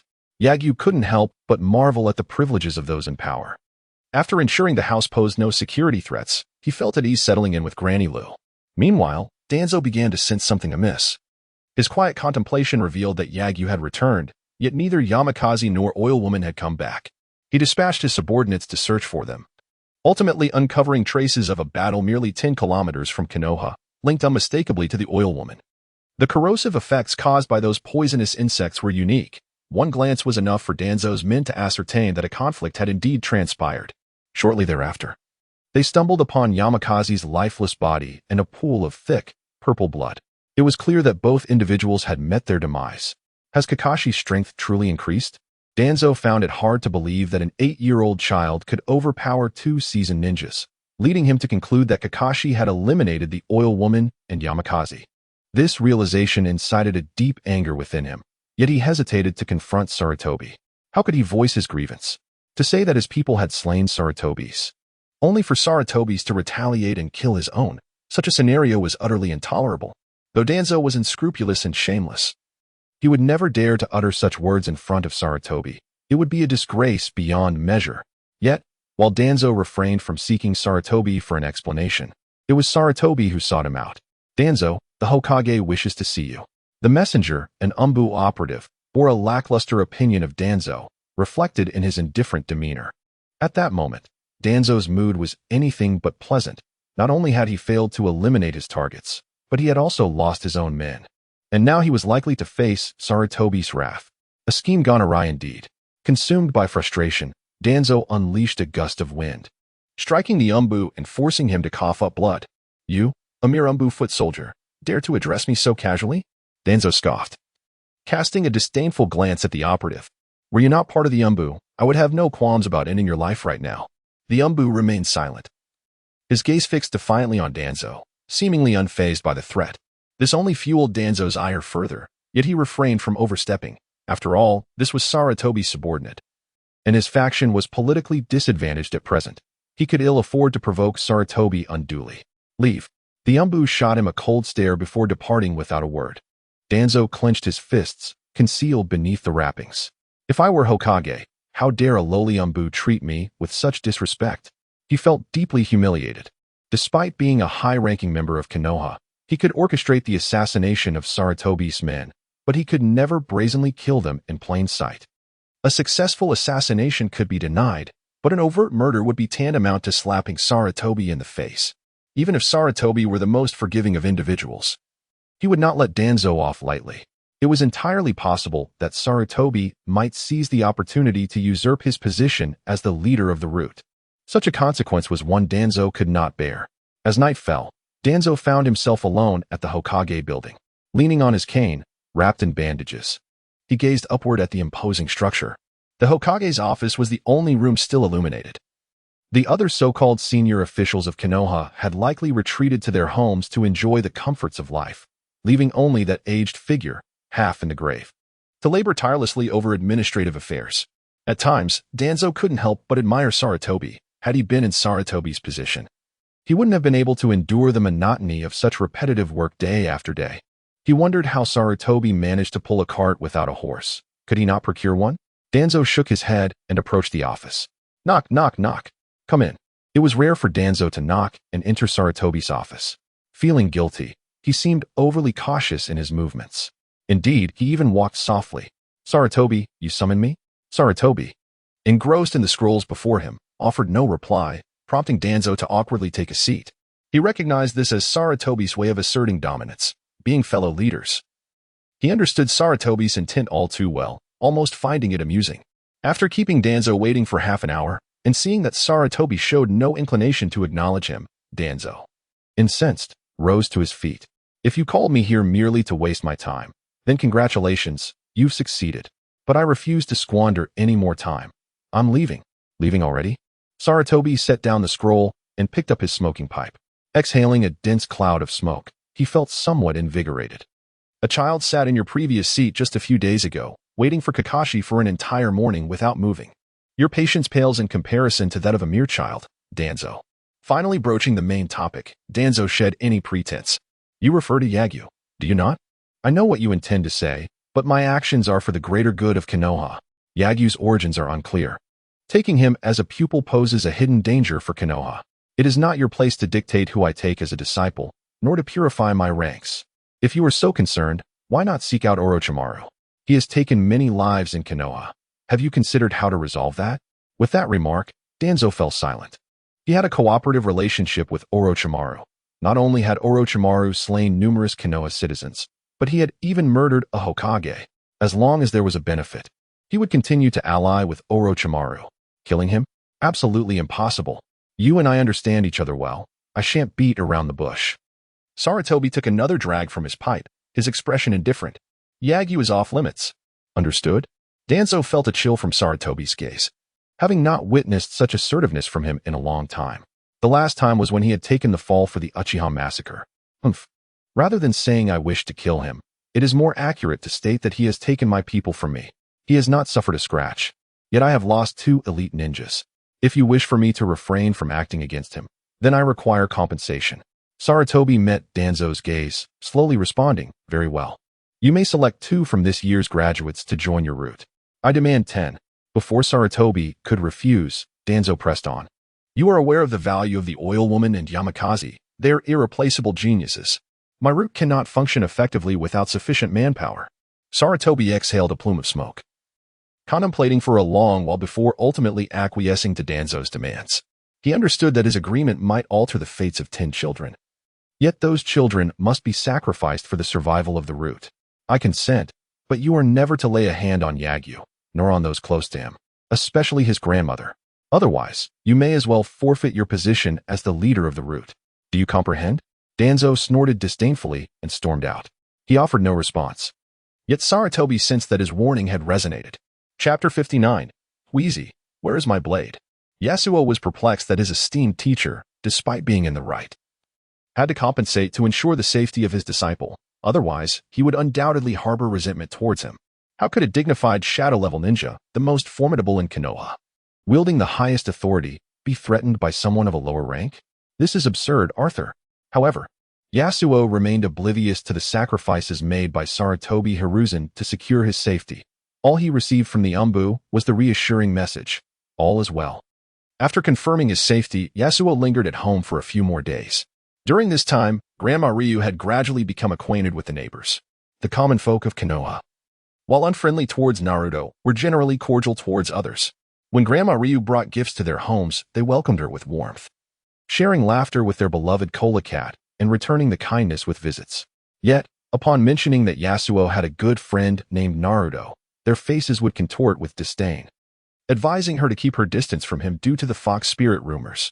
Grandma Ryu refrained from engaging in arguments, recognizing the futility of explanations. Some would eventually realize what a wonderful child Naruto truly was, while for others, whose families had perished at the hands of the Nine Tails, urging them to let go was hardly a compassionate act. It was best to avoid mentioning Yasuo's good friend, Naruto, altogether. 5 days had passed since Yasuo's relocation.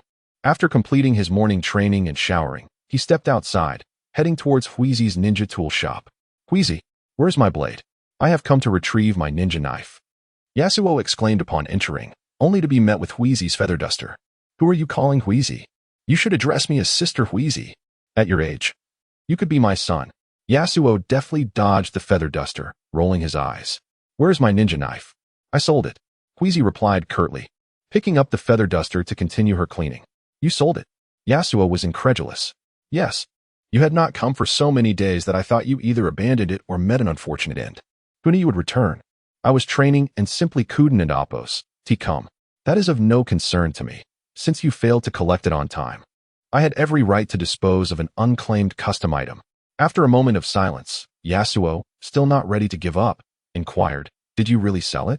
If you can produce 500 Ryo, I might help you buy back your ninja knife. How much was my knife originally? 500 Ryo. Farewell, Huizi. Come back here.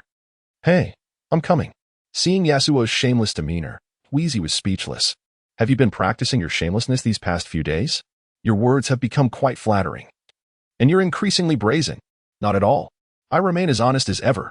An honest person would never claim to be honest. A villain wouldn't admit to being a villain, but a dishonest person would. Yasuo realized he could not win the argument with Huizi, so he redirected the topic. Heh, boss, did you truly sell my ninja knife? Huizi, no longer in a playful mood, retrieved a wooden box from beneath the counter. Here, your ninja knife. Elated. Yasuo accepted the box and opened it to reveal a dark, slightly tarnished short blade. The knife appeared unremarkable, even somewhat plain, yet Yasuo was fond of such understated weapons. A weapon need not be ostentatious, nor should a person. Did you not say you sold it, Huizi? Yasuo marveled at his new weapon. Indeed, I sold it to myself. Now, I am selling it back to you for 1200 Ryo, a fine deal for you. Hastily, Yasuo pulled 500 Ryo from his pocket and tossed it onto the table, clutching his ninja knife as he dashed away. The money is on the table. I'm off, Huizi. Huizi, puzzled by Yasuo's sudden departure, thought, I'm not a monster. But upon opening her pouch and discovering only 500 Ryo, she wished she could devour Yasuo. You little rascal, if you dare come back to my shop again, you're finished. Unfazed by Huizi's furious curses echoing behind him, Yasuo knew she wouldn't mind the missing 500 Ryo. After all, the knife's original value was merely 500 Ryo. And her mention of an extra charge was merely a jest regarding his unreliability in collecting it on time. As long as Yasuo didn't take it seriously, her words held no weight. With his new ninja knife in hand, Yasuo felt a surge of motivation for training. He sprinted to the training grounds on the back mountain, only to find it empty. Naruto and Rock Lee were currently in class and couldn't accompany him for training. At that moment, Yasuo experienced a fleeting sensation of loneliness for the first time. However, this feeling would not hinder his training. He immediately entered a focused state and commenced a day of diligent practice. He trained until dusk, aware that Naruto and Rock Lee would soon be on their way. Yet Yasuo had other matters to attend to. He was to meet Sarutobi Hiruzen, who had requested his presence for an important matter. Arriving once more at the Hokage building, Yasuo encountered a man in the hallway. The man leaned on a cane, his right arm wrapped in bandages. Such distinctive features allowed Yasuo to recognize Danzo. Even without having met him before, Danzo regarded him with a blank expression, while Yasuo chose to completely disregard his presence and walked past him. Within the Hokage building, Yasuo had no faith that Danzo would dare to act against him. Nevertheless, he wouldn't entrust his fate to mere possibilities. He maintained his barrier, heavenly covering formation throughout the encounter. Should Danzo make any move, he would flee. At his current strength, Yasuo was no match for Danzo, and he had no intention of foolishly engaging in combat. Fortunately, Danzo appeared uninterested in confrontation. He did not speak to Yasuo, merely observing him as if he were merely acquainted with him.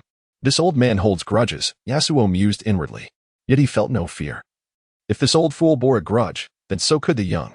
Once he gained strength, he would surely seek retribution against this old coot. How could he plot against me and then merely seek to recognize me? I won't find peace until I settle this score. Upon entering the Hokage's office, Yasuo was relieved to see Sarutobi Hiruzen, as busy as ever. While he was certain Danzo would not dare take action, the old man's strength was indeed formidable, exerting considerable pressure on him. How could the Hokage not be considered a shadow? Yasuo recognized that he still had a distance to cover before reaching the level of a shadow. and facing an adversary of a higher tier would likely leave him incapable of even resisting, especially when considering Danzo's concealed right eye, though obscured. That Sharingan was the source of Yasuo's unease. Chapter 60. The Ninja Headband Joining a Ninja Squad? What is the matter? Sarutobi Hizashi inquired, noticing Yagyu's unusual expression. I encountered an elderly man wrapped in bandages at the entrance, and he looked exceedingly peculiar. Yagyu replied. Bandages and an old man? The only one that comes to mind is Danzo, Sarutobi mused. Yet he was taken aback by Yagyu's initial impression of Danzo. Peculiar? That's an unexpected assessment from you. Considering Danzo is merely a stranger to you. Had something transpired between them? Did you say anything to him? Sarutobi pressed. Nothing at all. He didn't utter a word. But his eyes were fixated on me. Yagyu scoffed, evidently displeased. Now Sarutobi understood the source of Yagyu's judgment. It was hardly surprising that one would not regard favorably a strange, elderly man who stared incessantly. He was unaware that Yagyu had recognized the old man as Danzo, and he refrained from revealing this information to Yagyu, fearing that the young man might act rashly if he learned of Danzo's true identity. Have you not returned to the Ninja Academy these past few days? Sarutobi suddenly asked. No, Yagyu shook his head. Do you think I should return just because I graduated? Sarutobi chuckled. Well, should I still attend classes after graduation? Yagyu questioned skeptically. If I must go back to class, what was the point of graduating? You need not attend classes, but there is something you might have forgotten, Sarutobi remarked. What is it? Your headband, Sarutobi exclaimed, retrieving a Konoha headband adorned with a dizzy bird pattern. Once you don this, you will truly have graduated from the Ninja Academy. Yagyu was momentarily taken aback. He had indeed overlooked this detail. Since that fateful night, he had assumed he was already a ninja, yet he had forgotten that he did not even possess a ninja headband. Do you prefer wearing it on your forehead or elsewhere? On my forehead, I suppose, Yagyu replied. While the headband could be worn around the neck or on the arm, he felt it looked best on the forehead. He had spent 2.5 years growing his hair to part it down the middle for this very purpose. Now, wearing the headband on his forehead would not be obscured by his hair at all. Sarutobi personally placed the headband upon Yagyu's head, officially recognizing him as a ninja of Konoha. He took a photo, marking the day Yagyu officially became a registered ninja. At 8 years old, he had successfully secured his place in the ranks. From this day forward, he could undertake missions, and Sarutobi decided to assign him to a squad. I have a few options for you to consider, Sarutobi said while organizing documents. One is to join an Umbu squad, which means you will have to live in secrecy. Even your closest acquaintances must remain unaware of your profession. The other option is to join a Jonin squad, which is less complicated and does not require anonymity. I have several candidates in mind: Asuma Sarutobi, Kakashi Hitaki, and Might Guy. All three are elite Jonin with extensive combat experience. Upon hearing these names, Yagyu realized this was not merely a choice of a squad, but a pivotal decision regarding his training ahead.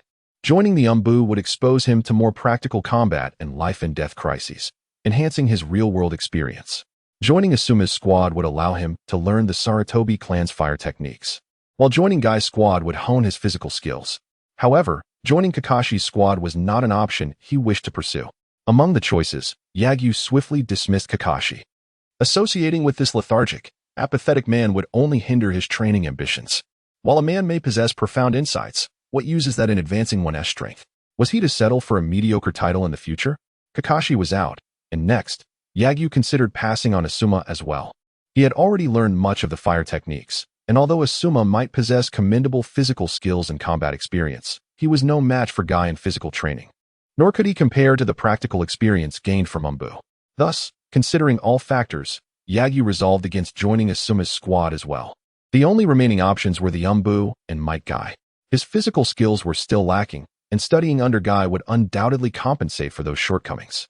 Moreover, he had no concerns about Guy withholding the 8 Gates technique from him. He recalled that Guy had not only taught Rock Lee the 8 Gates, but also trained Tintin and Niji, although neither had the aptitude for it. Therefore, if Yagyu chose to follow Guy, his physical prowess could experience a remarkable leap. However, teacher, I realize I still have deficiencies in my physical training. May I pursue a specific physical technique? Yagyu inquired suddenly. Sarutobi raised an eyebrow, momentarily puzzled, before grasping Yagyu's intent. Was he attempting to dismiss Guy? Guy was a master in physical arts. The progress he would make under Guy's tutelage would vastly outpace that of self-study. Are you certain you wish to self-study? Sarutobi's words indicated his willingness to provide Yagyu with the means to enhance his physical training, leaving Yagyu with little reason to hesitate. I am certain, teacher. Observing Yagyu's confident and resolute gaze, Sarutobi could only shake his head in resignation. Geniuses always evoke envy and admiration. Come see me tomorrow, and I will provide you with scrolls for your physical training, Sarutobi instructed. Yes, thank you, teacher, Yagyu exclaimed excitedly. Have you decided which squad you wish to join? Sarutobi asked. I have made my decision. I want to join the Umbu. Chapter 61, Max Level 8 Gates, codename Kola. After Yagyu decided to join the Umbu, Sarutobi Hisashi did not assign him any particularly special tasks. In fact, he granted Yagyu a 3-day leave to attend to matters of his personal life. But what personal matters could Yagyu possibly have to address? Aside from informing Granny Ryu that he would be undertaking long-term missions and would consequently be returning home less frequently, there was little else he needed to communicate. Naruto, Rock Lee, the trajectories of their lives had diverged significantly, rendering it unnecessary for him to inform them of his impending busyness. He would still seek them out for training whenever time allowed. Ino and Sakura? Their relationships were not particularly close. They were merely one-sided affections. Sasuke? They were not even friends, since Yagyu declined their invitation to a barbecue. Sasuke had not sought Yagyu for a challenge, much less for joint training. Hinata? Although Yagyu harbored feelings for her, their relationship was limited to mere friendship, even less intimate than his bond with Naruto. This was quite normal. The cornerstone of deepening human emotions is communication. His days were consumed by training or contemplating how to enhance his skills. Consequently, his relationship with Hinata remained stagnant at the level of ordinary friends. Upon reflection, he realized there was no one he particularly needed to concern himself with, so he dedicated his entire 3-day leave to training. It is noteworthy that on the first day of his leave, Yagyu received a grand scroll for physical training from Sarutobi Hisashi. This scroll contained a plethora of physical skills, including the Konoha Hurricane and the 8 Gates. Faced with such an abundance of physical techniques, Yagyu had no inclination to think of anything else. He resolved to practice. If he could master these techniques, he might not be able to defeat Obito with mere fists or kick pain, but he could at least hold his own against Danzo. Yagyu was uncertain whether opening 7 gates of the 8 gates could counter Danzo's Sharingan, but it certainly signified that his strength had ascended to the level of a Hokage. It meant he was no longer a pawn easily manipulated by Danzo. 3 days swiftly passed, during which he not only mastered the 8 gates but also elevated over a dozen other physical techniques to their peak. The enhancement he experienced from these fully mastered techniques surpassed his expectations, not to mention the various techniques. Even just one perfected 8 gates multiplied Yagyu's chakra by more than 20 times. He felt confident that he could contend with even a fully powered Naruto in terms of chakra consumption, beyond the fundamental boost in chakra. Mastering these techniques endowed Yagyu with extraordinary physical prowess.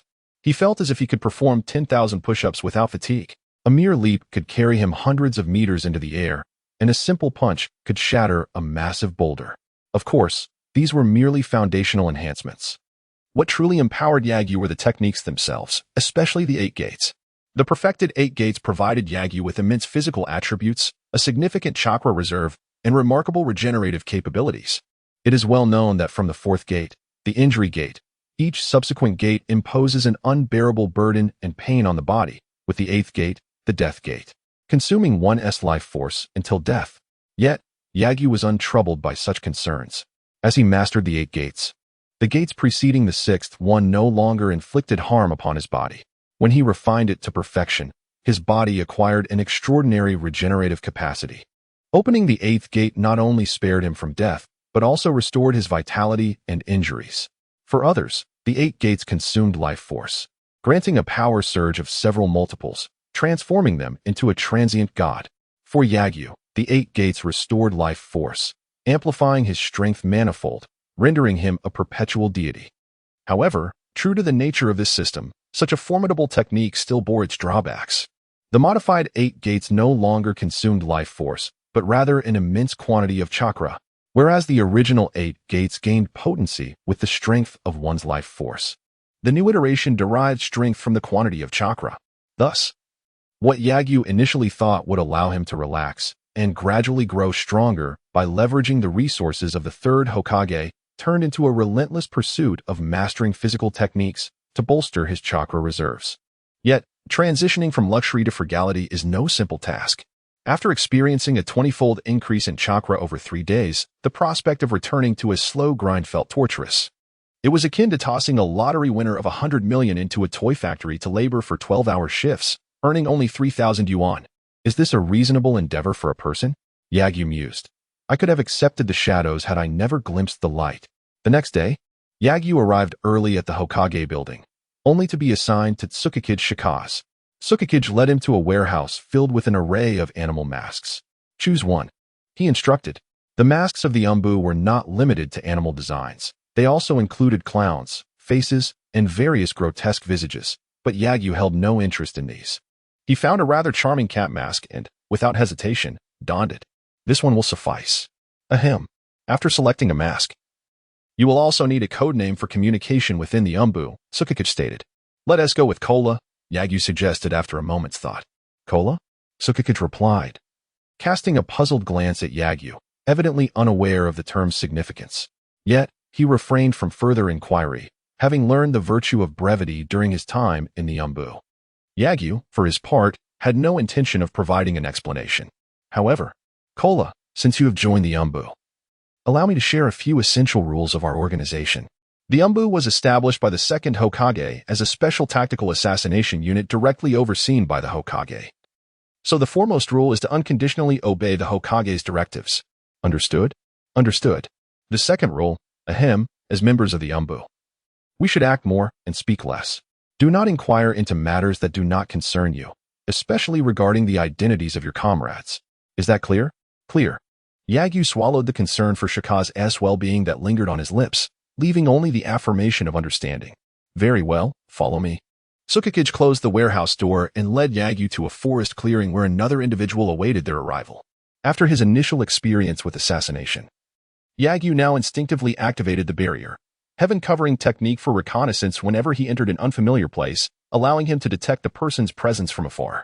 With purple hair, a long sword slung across their back, and wearing the same Umbu mask, they appeared to resemble a small dog. Chapter 62, My Daily Life in the Umbu Evening. This is our new teammate, Cola. However, Shurfeng struggled to acclimate to Yagyu's codename, making the introduction somewhat awkward. Hello, evening. Cola's team initially comprised 4 members, but 2 had perished, leaving only Yuin and Shurfeng, who were childhood friends. They often trained together, resulting in Yuin adopting a similarly taciturn demeanor. One can only imagine the profound silence that would envelop Shurfeng's team in the future. Today, we have an assassination mission, the destination being Linhua Village. We shall discuss the specific target en route. With that, Shurfeng took off running towards the village outskirts, with Yagyu and Evening closely trailing behind. Linhua Village is nestled in the heart of the Land of Fire, adjacent to the feudal lord's estate. Our target is the village head, Mokoyama.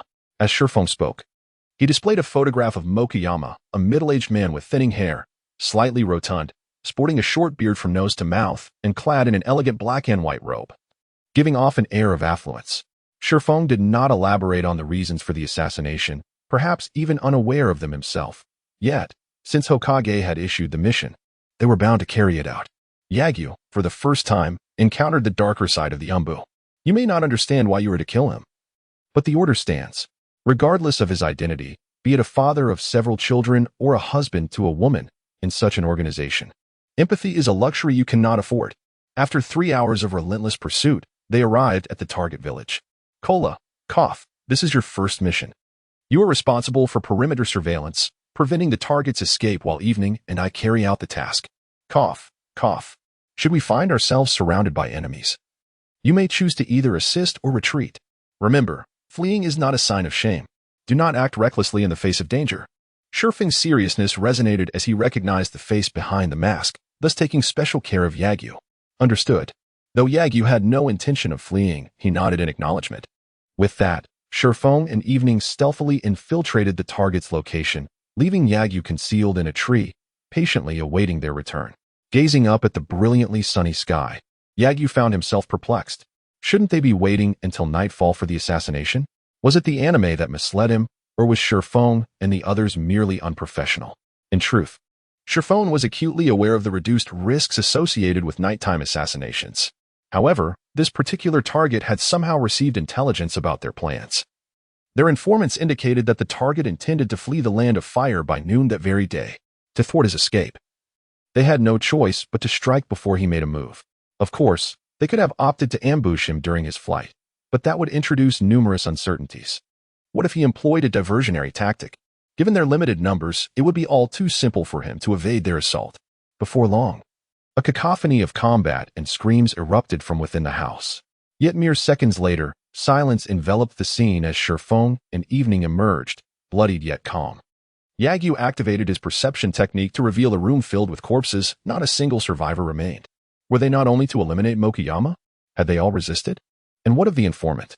Realizing that Shurfeng and Evening had chosen not to disclose this, Yagyu refrained from questioning further.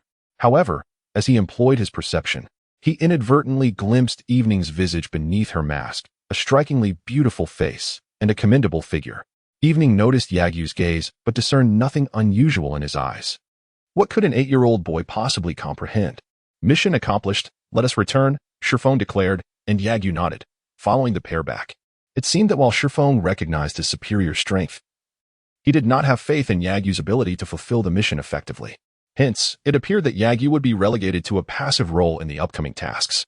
Indeed, as Yagyu had surmised, subsequent assassination missions bore little relevance to him. Shurfeng and Evening would enter to strike, while he remained outside to keep watch. At times, Yagyu felt somewhat superfluous, yet he found solace in the knowledge that each participation yielded valuable insights. Through the barrier technique, he could observe Shurfeng and Evening's assassination methods clearly. By means of clandestine observation, he learned numerous assassination techniques himself. On the 10th day since joining the Umbu, another assembly took place. Just as Yagyu anticipated another assignment to eliminate a target, Shurfeng proposed an unusual mission. Today's task is to monitor and capture the Chunin Mizuki and infiltrate a spy in Konoha. Our target, Mizuki, has previously falsified the death of a comrade and is suspected of having assassinated him. Recently, he has been clandestinely communicating with spies from other ninja villages. Our mission is to surveil Mizuki and gather evidence linking him to the spies, capturing both him and the infiltrators. This was the first time Yagyu had heard such detailed information about a target, and the first time he received a mission that did not involve killing. To his astonishment, he discovered that the target was none other than Mizuki. Shurfeng, I'm fine, let us proceed to complete the mission. Shurfeng's condition had been deteriorating, and Evening could not help but express concern for his health. Yet, Shurfeng clearly prioritized the mission above all else. With Evening's worry lingering, the trio divided into 3 separate paths for their tasks. Shurfeng was to monitor the spy, Evening to keep watch over Mizuki, while the least experienced Yagyu was assigned to search for potential evidence at Mizuki's home. Upon learning of this arrangement, Yagyu felt somewhat indignant. With the enhanced barrier technique at his disposal, who could surveil better than he? However, given that Shurfeng was unaware of Yagyu's capabilities, and Yagyu would not disclose them, it became an unsolvable paradox. Mizuki's residence lay on the outskirts of a village, even more secluded than Yagyu's original dwelling. It was rather peculiar for a Konoha Chunin to reside in such isolation. Clearly, this Mizuki lacked even the most basic common sense. No wonder he could not hold his own against Naruto. After so many years as a Chunin, it was a shameful waste. Yagyu perched atop the roof, refraining from breaking in. Instead, he utilized the barrier technique to scan the entire house. Instantly, the interior layout materialized in his mind. A hidden compartment. After a meticulous examination, confirming nothing extraordinary elsewhere, Yagyu ventured inside to confront the concealed compartment. Pressing gently upon it, the hidden space opened to reveal numerous letters. As he examined the correspondence, Yagyu found them filled with exchanges related to the village of the Cloud. Surely, the individuals from the Cloud Village had not anticipated that a fool would retain incriminating letters of treason instead of destroying them, inadvertently providing evidence against himself. Yagyu gathered the letters and tucked them into his clothing before scouring Mizuki's home for any valuables, including the money he had concealed in his pillow from years of arduous tasks as a teacher. Mizuki-sensei, with such a mindset, it would be better for you not to play the villain. Even the most cunning of adversaries would deem it foolish. As Yagyu surveyed the disheveled wooden abode, he shook his head and vanished from the scene. Chapter 63. The Konoha Interrogation Department Mori no Abiki with the evidence irrefutable. Further surveillance was unnecessary. Yagyu sought out Shippu and presented the findings. Upon confirming their authenticity, Shippu promptly initiated the capture of the spy. Although the spy possessed limited strength, His ability to flee was exceptional. Shippu's stealthy attempts to apprehend him were futile. Fortunately, with Yagyu's intelligence support, they managed to avoid letting him escape. Was he employing the lightning body flicker technique just now? His speed was indeed remarkable, Yagyu remarked, observing the captured spy, who lay there like a defeated dog. Shippu glanced at Yagyu and said, "Ahem, if you wish to learn more advanced body flicker techniques, you may apply to the Hokage. As members of the Umbu, we are all entitled to request training in new ninjutsu, provided you master it ahem." While this sounded like a tempting offer, the reality was that everyone's energy and time were limited.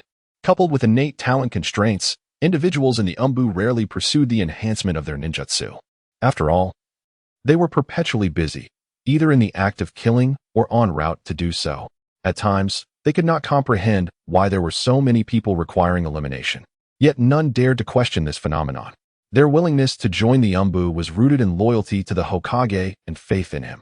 Rather than that, "I believe you should be more concerned about your own health, Shippu," Yagyu advised kindly. Suppressing the urge to cough, Shippu replied, "I am well aware of my own condition. Let us proceed to capture Mizuki as well." Shortly thereafter, the duo arrived at the Ninja Academy.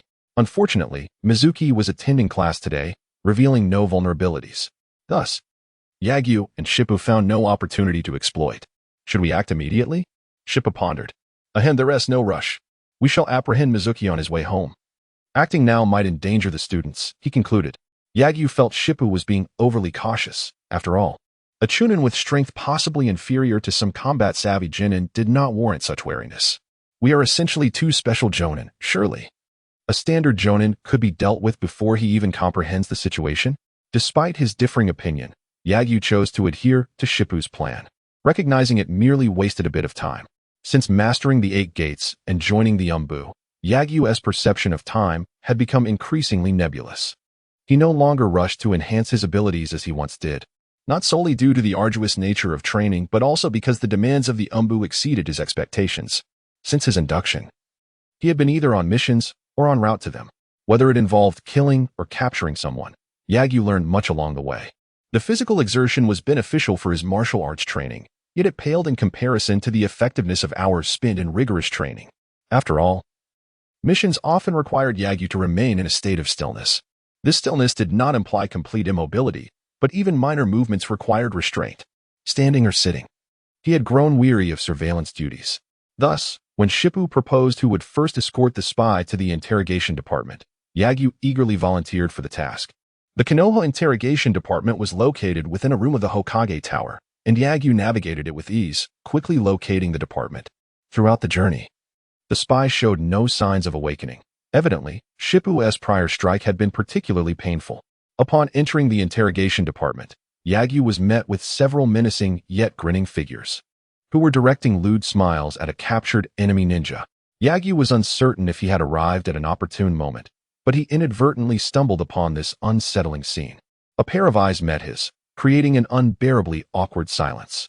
"I seek Captain Mori Noabiki," he called out. "I am he." The most grotesquely grinning man among the group stepped forward, his previously sinister expression morphing into one of somber seriousness upon noticing Yagyu's presence.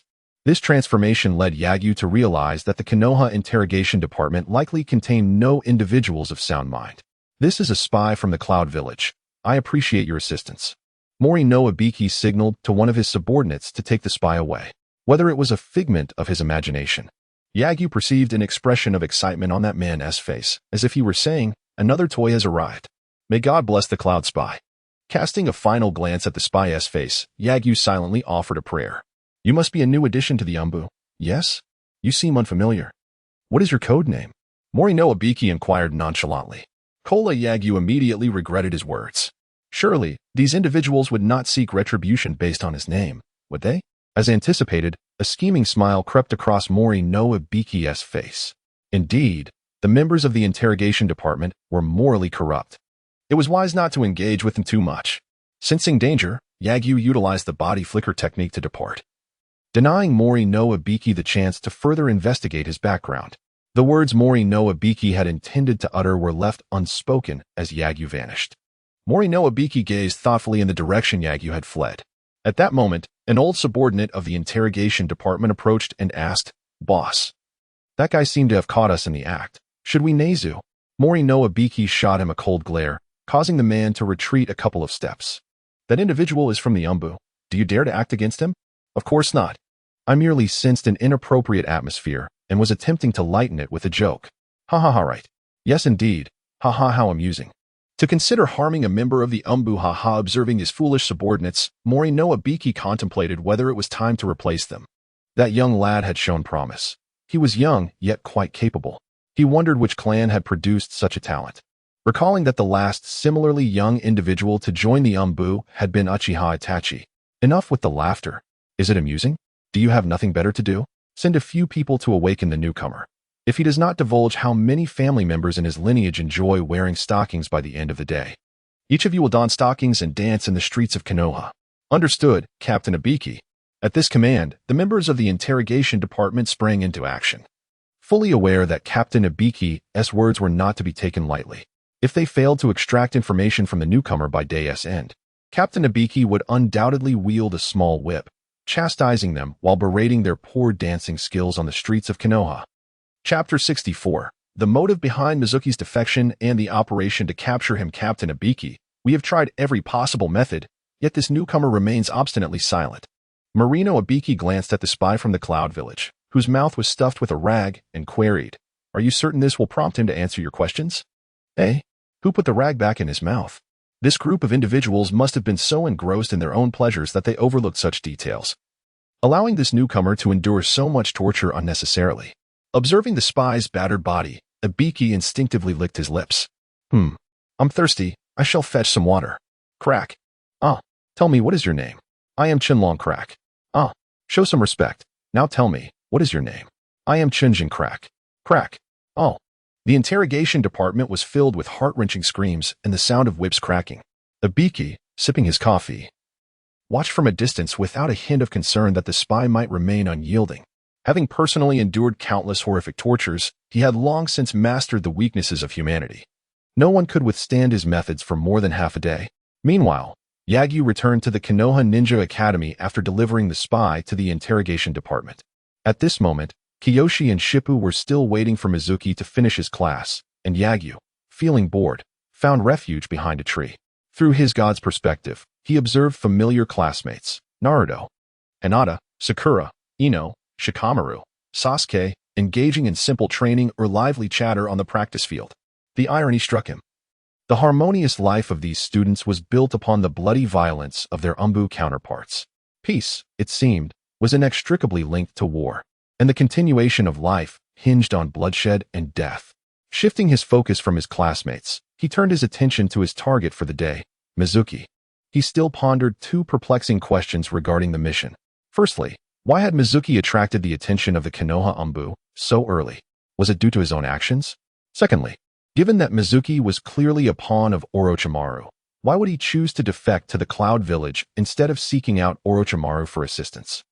The truth was partly aligned with Yagyu's assumptions. His presence had altered Mizuki's trajectory, exposing him prematurely to the eyes of the Umbu. Mizuki's decision to contact the Cloud Village instead of Orochimaru was both a coincidence and an inevitability. The coincidence lay in Mizuki's paranoia upon learning that Yagyu had become a disciple of the Hokage, leading him to fear that he might inadvertently reveal something in Yagyu's presence. Amidst this anxiety, he stumbled upon a spy from the Cloud Village. Previously, he might have ignored such an encounter or reported it to the higher-ups of Konoha, but now, having contemplated defection, he chose to engage with the Cloud Village spy. Through this contact, he linked up with the higher echelons of the Cloud Village spy organization and began relaying information via letters, seeking rewards while expressing his desire to defect. The inevitability stemmed from his admiration for Orochimaru and his yearning for his power, yet he understood that acquiring such power required a considerable sacrifice. Originally, he had served as Orochimaru's pawn to accumulate wealth within Konoha, hoping to one day earn Orochimaru's favor. Now, feeling unable to sustain himself in Konoha, how could he approach Orochimaru in hopes of assistance? With nothing to offer, he realized Orochimaru would dismiss him entirely. Although Mizuki lacked intelligence, he occasionally possessed self-awareness. Under these circumstances, he contemplated turning to the Cloud Village for opportunities, hoping to procure something valuable to gain power in exchange. However, his intellect proved insufficient. If he held no value for Orochimaru, what worth could he possibly have to the vast Cloud Village? On the surface, the Cloud Village seemed to accept Mizuki's defection, yet their true intention was to lure him in for interrogation. As a mere turncoat with no significant skills, how could the Cloud Village genuinely trust him? Thus, even if he were not captured today, a grim fate awaited him. As time passed, the sun began to set, signaling the end of the school day. Today, Mizuki did not linger in the office but hurriedly left the academy, seemingly preoccupied with some pressing matter. However, upon reaching the school gate, he unexpectedly encountered Chihiro Tsubaki. "Mizuki-kun, don't bother me. I have matters to attend to." Mizuki, eager to depart, completely disregarded Tsubaki's crestfallen expression. Yagyu observed this scene from a distance, feeling a twinge of sympathy for Tsubaki. How could she wish to associate with such a capricious rogue? After leaving the ninja academy, Mizuki made his way directly to the hideout of the Cloud Village spy, intent on departing Konoha post-haste. Ever since Yagyu had become the Hokage's disciple, Mizuki sensed an omnipresent danger surrounding him. This was not due to any offense he had caused Yagyu. In fact, aside from a careless mention of the forbidden technique scroll, Mizuki had not committed any grave transgressions. Even if Yagyu expressed dissatisfaction to the third Hokage, it would merely lead to suspicion, not expulsion from Konoha. Mizuki's urgency to leave stemmed from his own guilty conscience. However, as he turned into an alley, he was suddenly surrounded by 3 Umbu operatives. "Who are you?" Mizuki recognized the masked Umbu members. His question was merely a stalling tactic to buy time for escape. He realized his cover had been blown. Yet, the Shippa squad, known for their ruthless efficiency, had no intention of explaining themselves to Mizuki.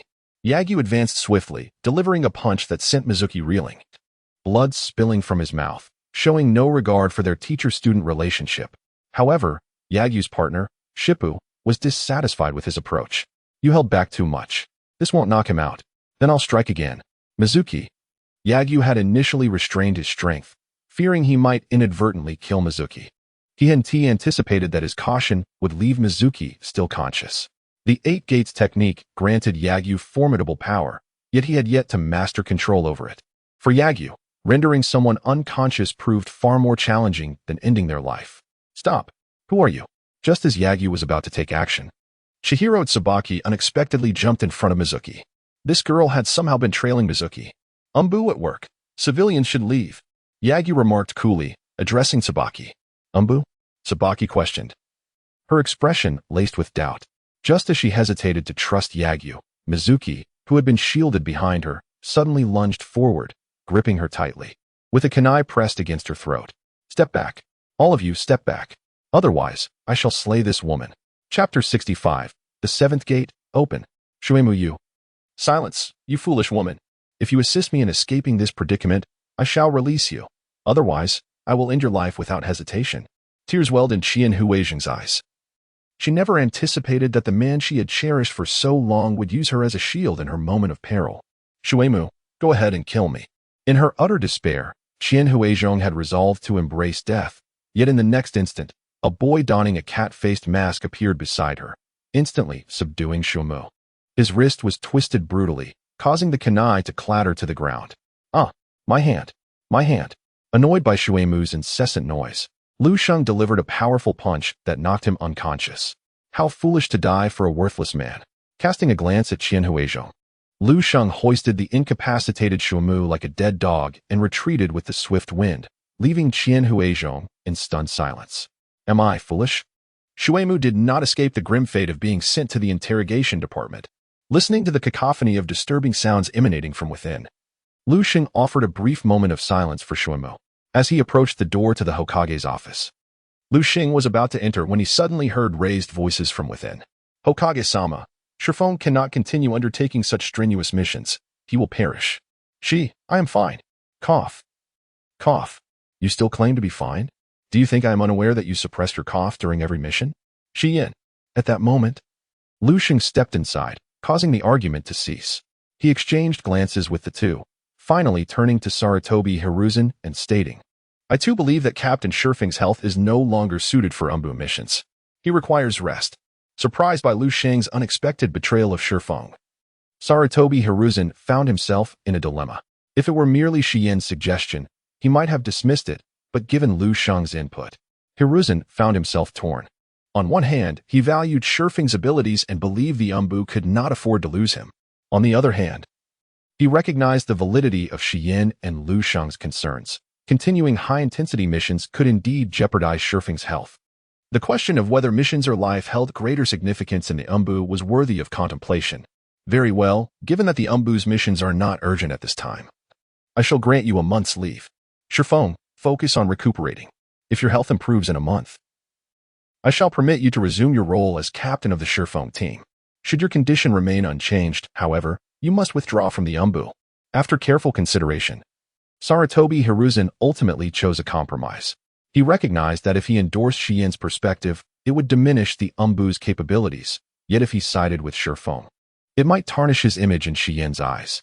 As Hokage, maintaining an admirable reputation was paramount. He could not be perceived as an uncaring superior. Indeed, when Sarutobi Hiruzen proposed this solution, Shiyin appeared satisfied. Yet Shifeng remained discontent. Hokage-sama, cough, cough, cough. I am fine. Cough, cough, cough. I can undertake missions. How can I refrain from missions for a month? Sarutobi Hiruzen shook his head, stepping forward to pat Shifeng on the shoulder, saying, Shifeng, do not burden yourself with excessive responsibility. The Umbu will not come to a standstill merely because you refrain from missions for a month. Shifeng fell silent for a moment before succumbing to another fit of coughing. I understand, Hokage-sama. Cough, cough, cough. I shall take my leave. Uncharacteristically, Shifeng departed without waiting for Shiyin. Upon witnessing this, Shiyin felt a pang of disappointment, but, recognizing Shifeng's troubled mood, hurriedly bid farewell to Sarutobi Hiruzen and chased after him. Lu Sheng, however, was reluctant to intrude upon their affairs and lingered in the Hokage's office. Teacher, what should I do for this month without missions? Lu Sheng inquired, perplexed. He was neither ill nor fatigued, thus requiring no rest. His time in the Umbu had imparted a wealth of knowledge, assassination, reconnaissance, mastery of power. Lu Sheng felt he had encountered death often enough to sharpen his perception of killing intent. He believed it would not be long before he possessed the same acute awareness as Kakashi and the others. He needed no ninjutsu to sense danger, mere intuition sufficed.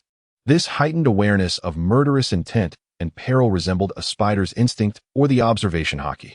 Do you not wish to rest for a month? Sarutobi Hiruzen queried, returning to his seat. I feel quite well, teacher, Lu Sheng replied. Even elite J-nin would feel mentally fatigued after continuous high-intensity missions. Appropriate rest is beneficial for you. Sarutobi Hiruzen remarked with a hint of exasperation. This student excelled in every regard, save for his relentless drive. Teacher, while I acknowledge your wisdom, I believe I have yet to reach a point where rest is necessary, Lu Sheng asserted. Very well. How is your training in taijutsu progressing? Given Lu Sheng's insistence, Sarutobi Hiruzen shifted his focus to his training. However, he did not believe that Lu Sheng could achieve significant progress in such a short time. Considering he had been occupied with missions, I have mastered it all, even the 8 gates. Indeed, Sarutobi Hiruzen fell silent for a moment, his expression turning serious. Lu Sheng, I understand your eagerness, but do not rush. The 8 gates, requiring persistent training for mastery, cannot be so easily acquired.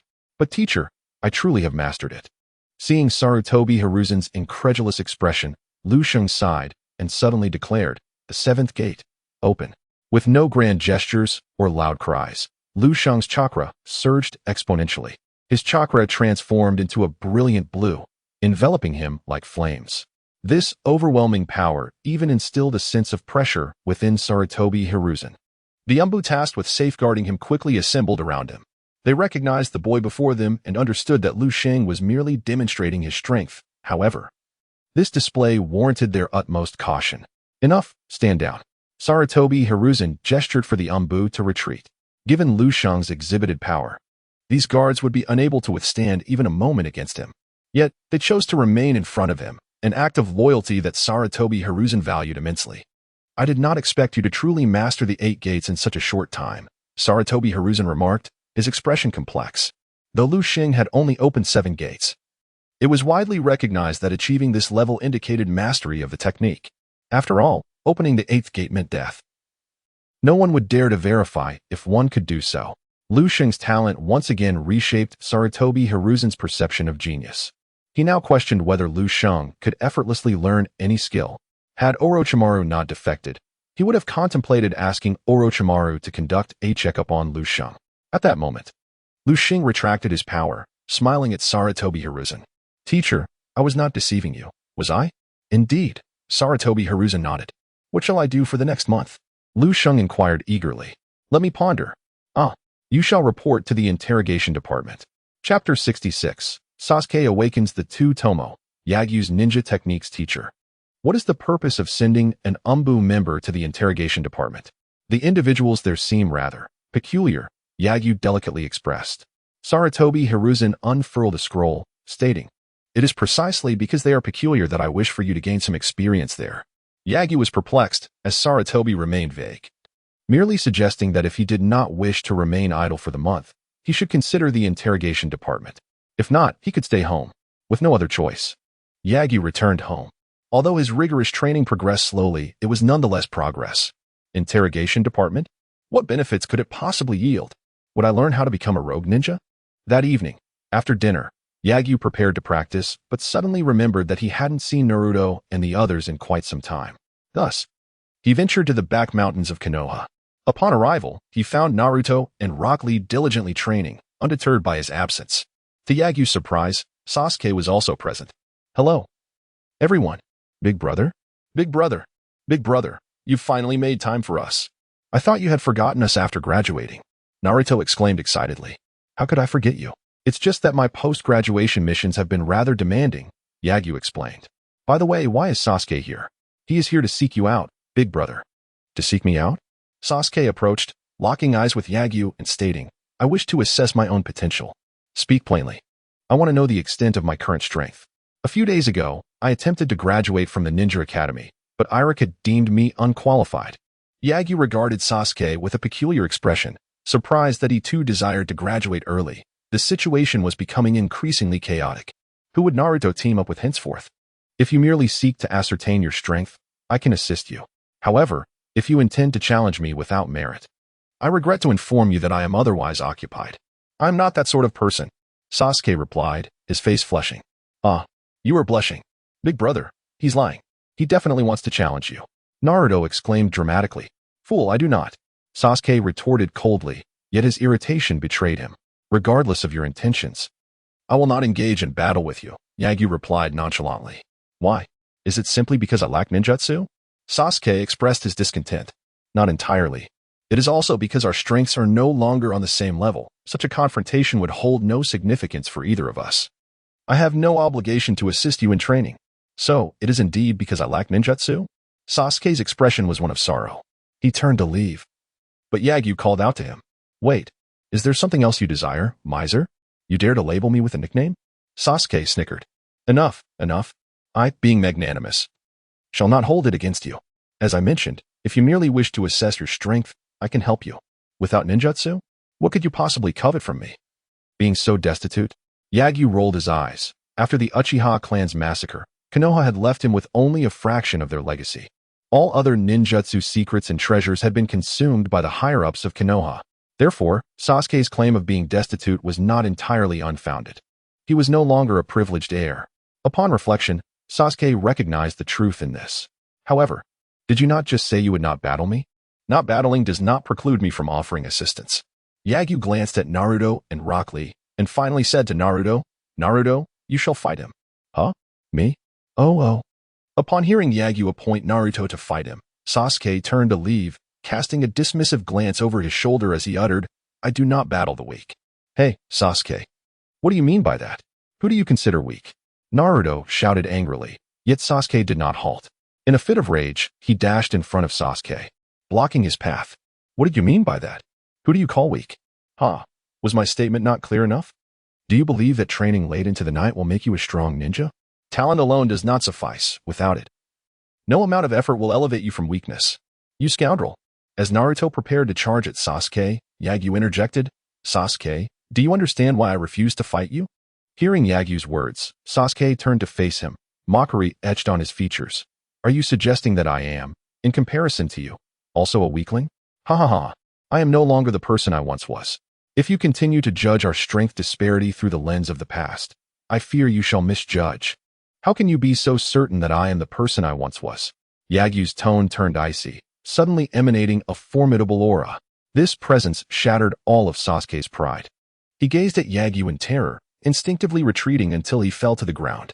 This aura was not murderous intent. During his time in the Umbu, he had yet to take a life. Even if he had, it would be impossible to cultivate such a presence in merely a few days. This was merely the essence of a true warrior, an absolute dominance of strength. And no, this cannot be.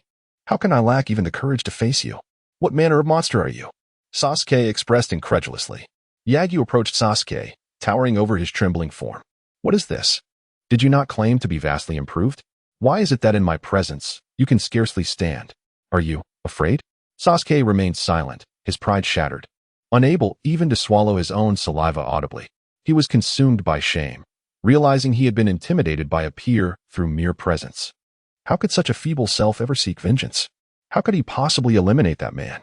Amidst the turmoil of anger and various emotions, Sasuke began to envision Yagyu as Uchiha Itachi. That indifferent visage seemed to convey, is this truly all you are? I am utterly disappointed. Such a frail existence is unworthy of my hand in death. I shall kill you. Finally unraveling, Sasuke's eyes transformed into the two-tomo. A surge of chakra propelling him momentarily beyond Yagyu's oppressive aura as he charged at Yagyu, only to be effortlessly struck to the ground. Poor child. Is this your awakening of the two-tomo?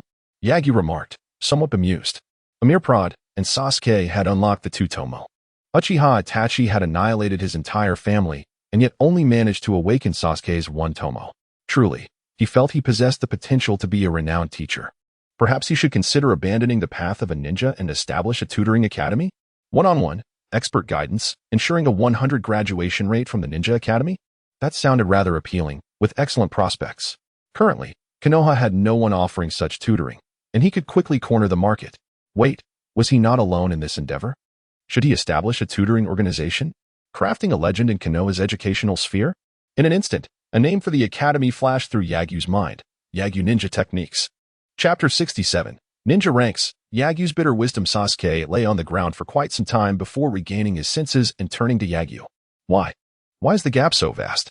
As you said, don't assume that training late into the night makes you a strong warrior. My talent surpasses yours. Yagyu's words shattered Sasuke's pride. Even the newly awakened Manjiki Sharingan could not rescue him. It turns out I am a weakling. Just as Sasuke sank into despair, Yagyu noticed the unusual expressions on Lee and Naruto's faces. This made him realize that in his eagerness to mock Sasuke, he had overlooked the feelings of his younger comrades. Although his previous remarks were grounded in harsh reality, they served only to undermine the efforts of Lee and Naruto, who were ordinary individuals. In an effort to prevent his comrades from overthinking, Yagyu pondered for a moment before adding, however, while talents may vary and growth rates differ, the heights of power remain the same. The speed of progress is not as crucial for you. What do you mean? Sasuke, Naruto, and Lee asked in unison, puzzled. It's quite simple. If we classify ninjas into ranks, those who graduate from the Ninja Academy are Genin, those who pass the Ch-Nin exams are Ch-Nin. Ninjas who excel in certain areas are Special J-Nin. Those who can independently lead teams on high-level missions and earn the Hokage's recognition are regular J-Nin, while the elite among the regular J-Nin are called Elite J-Nin. Finally, there is the Hokage, a being whose strength transcends the J-Nin realm. In total, there are 6 ranks: Level 1 Genin, Level 2 Ch-Nin, Level 3 Special J-Nin, Level 4 Regular J-Nin, Level 5 Elite J-Nin, and Level 6 Hokage. Regardless of one's innate talent, the strongest can only attain the rank of Level 6 Ninja. This is the ultimate goal of your training. As long as you believe you can reach the 6th level, then a 12-year-old Hokage and a 26-year-old Hokage are not so different, are they? Naruto was bewildered, but Sasuke and Lee appeared contemplative. One was unsure of his ability to seek vengeance, while the other doubted his capacity to defeat a genius. Yet, Yagyu's words ignited a glimmer of hope within them. If the limits of talent and effort were equal, then no matter how gifted one's opponent might be, they could only achieve a certain extent. With diligent practice, they too could eventually reach the heights attributed to so-called geniuses. Geniuses are still human, aren't they? Lee mused, igniting a blaze of determination within himself. Meanwhile, Sasuke considered that no matter how powerful Itachi was, he too had limitations. If he trained to the level of Hokage, he could surely exact his revenge. With this realization, Sasuke felt a stark contrast in perspective compared to Yagyu. While Yagyu pursued the pinnacle of power, he had been preoccupied with petty rivalries against his so-called peers. How foolish it was to take pride in outpacing those who were already meant to be slower than he. Reflecting on his previous disdainful attitude towards his classmates, Sasuke felt a rush of embarrassment. Hey, what was that about level 1, level 5, and level 6? I didn't quite understand. Naruto interjected, genuinely confused.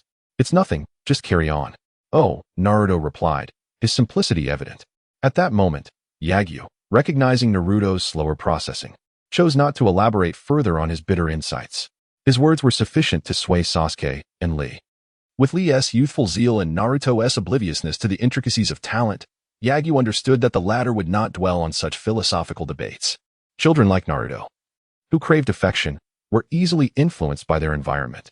Thus, when faced with sadness or conflicting thoughts, it was better to shift their surroundings rather than engage in reasoning. By surrounding him with optimistic and hardworking friends, he would naturally avoid spiraling into despair. Conversely, Lee was different. Yagyu was unaware of Lee's familial circumstances, but his observations suggested that Lee did not yearn for familial affection. Although he, like Naruto, cared about others' perceptions, he sought recognition for his efforts rather than friendship. Presently, Lee had learned ninjutsu through Yagyu's guidance and was no longer the subject of ridicule, yet his exam results remained mediocre. After all, mastering techniques like the body flicker technique did not signify much. Children from prominent clans could easily do the same. In light of this disparity, Lee had adopted a mindset typical of the original narrative, striving to overcome the genius of prestigious families with sheer determination, relentlessly pursuing rigorous physical training. As Yagyu's friend and junior, he naturally supported Lee's ambitions and efforts, which was why he had taken the time to enlighten him. In imparting wisdom to 3 individuals, Yagyu inadvertently gained another devoted follower.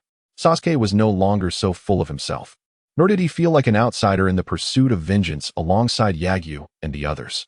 In waiting for Yagyu, he spent time with Lee and Naruto, during which he witnessed their dedication. Although he previously considered this effort mere self-deception, Yagyu's guidance prompted him to realize that he was no different from them. Thus, he willingly joined their training.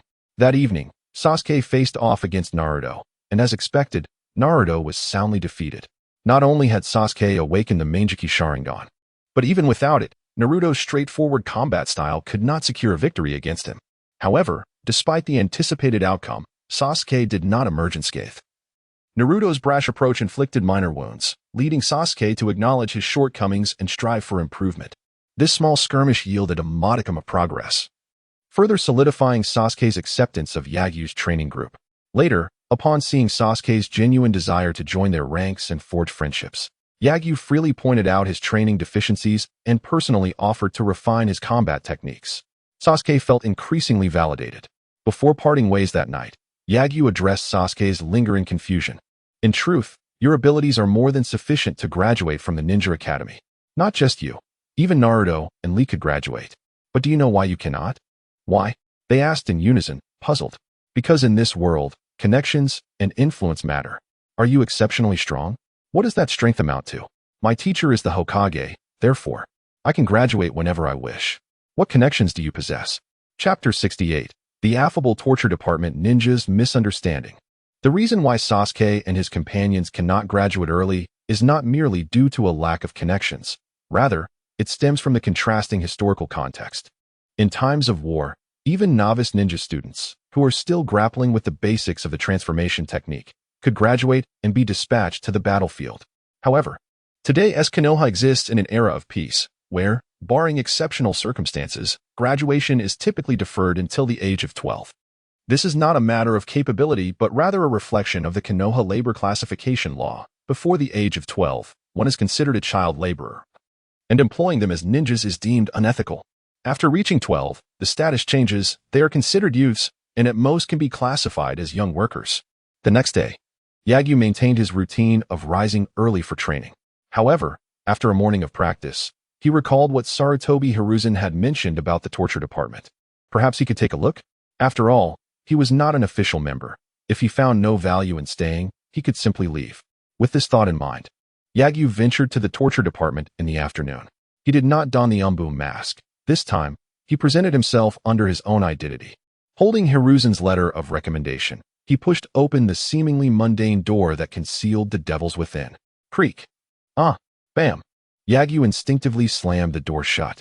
Surely, he must have misheard. How could there be a tomcat in this room? Ha ha. Yes, it must have been a mistake. Creak. Ah.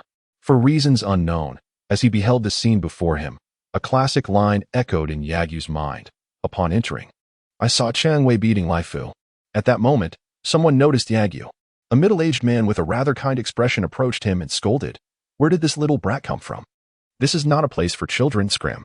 I'm here to report. Yagyu indicated his ninja headband, asserting his identity as a ninja. The man appeared somewhat surprised. So young? A genius. Everyone, come and see. We have a newcomer. Upon hearing the middle-aged man's words, a throng of ravenous men and women of all ages rushed over, eyeing Yagyu like a pack of wolves starved for a week. Is this newcomer really so small? Can he withstand the treatment? I'm curious what crime he committed to end up here. Hey, wait. Let me greet him first. I prepared a level 9 chili water the other day, and no one has used it yet. I'll pour it in his eyes. In his rear end. Ha ha ha ha ha. What a ridiculous notion.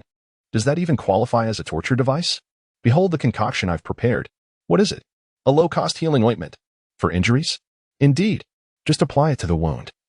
And in 30 minutes, external injuries will heal. Most importantly, it's cheap. I can make a whole vat for 50 Rio. What? Old man. Do you aspire to be the first bodhisattva of the torture department? What nonsense. My ointment is not intended for that use. Don't you often find it difficult to locate a place to scrape when you're executing someone? Afraid of killing them? With my ointment, you need not worry. You can scrape them while applying the medicine. By the time you scrape them all over, the wounds will have healed, and you can continue scraping. I call this method endless hell. Continuous execution. Bodhisattva. You are too much of a bodhisattva. Still a bodhisattva? I love bodhisattvas. Ha ha ha. I have another idea.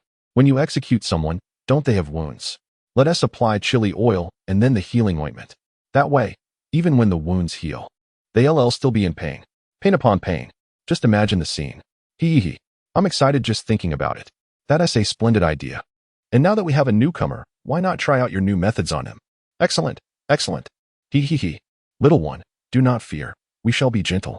Just don't give in too quickly, all right? Yagyu stepped back and decisively shut the door, intending to return home to sleep. Yet, despite his desire to leave, those inside would not allow it. Before the middle-aged man who had welcomed him could explain, a horde surged through the torture department's doors, chasing after Yagyu. Little one. Now that you've come, why run? Come to your sister. She won't hurt you. She just wields a whip beautifully. Hee hee hee. Let uncle apply some chili water to your backside, little one. Do not worry, little one. If the pain becomes unbearable, just cry out. And grandpa will apply the medicine for you. Grandpa loves children the most. Stop.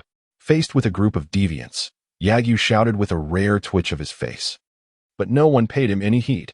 Each of them brandished tools of torture, appearing intent on devouring him alive. Unable to contain himself, Yagyu swiftly dispatched each of them with a punch. Wow, how can this little one fight so well? Oh my, what a calamity. What are those Umbu doing? Sending someone so capable without ensuring his tendons and ligaments are severed? I'm in agony. Doesn't he understand respect for the elderly and love for the young? At that moment, the middle-aged man finally caught up, horrified at the thought of Yagyu being devoured by the group. Yet, he was met with the sight of his colleagues groaning on the floor. What happened? I was only gone for a few seconds. How did they all fall? Morikuchi. Stop gawking and call for help. Call for help. Morikuchi, naturally, was the name of this middle-aged man. He glanced at the person calling for him. It was Old Bird. Old Bird, what transpired? As he reached to assist Old Bird, he was shocked to find him writhing in pain. Don't touch me. I'm broken. With that, he foamed at the mouth and fainted. Gulp. I didn't touch him. Everyone saw it. I didn't touch him. He is slandering me. He is slandering me. Enough. Whether Old Bird lives or dies is his fate. After all, he has lived long enough. As for us, hurry and call someone to take us to Konoha Hospital. And that child, he is too formidable. Quickly notify the Umbu to capture him. Indeed, when you catch him, remember to sever his tendons and ligaments. Leave him for me to deal with when I return. Ouch, wait. Are you saying that this entire group was taken down by that newcomer child? Indeed. We have no idea which Umbu sent this reckless prisoner. Is it possible he is the intern sent by Lord Hokage to our torture department? An ally? The group fell into a profound silence, even forgetting their pain. Of course, some of the older individuals completely lost consciousness from the agony. Despite their expertise in tormenting prisoners, they were not particularly resilient themselves. Chapter 69. Dedication to one's craft is not perverse. A misunderstanding led to several colleagues being hospitalized, and the name Lu Xing became infamous within the torture department of Konoha. However, with fame came not wealth, but trouble. Lu Xing initially intended to observe the department for potential learning opportunities, and if he found nothing of interest, he would depart at any moment. Yet, due to the predicament of the colleagues he inadvertently harmed, the department was now burdened with numerous unresolved matters. Lu Xing found himself unable to leave, compelled to stay and work. Your name is Lu Xing, correct? I am Ogawa Morikuchi. You may call me Brother Ogawa. From now on, I shall guide you through the workings of Konoha's torture department, Morikuchi said, while introducing Lu Xing to the department. Very well, Morikuchi. Morikuchi's lips twitched slightly. Had it been any other newcomer speaking to him so casually, he would have erupted in anger. However, considering Lu Xing's formidable combat prowess, he chose to endure. Haha, why do you call me Morikuchi? I find that name rather unappealing, Lu Xing remarked. I heard that old man refer to you in such a manner. The old man. I've forgotten his name, but I distinctly recall that he intended to shove some sort of level 9 chili sauce into my rear. Upon hearing Lu Xing utter these words with a straight face, Morikuchi realized that the old man had likely made an enemy of Lu Xing. Out of humanitarian concern, he decided to attempt a rescue for the old man. Lu Xing, the old man was merely joking. He did not mean to imply that he would pour chili sauce. There. However, I did overhear Dog Elder saying he would flay you alive while applying medicine, allowing you to experience the taste of hellish torment. Lu Xing paused momentarily, then resumed walking, casually inquiring, who is this Dog Elder? Oh, he is that short, bald old fellow. You can't miss him. As he wears a dog robe. Just identify him by his attire, and you will recognize him instantly. Oh. While Lu Xing said nothing further, Morikuchi recognized that his objective had been achieved. He had saved the old man from a grim fate. Surely, the old man would be grateful for this in due time. Over there is our holding area. Morikuchi gestured toward a rusty iron cabinet. The cabinet was divided into 5 levels, each containing 10 individual compartments. With approximately 50 centimeters of space per compartment, devoid of glass or sealed doors, Lu Xing could directly observe the instruments of torture contained within. He saw a thorny black iron whip, hemp rope as thick as a bucket, a bloodied iron rod, and a hammer bristling with finger-sized spikes. These were all seemingly ordinary implements. Scissors, tweezers, and drill bits elicited little reaction from him. However, a few peculiar items caught his eye, including dog bones and a dog bowl, leaving him to wonder about their intended use. Some of these instruments were collected by Captain Ibiki, while others were crafted by the team members themselves. Do not mistake us for perverts. We are merely passionate about our work, dedicated to our craft, and naturally require a deep understanding of our tools. Morikuchi chuckled. Whether you say so or not, it remains to be seen, Lu Xing replied, uninterested in engaging in a debate. At that moment, a sharp voice pierced the air. Dedication to one's craft. Passion for one's work. Not perverse, haha. Lu Xing turned to the source of the voice and discovered a colorful parrot perched on a high, thick rope. It was a bird kept by the old man. Though it appeared to possess the ability to speak human language and seemed quite sentient, it was, in truth, rather feral. Morikuchi noticed Lu Xing's gaze and spoke up to introduce it. Feral? Is it because it repeats what you say? Or does it curse? Lu Xing queried curiously. Cursing is mild. The main issue is that this bird eats people. Morikuchi replied cautiously. Eats people? Lu Xing scrutinized the bird, finding it indistinguishable from ordinary birds. 2 eyes, a beak, feathers, and a head, its gaze did not reveal any ferocity. He discerned nothing particularly menacing about the bird, yet Morikuchi seemed genuinely fearful. Reluctant to elaborate further, Lu Xing observed that since Morikuchi began his introduction, the parrot had been fixated on him. Strangely, this bird, known for its chatter, remained silent, its unremarkable eyes tracking Morikuchi's every movement. How peculiar. Morikuchi led him to other areas, deliberately avoiding the strange bird. The torture department was situated within the Hokage building, accessible through a single entrance, appearing modest yet surprisingly expansive. As Lu Xing explored, he discovered over 20 small rooms, occupying roughly half a floor of the Hokage building.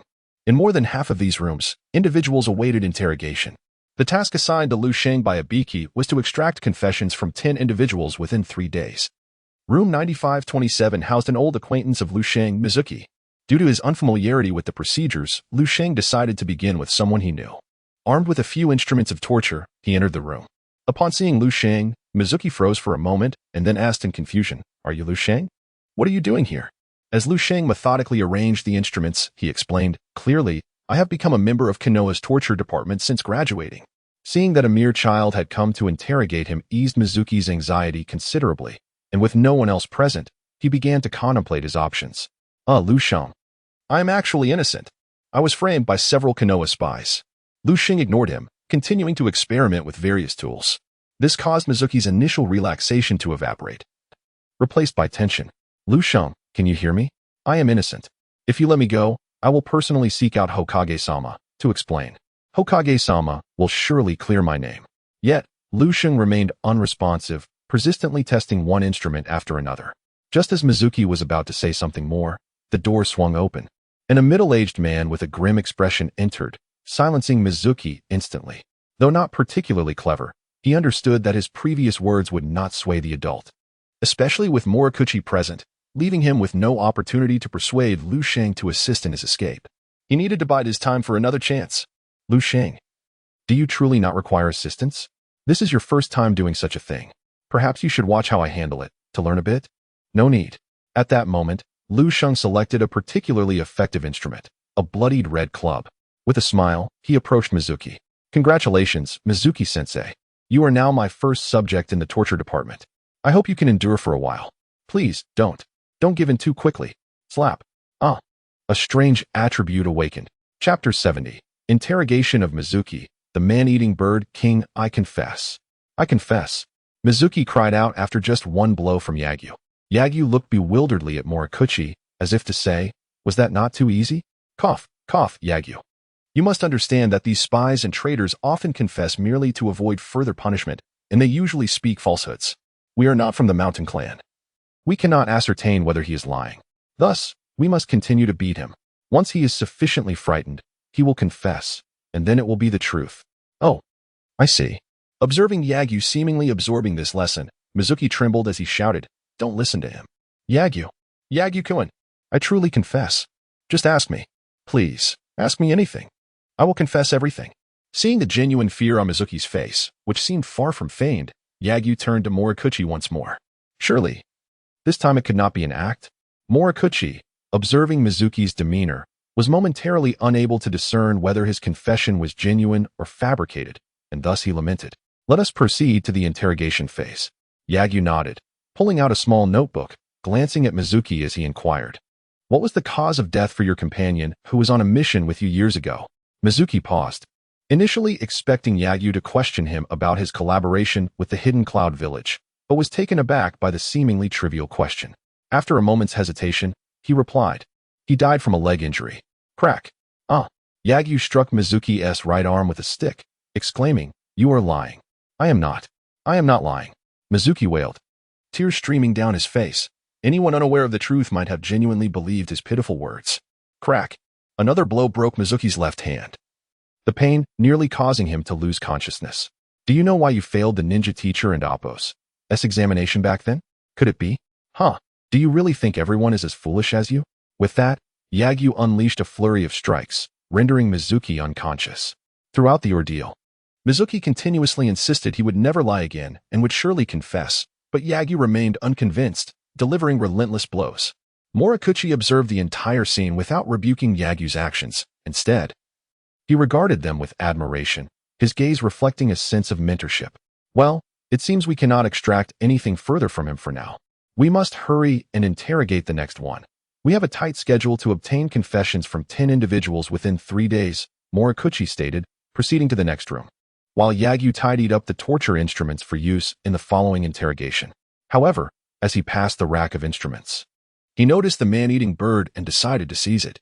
The bird, noticing Yagyu's approach, attempted to ambush him by pecking at his eyes with remarkable speed that even seasoned Jainin might struggle to match, but Yagyu swiftly slapped it. Behave. Okay, I'll behave. Please let me go. The man-eating bird repeatedly pleaded, which only served to irritate Yagyu further, prompting him to deliver another slap. Silence. If you utter another word, I shall roast you.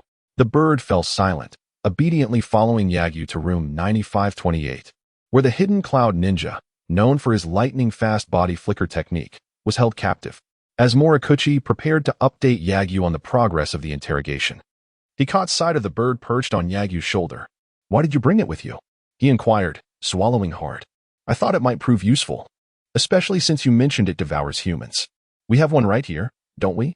Morikuchi regarded Yagyu with a deep, contemplative stare, subtly distancing himself. This bird was one of Lord Bird's instruments and a personal emblem of his. It had accomplished much within the interrogation division. Yet, apart from Lord Bird, no one else could command it. Some had attempted to entice it with promises, but it would only feast on human flesh. And not just any flesh, it required a trade for that of the individual.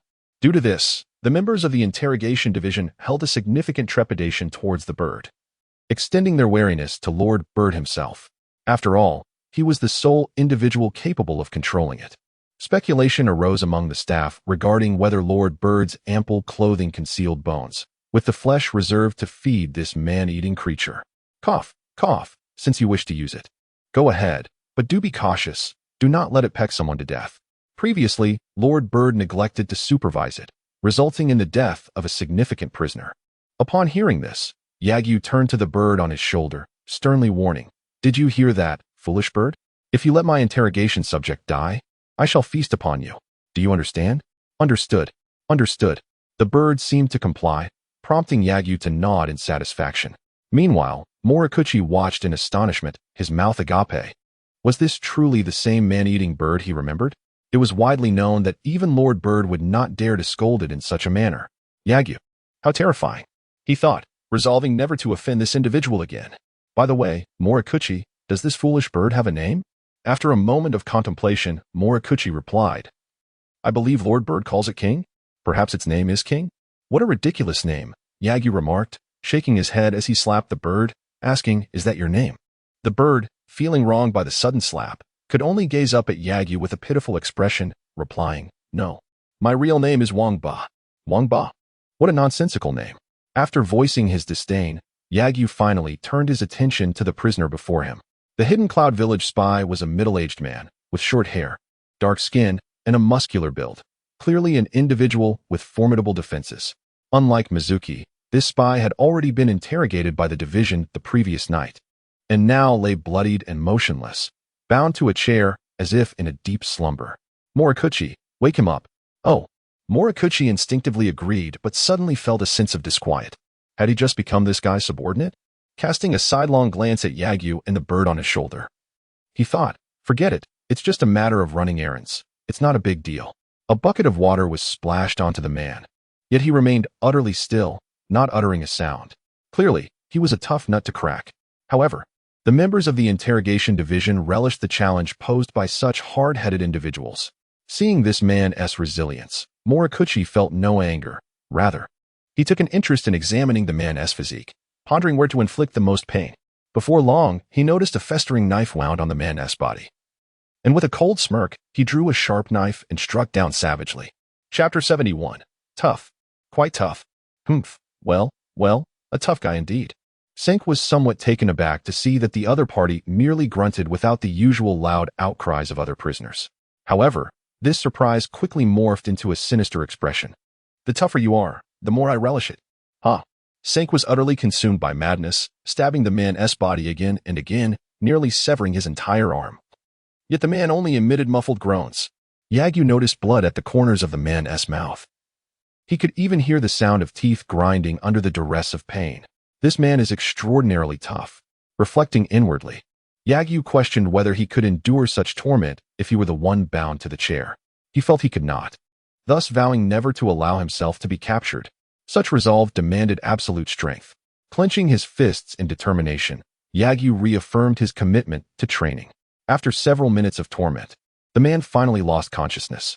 Observing this, Senk chuckled coldly. Then, as if recalling something, he turned to Yagyu and apologized. "Apologies, Yagyu. I accidentally knocked him out." "No worries. Now that he is unconscious, let us seek the next individual." "Yet you nearly killed him. Shouldn't you provide some treatment?" Yagyu inquired. "No need. The ninjas of Yunin village may be lacking in certain respects, but their physical resilience is truly remarkable. They are far stronger than those from other villages." "He won't he die?" Senk declared, giving a thumbs up that revealed his 8 gleaming white teeth. "Very well, I am merely here for my internship. If he were to die, I would not be held responsible, Yagyu replied nonchalantly. This fellow is quite resilient. Despite being beaten all night yesterday, he remained silent. I believe ordinary torture proves ineffective against him. Only the Yamashiro clan may be able to extract some information from him.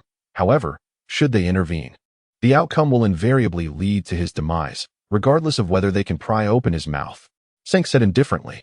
The methods of the Yamashiro clan are the last resort of the interrogation department. When all other means have failed, they shall be called upon. This implies that, regardless of the outcome, this spy will lose his value. The loss of value equates to death. The interrogation department harbors no humanitarian sentiments. If they did, such a multitude of talent would not gather here. Following yet another failed interrogation, Yagyu and the others proceeded to the third individual. This person was not a spy, but rather a Leaf Village Chunin who had committed a grave offense, allegedly killing someone he should not have. They needed to interrogate him for further details. In truth, this step was entirely unnecessary. Killing someone merely results in death. However, the father of the deceased demanded his presence here. The interrogation department sometimes doubles as executioners. Yagyu looked down upon the idea of torturing such a person, but would not rescue him either, thus leaving this case to Senk. He himself ventured to the fourth individual. The Umbu of the Leaf Village kill without justification, while the interrogation department employs inhumane torture and engages in dark dealings through this experience. Yagyu perceived that these departments, emblematic of the Leaf, were no less shadowy than their roots. They simply basked in the veneer of the Hokage's leadership. After a busy afternoon at the interrogation department, Yagyu succeeded in extracting confessions from only two individuals, both of which were influenced by Wang Ba. For many ninjas, the pain and specter of death pale in comparison to being devoured by a foolish bird that critiques the taste of their flesh. Yagyu experienced firsthand the fear that Wang Ba instills. Its speed rivals that of a Janin, and it possesses a beak capable of easily shattering bones. This foolish bird is quite formidable. Coupled with its penchant for cannibalism, it becomes somewhat terrifying. Fortunately, it cannot best me. Senk, I shall take my leave. I will not return tonight. I will come again tomorrow, Yagyu informed Senk. We have a 3-day deadline. Are you not coming tonight? Senk questioned in confusion. I must train this evening. I cannot afford to waste time here. Yagyu shook his head in explanation. He had gleaned a plethora of peculiar insights at the interrogation department, but these did not enhance his strength. Even if Ibiki's task remained incomplete, he would not squander these 3 days in this place. After all, he was not a member of the interrogation department. Alas, what a pity. The nighttime interrogation department differs vastly from that of the day. Among the prisoners you interrogate, there happens to be a rather attractive female inmate. Oh, I forgot. You are only 8 years old. I'm leaving. Having witnessed the darkness of this department, he was not surprised by their capacity for such deeds. Compared to the tortures they employed, the sexual punishments seemed rather benign. Before departing, Yagyu returned Wang Ba to the torture cabinet. He had no desire to bring such a cannibalistic bird home. Though it possessed some skill, he could never truly tame it. After all, their collaboration had been far from pleasant. And Yagyu did not believe he possessed any regal aura that would prevent this foolish bird from holding a grudge against him for having struck it. Should this bird choose to ambush him while he slept, or during moments of exhaustion from training, he could very well find himself in peril. Yagyu was not the type to naively presume that lust could be a motive. Until tomorrow, foolish bird. Until tomorrow. Wang Ba stood on its thick rope, gazing wistfully at Yagyu's departing figure. That evening, Yagyu sought out Naruto and his companions on the back mountain for training. With Sasuke's inclusion, the training spirits of Naruto and Rock Lee noticeably soared.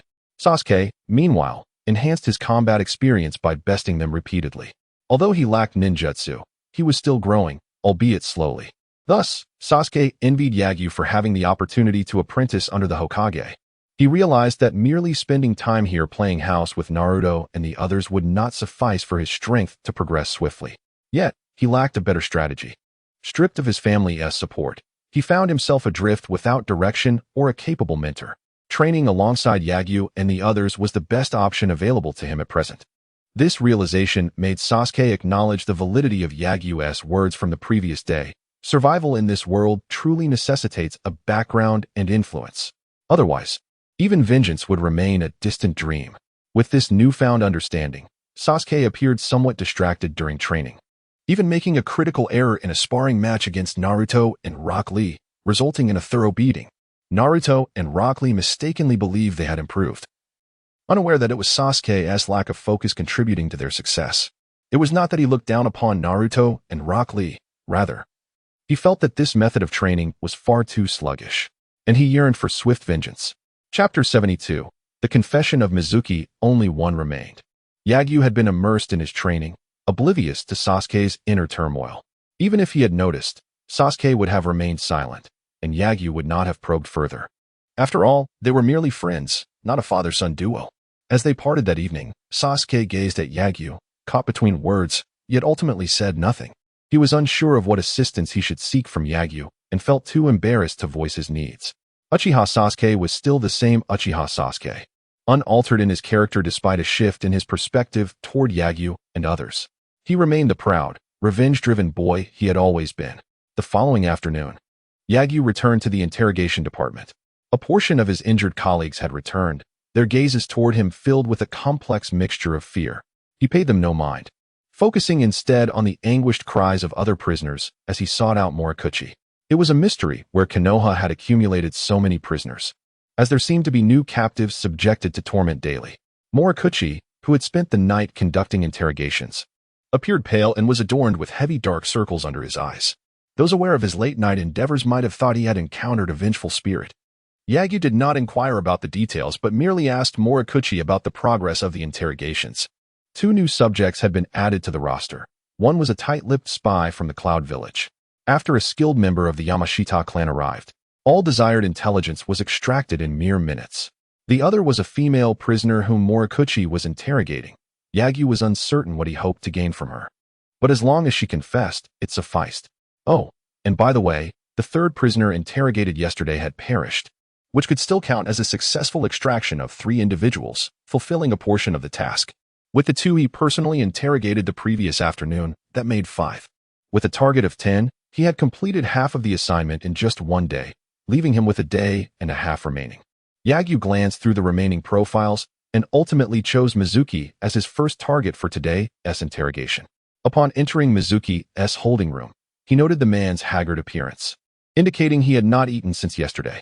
The hunger punishment was a trial every prisoner faced in this place, unless they confessed. They could only consume a single bun every 3 days. Yagyu approached Mizuki without bringing too many tools, for his recent experiences had revealed his aversion to violent interrogations. Thus, he resolved to adopt a different approach.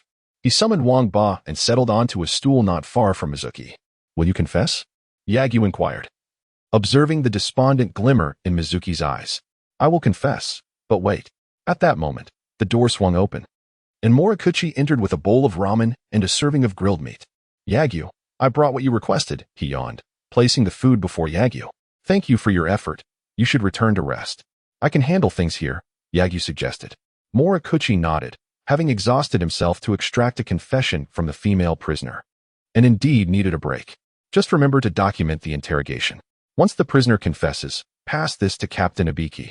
Morikuchi left behind a notebook and pen, yawning as he exited. Now, only Yagyu, Mizuki, and a solitary bird remained in the room. Mizuki eyed the steaming ramen and grilled meat, swallowing hard. "Is this for me?" Yagyu offered no response, instead tearing into a piece of meat as he turned to Mizuki. Name, seeing the food was not for him. A flicker of anger flared in Mizuki's eyes. "Mizuki, speak louder. I cannot hear you." "Mizuki, foolish bird, I permit you to take a bite of his meat." "Eat my meat?"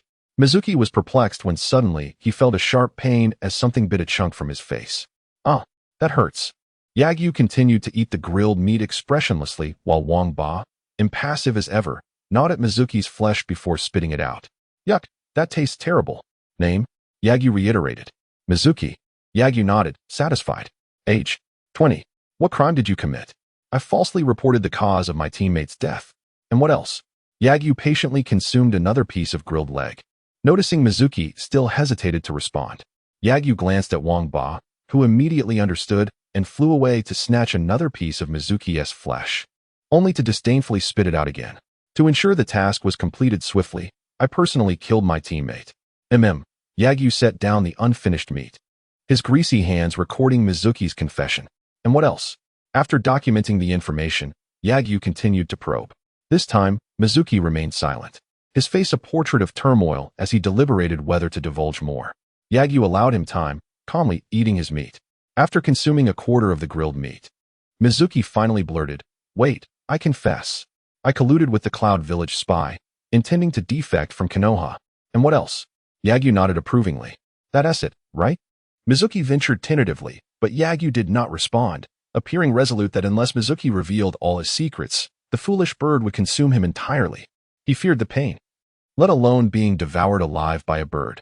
Hesitating, he divulged that he had sold Konoha's intelligence, including its defensive deployments and Jinchuriki information. Yagyu nodded and noted it down. "Next." "Really, that's all?" "Yagyu, trust me just this once. I truly have not deceived you this time." At this point, Yagyu had finished all the grilled meat and savored the remnants on his fingers. "I will not enumerate how many times you have deceived me, but it certainly exceeds 3. Therefore, we shall not meet again, Mizuki." Yagyu rose, carrying the bowl of ramen while munching as he strode toward the exit, leaving Wangba behind in the room. Shortly after, the room echoed with Mizuki's desperate screams. Unable to restrain himself any longer, he confessed his connection to Orochimaru. Yet Yagyu did not return. Yagyu stood outside the room, listening to Mizuki's voice grow fainter, quietly recording the intelligence just divulged. Once all was documented, he summoned Wangba and proceeded to the next room. This tactic proved remarkably effective, particularly against those with wavering resolve. Another afternoon passed, and he successfully interrogated 4 more individuals, leaving only one final subject. However, as his shift had ended, he decided against entering the last room, leaving that solitary prisoner for Morikuchi, who would arrive for the evening shift. One individual alone should not pose a challenge, even with just one night's time to handle matters. Chapter 73. The Art of Hydration. It became apparent that Yagyu had overestimated Morikuchi's abilities. Or perhaps he had underestimated the special nature of the last individual. The final person Yagyu sought to interrogate was named Ozawa Kazama, an ordinary villager from the Land of Fire. However, he had slain a Konoha genin. How could a mere villager possibly kill a ninja? Out of curiosity regarding this matter, the villager was apprehended for questioning. "Is the suspect resistant?" Yagyu inquired after glancing at Ozawa Kazama's file, addressing Morikuchi beside him. "Well, it's hard to say. He is not particularly tough, but somewhat pliable," Morikuchi replied, scratching his face.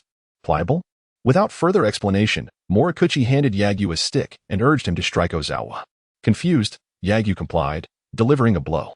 The sound that resonated was not one of which striking flesh, but rather akin to a stick hitting some form of liquid. Turning his gaze to Ozawa, Yagyu noted the man exhibited no signs of pain, only a serene calmness, as if he had anticipated this. Consequently, Yagyu discarded the stick and retrieved yesterday's tools. Munching as he questioned, "Morikuchi, have you fed him?" "Not yet." "That's fortunate."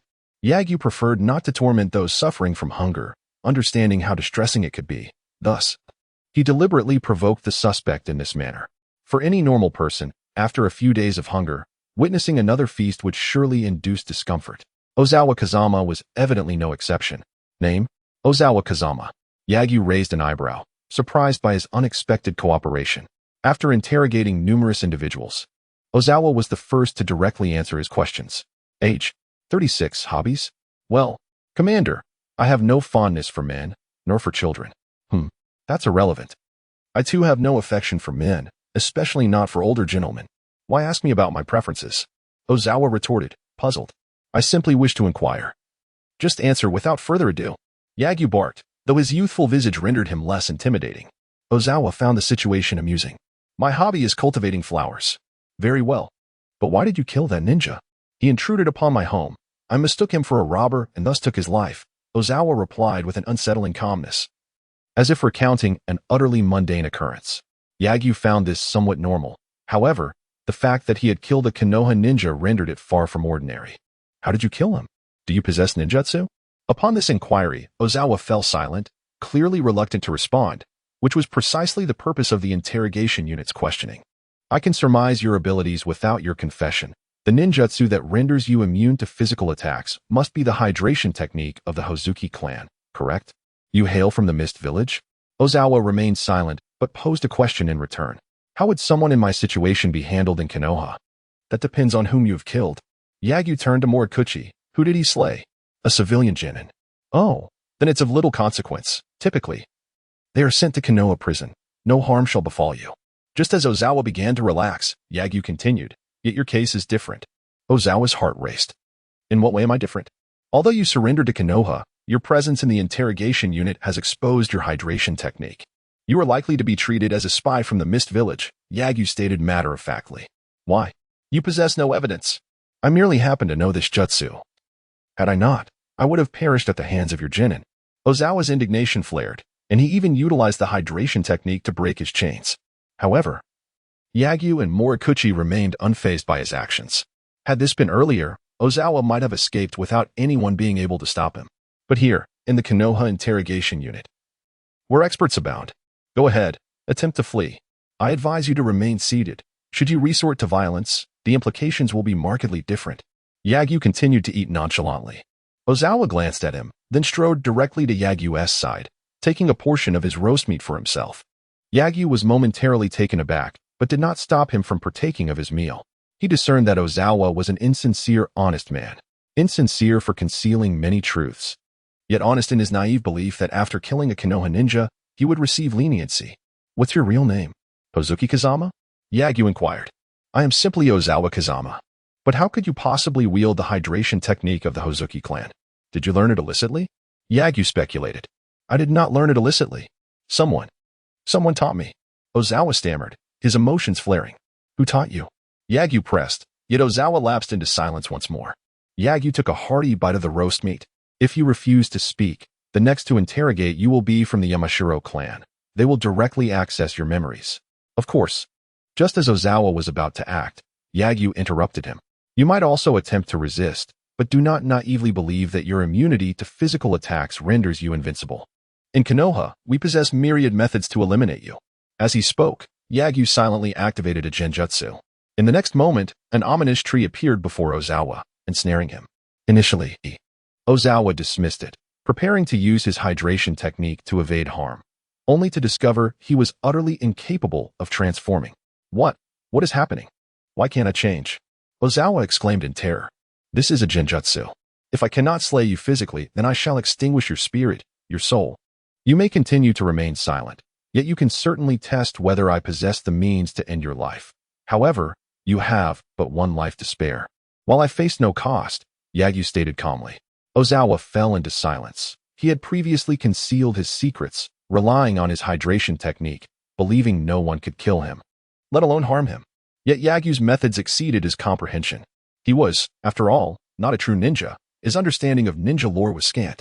Ninjutsu, genjutsu, taijutsu, genjutsu. These classifications of ninja skills were entirely foreign to him. He was merely a fortunate individual who had stumbled upon a peculiar technique. Not even deserving to be called a ninja, but an ordinary villager of Konoha. Chapter 74. The Secret of Ozawa and the Probe by Sarutobi, Hiruzen realizing that he was on the verge of mortal danger. Ozawa relinquished his secret and divulged to Yagyu the origin of his water transformation technique. This technique was bestowed upon him by a fugitive ninja, though he could not recall if she hailed from the Mist Village or what kind of forehead protector she wore.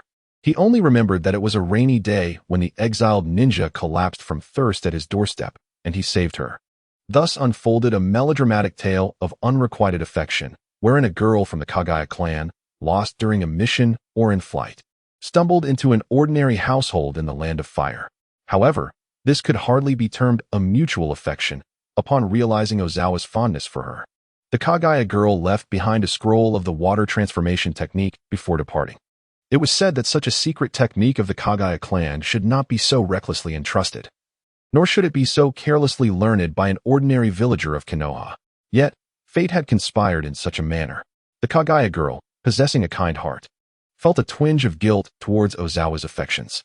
Meanwhile, Ozawa exhibited a remarkable talent for learning water-style jutsu, a rarity in the Land of Fire, where not everyone could aspire to become a ninja. Only those residing in Konoha or affluent families could attend the ninja academy. A farmer's child like Ozawa was destined to toil in the fields, with his sole passion being flowers, thus never having the chance to encounter ninjutsu. After his interrogation, the findings were relayed to Marino Ibiki. Upon reviewing the results, Ibiki forwarded them to Sarutobi Hiruzen, who then dispatched the Umbu to investigate. Once they confirmed that Ozawa posed no threat, they compelled a member of the Yamanaka clan to extract his memories, specifically The water transformation technique. A week passed before Ozawa's forthrightness transformed his status from a major suspect to that of a mere offender. However, as his only crime was the slaying of a Konoha genin, he was sentenced to life imprisonment in Konoha's prison, avoiding the death penalty. This was perhaps the sole benefit of being an honest man for Ozawa. 3 days later, a scroll was placed before Yagyu. The water transformation technique. This is a result of your efforts in the interrogation department. Although your affinity for water chakra is not exceptional, I believe you might be able to master it. Sarutobi Hiruzen remarked with a smile. Yagyu gazed at the scroll on the table and then at Hiruzen, realizing that this was a test of his capabilities, perhaps a probe into his bloodline limits. Thank you, sensei.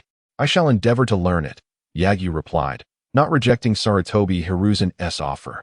To do so would only reveal his insecurities, and given his usual approach, he would never decline.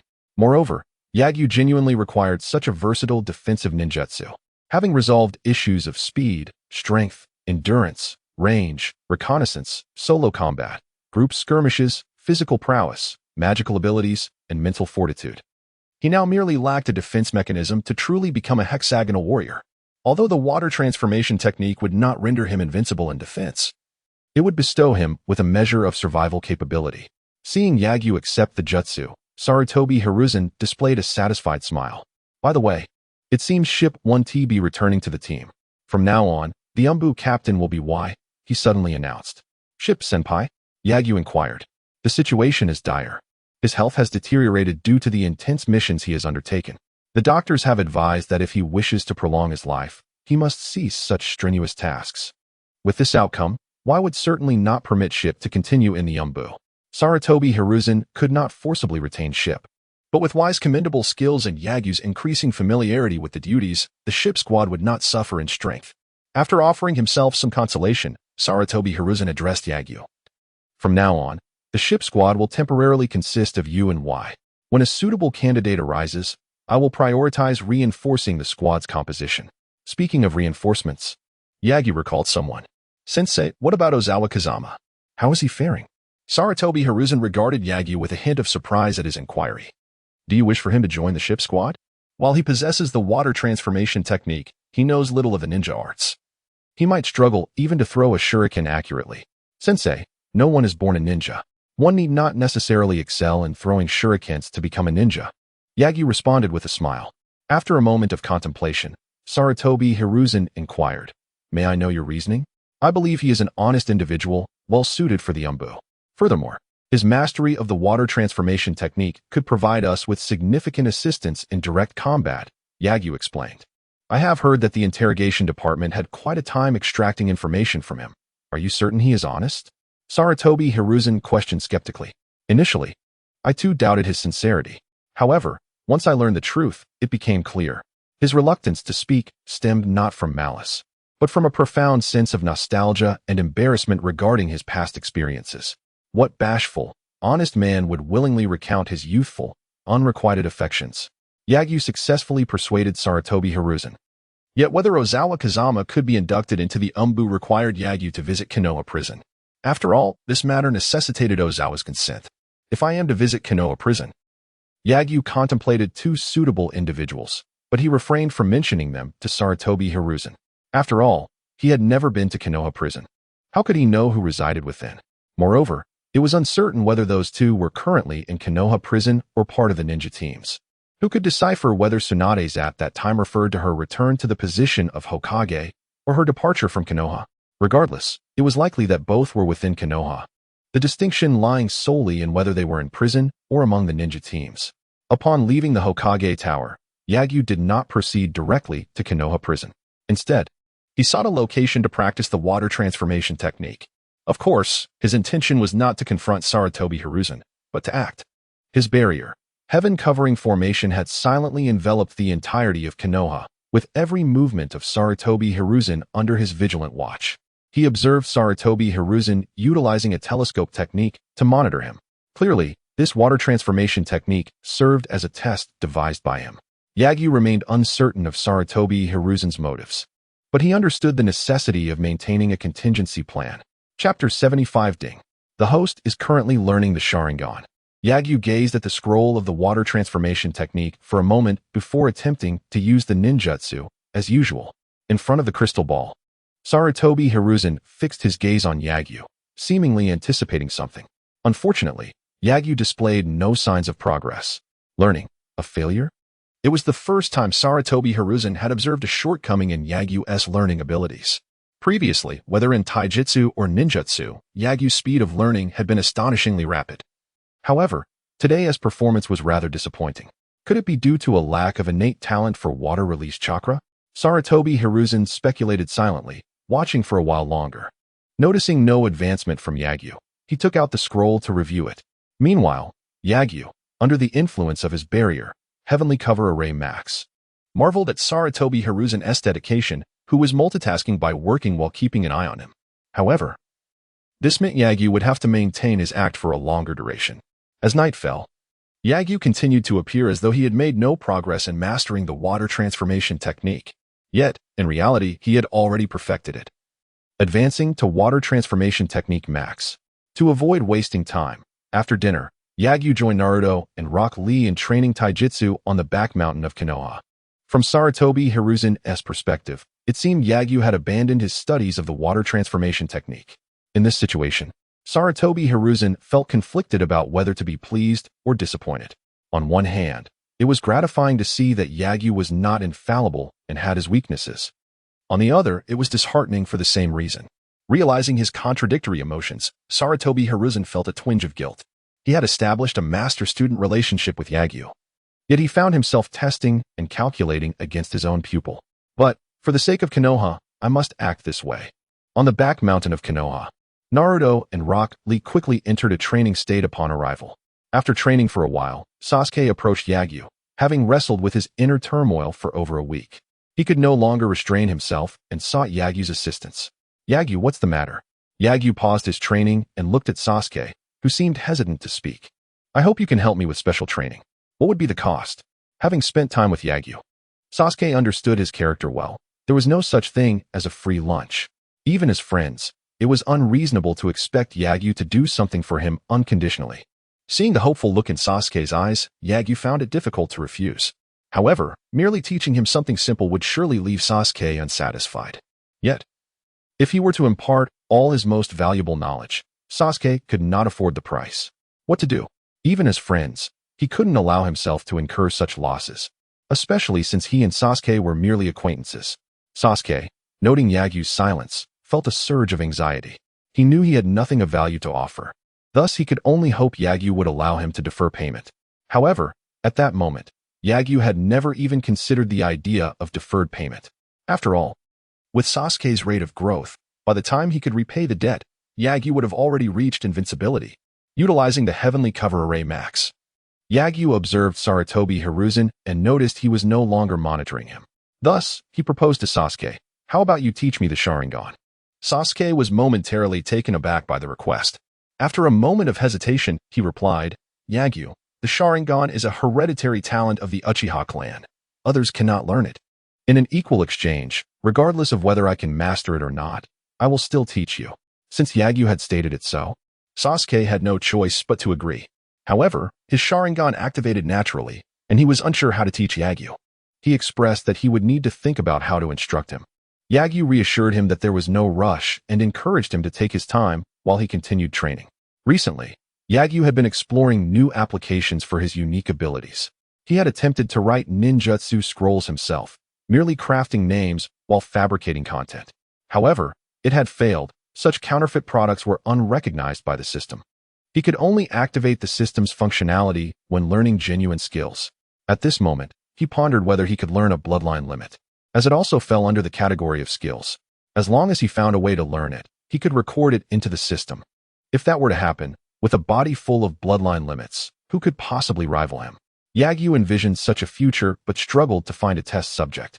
Now that Sasuke had approached him for guidance, he could conveniently use Sasuke as his experimental subject. Half an hour later, Sasuke finally devised a method to teach Yagyu and sought him out. Have you truly figured out how to teach me? Yagyu questioned, eyeing Sasuke's intense expression with skepticism. I'm certain, Sasuke declared earnestly before activating his Sharingan. Look into my eyes. All right, I'm looking. And then what? What now? What now? Did you activate your eyes? Yagyu was left speechless. Is this truly your method? Sasuke hesitated but nodded. My Sharingan activated under similar circumstances.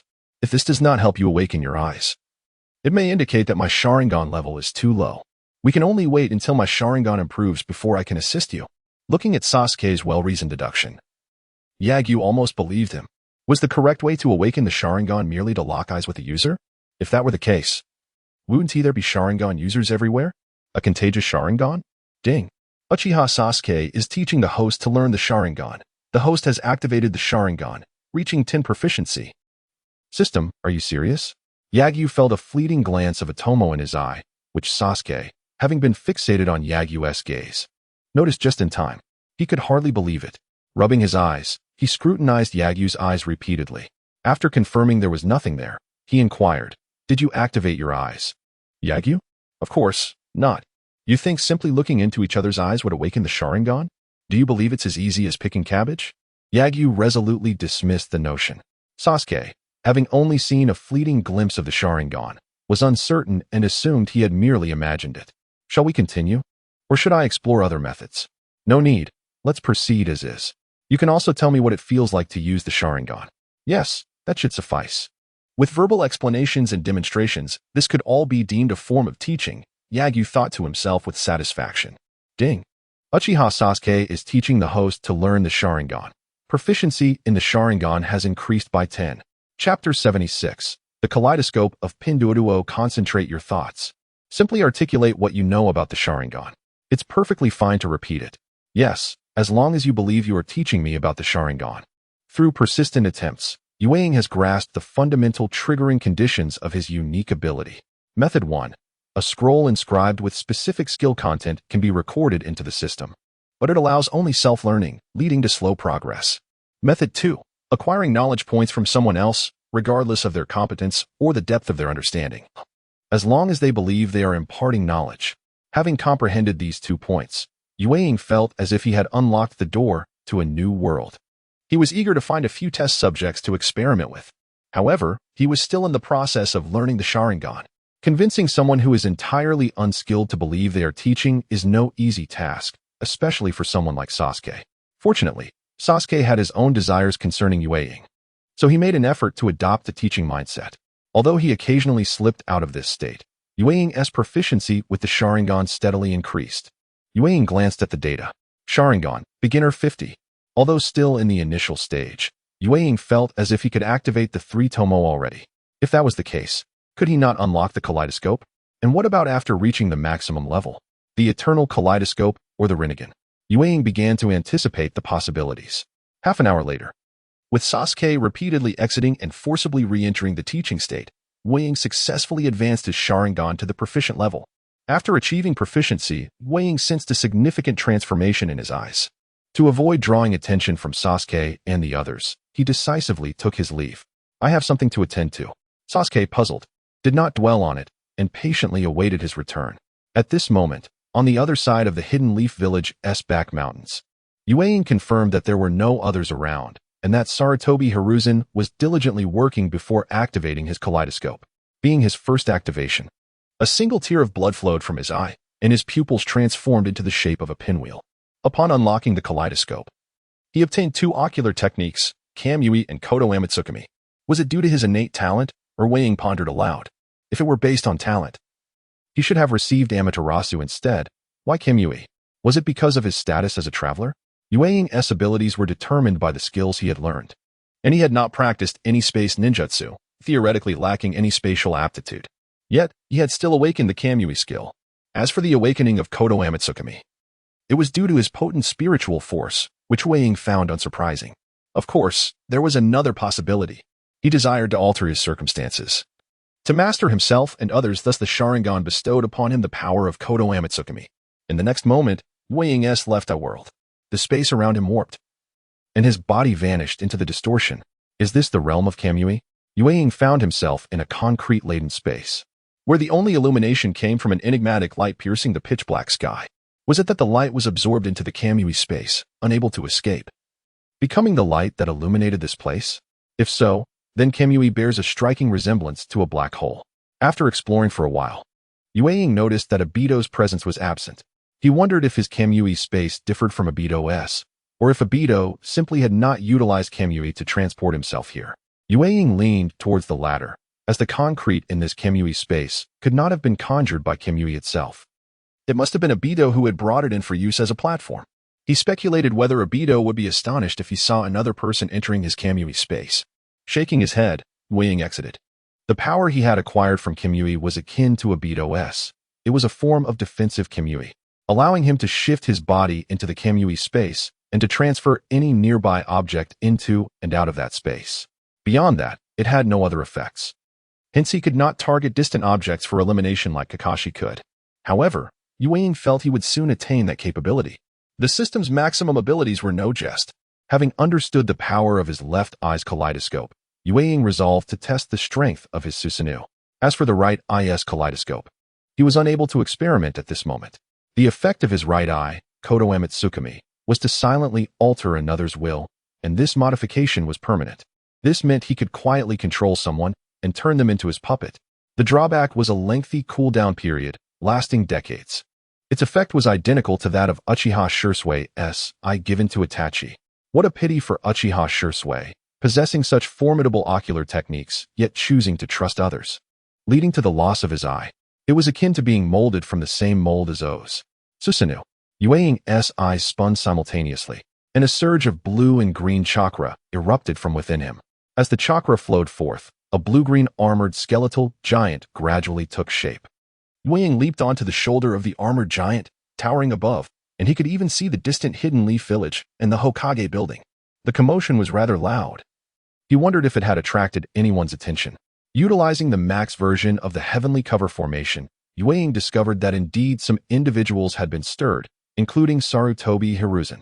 Just as Sarutobi was about to use his telescope technique, Yue promptly dispelled his Susanoo and instantaneously returned to the training ground in the back mountains. He wished to avoid exposure before he could control Sarutobi Hiruzen. Regrettably, he lacked the time to test the might of his Susanoo. His Susanoo possessed two types of chakra energy, thus wielding two weapons. One was a blue bow and arrow, and the other a green spiral sword, capable of both close and ranged combat. Truly versatile. Yet, this Susanoo bore an uncanny resemblance to something hastily assembled, leading Yue to scoff internally. Perhaps elevating the kaleidoscope to max would yield a different outcome. Yue held this premonition. Brother, what transpired? Upon Yue's return, Naruto and Rock Lee immediately inquired. Yet, Yue merely shook his head. I am uncertain. I just sensed a powerful surge of chakra, but it should not be anything serious. Continue your training. After dismissing Naruto and Rock Lee, Yue turned his gaze towards Sasuke. Although Sasuke remained silent, his composed demeanor suggested he had to do something. Yet, as long as Yue remained tight-lipped, he would not know the specifics of what had transpired. Chapter 77. The Incident at the Back Mountain. The Suspicions of Sarutobi Hiruzen. Have you learned to climb trees and walk on water? Climb trees? Walk on water? Yagyu shook his head, glancing at Naruto not far away. He called out, Naruto, for the time being. You are responsible for teaching Sasuke the techniques of climbing trees and walking on water. Absolutely. Leave it to me. Naruto, ever the enthusiastic soul, immediately took Sasuke off to learn tree climbing. Yagyu couldn't help but chuckle at Naruto's proud demeanor as a senior. Who would have imagined that Sasuke would one day require Naruto's guidance?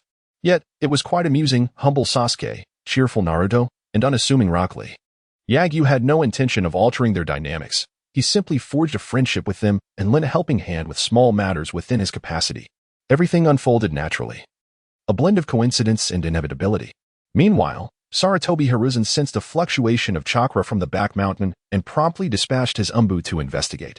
He himself utilized a telescope technique to survey the area. However, he found nothing, as if the earlier events had been mere illusions. At that moment, he spotted Yagyu and the others. Yagyu was conversing with Sasuke, who then followed Naruto to practice tree climbing. This sight stirred memories within him when he had sent Umbu to monitor Yagyu. They reported that Yagyu had deduced the techniques of tree climbing and water walking from the actions of the ninjas. This revelation had astonished him. Observing their demeanor, it seemed they had not discovered anything. Was it merely an illusion? That chakra. After some time, the Umbu returned from their investigation. Their findings indicated that unusual traces had indeed appeared in the back mountain. However, these traces did not suggest a battle. Rather, They resembled the aftermath of a ninjutsu experiment. Thus, the Umbu concluded that an unknown formidable presence was conducting ninjutsu experiments in the back mountain. But what kind of powerful individual could wield such techniques? Even he, situated far away in the Hokage building, felt a sense of trepidation. Turning his gaze toward the back mountain, Sarutobi Hiruzen abruptly rose. Come with me to investigate. Yes, Lord Hokage. Konoha might be facing a potential crisis, and Sarutobi Hiruzen felt compelled to personally explore the situation for reassurance. Shortly thereafter, he arrived at the scene of the incident. It was a relatively open hillside, and upon closer inspection, he noticed that a patch of vegetation appeared unnaturally bent. Standing on this patch, he could discern nothing particularly significant. Barrier, heavenly cover formation. Utilizing the formation, he could sense the chakra fluctuations throughout the back mountain and detect all beings, both human and animal. However, after thorough scrutiny, he found nothing, aside from Yagyu and his companions. There were hardly any others present in the back mountain at this late hour. Wild beasts roamed the area, and few would linger there at such a time. In the northwest direction, he detected two individuals, a man and a woman, and ordered his men to investigate. Upon receiving the command, two diligent Umbus set off toward that direction. Moments later, they returned. What did you find? The two Umbu exchanged glances, and finally, one spoke. They were hiding. Cough cough, who are they? Did you observe anything suspicious? They are residents of Konoha, a married couple named Aoi Minoru and Kurizue Yomif. According to them, they had been hiding, quite focused, and had noticed nothing suspicious. Understood. You two go back and urge them to return home quickly. The back mountain is unsafe at night. Yes. The two understood that their mission was not merely to escort the couple home, but to ascertain whether they were being truthful. With no fruitful findings from Sarutobi Hiruzen's inquiries, he turned his attention to other avenues. He glanced toward Yagyu and his companions, contemplated for a moment, and decided to approach them. The training ground at the back mountain had previously been used by a certain ninja team, which had since met with complete annihilation, leaving the area abandoned until Yagyu and his friends breathed new life into it. Sarutobi Hiruzen observed the dilapidated training ground, marveling at the diligence of Yagyu and his companions. Teacher, what brings you here? Teacher? Is it Lord Hokage? Sarutobi Hiruzen had not concealed his presence deliberately, so Naruto and the others noticed him. Greetings. Sarutobi Hiruzen smiled and greeted them, then turned to Yagyu. Yagyu, come here. Yagyu nodded and approached, fully aware of Sarutobi Hiruzen's intent. Having mastered the heavenly cover formation at its maximum capacity, he had been monitoring Konoha. He knew he could not hide any of Sarutobi Hiruzen's actions from him. Did you witness anything unusual earlier? Sarutobi Hiruzen inquired. There was a sudden surge of chakra over there, Yagyu replied without hesitation. Did you see who was present? Sarutobi Hiruzen further questioned. Yagyu shook his head. I did not go over. Why not? Sarutobi Hiruzen asked, puzzled. I sensed that individual's strength was formidable. Without knowing whether they were friend or foe, I felt it prudent to refrain from recklessly approaching, Yagyu explained. Sarutobi Hiruzen gazed into Yagyu's eyes, attempting to discern any deceit, but ultimately sighed.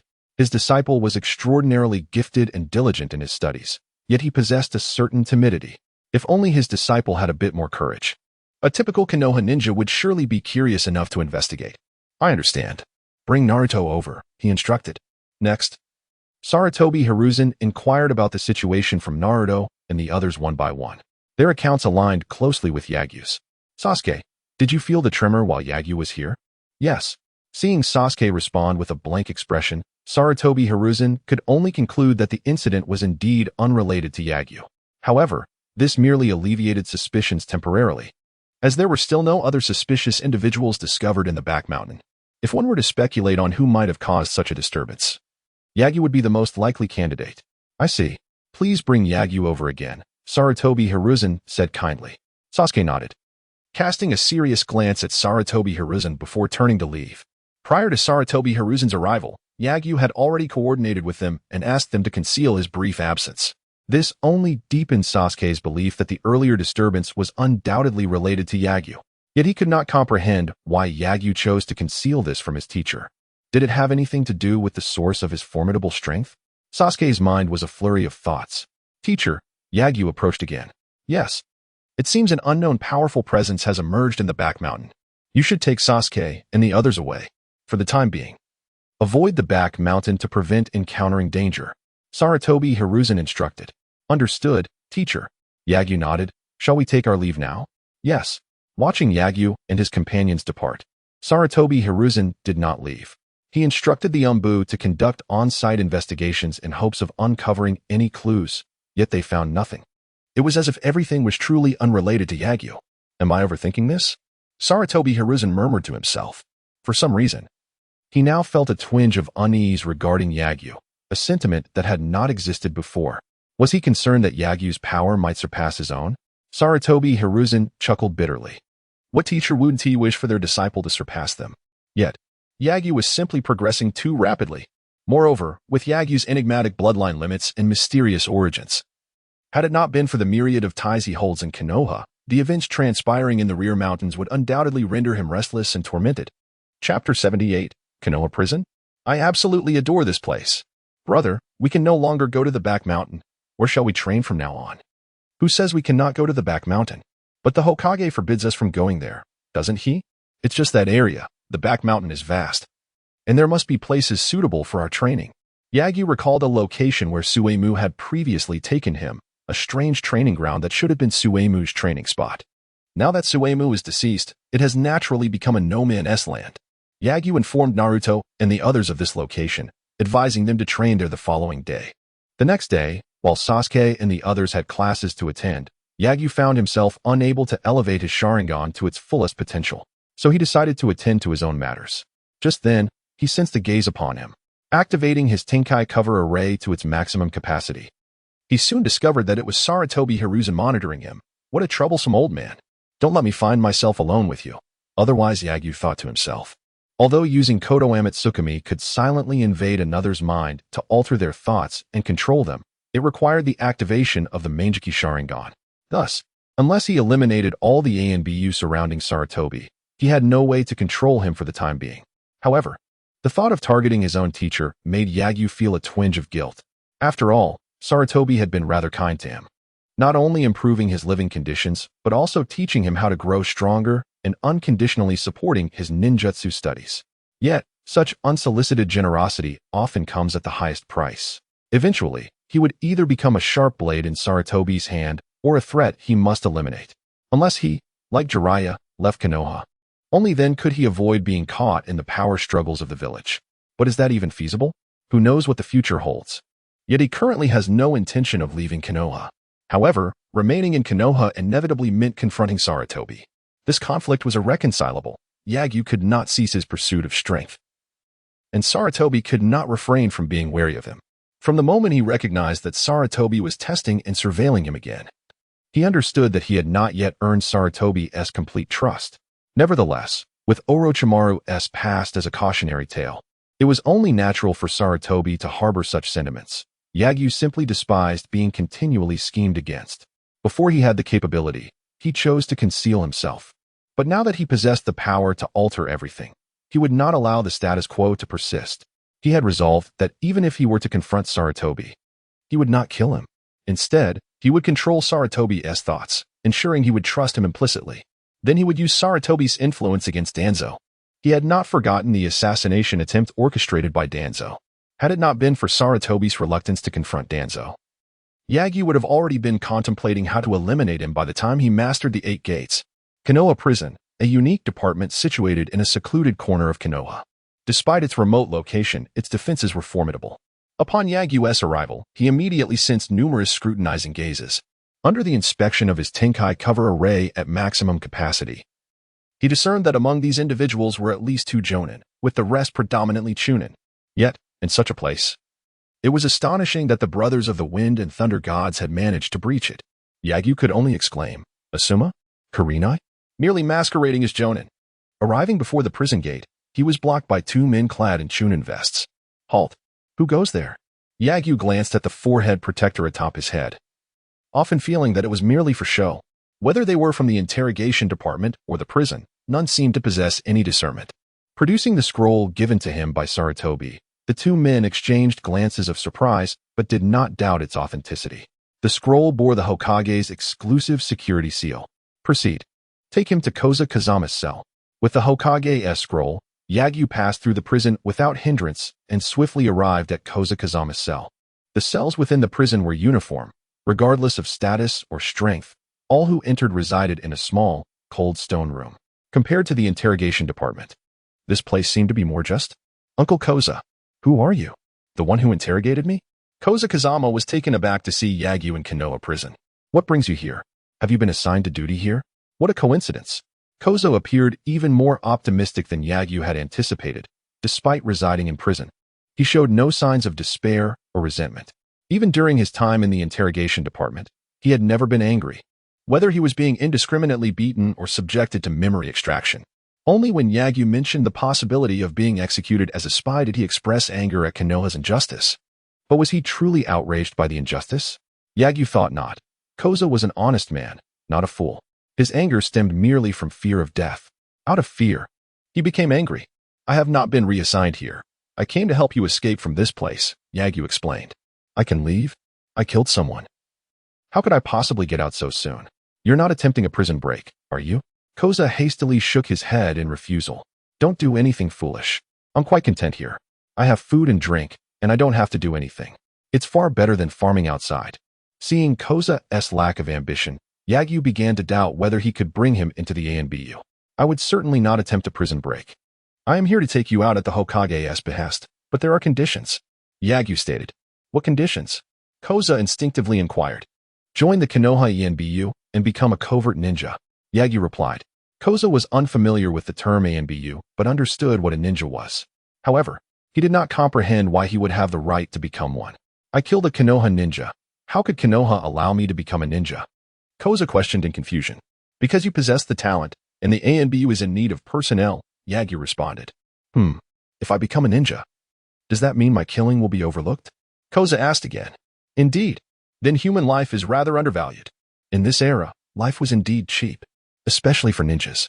Where every day saw ninjas killed, and of course, every day also witnessed ninjas taking lives. Upon hearing Yagyu's words, Koza hesitated. Isn't being a ninja very dangerous? Especially in the ANBU. Doesn't it involve death? Will I need to kill? It's generally dangerous. I've been in the ANBU and have yet to die. As for killing, it is indeed necessary. Rest assured, we in the ANBU are free from guilt for taking lives. Oh, that is good. Wait. What? I've never killed anyone. You killed a Konoha ninja. That wasn't he intentional. I thought he was a bandit. What is the difference? Regardless, I'm not going. Being a ninja is too dangerous. I'd rather stay here. Here, food is free, and I don't have to work. The people here speak kindly. I absolutely love it here. I refuse to go out and kill. Chapter 79, The Kindergarten Killer. Koza Kazama. Yagyu found himself at a loss for words regarding Koza Kazama's lack of ambition. Do you not desire freedom? Yagyu inquired. Of course I do, but freedom comes with danger, so I think I shall forego it. Koza replied with a hint of resignation. Upon hearing this, Yagyu was utterly speechless. He had anticipated Koza's rejection, but not because of fear of death or unwillingness to strive. Uncle Koza, may I ask if you have ever been in a relationship? And no, why do you ask? I recall you are already 36 years old, correct? So what? Koza's tone turned sharp. Actually, it's nothing serious. I'm merely curious how a man can reach the age of 36 without ever having dated. Could it be that the ninja girl you speak of is merely a figment of your imagination? Perhaps you don't even like women. Nonsense. Koza could no longer contain his frustration. Utilizing his water transformation technique, he broke through the bars and seized Yagyu by the collar. Do not presume that your youth grants you immunity from my wrath. Do you know what the children in our village call me? The kindergarten killer? I am their nemesis, here to vanquish wretched little brats like you. Oh really? A smile crept across Yagyu's lips as he effortlessly broke free from Koza's grasp, gently pushing him back into the cell where he slammed against the wall. Although the water transformation technique prevented Koza from feeling pain, his head still spun from the force of Yagyu's strength. Even a head made of water possesses a soul. Why are you so strong? Koza wobbled to his feet and complained. It's merely innate strength, Yagyu smiled. So, kindergarten killer, will you teach me a lesson for being such a troublesome brat? Nonsense, I am not the kindergarten killer. I am the bane of children. Forget it. I won't stoop to your level. I have no intention of joining some dark faction, nor do I wish to become a ninja, much less take a life. Koza declared, retreating to his stone bed, ready to sleep away any grievances. I'm not trying to insult you. I simply think that if you have remained single for so long, you must have your reasons, perhaps related to that girl. Do you not wish to seek her out? She may still be alive, Yagyu remarked. At this, Koja's body involuntarily trembled. Seizing the moment, Yagyu continued, in the past. You lacked the ability and courage to leave your village, but now, if you join Konoha and diligently train to become a powerful ninja, you may yet find her. A brief silence enveloped the cell. After a moment, Koju asked, Is there truly a chance to see her again? How would you know unless you try? Yagyu smiled faintly. Having recognized Koju's interest, he was uncertain whether that girl from the Hozuki clan was still alive. But it seemed that the timeline must have surpassed the era of the Blood Mist rule in Kirigakure. Though the Hozuki clan was not a bloodline limit family, it would have been difficult for them to remain unscathed during such tumultuous times. After all, Obito's vengeance was indiscriminate. Then I shall join the dark faction of Konoha. But let me be clear, I will not kill, Koju stated gravely. Even if it means you might be killed? Yagyu teased. Then I shall kill him, Koju replied earnestly. You truly are stubborn. If you do not learn the water transformation technique, even 1,000 lives would not suffice for you to survive as a ninja. Yagyu sighed. Hey, are you not going to let me out? Koju clutched the iron bars. Aren't you capable of the water transformation technique? Why do you need me to open the door? Yagyu retorted.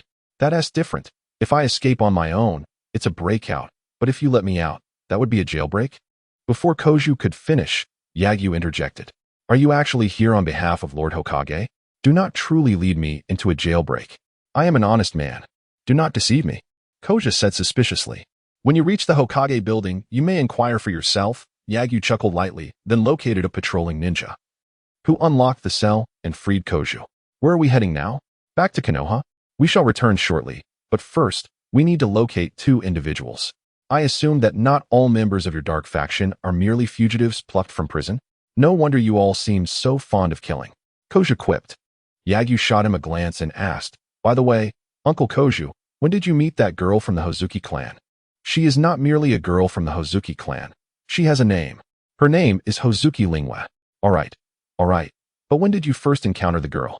Hozuki Lingwe? 15 years ago. Why? Oh, you must have been 21 then, correct? That is quite a gap. A minimum of 3 years, with the maximum penalty being death. Yagyu's remark once again broke through Koju's defenses.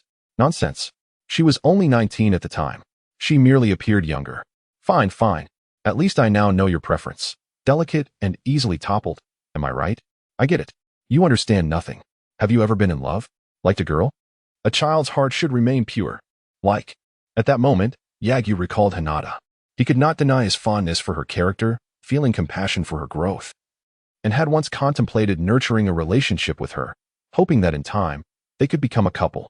However, since leaving the Ninja Academy, aside from the recent mission to monitor Mizuki, he had not seen Hinata again. Likewise, she had not sought him out, perhaps out of desire or inability. Yet, it all seemed rather trivial. He was merely 8 years old, and matters of love were still far too premature for him. Yagyu approached a genin stationed there and inquired whether there were 2 extraordinarily strong and gluttonous prisoners. With the scroll given by Sarutobi Hizashi, the genin had no doubts and led him to meet the 2. The brothers F-Jin and Rai-Jin had been imprisoned since the time of Tsunade, and though they lacked intellect, their strength was unparalleled.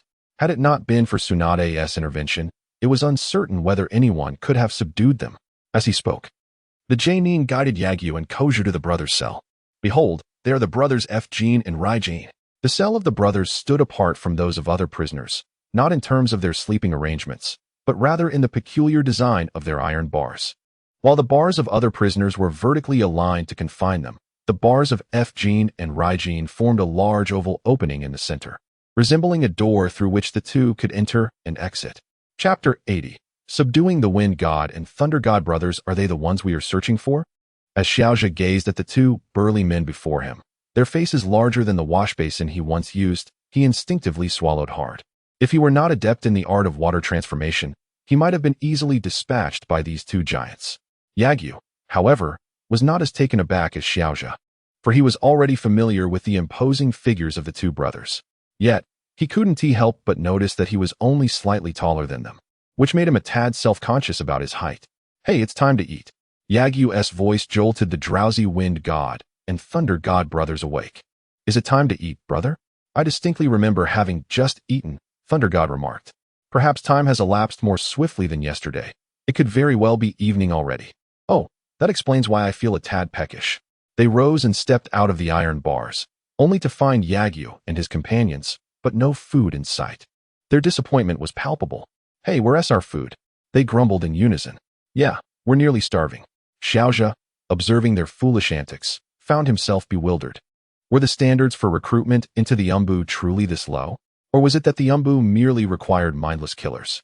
At that moment, Yagyu produced several pre-prepared meat buns from his pocket and tossed them to the duo. Here, eat. Meat buns, brother. They exclaimed, their delight evident. The buns were so small that they resembled a child devouring bite-sized treats, swallowed whole, without a second thought. Hey, they're gone. I feel as though I haven't eaten enough. Thunder God, Wind God complained. Me too, brother. Do you wish for more? Yagyu asked, noticing their gluttonous expressions. Yes. We want to eat more delicious food. Then follow me, Yagyu beckoned.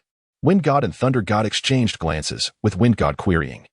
Will following you lead us to more delectable treats? Of course. All meals and lodging are on me. Yagyu replied with a smile. All right, we will follow you. They declared in unison. Observing Yagyu successfully persuade the Wind God and Thunder God to leave Konoha prison, a station jonin could not help but interject. I do not comprehend why Lord Hokage would release these two individuals, but please convey a message to him. These two are exceedingly dangerous and must be monitored closely. Yagyu glanced at the jonin, a character he had no recollection of, and replied, Understood, I will relay your message. Wind God, Thunder God, let us depart. Back to the village, and I shall treat you to a feast. Yea, the brothers' sole weakness was food, as long as it served as a leash. There was no fear of rebellion on their part. However, mere food was insufficient. Given their nature, if they consumed all provisions during a mission, they would undoubtedly betray their comrades. Let us not forget the reasons behind their imprisonment. Thus, to prevent such scenarios, Yagyu intended to impart a profound lesson. He also sought to provide Xiaojia with a fresh shock. After treating the Wind God and Thunder God to a sumptuous meal, Yagyu did not immediately seek out Sarutobi Hiruzen, but rather arrived at a nearby training ground. Wind God, Thunder God, if you wish to eat this well every day, you must heed my commands. Acknowledge me as your elder brother. Brother? What does that mean? Thunder God inquired. It means a brother who is greater than your current brother. Oh, so this little one aspires to be our elder brother? Yes, Thunder God. What shall we do? Should we agree? He seems much smaller than us. Yet he can provide us with delicious food every day. The brothers did not linger long on the decision before food, unless it drove them to feud. They could hardly refuse. Agreed. From now on, you are our elder brother. Elder brother, I'm hungry again. Thunder God. You just devoured over 100 servings of grilled meat. Yagyu rolled his eyes, then added, however, if you still wish to eat, accompany me in some practice. Once I am satisfied, I shall treat you to a midnight snack. What is practice, brother? Practice is post-meal exercise, strengthening your arms, just like me. Thunder God. Wind God exclaimed, flailing his arms like a windmill. Yagyu and Xiaojia exchanged glances, speechless. Practice means a fight. You shall spar with me. Yagyu clarified. No way. You'll be killed with a single punch. Thunder God protested, unable to fathom how he could ever be vanquished by this small figure. Why do you call me small? Call me elder brother. Yagyu suddenly appeared atop Wind God's head and delivered a powerful blow, sending him flying. Brother. Thunder God gazed in shock at his airborne sibling, unable to comprehend the small figure's immense strength. Thunder God, care to practice? Yagyu challenged. Thunder God, though bewildered, was not one to shy away from confrontation. Seeing his brother struck, he immediately launched a punch at Yagyu. Hey kid. Xiaojia warned as Thunder God swung his fist, a boulder-sized appendage aimed at Yagyu's slender frame. Yet Yagyu paid no heed, instead countering with a punch of his own. Bang! The collision produced a tremendous shockwave, ruffling Xiaojia's hair from afar. Is this truly happening? Those two brothers are one thing. But how is this little rascal so formidable? Yagyu and Thunder God were pushed back several steps, while Thunder God remained steadfast. It was hard to fathom just how immense Tsunade's strength was. Meanwhile, Thunder God was astonished that his punch had failed to send Yagyu flying. He had not anticipated the might of his diminutive elder brother. At that moment, Wind God had regained his footing and rushed back. You dare to ambush me, little one. He seethed. Still have not learned to call me elder brother, have you? Yagyu sneered, his chakra surging dramatically. Sixth gate of the 8 gates, open. Yagyu erupted with green energy. His strength and speed significantly amplified. With this newfound power, his speed surged, and in but a second, he sent both the wind god and thunder god soaring. The brothers winced in pain, realizing Yagyu's strength had escalated once more. Brother, this little one is incredibly powerful. It feels akin to Lady Tsunade. What little one? Call me elder brother. Thunder god. Only through the dual forces of sustenance and might could Yagyu command the brothers' allegiance. With both at his disposal, the wind god and thunder god willingly acknowledged him as their elder brother. Of course, had Yagyu only offered them food, while they might accompany him, their respect would remain superficial. This was precisely why Yagyu insisted they call him elder brother. They dared to address him as little one due to the absence of strength. For only the strong earned the recognition of the strong, even if the wind god and thunder god were not particularly astute. Chapter 81. Farewell. Chihiro Tsubaki in the Hokage building, Sarutobi Hiruzen gazed at the two portly figures standing before him, alongside Yagyu, who was convinced that these individuals would evolve into exceptional Umbu ninjas. He felt an overwhelming sense of headache. An Umbu squad with 3 members, all of whom were prisoners incarcerated for slaying Konoha ninjas. Did they truly believe that the purpose of my Umbu was to eliminate our own? Yagyu, how did you come across these two? I unexpectedly heard of their exploits. When I visited Konoha prison, I took the opportunity to observe them. I believe their strength is commendable, and they are entirely capable of fulfilling Umbu duties. After all, with the addition of Kozawa Kazama, our team would consist of only 3 members. Yagyu explained. Sarutobi Hiruzen rubbed his forehead and sighed. Very well, if you wish to utilize them, then do so. However, you must understand that these two are not to be trifled with. If their appetites are not satisfied, they could become lethal. Rest assured, Sensei, with my presence, they would not dare, Yagyu declared, playfully kicking F-Gene and Rai-Gene into action. The two, previously lost in thought, immediately perked up. Big brother. Sarutobi Hiruzen cast a surprised glance at Yagyu. He had not anticipated that F-Gene and Rai-Gene would yield to a mere 8-year-old child. This child's rapid development was astonishing, to the point that one could forget he was still a child. He possessed talent, cunning, humility, and decorum. Not even an 18 or 28-year-old could match Yagyu's maturity. He truly did not resemble a child. As long as you are aware of your boundaries. Sarutobi Hiruzen nodded. Let us retrieve some masks. In a few days when the evening comes, you shall accompany them to report for duty. Understood, Sensei. The recent flurry of activity nearly made Yagyu forget that he was still on leave. However, the holiday would not last long, and he had pressing matters to attend to during this time. Yagyu first led F-Gene and Rai-Gene to collect their Umbu masks. F-Gene and Rai-Gene chose identical masks, which, from their appearance, seemed to represent not animals, but rather masks of emotions. With their grinning expressions, the masks appeared quite imposing on the two burly men. Kozawa Kazama opted for a small dog mask, stating it resembled his former pet, a little yellow dog. After selecting the masks, Yagyu arranged their accommodations. He decided to house F-Gene and Rai-Gene at his own residence for 2 reasons. 1, to allow them to protect Granny Ryu, and 2, to have them accompany her for companionship. He needed to train. In between training and missions, he had no time to spend with her and Kola the cat. Though F-Gene and Rai-Gene were somewhat simple-minded, their conversation was quite engaging, and Granny Ryu took an immediate liking to them upon their first meeting. She welcomed them with an abundance of food, which endeared them to her even more. It is worth noting that Kola the cat was not particularly fond of F-Gene and Rai-Gene, and even seemed somewhat fearful of the two. This was understandable. Given their immense power and lack of subtlety, a fragile creature like Kola would naturally feel intimidated. After arranging for F-Gene and Rai-Gene, Yagyu turned to Kozawa Kazama. The latter expressed a desire not to live with Yagyu and the others, yearning instead for a place of his own to cultivate flowers and crops, catering to his personal habits. Primarily, he was unaccustomed to living with so many people, especially with the imposing presence of F-Gene and Rai-Gene, which put him under considerable pressure. Kozawa Kazama's dwelling was secured by Sarutobi Hiruzen, who, recognizing Kazama's worth, did not place him in the ninja district, but rather assigned him to a solitary wooden house in the outskirts of Konoha. Upon visiting, Yagyu found the location rather isolated, with few inhabitants nearby. However, this suited Kozawa Kazama perfectly. After moving into his new home, Kozawa Kazama promptly began extensive renovations, ignoring Yagyu's offer of assistance as he exited. Having completed these arrangements, that evening Yagyu visited the training ground that Mizuki had previously shown him. He intended to enhance his proficiency with the Manjiki Sharingan by training with Sasuke, but unexpectedly encountered a familiar face. Chihiro Tsubaki? Oh, aren't you? That student? I recall your name. Yagyu. Yes. Yagyu-kun, what brings you here? That is precisely what I wish to ask you. Why are you here? Training. Such a vast space would be wasted if left unused. If you are merely concerned about that, you need not worry. This location will have visitors daily from now on. You? Chihiro Tsubaki inquired. I will come occasionally, but my friends will be here every day. Yagyu felt a twinge of confusion. Had Sasuke and the others not come yesterday? Why did Chihiro Tsubaki seem completely unaware? Did you come yesterday? Yagyu asked. No, I was on a mission yesterday. Why do you ask? Oh. It's just that my friends were supposed to come by yesterday, and I was curious as to why you hadn't encountered them.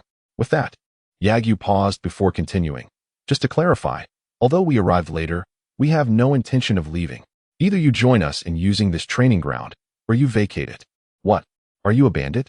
Chihiro Tsubaki could hardly believe her ears. Could such words truly emanate from the lips of an 8-year-old boy? Yagyu maintained a stoic expression. Arms crossed, gazing at Chihiro Tsubaki with an air of indifference. This place is not yours. There is no reason to claim it simply because you arrived first. Is there? You. Fine. I shall let this slide, for I am magnanimous and will not lower myself to quarrel with a mere child. By the way, your voice sounds strangely familiar, as if I have heard it somewhere before. Before Chihiro Tsubaki could continue her reminiscence, Sasuke and the others arrived at the training ground. Initially, the trio was curious about the sudden appearance of this woman, but upon learning she was an unfamiliar passerby, all interest faded, and they shifted their focus back to training. This left Chihiro Tsubaki's young heart feeling rather bruised. Did she truly lack beauty? Did she possess no charm whatsoever? Sasuke, before you commence your training, could you kindly teach me once more how to train my Sharingan? Certainly. Although Sasuke felt it to be of little use, he owed Yagyu a favor, and thus felt compelled to repay it, even if the repayment was somewhat perplexing. Under Sasuke's diligent guidance, Yagyu dedicated 3 hours to mastering the Manjiki Sharingan, achieving full proficiency. It seemed that the recent days of practice had led to Sasuke's growing incredulity toward the authenticity of this education. He found it hard to believe that he was the one teaching Yagyu, compelling Yagyu to remind Sasuke, repeatedly, to focus. It was indeed a thoroughly exhilarating learning experience. Chapter 82. Unveil. The Eternal Kaleidoscope Sharingan. Is this truly your method of cultivation? Qianhui-chun observed Lu Shang's training with incredulity. One person was rambling, while the other listened intently. Can this truly be called cultivation? Lu Xing paid no heed to Qianhui-chun. After mastering the proficiency of the Sharingan, he addressed some of Sasuke's inquiries regarding training. His tree-climbing technique was not yet perfected, and he had yet to commence walking on water. Lu Sheng promised to return once he had mastered his skills to teach him the subsequent stages of training, then departed on his own. Faced with Lu Sheng and Appo's indifference, Qianhui-chun was filled with resentment. Why did both Shuemu before and now Sasuke seem to disapprove of her? Am I truly that unremarkable? It suddenly dawned on her. Lu Xing's voice bore a striking resemblance to that of the Umbu who had rescued her from Shuemu. Their heights were also quite similar. Could they be one and the same? But shouldn't he still be attending the ninja academy? Could it be that some individuals, appearing to be ordinary students of a mundane ninja academy, are actually prodigious ninjas within the Umbu?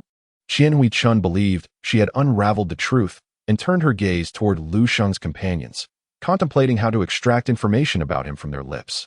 Meanwhile, after Lu Sheng left the training grounds, he did not return home. Instead, he sought a secluded spot to activate his Eternal Kaleidoscope Sharingan. Indeed, upon fully mastering the proficiency of his Kaleidoscope Sharingan, it had evolved into the Eternal Kaleidoscope Sharingan, also known as the Straight Tomo Sharingan.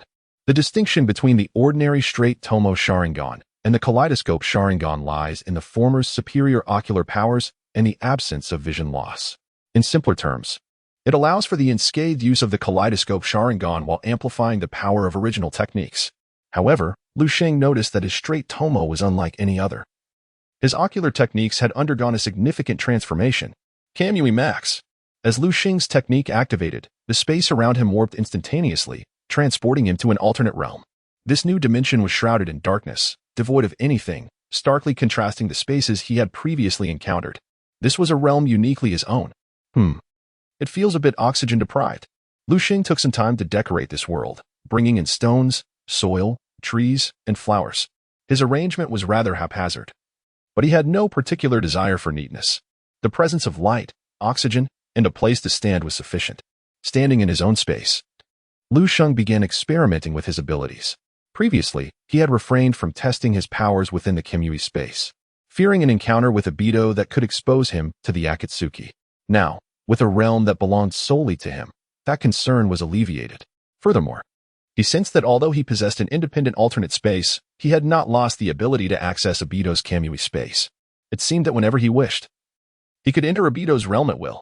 This meant that when utilizing defensive Kamui Max, a Bido would be unable to strike him, while any attack from a Bido could still reach him. With this newfound capability, Uchiha Bido would no longer pose a threat. Abido's two ocular techniques were defensive Kamui and offensive Kamui. The defensive Kamui allowed Abido's body to exist within the Kamui space, impervious to any assault. He could also draw nearby objects and beings into the Kamui space. Likewise, he could retrieve items from within the Kamui space. On the other hand, the offensive Kamui allowed for remote targeting, pulling a target entirely or partially into the Kamui space, such as a person's head. Yet, Lu Sheng's left eye technique simultaneously possessed the powers of both of Abido's Kamui techniques. He could render his body intangible, immune to any attack, while also executing long-range strikes that could tear apart a person's body using spatial manipulation. Moreover, his ocular power was remarkably potent, far surpassing that of an ordinary kaleidoscope Sharingan. He felt confident that even if Abido possessed both Sharingan, he would not be a match for him in terms of spatial manipulation. Perhaps he could infiltrate the Kamui space and ambush Abido, eliminating him first? Lu Sheng mused, ultimately dismissing this notion. Abido was merely a pawn of Uchiha Madara and Kagaya. If he aimed to eradicate everything at its roots, the priority must be to eliminate Kagaya. With Abido around, Kagaya's whereabouts would be exposed, and he could track her through Abido.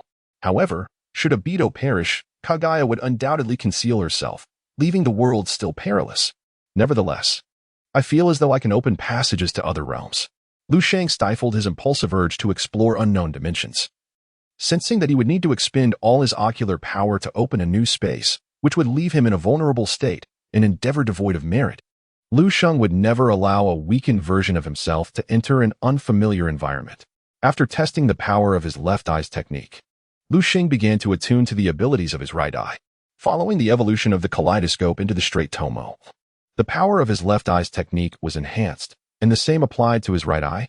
Initially, his right eye granted him the ability to control a person's thoughts indefinitely, yet it possessed a cooldown of several decades. However, now his right eye's techniques had transformed into two distinct powers. One allowed him to simultaneously control multiple individuals.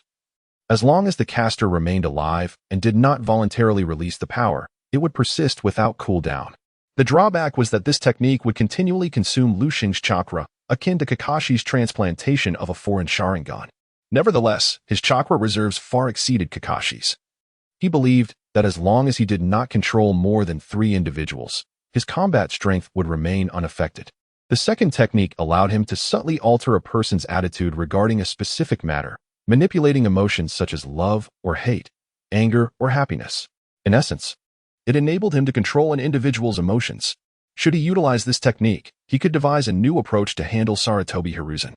He would not need to dominate Sarutobi entirely to seize control of Hokage. He merely needed to quietly adjust Sarutobi's perception of him, fostering trust and dispelling any suspicion, thereby resolving their conflict. Likewise, he could discreetly shift Sarutobi's attitude toward Danzo to achieve his objectives against him. Perhaps, in that instance, he would not even need to intervene personally, as Danzo might very well be eliminated by Sarutobi. Having comprehended the power of his two, for ocular techniques, Lu Sheng activated both of his kaleidoscope Sharingan simultaneously. Next was Susanoo Max. Chapter 83.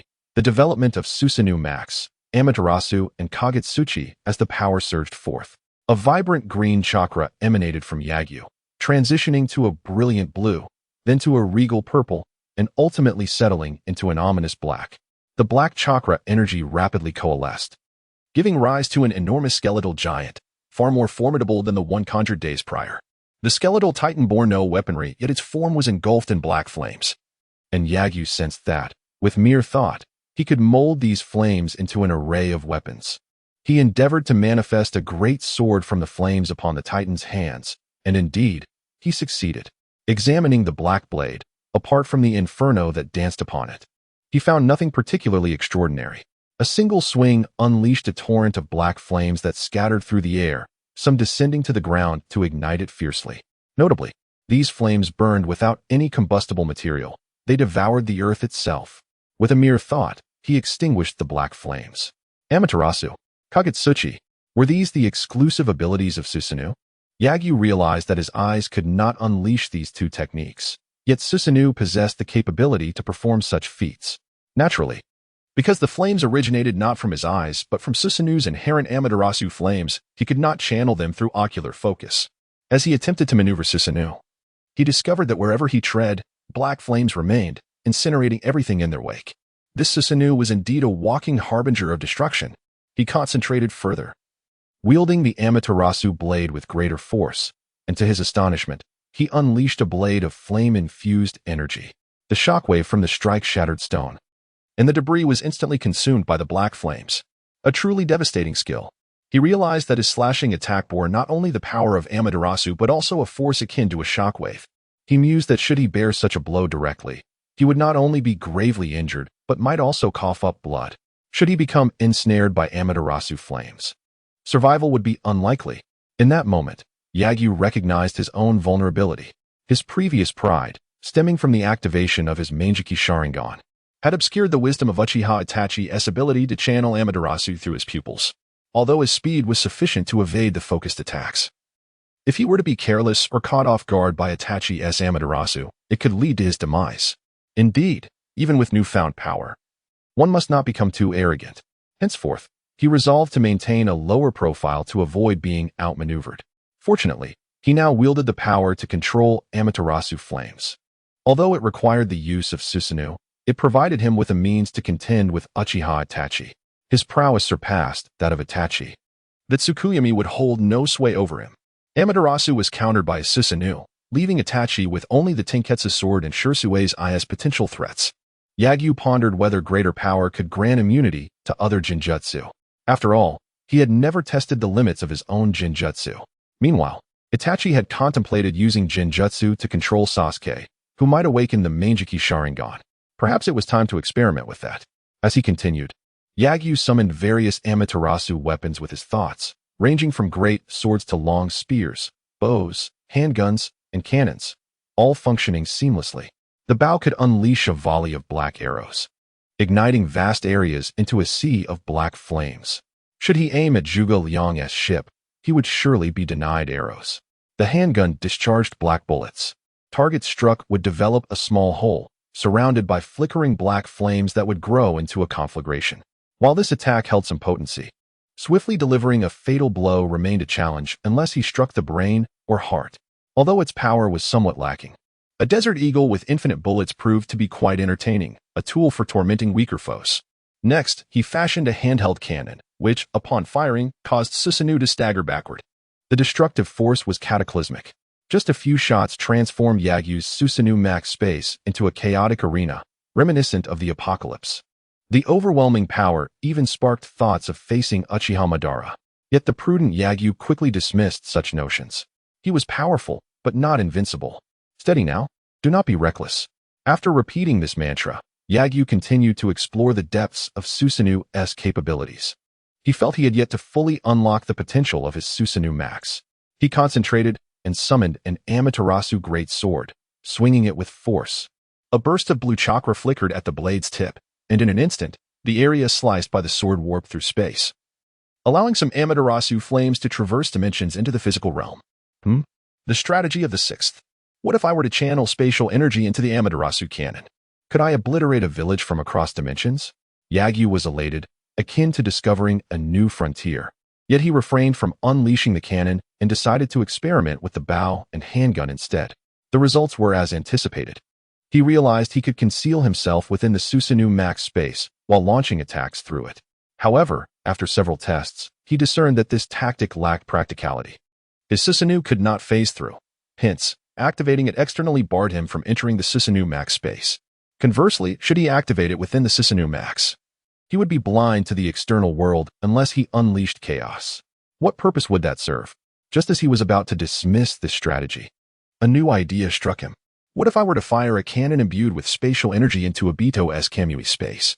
My spatial power could not only reach from Susanoo Max into the physical world, but also from the physical world into other realms.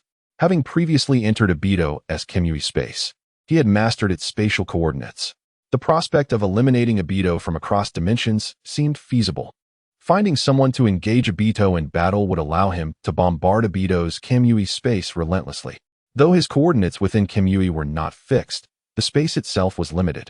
Persistent bombardment would likely deter Obito from recklessly utilizing his phasing ability. Aha! Another method to vanquish Obito. Satisfied, Yagyu sheathed the Amaterasu cannon and exited his Susanoo Max space, which had become riddled with damage from his experiments. He resolved to allocate time for repairs tomorrow, as well as to replenish supplies, food, ninja tools, and sundries. Regrettably, his Susanoo power was insufficient to contain a mountain, or else he could stage a grand performance of the planetary devastation. Susanoo Max Edition. Chapter 84. Mr. Bird and Mr. Dog. As Yagyu completed his training and emerged into the daylight of the real world, he found himself fortunate that there were no tasks assigned for the day, allowing him to sleep unabashedly during daylight hours. At noon, just as he had awakened from slumber, two unexpected visitors arrived. One was clad in a red robe adorned with bird patterns, while the other donned a black robe embellished with dog motifs. One of them had a bird perched upon his shoulder, and the other was accompanied by a dog. Both were elderly gentlemen. Mr. Bird? Mr. Dog? Silly Bird? Upon observing their attire, Yagyu instantly recognized them. He had heard many whispers from Moriguchi during his time in the interrogation department. You're the silly bird. Your entire family are silly birds. It seemed that with Mr. Bird's presence, the silly bird spoke with newfound confidence. Was Mr. Bird formidable? Just as Yagyu pondered this, the enigmatic Mr. Bird seized the bird's leg belonging to Wangba and flung it away. I'm not familiar with it, haha. Wasn't it said that Mr. Bird should address this silly bird as king? Why did reality seem to contradict such claims? Indeed, rumors could be perilous. Have you come seeking something? Yagyu inquired, his tone indifferent. Haha. Well, we are here to apologize, Mr. Bird said sheepishly. Yes. The earlier incident with the chili pepper water was a misunderstanding. A misunderstanding, Mr. Dog chimed in. Enough of the pleasantries. Speak plainly about your intentions, Yagyu asserted. If these two truly wished to apologize, they would have visited him long ago while he was still in the interrogation department. There was no need for a special visit today. They must have an ulterior motive. Haha. As expected of Konoha's greatest genius, you've seen through us. Mr. Bird feigned flattery. Since you've deduced our purpose, we shall speak directly. We hope you. Before Mr. Bird could finish, Wangba suddenly returned, biting off a chunk of flesh from his face. Ah, my handsome face. Silly Bird, you shall pay for this. You dare call me Silly Bird? Just wait until I devour you. Fine. You relish eating, huh? I'll make sure you choke. Amidst Yagyu's astonishment, the flesh that Wangba had consumed visibly regenerated at an astonishing rate. Wangba, unwilling to back down, hastened his chewing. The two, one consuming voraciously, the other regenerating rapidly, created a rather absurd tableau reminiscent of humanity and swine. What is happening? Faced with such peculiar abilities, Yagyu could not help but question Mr. Dog beside him. This old fool's bloodline limit allows for the regeneration of flesh through chakra consumption, though it demands a significant amount of chakra. Don't let his bravado fool you. Soon enough, he will be unable to endure. As predicted, within merely 3 minutes, Mr. Bird was on his knees, pleading for mercy and calling out King, swearing he would not dare again. 3 minutes, a true man. Your bloodline limit is rather unique, Yagyu remarked, curiosity etched upon his face. This bloodline limit, never before mentioned in the original work, could restore flesh and wounds rapidly.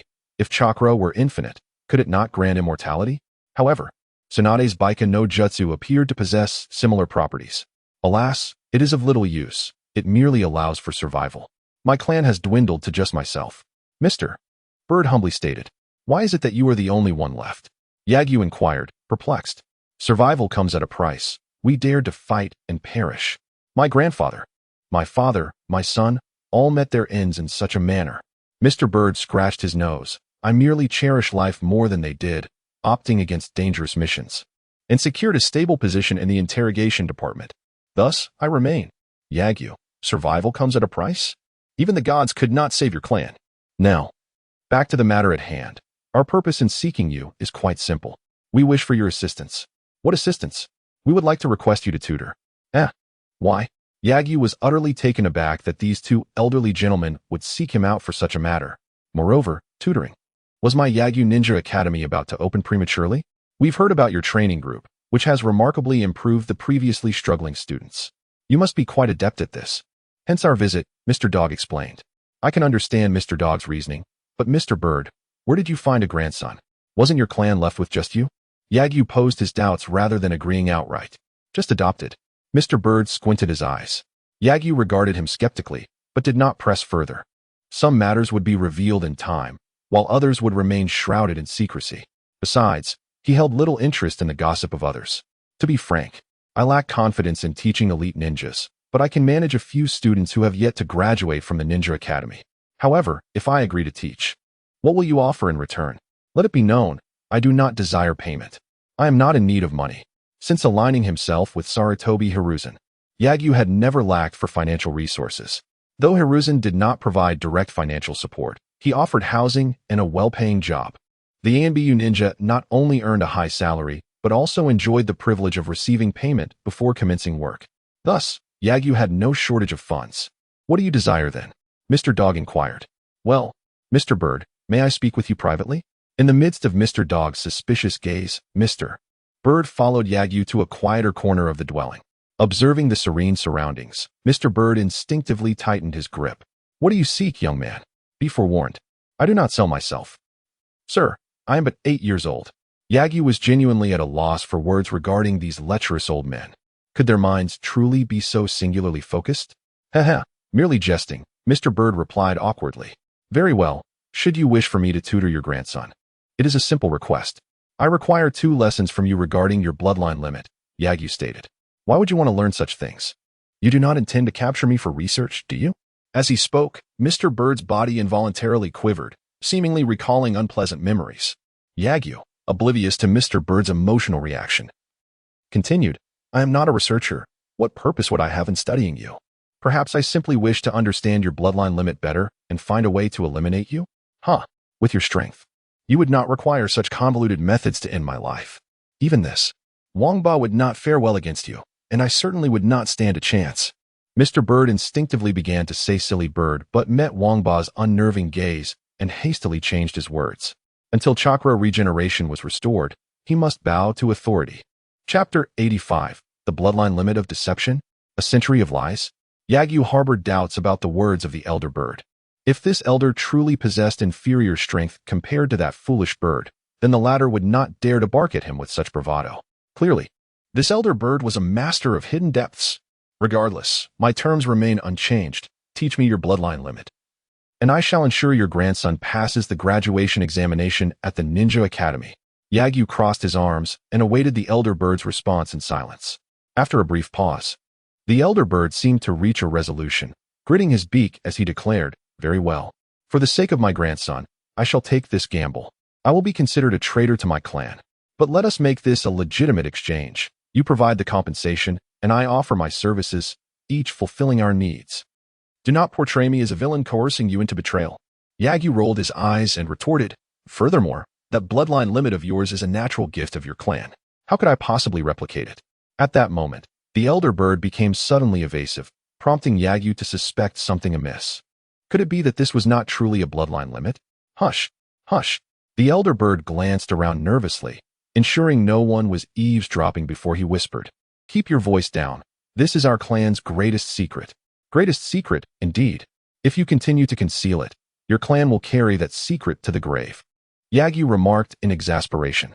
Even without knowledge of the elder bird's family secrets, Yagyu surmised a plausible explanation. It was likely that someone from their lineage had either accidentally discovered or created this jutsu, and to monopolize it, they concocted a falsehood about a bloodline limit. Originally, this deception was intended to deter others from coveting their jutsu, yet it had backfired, escalating the situation, whereas others might have merely coveted their jutsu. Now they claimed it to be a bloodline limit? Then I shall have no choice but to capture your kin for experimentation. The initial generations of their clan might have recognized this possibility. Hence, they likely concealed the truth even from their descendants. Perhaps only a select few within the clan were privy to the actual reality of this bloodline limit. After reaching an agreement with the elder bird, Yagyu turned his attention to the elder dog. The elder dog, in contrast to the elder bird, hailed from a prestigious lineage, namely, the Inuzuka clan of Konoha. However, his understanding of the Inuzuka clan's secret techniques diverged from that of most contemporary members, leading to his departure and subsequent existence as a vagabond in the torture division. Elder dog, I have struck a deal with the elder bird. What can you offer in return? Just to clarify, I require no monetary compensation. The elder dog stroked his chin in contemplation before producing a few books, fanning them out before Yagyu. Young man, choose one. The art of dog training. Technique. Scent sharing, shadow clone technique, beast clone, four-legged technique, summoning technique. Yagyu was taken aback by the elder dog's generosity, offering even the family secrets of the Inuzuka clan. However, these techniques held little value for him, as he had no desire to learn them. The notion of dog training did not pique his interest, and what use was scent sharing if it merely led to unpleasant odors? He was already proficient in the shadow clone technique. The beast clone and four-legged techniques seemed too abstract to him. After some consideration, Yagyu opted for the summoning technique. While it was not an exceedingly rare ninjutsu, he could easily request it from Sarutobi Hiruzen. However, summoning beasts were indeed rare. What use was the summoning technique without a suitable beast? Although Yagyu was not particularly fond of dogs, having one or two capable dogs as summoning beasts could be advantageous. Upon seeing Yagyu's choice, the elder dog tucked the books back into his pocket, including the summoning technique. Wait, elder dog, why are you taking it back? Oh, that was merely a directory. If you wish to learn the summoning technique, we must travel outside Konoha. Then why do you carry around such a collection of directories? 2. Prepare for situations like this. Ha ha ha. You inadvertently let slip your intentions. Yagyu smirked. Ha ha ha. Do not dwell on the details, young man. I am not withholding knowledge from you. The elder dog laughed heartily to mask his embarrassment. Yagyu was not particularly concerned about the minutiae, as the elder dog stated. As long as he could learn something, that was sufficient. Should the elder dog dare to deceive him, Yagyu would not hesitate to reduce Konoha by one elder and one dog. Let me make it clear. I will only assist you once I receive my compensation. Absolutely.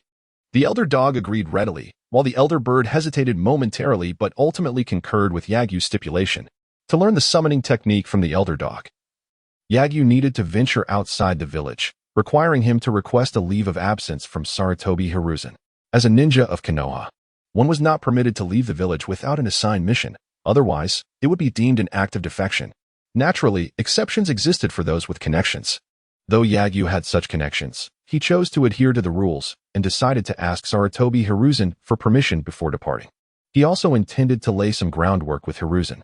With familiarity, he made his way to the Hokage building and entered the Hokage's office. Unfortunately, he did not encounter the detestable Danzo, which left Yagyu feeling somewhat disappointed. He had wished to test his abilities against Danzo's with the effects of his Kodo Amatsukami. But that would have to wait until he located the root base. Teacher, did you summon me for a specific purpose? Sarutobi Hiruzen inquired. Setting down the scroll he had been examining, the pipe in his mouth unlit. Indeed, I wish to request permission to leave in a couple of days, Yagyu replied. Leave? Depart from Konoha? Where do you intend to go? Hiruzen asked, surprised. I am uncertain at present, but the elder dog of the torture division, specifically, the Inuzuka clan's elder Inuzuka Kiba, intends to take me to his dog training area to select a summoning beast. Yagyu explained. A summoning beast, you say? Hiruzen appeared conflicted. Logically, as his direct disciple, Yagyu should be entitled to inherit the summoning techniques, yet he was reluctant to teach him this particular art. For the Sarutobi clan, their summoning beasts could only be inherited and chosen by members of their own lineage. This was a crucial ninjutsu for maintaining their power and influence. After some internal deliberation, Hiruzen ultimately chose not to instruct Yagyu in this technique. Very well, I will grant you 3 days leave. You must return within that time frame. Is that acceptable? Absolutely, Yagyu affirmed. Then you may leave for now, Hiruzen stated, signaling for Yagyu to exit as he returned to his work. However, Yagyu did not immediately depart. Do you have further matters to discuss? Hiruzen inquired, puzzled. Chapter 86, The Showdown? Uchiha Yushin? Teacher, I have a secret to share with you, Yushin declared, falling silent thereafter. Sarutobi Hiruzen understood the unspoken command to withdraw the umbu lurking in the shadows. Speak, for it is only you and I remaining here. Though he uttered these words, Yushin's Tengu cover formation Max discerned that the umbu had not truly departed. Clearly, He did not fully trust Yushing merely because he was his disciple, especially considering Yushing possessed the means to confront him. Yushing remained non-committal regarding Sarutobi's actions. If Sarutobi were not so suspicious, he would not be the man he was. He lifted his gaze, locking eyes with Sarutobi, and activated his eternal Manjiki Sharingan. I am, in truth, a member of the Uchiha clan. Upon hearing these words and witnessing the revelation of Yushing's Sharingan, Sarutobi was momentarily taken aback. He had presumed Yushing to be a stray from some obscure family, never anticipating he would be of the Uchiha lineage. But how could this be? How could a member of the Uchiha clan be lost? And how could he awaken such eyes? Though not an Uchiha himself, Sarutobi possessed considerable knowledge about the clan. He understood the evolution of the Sharingan, the basic one Tomo, then 2, 3, and ultimately the Manjiki Sharingan. This particular eye was rare even among the Uchiha. Yet Yushing had awakened it at merely 8 years of age. Sarutobi stood in stunned silence, so much so that he did not notice his pipe falling to the ground. Have you always known you were of the Uchiha clan? Sarutobi inquired solemnly. Indeed, Yushing replied candidly, simultaneously activating his Kodoame Tsukumi. Sarutobi, initially filled with dissatisfaction and skepticism upon hearing Yushing's admission, found his doubts dissipating into mere curiosity and trust under the influence of Kodoame Tsukumi. Yushing had divulged such a significant secret. How could he harbor suspicions? I must be a fool. Does your grandmother know? Sarutobi queried again. Yushing shook his head. She is unaware. I only learned of it after awakening my Sharingan. She does not know of its activation. At what age did you awaken your Sharingan? 4. Yushing lied, his expression unwavering. 4. Sarutobi's lips twitched. Even Itachi Uchiha and Shursui Uchiha had not awakened it at that age, had they? Have you never considered reconciling with the Uchiha clan? I have not. I have no kin among them, and I do not wish to go there. Furthermore, I do not trust them. Yushing's words struck a chord with Sarutobi. The Uchiha clan was indeed untrustworthy. Yet Yushing was different. He had not been raised among the Uchiha, felt no sense of belonging to them, and was still his beloved disciple. Trustworthy indeed. What are the powers of your eyes? Sarutobi queried once more. The strength of my left eye is called phasing, allowing my body to enter an alternate space, rendering me immune to all harm. My right eye's ability is stellar capture, enabling me to draw others and objects into that alternate space. Yushing demonstrated his abilities. First using stellar capture to draw Sarutobi's fallen pipe into the alternate space, then retrieving it to hand back to Sarutobi. Sarutobi accepted the pipe in a daze, unperturbed by the thought of Yushing launching a surprise attack. Under the sway of Kodoame Tsukumi, he felt no animosity toward Yushing whatsoever. This revelation made Yushing realize his understanding of Kodoame Tsukumi was still quite rudimentary. He had initially believed it could only be used to control a few targets, never considering its application in combat. Imagine an enemy who was plotting your demise suddenly losing all desire to kill you. Assassin. Hello, I would like to be your friend. You. Hello, please take your own life. Assassin. Oh, very well. Such terror. Your ability, stellar capture, would serve as a remarkable auxiliary function for storing resources. Sarutobi remarked as he turned the pipe in his hands. I concur, Yushing replied with a faint smile. He aimed to present himself as harmless. A notion requiring not only Kodoame Tsukumi's suggestion, but also tangible actions to reinforce it. Look at the abilities of others Manjiki, Amaterasu, incinerating all existence. Tsukuyami, the ultimate illusion. Now look at Yushing, phasing, merely a defensive skill. Stellar capture, just a storage ability. What threat does it pose? Yushing is clearly a good person among the Uchiha. Sarutobi thought to himself, now devoid of any suspicion toward Yushing, his trust firmly established. He is my cherished disciple. He even revealed this to me. A kind-hearted and harmless individual. If only one of my 3 disciples held such respect for me, such sincerity, would I still be confined to this decrepit office? Sifting through scrolls? Did he truly believe I relished sitting here, reviewing scrolls, and telling one young or middle-aged ninja after another, believe in the will of fire? You are the future of Konoha. No one could inherit my position. No matter how many times I told 1,000,000 people they were the future of Konoha, could the will of fire truly be inherited? Sarutobi did not believe that mere words could cultivate a successor to the will of fire. After years of experience, Sarutobi had come to realize a truth. The true inheritor of the will of fire must be chosen by fate. He had faith in Tsunade, yet she fainted at the sight of blood. He had faith in Jiraiya, yet he lacked ambition. He had faith in Orochimaru, who allied with Danzo. He had faith in Minato, who perished. He had faith in Kakashi, who teetered on the brink of darkness, having given up. Who else could he trust? Asuma? The thought of Asuma, with whom he had never seen eye to eye, at his age still less capable than Yushin, filled him with ire. Why does my son resemble me so little? Oh, except for his smoking habit. Chapter 87. The Chosen One and the Sole Successor. Yagyu was oblivious to the fact that his use of the Konoha Tsukumi had sparked within Sarutobi Hiruzen the desire to groom him as the successor of the Will of Fire. The trust of a single individual could lead to such profound transformation. Before the Konoha Tsukumi, Yagyu was merely a disciple with an exceptionally peculiar talent, warranting caution. After its use, he was deemed not only the chosen one, but also the sole heir. Only my uniquely gifted and sincere disciple, Yagyu, is worthy of inheriting the Will of Fire and becoming my successor. Such a splendid child. As Sarutobi Hiruzen approached to pat Yagyu on the head, Yagyu instantly fell into a contemplative state of alertness. Allow him to touch me? What if he attempts to take my life? Yet, to refuse would seem inappropriate. Just as Yagyu hesitated, Sarutobi's hand was nearly upon him. At that moment, Yagyu suddenly met Sarutobi's gaze. Teacher. In an instant, Sarutobi was under the influence of the Konoha Tsukumi, and after a brief moment of rigidity, he returned to normal. What is it, Yagyu? Sarutobi withdrew his hand, his expression reverting to a smile. If there is nothing else, I shall take my leave. Yes, go ahead. With a smile, Sarutobi bid farewell to Yagyu, but once Yagyu had completely departed, his demeanor turned serious. Come forth. No sooner had he spoken than several Umbu emerged from the shadows. Hokage-sama. Today's events must remain confidential, understood? Yes, Hokage-sama. Very well, you may retreat. Yes. A more prudent approach would be to eliminate all these Umbu to ensure safety. Yet Yagyu refrained from such action. These Umbu were unwaveringly loyal to Sarutobi, and as long as they remained unaware of Sarutobi's subjugation, they posed no threat. However, I did employ a rather forceful method to control you, teacher. Yagyu gazed skyward, observing the mundane clouds, unremarkable as ever. In truth, he harbored no regrets about his actions. In fact, after reluctantly dominating Sarutobi, he felt a sense of relief. After all, in a certain light, Sarutobi served as his formidable support. Only by securing Sarutobi's absolute loyalty could he establish a firm foothold in Konoha, free from the fear of betrayal. Furthermore, neither the previously forged master-disciple bond nor the subconscious hypnosis through Konoha Tsukumi could guarantee his absolute safety. But now he was at ease. That night, Yagyu enjoyed the most harmonious slumber of his life.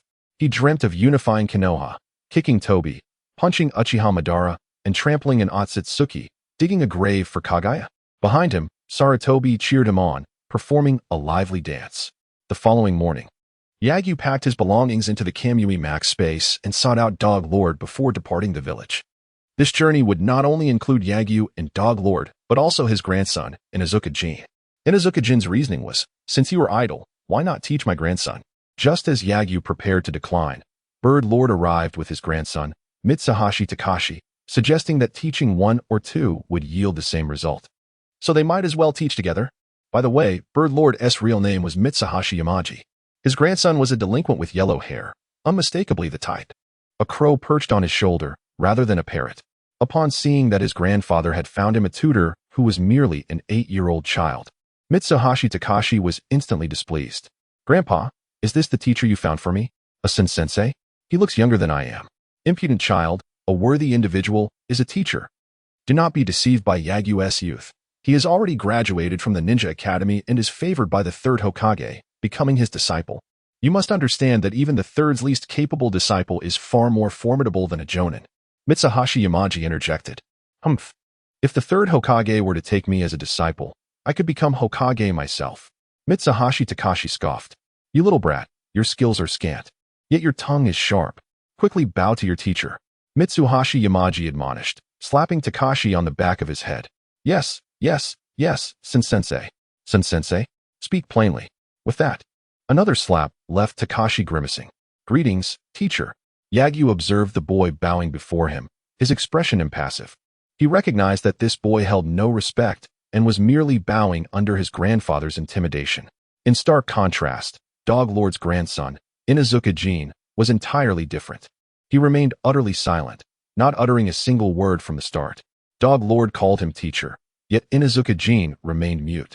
This silence was not a form of rebellion, but rather an expression of timidity. Yagyu discerned the fear in his eyes. This child was a quintessential introvert.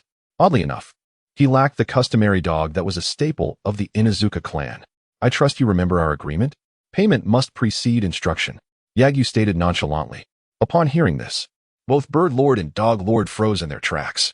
Mitsuhashi Takashi was about to retort when Bird Lord preemptively silenced him. Of course we understand, but we wouldn't want to waste your time, would we? Bird Lord offered a feeble excuse.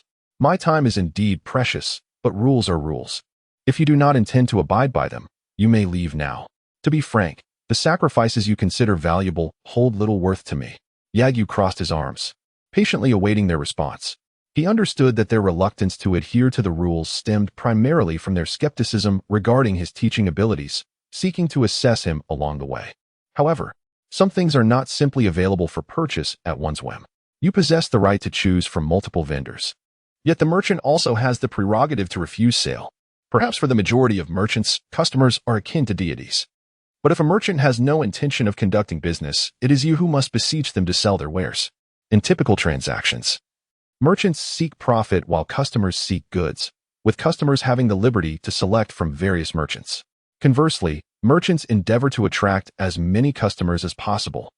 The merchant's need for customers outweighs the customer's need for any singular merchant. Yet the exchange between Yagyu and the others was evidently reversed. Bird Lord and Dog Lord had a far greater need, while Yagyu possessed more options. Summoning techniques? I could acquire those freely from Sarutobi. I have no desire for merely summoning a dog. Rebirth through blood and flesh? The Baika no Jutsu is not beyond my reach, even without it. Once I activate the 8 Gates Formation Max, my recovery capabilities would rival yours. Thus, the price paid by Bird Lord and Dog Lord bore little significance to him. Chapter 88. The contrasting grandfathers of dogs and birds with a menacing air. The two grandfathers, Bird and Dog, exchanged glances, ultimately settling into an expression of resignation. If they merely sought a tutor, any instructor would suffice. After all, the price they offered was immensely tempting to any shinobi of Konoha. Yet, those elite shinobi could only aspire to their rank for a lifetime, while Yagyu was different. Their interest lay not solely in Yagyu's exceptional teaching prowess, but also in his status as a Hokage's disciple, a position that warranted greater investment from them. One was an unfulfilled scion of the Inuzuka clan, and the other, a patriarch of a declining family. Did they truly entrust their grandchildren to Yagyu merely to pass the graduation exams of the Ninja Academy? As they journeyed towards the Inuzuka's canine haven, the two elders bore no ill will from their earlier discord. On the contrary, they found a peculiar delight in Yagyu's assertiveness, for it signified an increased likelihood of him ascending to the position of Hokage. The potential for someone to become Hokage is often intertwined with their character. Just as Jiraiya's carefree demeanor precluded him from such ambition, individuals like Orochimaru, with their profound cunning, and Tsunade, with her forceful nature, clearly exhibited the traits befitting a Hokage. Yagyu embodied a synthesis of these qualities, possessing both shrewdness and a commanding presence. Occasionally, he yearned for a more carefree existence. Yet the relentless pace of the past 2 years seemed to have rendered him incapable of such idleness. In truth, perhaps humanity is inherently flawed. Having grown accustomed to the rigors of labor, one may come to cherish such fatigue. At times, Yagyu even pondered whether he might possess a proclivity for self-destruction. Shadow clone technique. Is this truly how you employ it? Oh dear, you shall drive this old man to madness. How absurd. If you cannot master the shadow clone technique, why not start with the body replacement technique? And if that proves too challenging, we could always tackle a couple of practice exams instead. During a break along their journey, Dog and Bird grandfathers temporarily assumed the roles of tutors, employing 2 distinct methods to instruct their beloved grandson. However, it was evident that neither approach yielded significant results. Yagyu sat quietly to the side, observing as the 4 of them acted like jesters prancing before him. Are you attempting to entice me into sharing my insights through direct instruction? Alas, my resolve surpasses your imagination. Even Keiko cannot sway me. What are mere teaching mishaps to me? With such thoughts, Yagyu wore a disdainful smirk akin to a dragon lord. After a day's journey, the quintet arrived at a small mountain in the northern region of the Land of Fire, near the Land of Rice.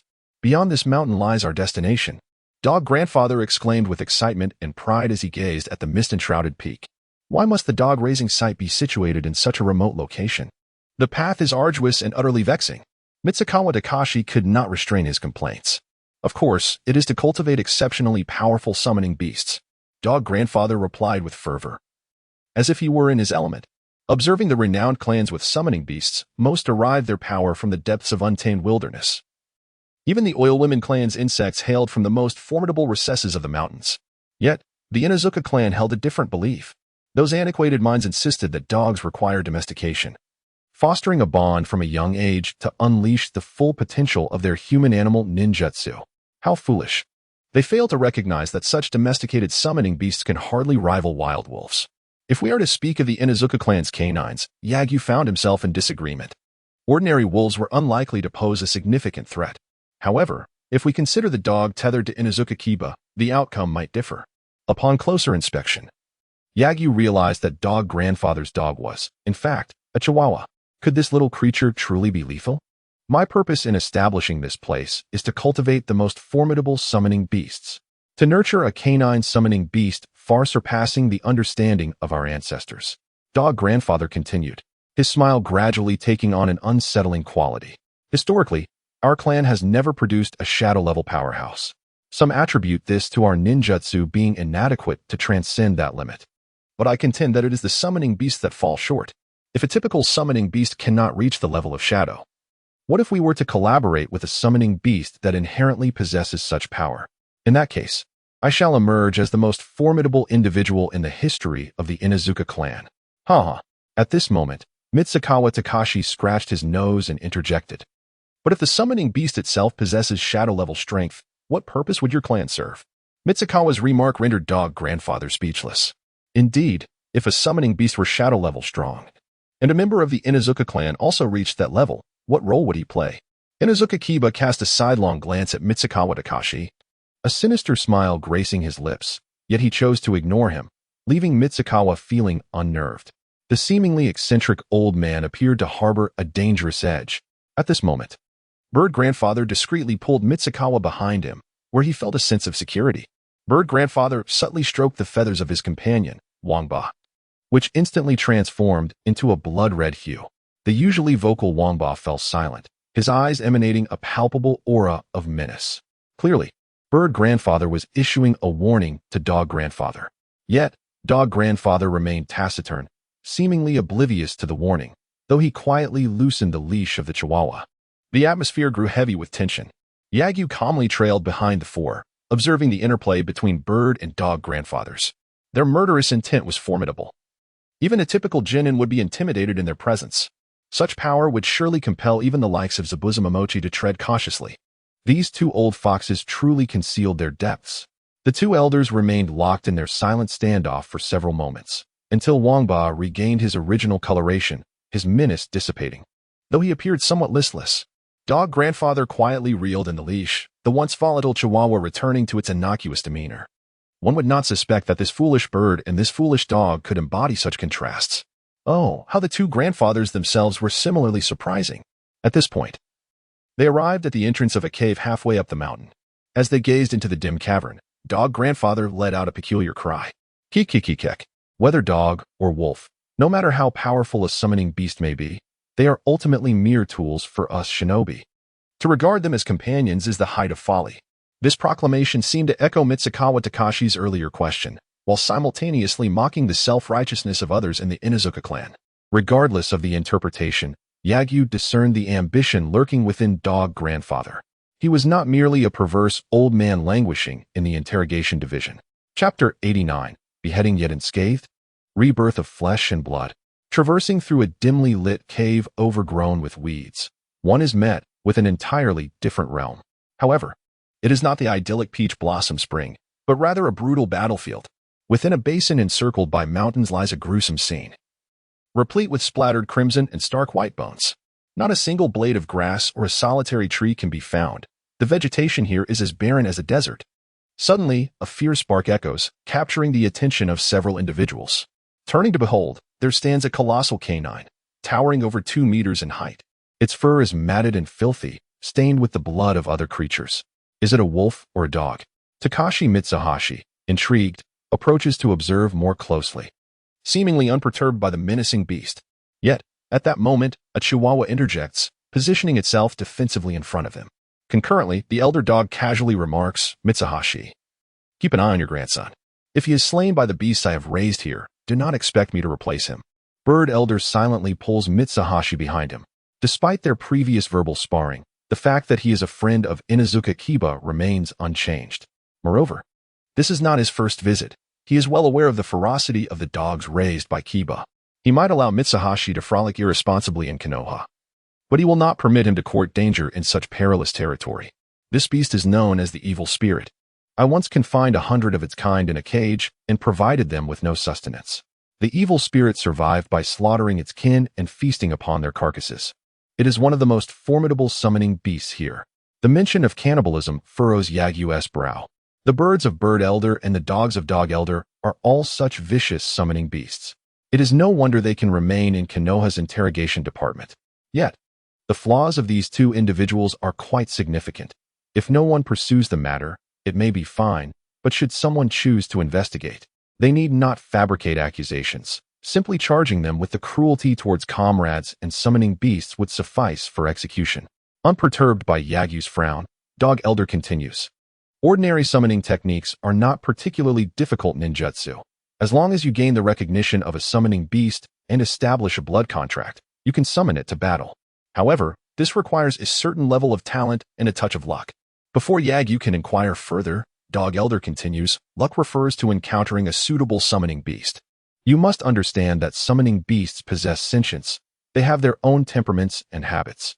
If you cannot earn their recognition in various aspects, they will not sign a blood contract with you.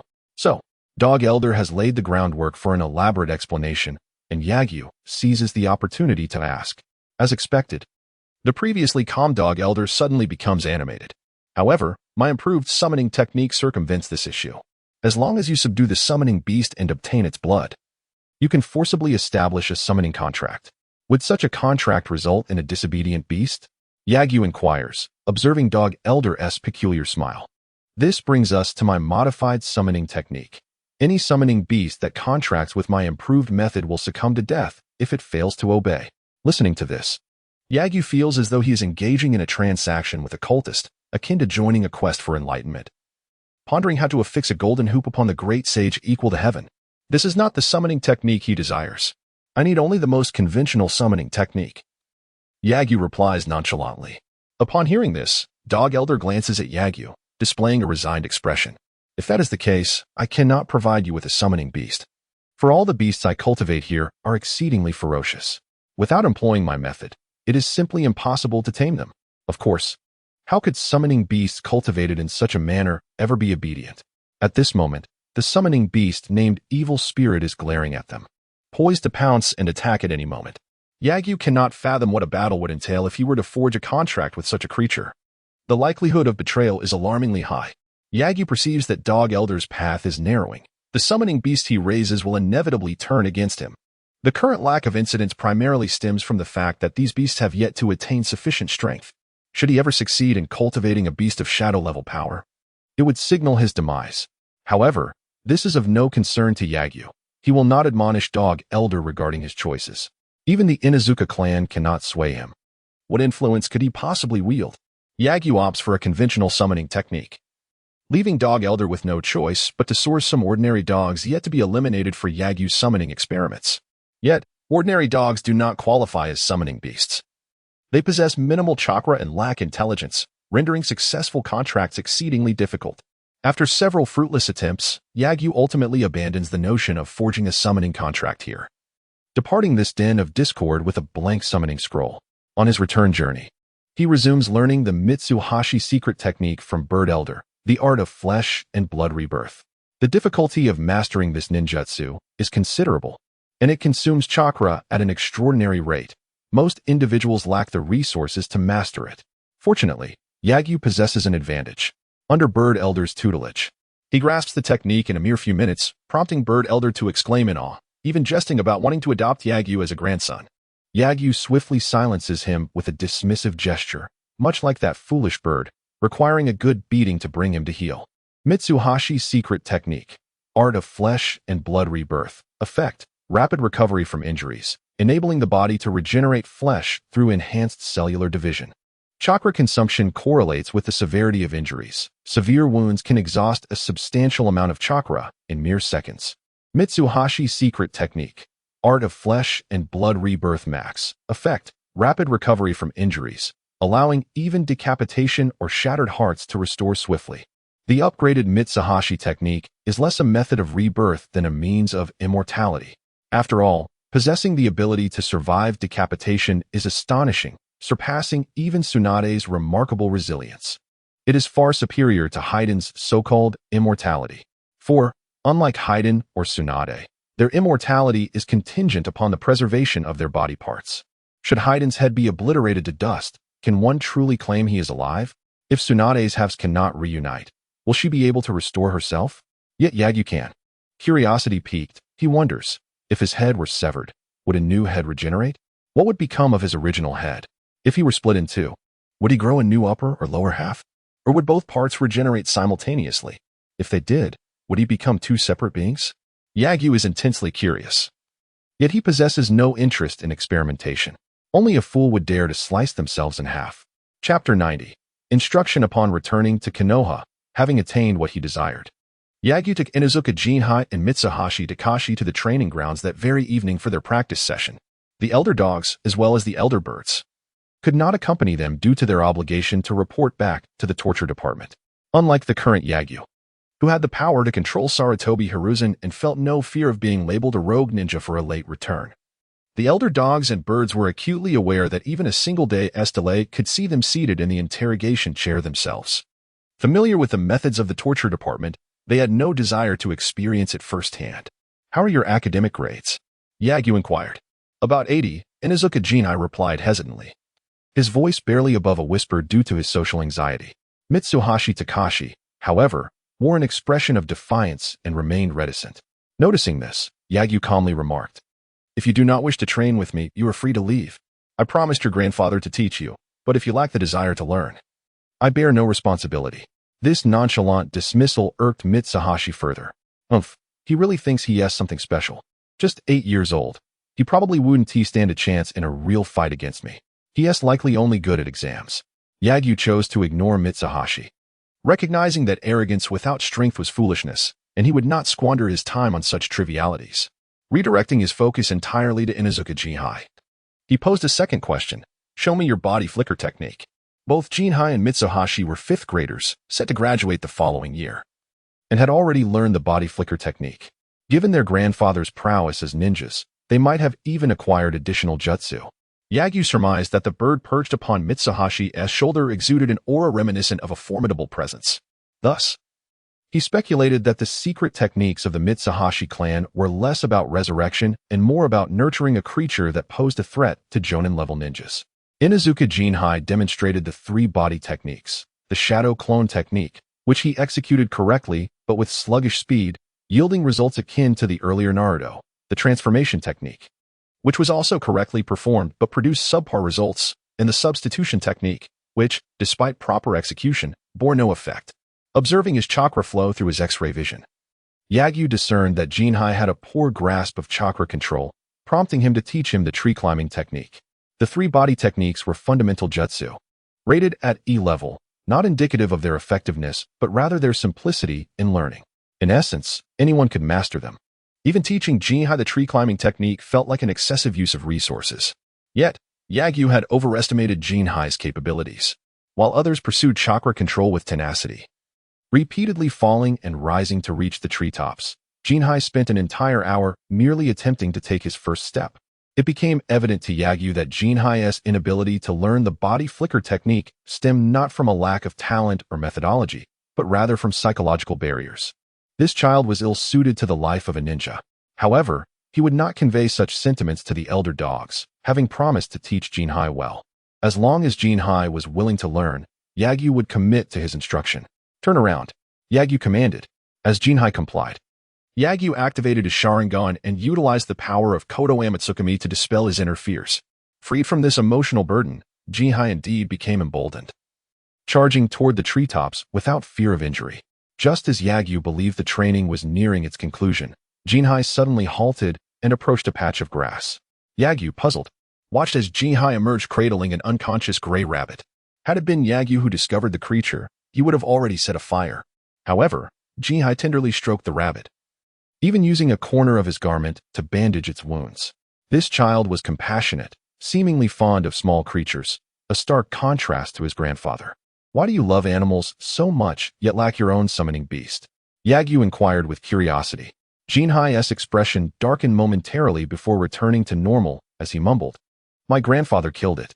It was clear that Jinhai's gentle nature clashed with the cruel ideology of most Inuzuka clan members, particularly that of Inuzuka Ikurai. Under such parental guidance, it was no wonder Jinhai developed this character. Despite his love for animals, he was forced to witness his grandfather's cruelty towards them, and perhaps even compelled to participate. The emotional toll on such a kind-hearted child was immeasurable. Your grandfather mistreats animals while you cherish them. You both are quite the pair. Mitsuhashi mocked, yet both Yagyu and Jinhai ignored him, leaving Mitsuhashi feeling like a fool. Incensed, he approached Yagyu.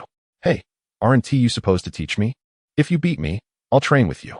How about that?"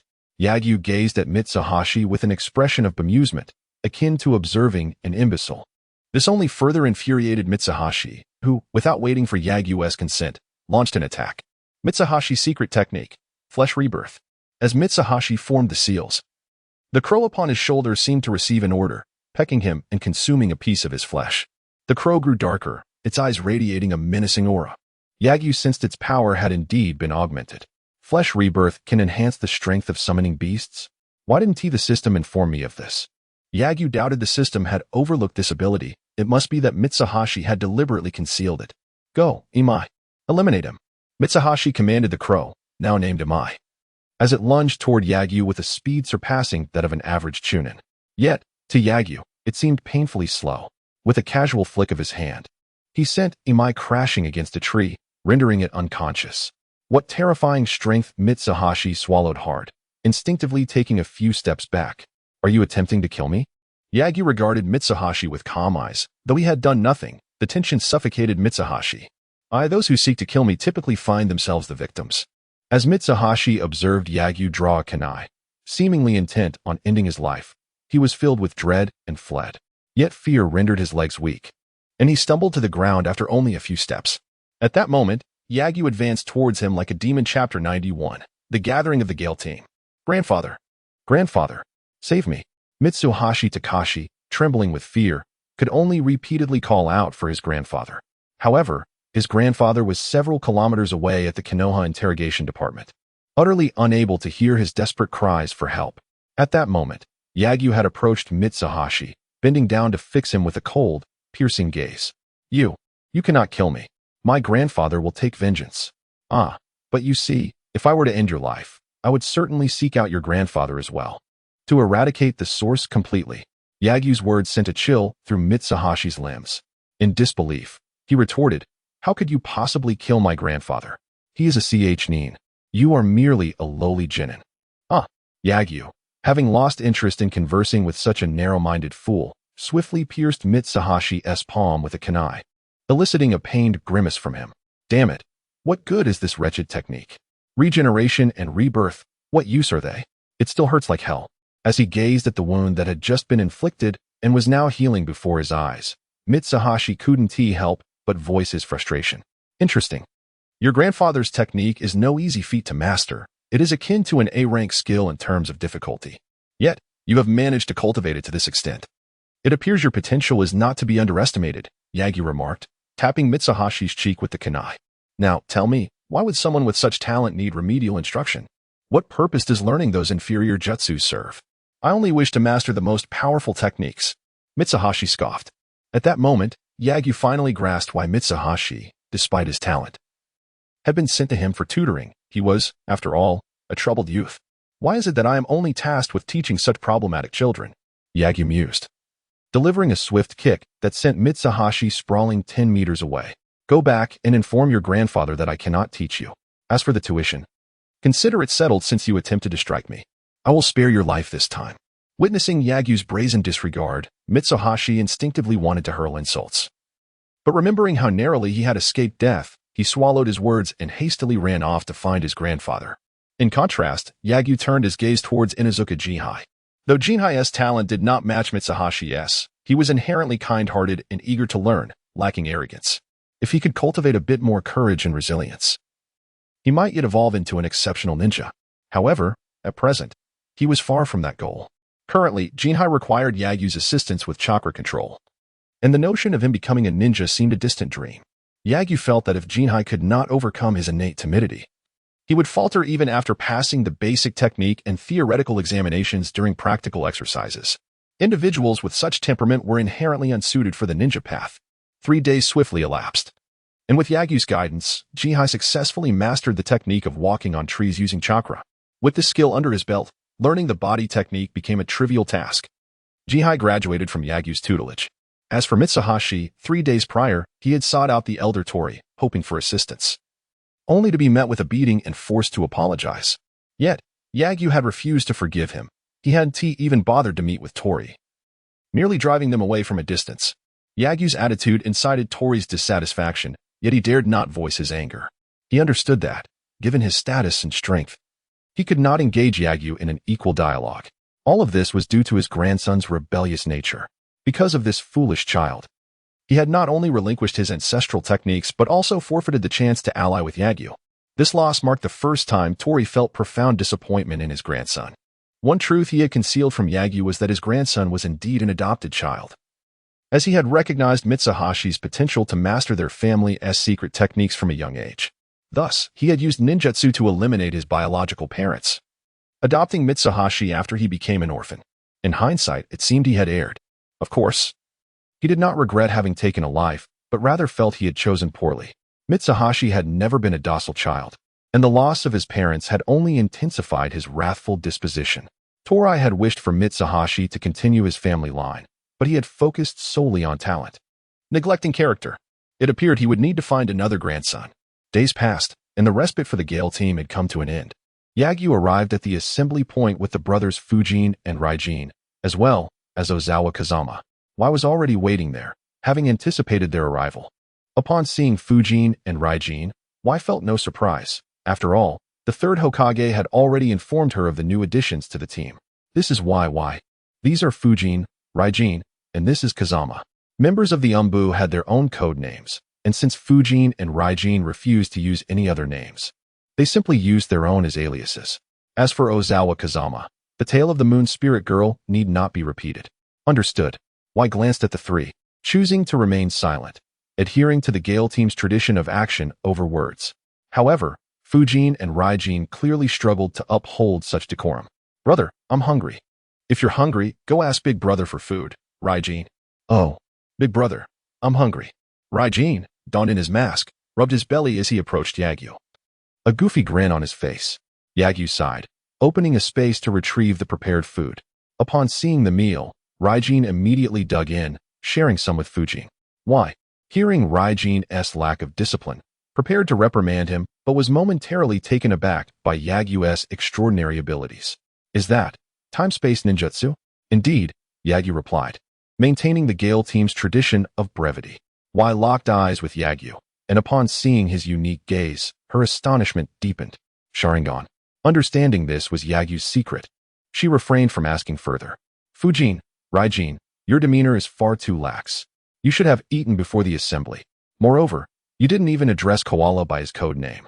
Regaining her composure, Wai began to chastise the two for their lack of professionalism, yet they seemed oblivious, continuing to feast unabashedly. This only intensified Wai's irritation, leading her to turn her frustration toward Yagyu. You shouldn't have allowed them to eat at this time. Yagyu shrugged, there's no helping it. If they don't eat, they won't be able to perform their duties. It's better to feed them now than to have them cause trouble on an empty stomach during the mission. Hearing Yagyu's assessment of Fujin and Raijin, Wai's eyes flared with anger. What if this delay compromised their mission? Chapter 92. 1. Unhappy. 2 dimwits. I comprehend your intention, but ensuring that the Wind God and Thunder God are well fed is essential for the successful execution of our mission. Lu Shen crossed his arms, inquiring about today's task. She remained silent, gazing at Lu Sheng for a prolonged moment before responding. We are to pursue the rogue ninja Murai Toru, classified as an A-rank traitor from the Leaf Village. According to intelligence, he is currently residing in Xianyang Village, within the borders of the Land of Fire. We must expedite our efforts to intercept him before he manages to flee the country. Upon hearing this, Lu Sheng recognized the urgency of the mission and turned to the Wind God and Thunder God, stating, "Gather provisions. We shall eat on the way." "Understood, brother." "We got it, brother." With that, the two brothers hastily grabbed snacks and stuffed them into their pockets. Noticing the sluggish little Zhifeng Jian standing like a lackey, Thunder God effortlessly hoisted him onto his shoulder. "What are you doing?" "Thunder God, I am not a snack. I am a reserve energy source." Thunder God chuckled, carrying Zhifeng Jian without any intention of setting him down. Zhifeng Jian, in a panic, clung to Thunder God's shoulder, pleading, "Lu Sheng, make him put me down. I am not food." "It's fine. Thunder is merely jesting. He does not truly intend to consume you." Lu Sheng replied nonchalantly, dismissing Zhifeng Jian's pleas. "Captain Shi, please lead the way." She did not respond verbally, but looked at her somewhat unruly team with a hint of exasperation. If only Jifeng were here. With a subtle sigh, she turned to lead the way. Xiangyang Village is a medium-sized settlement located on the border between the land of fire and the land of rivers. This village is home to numerous affluent merchants, and with their support, it boasts impressive architecture. Although it cannot rival the grandeur of the Leaf Village, it is still quite substantial. Under the cover of night, Lu Sheng and his companions infiltrated the village, regrettably missing the opportunity to admire its splendor. Their target is currently working as a bodyguard in the residence of the wealthy merchant, Okada Yashiyama. "Our mission is to eliminate Mirai Toru and return to the Leaf Village without alarming Okada Yashiyama." As they neared their objective, she reiterated the specifics of the mission. Lu Sheng and Zhifeng Jian understood and nodded in acknowledgement. However, the dim-witted Wind God and Thunder God appeared only partially comprehending. Throughout the journey, she discerned the nature of the Wind God and Thunder God, thinking to herself, "One unhappy, two dimwits." To ensure their upcoming operation would not fail, she instructed them, "You two should wait outside. If the target appears, you may intervene. Elimination is permissible." The Wind God and Thunder God simultaneously turned to Lu Sheng. "Just listen to her." "Understood, brother." "We got it, brother." Feeling fatigued, she pondered, "Who exactly is the leader here? Let us devise a further plan." She pulled Lu Sheng and Zhifeng Jian aside to strategize the operational details. First, regarding intelligence. Although they knew Mirai Toru was here as a bodyguard, that information was several days old. He might no longer be present, necessitating a reassessment of the situation to confirm his whereabouts. She entrusted this task to Zhifeng Jian, who excelled in the water transformation technique. With this technique, Zhifeng Jian could effortlessly bypass various obstacles and conceal his form in water. He was perfectly suited for infiltration and reconnaissance. Naturally, Lu Sheng could ascertain this with a mere glance, but she sought to train her team, thus assigning this task to the newly recruited Zhifeng Jian. Secondly, once they confirmed the target's presence, they would proceed with a covert ambush. She designated Lu Sheng as bait to lure the target out, while she would act as the primary attacker, aiming for a swift and decisive strike. With the plan finalized, they commenced their mission. Go, go, go. The Wind God and Thunder God sat outside the wealthy estate, munching on snacks, while Zhifeng Jian utilized the water transformation technique to infiltrate. Lu Sheng and she vanished into the night. 1 minute later, thief. There is a thief inside. Evidently, she had overestimated Zhifeng Jian, who, despite possessing an exceptionally suitable jutsu for concealment, was discovered by an ordinary servant within a mere minute. It was utterly unprofessional. She shot a fierce glare at Lu Sheng, as if to ask, "Where did you find this peculiar teammate? 1 unhappy, 2 dimwits, and 3 fools? Can we not have 1 competent ally?" With no time for complaints, she seized Zhifeng Jian and made a hasty retreat before the enemy could close in. "This fool doesn't even know the body flicker technique. How did he make it into the umbu?" Lu Sheng, however, was not surprised by these developments.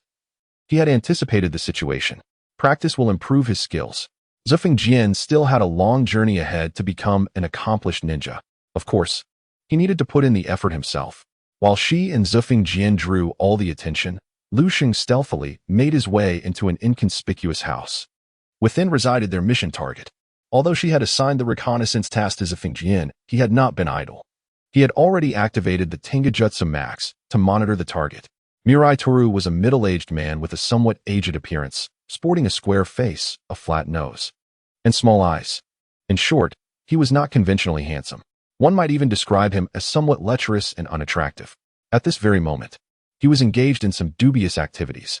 "Lu Sheng, utilizing his Kimui, infiltrated the room and observed the man seemingly fiddling with something beneath the covers.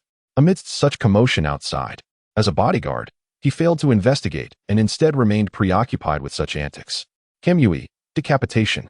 Lu Sheng, disinterested in dirtying his hands, effortlessly severed the man's head from his body from several meters away.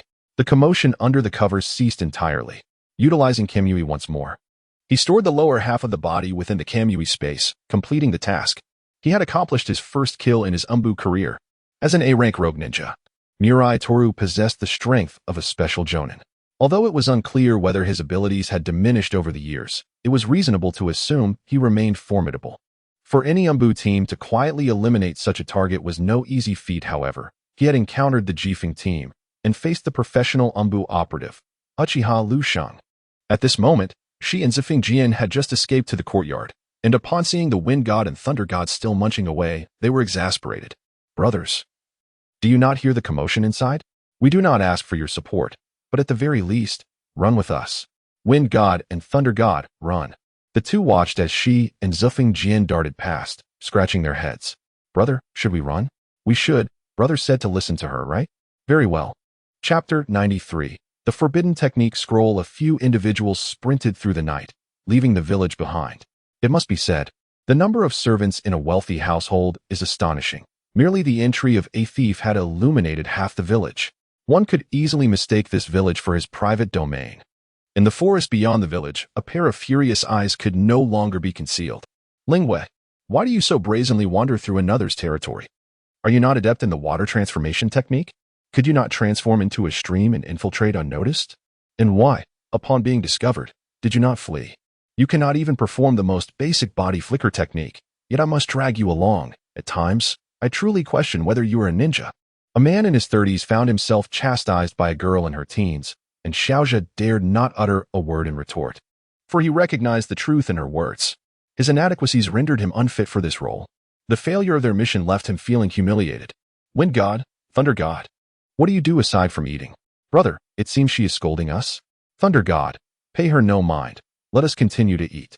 Very well, brother. Xiang felt her frustration reaching its peak. She had not anticipated that this team would devolve into such a state after Jifeng's departure. This would not do. She must report back to Lord Hokage and insist that these three inept individuals be removed from the team. Kola? Where's Kola? In their haste to retreat, she had forgotten about a teammate. Now, seeing that Lu Sheng was missing, Xiang grew anxious. Surely, he had not gone off to complete the mission alone. In truth, with their capabilities, eliminating a rogue ninja among a throng of ordinary folk would pose no challenge. They had previously engaged in such endeavors. However, the circumstances here were different. The merchant in question was not someone to be slain casually, unless he were designated as a mission target. Otherwise, it would be ill-advised to kill a renowned merchant from the Land of Fire simply to eliminate an A-rank rogue ninja. After all, if every assassination necessitated the silencing of others, the population of the Land of Fire would dwindle significantly. Wait here, I will find him, Xiang declared as she prepared to leave, just as Lu Sheng emerged from a void. I have returned. Lu Sheng, masked, materialized from the abyss, evoking a particular aura. Where have you been, Kola? Xiang immediately interrogated upon his appearance. Lu Sheng cast her a glance and replied coolly, the target has been eliminated. We may return. With that, he opened the void and revealed the lifeless body of Muraki. It fell heavily to the ground, its head rolling a few times before locking eyes with the now-shamed Xiaozha. Ugh! Xiaozha recoiled, retching in fright, clearly unaccustomed to the sight of death. Xiang, however, was no stranger to the dead. She approached, confirming that the target was indeed the person they had set out to kill, and she exhaled with relief. At least the mission had not failed. While the mission was successful, our team faces severe issues. Upon our return, I will report your performances to Lord Hokage. Lu Sheng, Wind God, and Thunder God remained indifferent. Only Xiaozha bore a heavy heart. On one hand, he did not wish to remain in the Umbu. His lack of strength and fear of killing left him hopeless about life here. Yet on the other hand, he longed to stay, for it was his only chance to reunite with his beloved. Could he truly venture alone across vast oceans to the land of water in search of her? He had neither connections nor wealth. Such a journey would be akin to searching for a needle in a haystack, and he might well perish along the way. He dared not go alone. Upon returning to Konoha, Xiang accurately reported the trio's performance to Sarutobi Hiruzen, requesting their reassignment from the Jifeng team. However, Sarutobi declined her request. Xiang, while your teammates have their shortcomings, they also possess strengths. If you can only see their flaws, even if I were to replace them, you would still struggle as their leader. Xiang fell silent for a moment, then acknowledged her misjudgment, vowing to diligently cooperate with her teammates in future missions. Sarutobi smiled with satisfaction, casting a complex glance at Lu Sheng. He understood he was under Lu Sheng's influence, aware that the latter was a figure to whom he must yield absolute obedience. Yet, in this scenario, he had to maintain the Hokage's authority while acting alongside Lu Sheng. It was indeed a most daunting predicament. Very well, unless there is anything else, you may disperse. The others departed, leaving only Lu Sheng behind. Master, I require additional ninjutsu to study, Lu Sheng stated.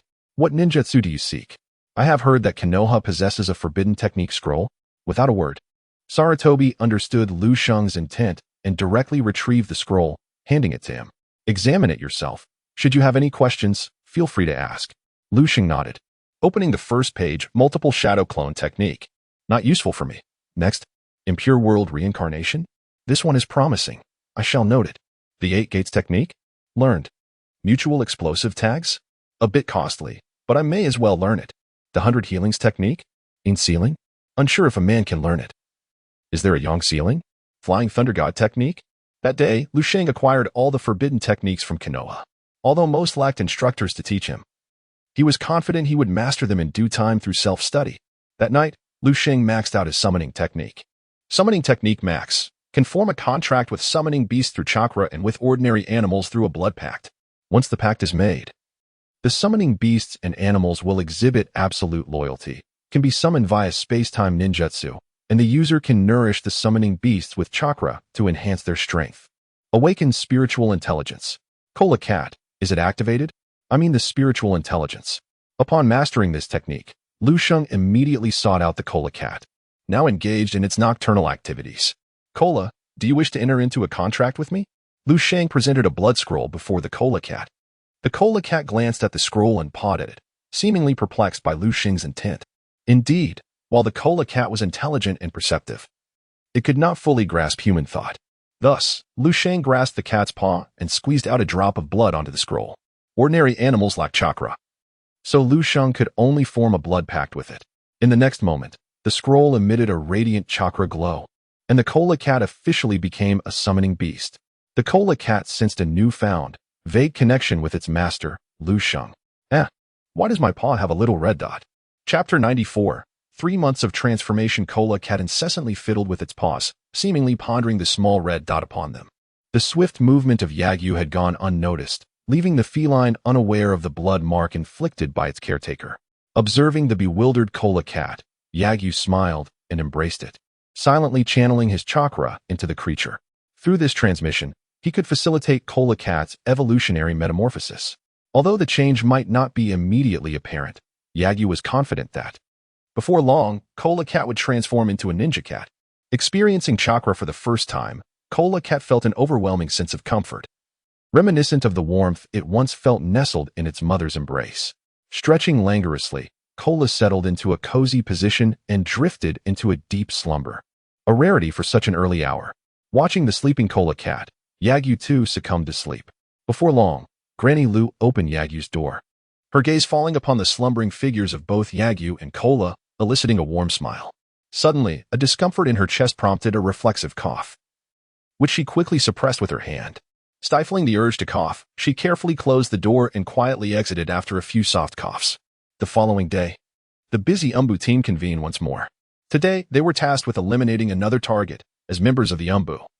It seemed they were perpetually entwined in a cycle of assassination. Cozy Eye felt a profound sense of unease, while the Wind God and Thunder God remained blissfully oblivious. Yi, however, exhibited a resolute demeanor, as if harboring great determination to undertake something momentous. Beneath his mask, Yagyu's expression was inscrutable, his eyes darting about, vigilant for any signs of ambush. He believed that engaging in Umbu missions would bolster his prowess. Combat experience and reconnaissance skills demanded rigorous tasks for maintenance. Yagyu was acutely aware that he had not yet reached the pinnacle of strength in the current ninja world. Thus, he remained humble. He understood that any fragment of battle experience or attention to detail could be pivotal in defeating an equally matched opponent. Of course, he hoped never to rely solely on battle experience and details, as that would imply an inability to ensure victory. His current training within the Umbu was merely a means of accumulating experience for potential future encounters. Target identified. Engage. Lingwe, what are you doing?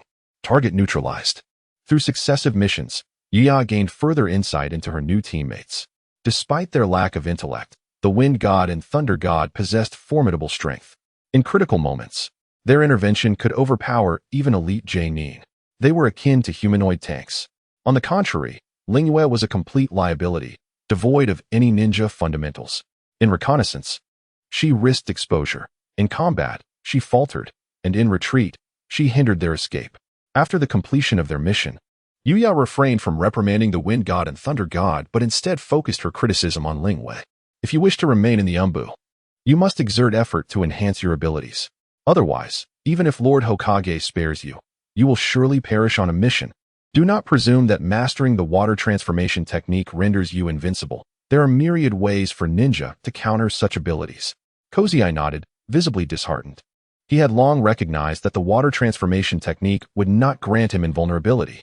Thus, even without Yuya's admonitions, he was acutely aware of his shortcomings. He needed to elevate his strength. At the very least, he must acquire the fundamental knowledge of a ninja. Otherwise, he would perpetually impede his team. Seeing Kozai's despondence, Yuya chose not to elaborate further. She had already voiced her concerns if Kozai did not take the initiative to improve. The worst outcome would merely be the loss of a teammate. After years in the Umbu, witnessing the deaths of countless comrades, losing one or two was merely a commonplace occurrence. She had seen many teammates fall to enemies due to insufficient strength. As the team dispersed, Kozai prepared to leave, his face marked by despair. At that moment, Yagyu tossed a few scrolls in his direction. If you desire change, practice these.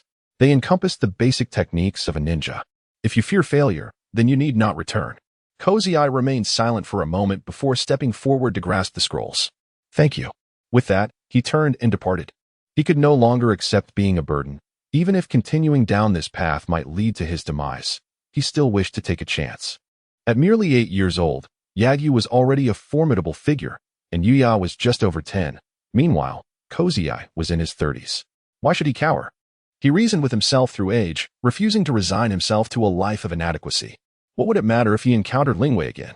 Would he merely embarrass himself? A man cast aside by a woman, yearning to reunite, would undoubtedly wish to present a transformed self, radiant and accomplished, rather than stagnant and unremarkable, merely aging without growth. Kozai shared this sentiment. Time, which is often deemed invaluable, slipped away, and before he knew it, 3 months had passed. During this period, Kozai underwent a remarkable transformation. Initially possessing decent talent, he had diligently mastered the body flicker technique and the clone technique, while also enhancing his physical training. Although his speed and strength still ranked low within the Gale team, they were no longer inferior to that of an average genin. This was merely the fruit of 3 months of self-study. Yuya observed these developments, her perception of Kozai shifting significantly, further amplifying her admiration for Sarutobi Hiruzen. What could a person, lacking formal ninja education and possessing no understanding of chakra or basic ninja skills, possibly achieve? She had almost given up on Lingwe. Yet it was Sarutobi's insistence that had allowed her to remain. Little did she know that this decision would cultivate such a talented individual. This revelation illuminated her previous short-sightedness and showcased the discerning eye of the third Hokage. Unbeknownst to Yagyu, Yuya held such thoughts, had he known. He would have surely chuckled within. Was it Sarutobi's discerning eye that had ensured Kozai's retention? No. It was merely out of respect for Yagyu that Sarutobi had allowed Kozai to stay. The true visionary was Yagyu himself. From the moment he chose Kozai for the Umbu, to the subsequent protection of him, and finally to providing him with ninja technique scrolls for training, all of it stemmed from Yagyu's recognition of Kozai's potential. Of course, Yagyu was not a benevolent benefactor, harboring a heart to cherish talent. He valued Kozai purely as a means of nurturing his own power. Now, although he had gained influence over Sarutobi Hiruzen, he had yet to seize control of Konoha. Once he attained dominion over the village, those he had personally cultivated, like Kozai and the Wind God and Thunder God, would undoubtedly become his trusted allies. Chapter 95, The Formation of Team God in the Span of 3 months. Not only did Ozawa Kazama undergo a transformation, but Yagyu also experienced a significant enhancement in his abilities. With mastery over the forbidden scrolls of Konoha, Yagyu could freely learn the jutsu contained within. 3 months was ample time for him to thoroughly comprehend its contents. Flying Thunder God Max. This technique allows the user to mark a location using chakra, enabling instantaneous transportation to any marked place at the cost of chakra. The mark remains. With no cooldown or distance restrictions, wherever the mind desires, it can reach. Yagyu discovered that unlike the fourth Hokage, he did not need a special method to create marks. Any place his chakra touched could serve as a mark. In other words, Yagyu had acquired a powerful ability. Every area he stepped upon became a permanent mark, allowing him to return to any place he had previously trodden. Furthermore, compared to Body Flicker Technique Max, Flying Thunder God was even swifter. The Body Flicker Technique Max had distance and cooldown limitations, whereas Flying Thunder God Max disregarded distance and facilitated limitless teleportation. The absence of cooldown meant he could appear in multiple locations almost simultaneously, a feat unattainable by Body Flicker Technique Max. Mutual Explosive Tag Max. The user can conjure explosive tags out of thin air using chakra. Any tag hitting a target will trigger other tags to pursue that target, resulting in infinite explosions. Edo Tensei Max. This technique allows the summoning of a deceased person's soul using the body and spirit of a living individual, resurrecting the dead and granting them their full strength from life. The revived cannot break free from the control of the user. In-Sealing Max. This technique enables the storage of unused chakra for future use, allowing for limitless chakra storage. Baika no Jutsu Max. By unlocking the chakra stored in In-Sealing, the user experiences a comprehensive enhancement in physical abilities and recovery capabilities. Their body remains in peak condition, eternally youthful. While the effects of Baika no Jutsu Max may seem similar to the original technique, there are distinctions. Yagyu felt the most pronounced difference in attribute enhancements, strength, defense, and speed were all increased by 100%. His chakra surged dramatically, akin to achieving Super Saiyan status. In addition to these, he acquired numerous other jutsu, ranging from medical ninjutsu to secret techniques of various clans, as well as water, earth, lightning, and fire techniques. Yagyu had truly become a versatile warrior, a genuine ninja savant. In the Hokage building, Captain Yuin of the Gale team was engaged in a discussion with the Hokage. Are you certain? Yes, I am certain, Lord Hokage. I understand your point. However, I cannot transfer you from the Gale team. Yuin replied solemnly, Lord Hokage, Kola is now capable of leading the team effectively. He will be an outstanding captain. Furthermore, a 5-member Umbu squad seems somewhat excessive.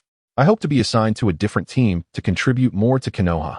I comprehend your words, but the Gale team was entrusted to you by Gale himself. Can you bear to leave?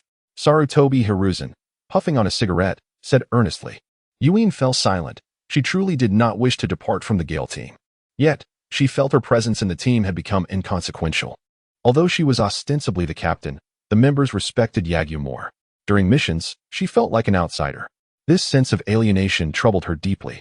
At that moment, Sarutobi continued. I plan to allow Yagyu and the others to form an independent team. The Gale team will remain under your command, and I will arrange for new members. The Gale team cannot lose Gale and cannot afford to lose you as well.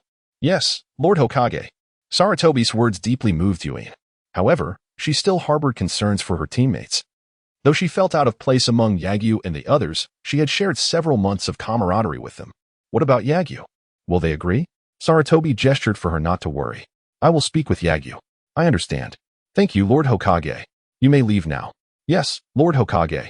After Yuin departed, Sarutobi contemplated and summoned an Umbu to invite Yagyu. When Yagyu arrived, Sarutobi reiterated Yuin's request and shared his proposed solution, hoping for Yagyu's agreement. Naturally, Yagyu was in favor. Isn't it just about establishing a new team? It's no big deal. He was merely surprised that Yuin would entertain such thoughts. Feeling out of place? Yagyu hadn't paid much attention to such details and hadn't realized he and the others made Yuin feel that way. What shall we name the new team? Sarutobi inquired. Yagyu pondered for a moment and replied, let us call it God. God. Sarutobi scratched his head, perplexed. What did Team God represent? He couldn't quite grasp it, but he did not reject the name, nor did he possess the authority to do so. At the Team God training ground, what? Captain Yuin has left? What is Team God? Why that name? I think calling it Wine God Team sounds great, brother. I believe Thunder God team is also a good choice. Little Ozawa was astonished to learn of Yuin's departure, while Wind God and Thunder God remained indifferent. It's just a captain, it won't affect us. As long as Brother Yagyu stays, it doesn't matter about the others.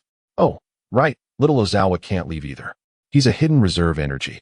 Why are we calling ourselves Team God, Yagyu? Little Ozawa asked. Yagyu looked at him seriously and said, "From now on, call me Captain." "All right, Captain," Little Ozawa replied resignedly. "Yes."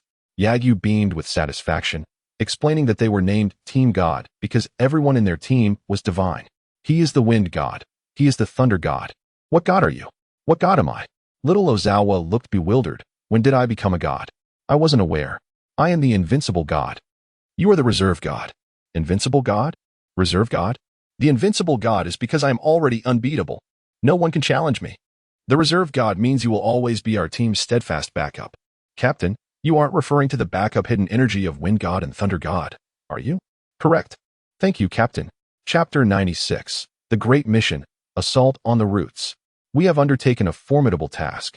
Within the dimly lit forest, the members of the Divine Squad gathered, attentively listening to their invincible leader, Yagyu, as he relayed the details of their mission. What is the mission, Captain? To kill. To eliminate a multitude of foes. Gulp. Captain, may I glide across the water? Yagyu shot a scornful glance at Ozawa, saying, "Do you think your abilities extend beyond merely gliding?" Higi, Ozawa shyly scratched his head, feeling a surge of satisfaction within. Gone were the days of feeling ashamed under the disdain of Yuya.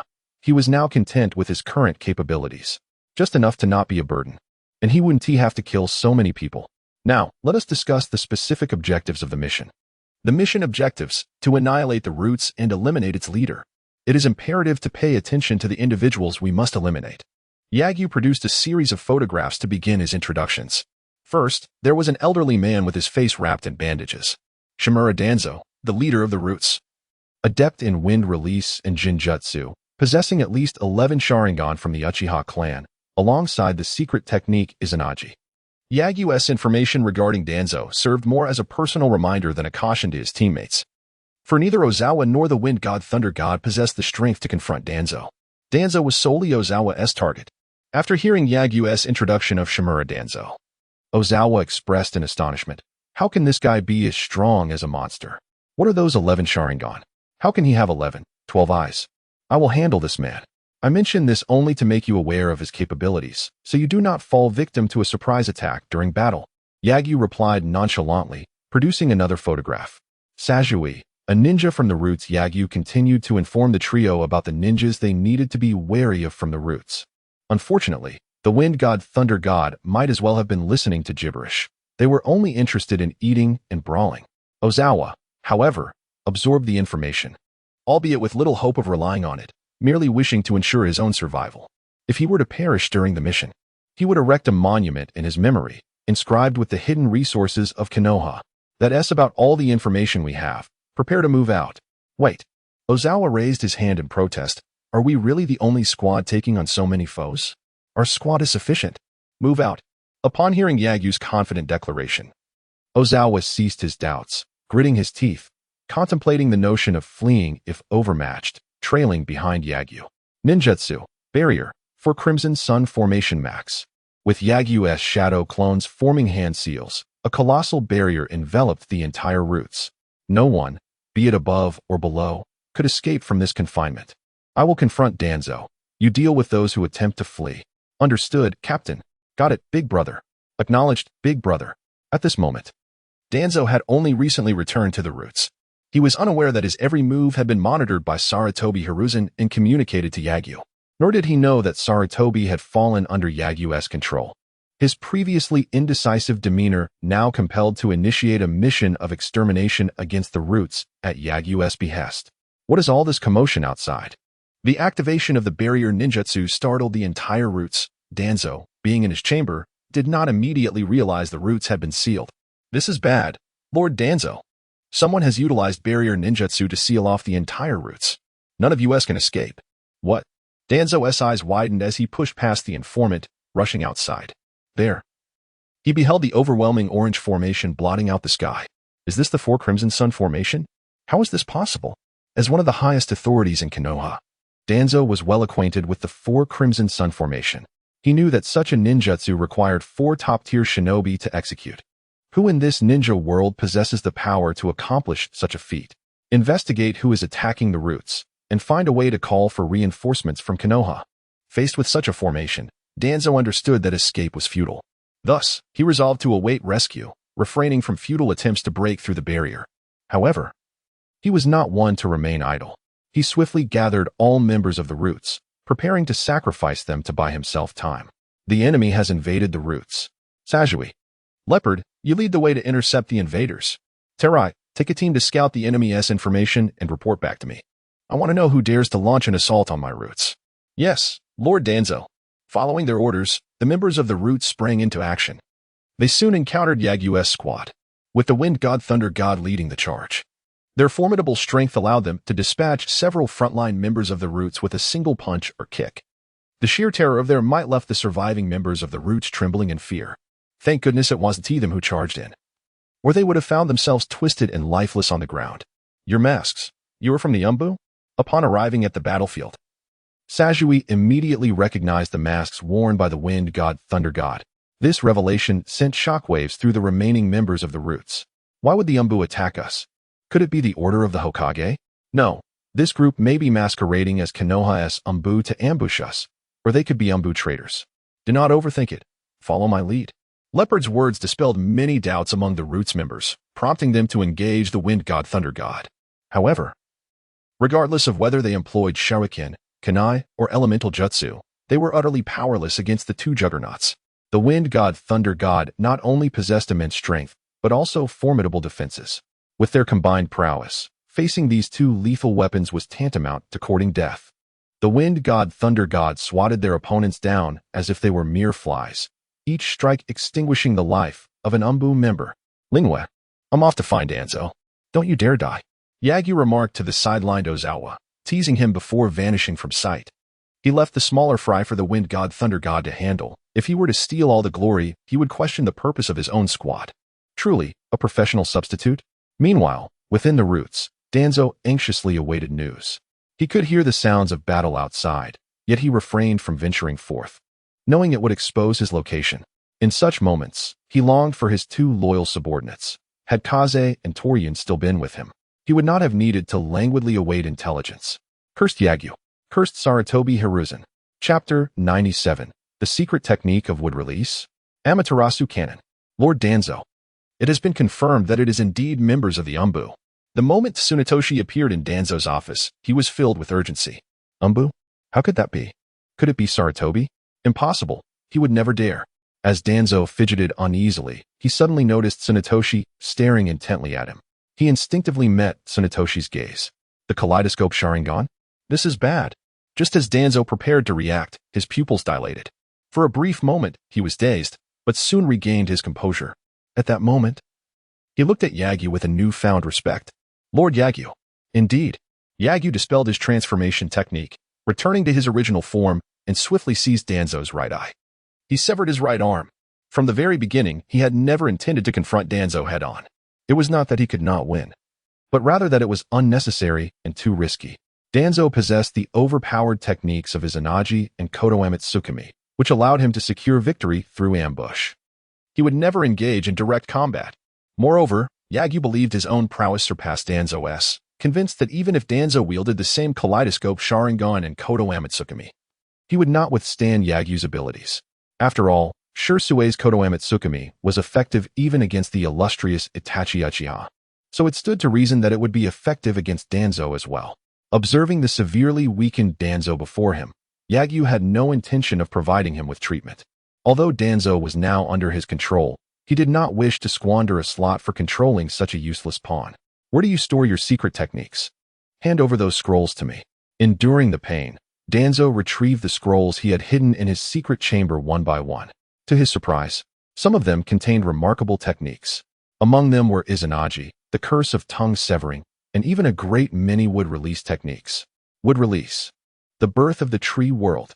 Regarding the techniques of Senju Hashirama, he had never seen them recorded in the forbidden scrolls of Konoha, yet here they were.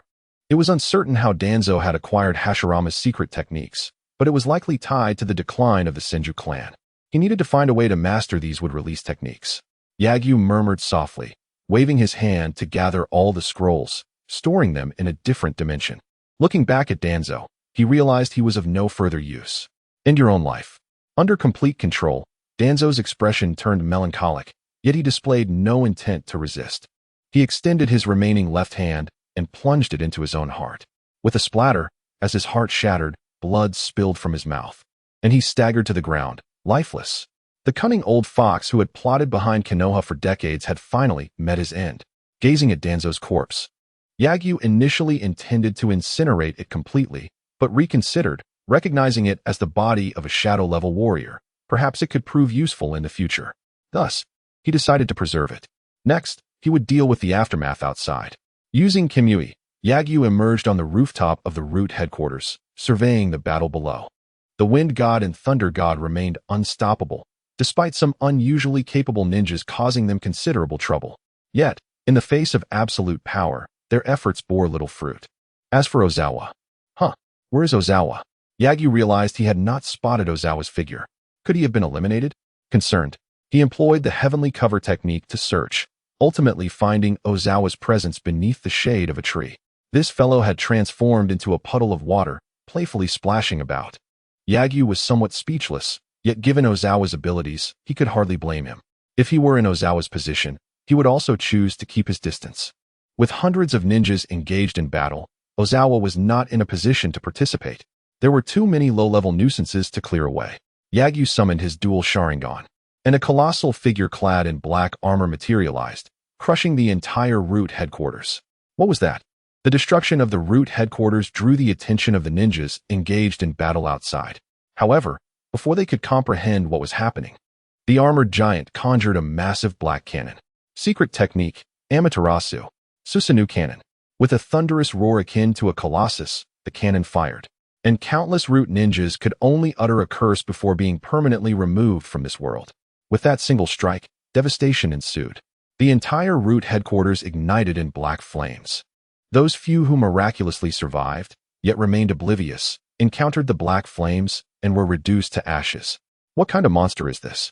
Sasuke, paralyzed with fear, fell to the ground, witnessing the hellish scene that enveloped the Root. As a key player in obstructing the Wind God and Thunder God, he was positioned near them, safely distanced from the cannon's strike. He had survived by sheer luck, yet had witnessed the most terrifying spectacle of his life. Hellfire consumed the entire Root. At this moment, not only the Root ninjas were stunned, even the Wind God and Thunder God, as well as Ozawa Kazama, wore expressions of disbelief. They all knew Yagyu was formidable, yet none had anticipated he would be this powerful. With such strength, why remain an Umbu ninja? Would it not be better to thrive as a patriot? Brother, isn't he just a bit too strong? Terrifyingly so. Yes, I know, brother. He is incredibly fierce. Provoking him would surely lead to dire consequences. I'm no fool. Most of the time, I'm quite clever. As he spoke, Thunder God gave a thumbs up, his eyes gleaming with wisdom. Wind God reciprocated the gesture, a look of admiration in his gaze. Hey, there's a little fellow who seems to be stunned by brother's might. Wind God spotted Sasuke, who was still seated on the ground. I remember him. He just conjured a lot of small nuisances, quite bothersome. Then let's crush him, Thunder God declared. All right, brother. Before the two shadow-level ninjas could unleash their assault, the still very young Sasuke had no time to react, becoming nothing more than a smear of flesh. In another dimension, Ino lost her husband, unaware of whether her counterpart in a parallel universe would weep at this scene. Not far away, Ozawa Kazama transformed into a puddle, quietly observing the unfolding battle. At first, he managed to remain on the outskirts, but as more and more Root ninjas arrived, he chose to hide. His abilities were ineffective for killing, but his defense and concealment were quite commendable, taking advantage of the Wind God and Thunder God's rampage, which drew the attention of all Umbu ninjas. He transformed into water and slipped behind the shade of a tree. In the midst of the four red sun formation, the air was saturated with the sun's warmth. Sweating profusely from the heat, Ozawa found solace only in this spot. He initially planned to hide until the battle concluded, but as he concealed himself, a deafening explosion startled him. Turning around, the horrifying scene before him left him in shock for an entire year. He could hardly believe his eyes. The hundreds of Umbu ninjas who had just besieged the Wind God and Thunder God were now reduced to only a handful. The entire Root was engulfed in an atmosphere of terror, consumed by the eerie black flames. Chapter 98. Danzo's demise. So be it if he is dead. How can this Yagyu be so formidable? Is he merely 8 or 9 years old? Contemplating his own 35 or 36 years, still lingering in the lower ranks of shinobi. Oz felt a profound sense of humiliation. However, with teammates of such extraordinary prowess, perhaps being a tad weaker was of little consequence. Next came the time to eliminate the fortunate survivors. With the aid of the heavenly covering formation max, no one could conceal themselves before Yagyu. After a few minutes spent eradicating the last batch of root ninjas that had resorted to transformation techniques for concealment, he finally dispelled the 4 Red Suns formation. Releasing Susanoo, Yagyu stood aloft, flanked by the Wind God and Thunder God, alongside Oz, calmly surveying his handiwork. In the brief span of half an hour, the entirety of the root had been obliterated. Even the gluttonous Wind God and Thunder God felt a surge of heroic spirit at that moment. Oz chuckled and proclaimed, "Our divine squad is truly remarkable." Yagyu cast him a glance and replied with a smile, "Let us depart. The mission is complete." In the Hokage building, several hours had elapsed since the destruction of the root. Upon receiving the news, Sarutobi Hiruzen promptly dispatched the Umbu to take over the materials left behind by the now-defunct root. Although Yagyu had annihilated the root headquarters, not all of the documents within had been destroyed. With patience and searching, it was still possible to unearth a considerable amount of valuable information. At that moment, Sarutobi Hiruzen was uncertain whether the demise of the root was a boon or a bane for Konoha. Yet, he understood that with the root's dissolution, the tasks once assigned to them would now fall upon the Umbu. This significantly increased the workload of the Umbu, presenting one of the gravest headaches for Sarutobi Hiruzen.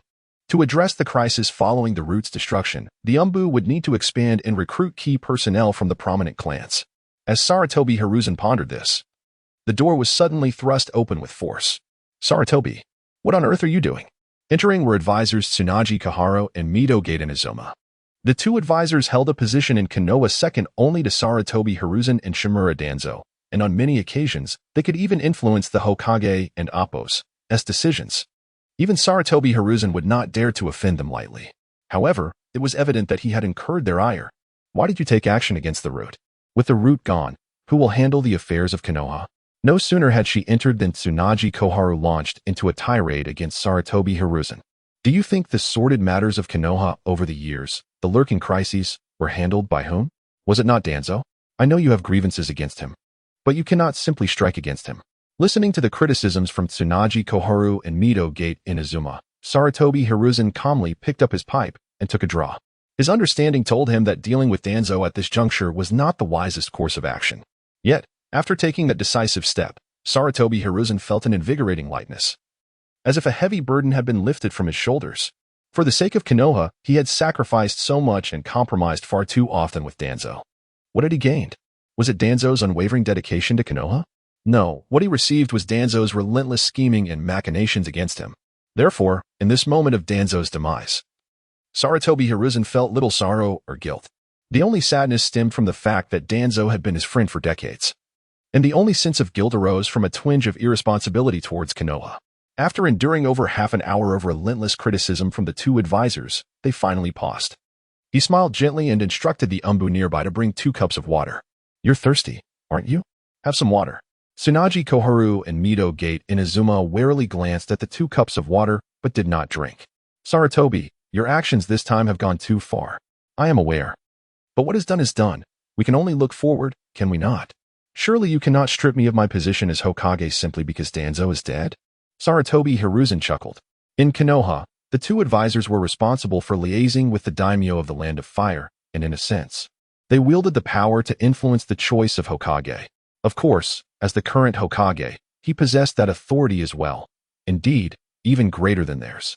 The 2 advisors exchanged complex glances with Sarutobi Hiruzen. Midogate Inazuma sighed. "Sarutobi, I feel you have changed. People inevitably change, do they not?" Sarutobi Hiruzen smiled and shook his head.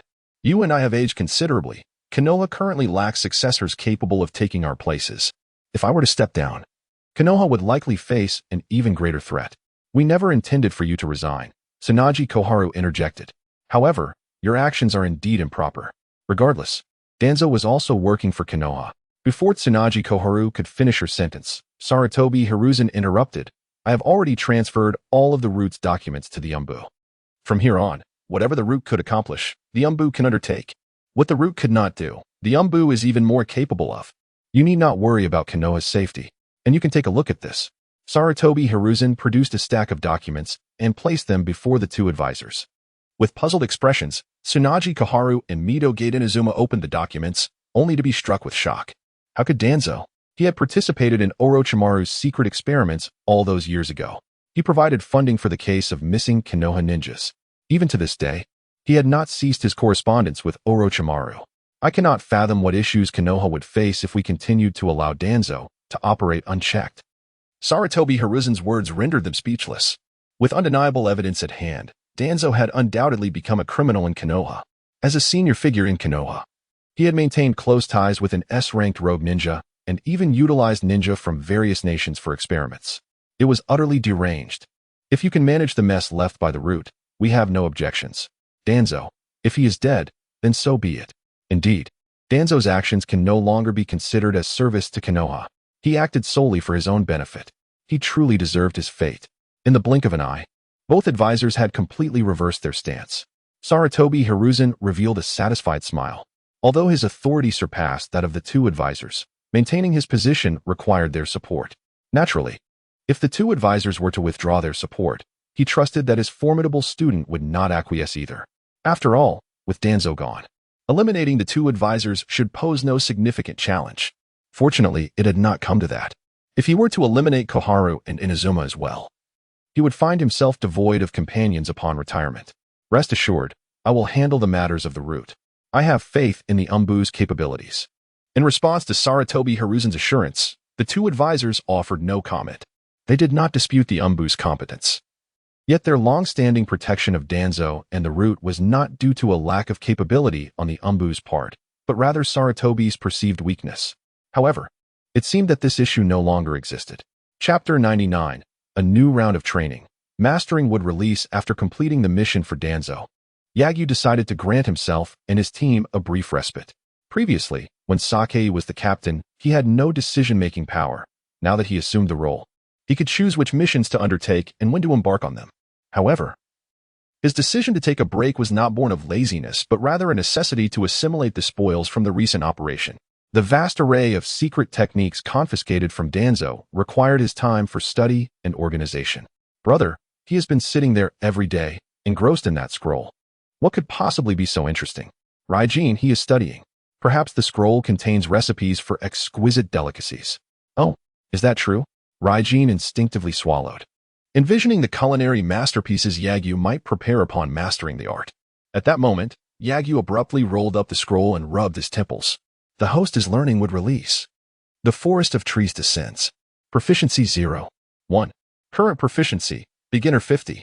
After investing approximately 3.5 days, dedicating 12 hours each day, he finally achieved a proficiency of 50 in this vexing wood release technique.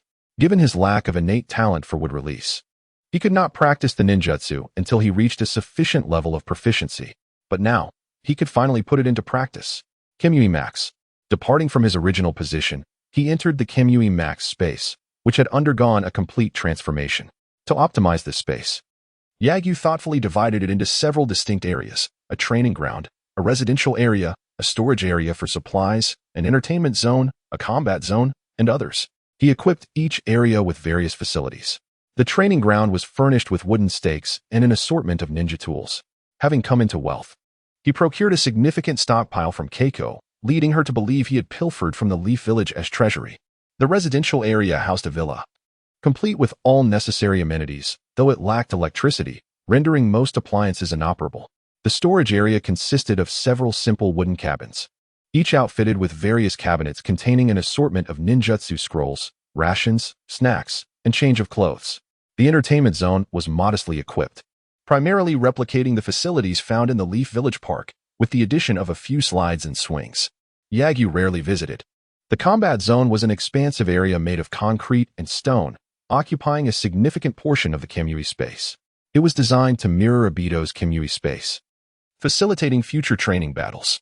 As for the other area, it served as another storage zone, albeit for miscellaneous items, such as Danzo S corpse and Shursui S Sharingan. Yagyu believed such items should not be stored with supplies. Arriving at the training area, Yagyu clapped his hands together. Would release. The forest of trees descends. Would release. The forest of trees descends proficiency 1. With a beginner level of 50, he had initially acquired the wood release talent and could now employ the ninjutsu with relative ease. Coupled with his boundless chakra, his subsequent training would progress rapidly. As Yagyu unleashed his ninjutsu, dozens of towering trees, each reaching 4 to 5 meters, erupted from the ground, enveloping the training area in a sea of greenery. Perhaps he had overexerted himself. Yagyu did not wish to transform the entire Kimui Max space into a forest. Thus, in his subsequent practice, he deliberately moderated his chakra output, creating only a single small tree with each release. Fortunately, this did not hinder his proficiency growth, though the effect hardly resembled the descent of a forest. Would release. Quick growth of small trees. Minutes later. Proficiency 1. Current proficiency in wood release. The forest of trees descends reaches mastery 100. At last, he reached the maximum level. But the difference between wood release, the forest of trees descends max, and the standard version seemed minimal. Apart from producing taller, sturdier, and more resilient trees, there was no substantial distinction. He had anticipated creating unique types of trees, perhaps even a forest of steel. After completely mastering the forest of trees descends, he acquired the ultimate wood release talent. With this foundational ability, he would learn other wood release techniques with remarkable speed. In just half a day, he comprehended all other wood release techniques. Wood release. Eternal binding of trees wood release. Wooden pillar wall wood release. Tree wall wood release. Silent kill binding technique would release. Great forest technique would release. Thorn killing technique. And many more. However, after mastering dozens of wood release techniques, Yagyu discovered that a significant portion were techniques originally utilized by Tenzo, formerly known as Yamado, who had learned them in the roots. It seemed he had retained the ninjutsu he acquired there. Speaking of which, Tenzo was likely still affiliated with the Umbu. Yagyu recalled that Tenzo had been taken from the roots by Kakashi and Sarutobi Hiruzen, and he was probably long gone from there. Otherwise, with Tenzo's capabilities, he would have noticed Yagyu's presence. Not wishing to dwell on Tenzo, Yagyu regarded him as merely a minor character in his narrative. At present, he lacked neither combat experience nor strength, speed, defense, and his recovery abilities were exceptional. He had no fear of poison. With such prowess, he would not flinch even against the likes of Hashirama Senju and Madara Uchiha. The following day, Yagyu embarked on a new round of secret technique training. This time, he aimed to learn Izanagi. It allowed one to turn unfavorable events into never having occurred, transforming only advantageous occurrences into reality. During its activation, one could alter reality even upon death. The drawback was that using it once would result in blindness. This was a significant disadvantage. Yagyu possessed only 2 eyes, and using it would cost him 1. Yet, he was still determined to learn it for contingencies. Primarily, he had faith in the system. He believed the system would resolve the blindness issue. If it did not, he had his own solutions. He had confiscated 11 Sharingan from Danzo. By replacing his eye before using the technique, he could avoid permanent blindness. Removing his eye and substituting it with another's, he could then revert to his own eye after use. It sounded incredible, but it seemed that whether it was Obito, Madara, or even Kakashi, they all operated similarly.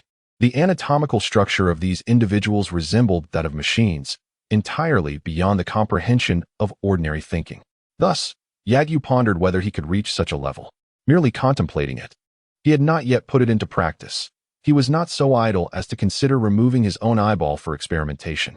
14 days later, he finally reached the maximum level. Izanagi proved to be even more challenging to master than would release, as Yagyu could not utilize it even upon attaining proficiency. He could only gain proficiency through reading scrolls. 3.5 days to achieve 50, 7 days to reach 100 in the beginner stage, 10 days to attain 50 mastery, and 14 days to finally achieve the maximum level. Chapter 100, Izanagi Max, consumes half of one's chakra, allowing the user to alter any unfavorable reality into a beneficial one within half an hour. Evaluation 1. Within 30 minutes, even death holds no fear. Evaluation 2. What constitutes a real man? It is only the man who can endure for half an hour that can be deemed a true man. Evaluation 3. Grant me half of your chakra, and I shall return to you invincible for half an hour. The invincibility of half an hour is the assessment given to Izanagi Max by Yagyu. It is exponentially more powerful than the original Izanagi. Previously, employing Izanagi would consume a single Sharingan for every alteration made to a result. Now, this ability has transformed from a one-time use to a sustained skill without consuming any Sharingan. The so-called consumption is merely a depleting of chakra that can be replenished. It is indeed invincible. Yagyu can scarcely fathom anything that could potentially vanquish him. Perhaps the Otsutsuki? To be frank, Yagyu is not well acquainted with the Otsutsuki clan, as he had not watched the new generation of Naruto prior to his transmigration. However, through various channels, he has gleaned some information about this new generation, including references to Boruto, Sarada, and a weakened Naruto along with an injured Sasuke. Regarding others, Yagyu finds little interest. Yet, with Sasuke's prowess, it should be nearly impossible for a close ally to ambush him to the point of blinding his eyes. Only those who have genuinely attained strength beyond the level of a Hokage would understand that inflicting a lethal blow on such a powerful individual through stealth is almost unfeasible. For the strong are acutely sensitive to malicious intentions directed at them and can swiftly perceive and react to any signs of danger. Their extensive combat experience has endowed them with a sense akin to observation haki and spider sense. This is a capability not limited to Kage-level fighters. Many elite Jonin can achieve the same. Otherwise, when he infiltrated the route, he would not have opted for the non-lethal technique of Kotoame Tsukumi against Danzo, because any hint of murderous intent or action would alert Danzo immediately. Whether employing a substitution technique or using Izanagi, he would be able to effectively counter Yagyu's ambush. In essence, in direct combat against those above the Kage level, unless one's methods are sufficiently treacherous and unexpected, achieving a swift kill is nearly impossible. After learning Izanagi, Yagyu still has many secret techniques confiscated from Danzo that he has yet to master, including the curse mark of tongue destruction, the curse of self-entanglement, and Danzo's expertise in wind-release ninjutsu.